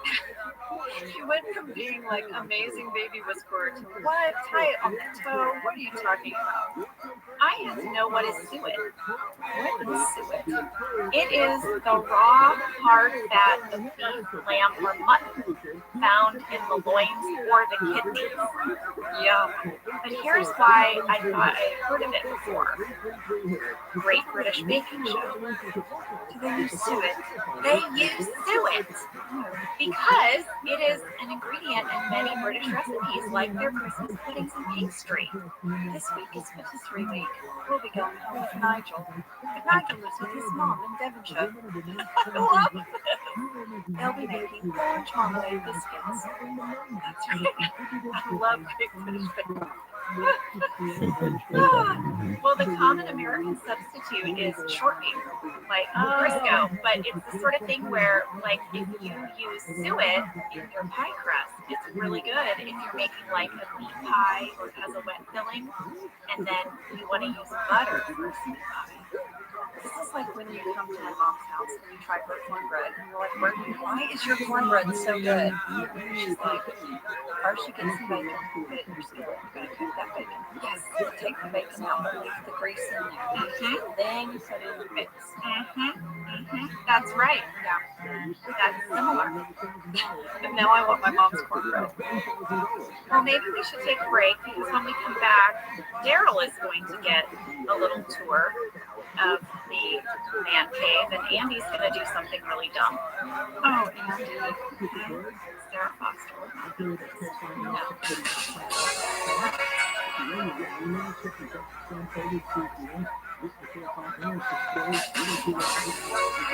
are back, and like we said before the break, Andy's going to make an unfortunate decision. He pours the dried seahorse into his red wine and chugs it, like all of it. Yeah, this is going to turn out bad for Andy. But meanwhile, in the living room, during a commercial break for Glee, Jim decided to change the channel to get kind of a sports update. What's happening? But guess what happens when he turns the channel back?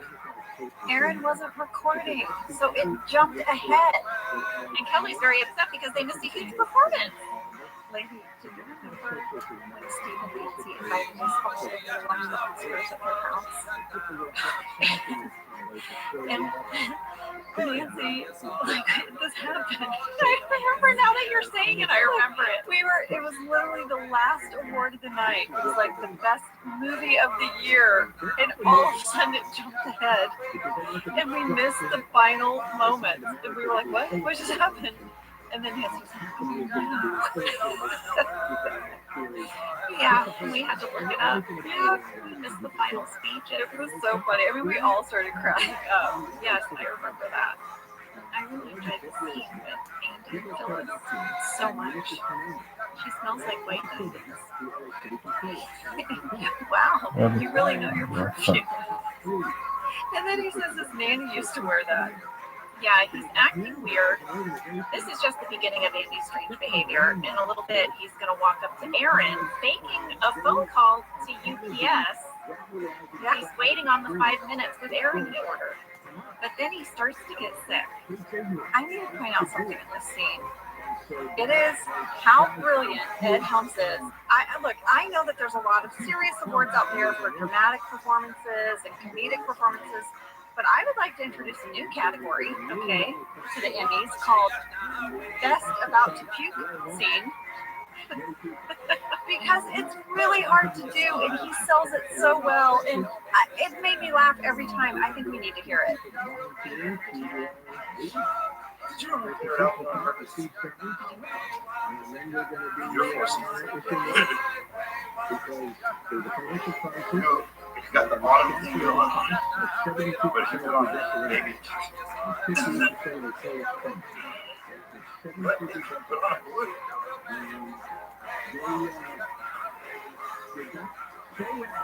It's free time to rock it. I mean, it makes me start to gag when I hear him doing it. It's so visceral, so good. It's so hard to do and really sell it. And he did such a great job. He did. I would like that to be a category place in the next award show. While that's going on, Gabe and Michael are attempting to make pizza dogs, and Erin enters, and it's so clear that she just really wants Michael to like Gabe. Yeah, she needs Michael's approval on this guy, and it is not going to happen. No, in fact, it doesn't go well, and Michael ends up storming out of the whole apartment. We're now going to find Dwight in the bedroom. Cece is still loving Dwight, and guess he was completely turned on by that. Yeah. Angela whispers in his ear outside in her car. It's on. Someone wants a baby.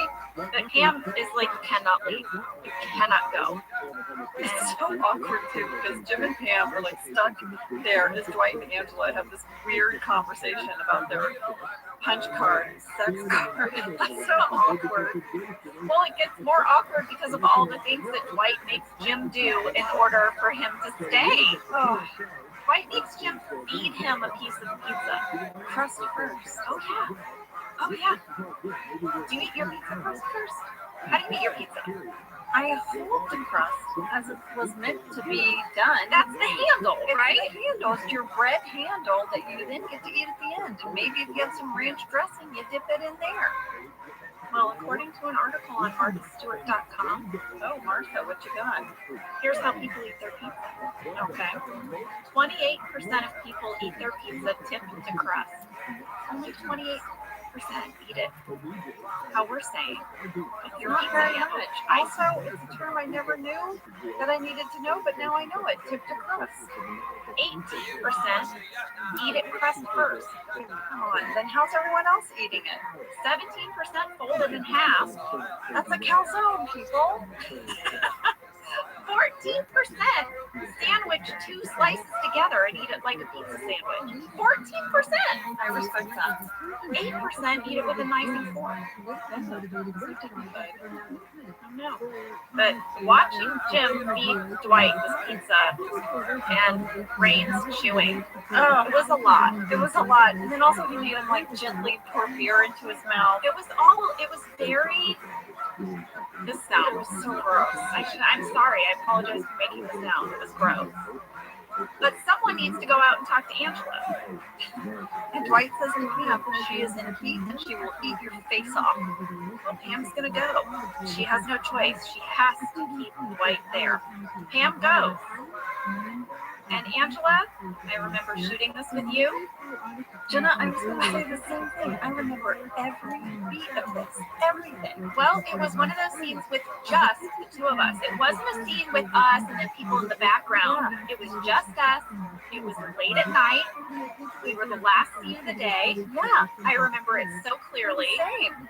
But what do you mean? Because it looks like you're wearing nothing. Well, no, I had on like a spandex strapless nude like thing. What do you call it? Like a bandeau? Is it a bandeau? I don't know. I don't know. A bustier? No, a bustier kind of pushes everything up and out. Yeah, this was just like a nude, like, undergarment. Right. I mean, and jeans. I had on like jeans because you couldn't see. I was shocked when I watched the scene that Angela had undressed already. She was ready. Yeah. Her man is quieting the baby. Yeah. She gets Angela's clothes off, clearly. Yeah. Do you know what I noticed that I didn't think about when we were filming it? And then I watched it and it cracked me up. In true Angela fashion, she asks Pam her advice and then doesn't like what Pam says and then is mad, right? Yeah. And then she hits the button and the window slowly goes up. Which led me to think she's been sitting in a running car. Oh yeah, of course. The back seat of a running car. Oh, that's such a good observation. I didn't notice that in your pocket. Well, also outside is Michael, who was messing with the cable box. Yeah, he like unplugged everything. The TV goes off. People are really upset. I would like to point out a continuity moment. At 17 minutes, 57 seconds, Kevin yells. You can hear him in the background. He's like, what's going on? He was in the bedroom eating pigs in a blanket in a blanket. Oh, you're right. Uh-huh. Yeah, he's in two places at once. He's Magic Kevin. He wasn't yelling from the bedroom, was he? The cable went out? Could he still be in the blanket? Eating pigs in a blanket? They didn't have a TV on in there. Oh, they did have a TV on in there. Okay. Well, then my theory just worked. Forget it. He's not Magic Kevin. He's just loud Kevin. Yeah, I guess so. Michael pretends like he doesn't know what's going on. You know what I love? Creed gets off the phone and tells everyone like what happened. I know. Michael says he has an idea of how to fix it. He doesn't know if it'll work, but he'll try. So he's the saboteur, and then he's going to be the hero. I guess that was his whole plan. And then Michael and Aaron have this scene outside that is so sweet and heartbreaking and funny and tender and odd because, you know, they kind of have this odd dynamic. When Michael realizes that he's hurt Aaron's feelings by saying, you know, I'm not your dad, then he leans into it. He's like, go to your room. She's like, I won't go to my room. She like so quickly gets on board. And it's really sweet. We had a fan question from Bennett C. in Jersey City, New Jersey, who said, Aaron confronting Michael as he's fixing the cable box is one of the most powerful moments of the entire series. Oh. When she says she cares if Michael likes Gabe, and he responds, why? I'm not your father. Ellie does not have a follow-up line, but in the next few seconds, you can see Aaron's entire life story move across her face and eyes. It's an amazing scene. And then Wyatt D. from Kentucky said, this scene with Michael and Aaron in particular is incredibly tender and genuine and really exemplifies the role Michael plays in Aaron's life. This really touched people.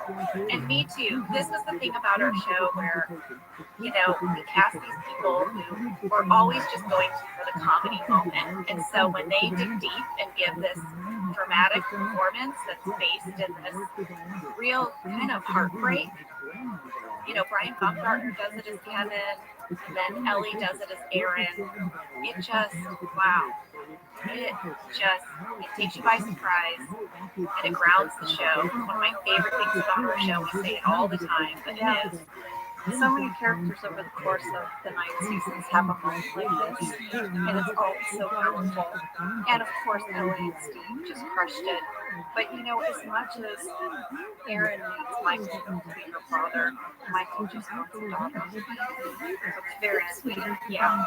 Well, and when Michael's saying goodbye to Gabe at the door, he says, I'll kill you if you hurt Aaron. And it's a figure of speech, but he will literally kill him in the fire. And then he says, that girl's gonna turn my hair gray.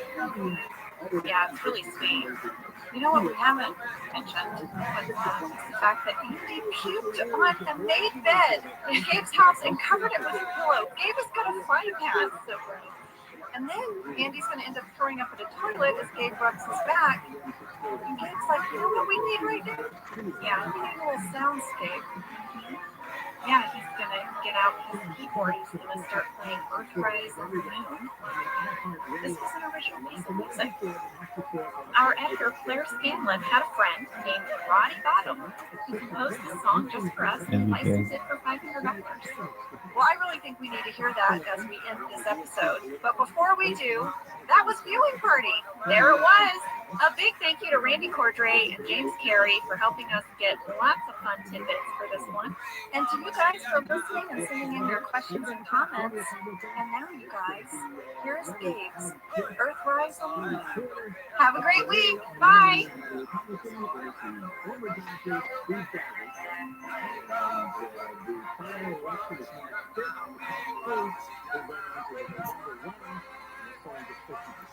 I like it.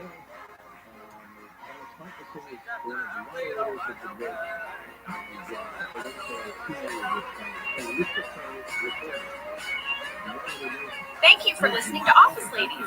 Office Ladies is produced by Earwolf, Jenna Fisher, and Angela Kinsey. Our show is executive produced by Cody Fisher. Our producer is Kathy Jerkins, our sound engineer is Sam Kiefer, and our associate producer is Ainsley Bubico. Our theme song is Rubber Tree by Creed Bratton. For ad-free versions of Office Ladies, go to StitcherPremium.com. For a free 1-month trial of Stitcher Premium, use code OFFICE.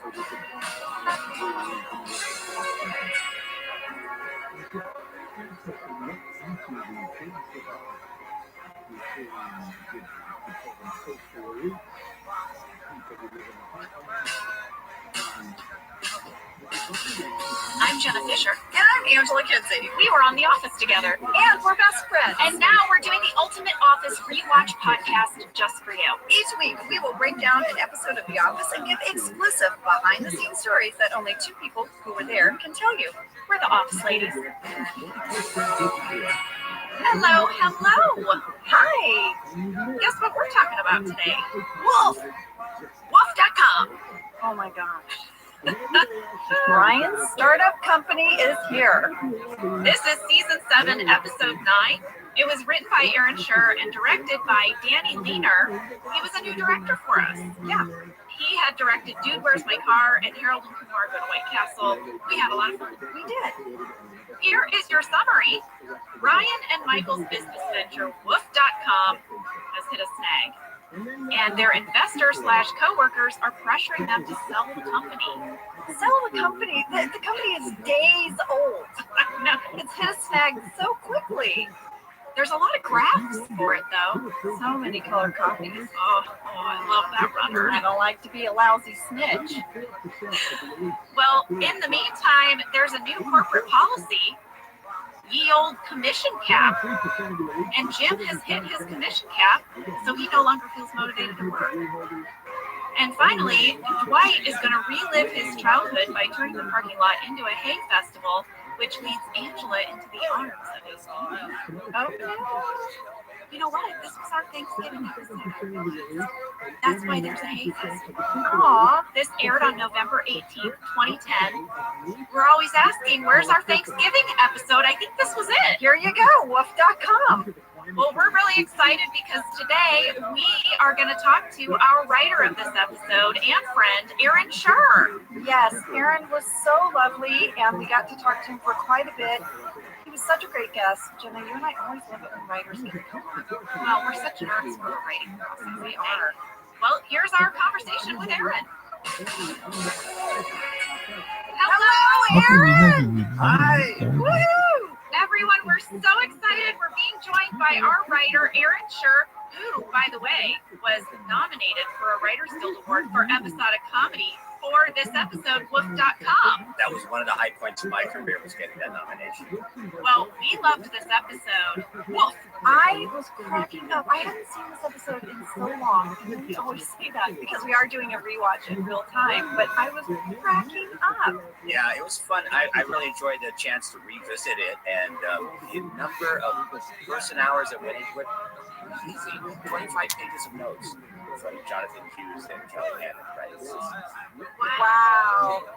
And then, whittled that down to a beat sheet and then to an outline and then draft. And then a lot changed after the table draft. The gay character, Zach Woods. You know, normally when you're a writer, people will be like, how much do the actors make up? And it's, you know, actors usually bring so much more to it than just coming up with lines, right? But it's almost never as much improv as people think. You know, usually it's more or less. Yeah, right. And they come up, you know, they will add things, especially brilliant improvisers like Steve Carell, who can bring new stuff. But generally speaking, we do the writing and they do the acting. But Zach kind of improvised that whole thing about being in the mental. Yes, I remember that, and John couldn't keep a straight face. No. It's that scene where John is complaining about the commission cap, and then Gabe gives this long analogy about how, well, sometimes there are regulations you don't agree with, like men are allowed to walk around naked at my gym, and I don't like it, but it's, you know, that's their policy. I looked in the script because I was like, that sounds like Zach. He would go on these just bizarre tangents. He's a brilliant improviser. Yes. And that was an amazing speech. Well, let's take you a little bit back to the beginning. How long did you work as a writer on The Office? Well, I was there 4 seasons. Wait, 5, 6, 7, 8. So 4 seasons. The season when the Strangler was around too. That's just coincidental. I wasn't Well, before you worked on The Office, you worked on Everybody Loves Raymond and The New Adventures of Old Christine. Those were both 3 camera shows in front of a live audience. I'm curious, what was the difference between working on shows like that versus working on The Office, which was single camera? Yeah. Well, the writing part is fairly similar. The biggest difference is in the production. So when you're comparing single camera to multi-camera, it was my first single camera show.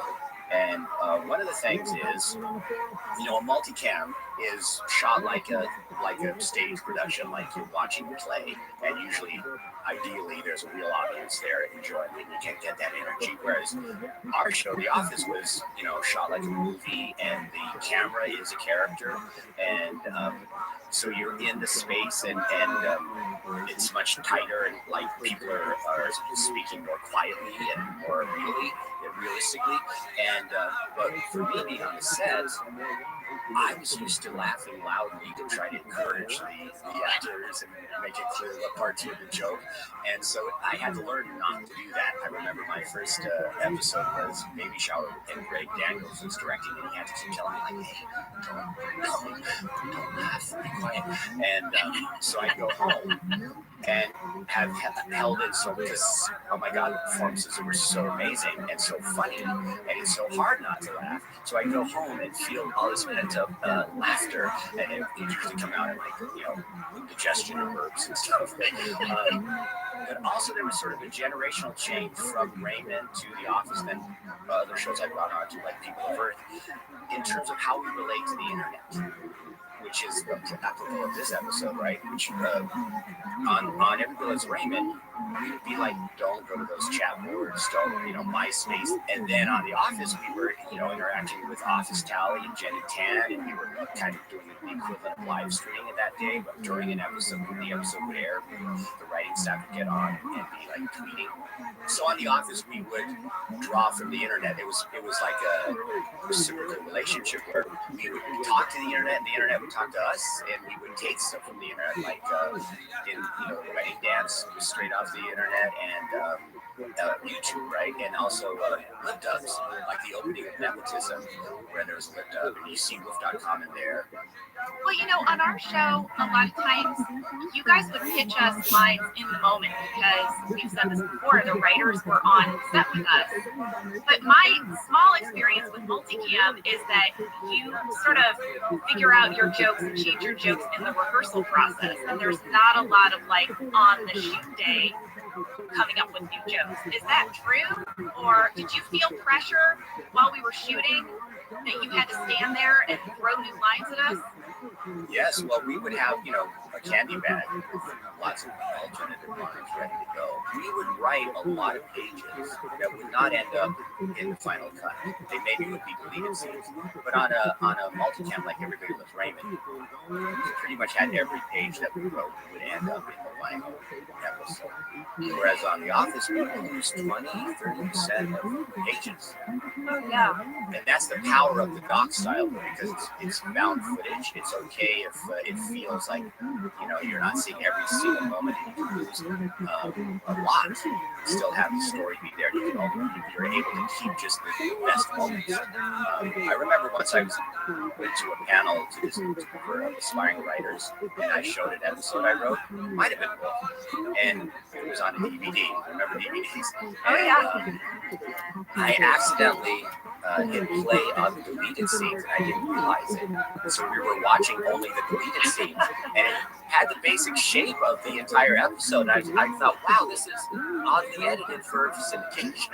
Anyway, so there was enough of a upside down world version of the episode there that we'd written and shot that didn't make it. So sometimes you would have to write scenes with enough story markers in it, so that if it's the only part of the story that survives, there's enough there to hold it up as a story.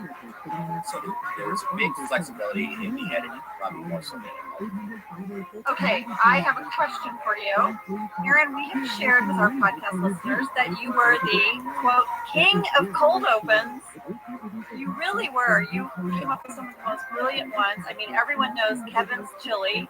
That is like the spill heard around the world. But were there some other ones that you wrote that you would like to share with us, or do you have a favorite? I came up, especially season 5, there was a fair number of cold opens that the PA system was my idea. Oh, yeah. And actually, that was from in the offices of Everybody Loves Raymond. We figured out that you can do that there was a code you could hit on any phone, and you would suddenly have the entire PA system at your disposal. So that was from, basically, I didn't come up with things, I just remembered things. Cheese puffs was another thing I came up with. Believe it or not, I was in the kitchen, and I saw the cheese puffs and went in my mouth. And that's, when you're a writer, that's what you do. You're like, is this a thing? And is this, I'm tapping my pencil. Is that a thing? Just constantly desperate to come up with ideas. Gosh, all of these are really so memorable too. I know. You said cheese puff cold open. I mean, that I get that sent to me all the time. People want to know if we really caught them and all that. That was an example though where people throwing cheese puffs into their own mouths. It's not in and of itself a great idea, but what you did with it made it so delightful. And you really, I rewatched that, and it was so, what you did made it a thing, the way you reacted to it. And it's also kind of impressive that you were able to do that. But I feel like that little thing, it's really cool because it's so relatable. We've all done that with popcorn or whatever. Maybe you're procrastinating, or it's such a relatable thing. And then the other thing that's so relatable is coming up with bigger stunts for yourself, trick shots with food, and then the joy when you land one that you came up with. That's a thing. Yeah. You tapped into something. I think you're so great, Aaron, at just observing and then bringing what you observed to the page. And I would love to see your notes, because I feel like, are you someone when you go out in the world or you travel, are you jotting down little moments? Yes. Yeah. Yes. A lot of 3x5 cards, actually. Ooh, you're speaking Angela's language.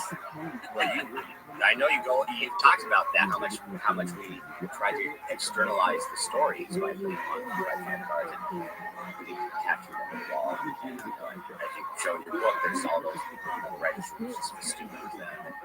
It's a great, Ray Daniels, that was always one of his many great writing ideas, is trying to externalize and get it out of your head, put it down on paper, and it makes it something you can literally manipulate in the world, and it also gives you perspective on it. So was there ever a note card you put on the wall that didn't make it, but you still remember it? tons of them. I kept one of them is I wanted there to be if not a cold open, an entire episode where Michael actually gets rose-colored glasses because he's heard that expression and he wonders, what it's like. So he literally gets rose-colored glasses, and then drives to work. And it's true, life is much better when you have rose-colored glasses because all the lights were green. There wasn't a single red light on. Oh no! And people were waving at him like your life is better. That actually sounds like an amazing cold open. Like I can just see Michael. Yeah, that's the thing. I fully see him doing it, like buying them and be like, everyone's my friend. Everything's awesome. He's causing accidents left and right. And I found a card that just said, all it said is, Dwight's tarantula gets loose. Oh, So I don't know where that goes. Probably ends up on Creed somehow. Of course. No, it goes in Creed's drawer of mug beans. It's like... We wanted to ask you a little bit about the talks that went into season 7. And knowing that this was going to be Steve Carell's last year, which meant that it was Michael Scott's last year. What was that discussion like in the writers' room? How to handle his exit? It wasn't like one discussion, it was just a constant discussion. We were obsessed with this question. It was scary. And so we got 15 writers. We pretty much had every conversation that we have about how we do this. And we even went as far as to write like a talking point memo, things that actors I do remember getting an email from, I think it was Greg, that said, here you guys, if you're asked about Steve leaving or Michael leaving or what's going to happen to the show, here's things you can say. Which was very helpful. Yeah. Because we were asked a lot. And I think one of the smartest things that, I don't know if it was Greg or Paul who came up with the idea, which is that he left before the end of the season. Which was just so smart because it gives, yes, he's leaving, but it's not a finale. It's still The Office, and The Office goes on, and here's an example of 3 episodes of what we are promising. And there's the fun of who's it going to be, who's going to actually replace him. So it was scary. It was scary, but I think Steve was very clear that he didn't see himself as the show, and he was very generous in letting him continue in a way that shows that as important as Michael was to the show, the ensemble was also. Coming back to wolf.com for a second, we were curious who came up with the idea of the Hay King, the Hay Place, Hay Festival, Dwight's whole hay existence. This is an interesting journey for me because when you've been on writing staffs for a while, you learn to go with the flow, right? You read the room, and if you're a professional writer, you know, roll in the direction that the room's going. But I actually like hay places. It wasn't my idea. I didn't love it, and I don't know why I had such a burr in my saddle about it. I think I imagined, this is sort of an obvious thing, but it's good to remember. You don't know what's going to happen. Like, you don't know when you have just an idea. It could be the best thing ever or the worst thing ever. All depends on execution. And I just sort of had a bad version of it in my head. And I sort of felt like, how much resources does Dwight have to build a hay maze? Does he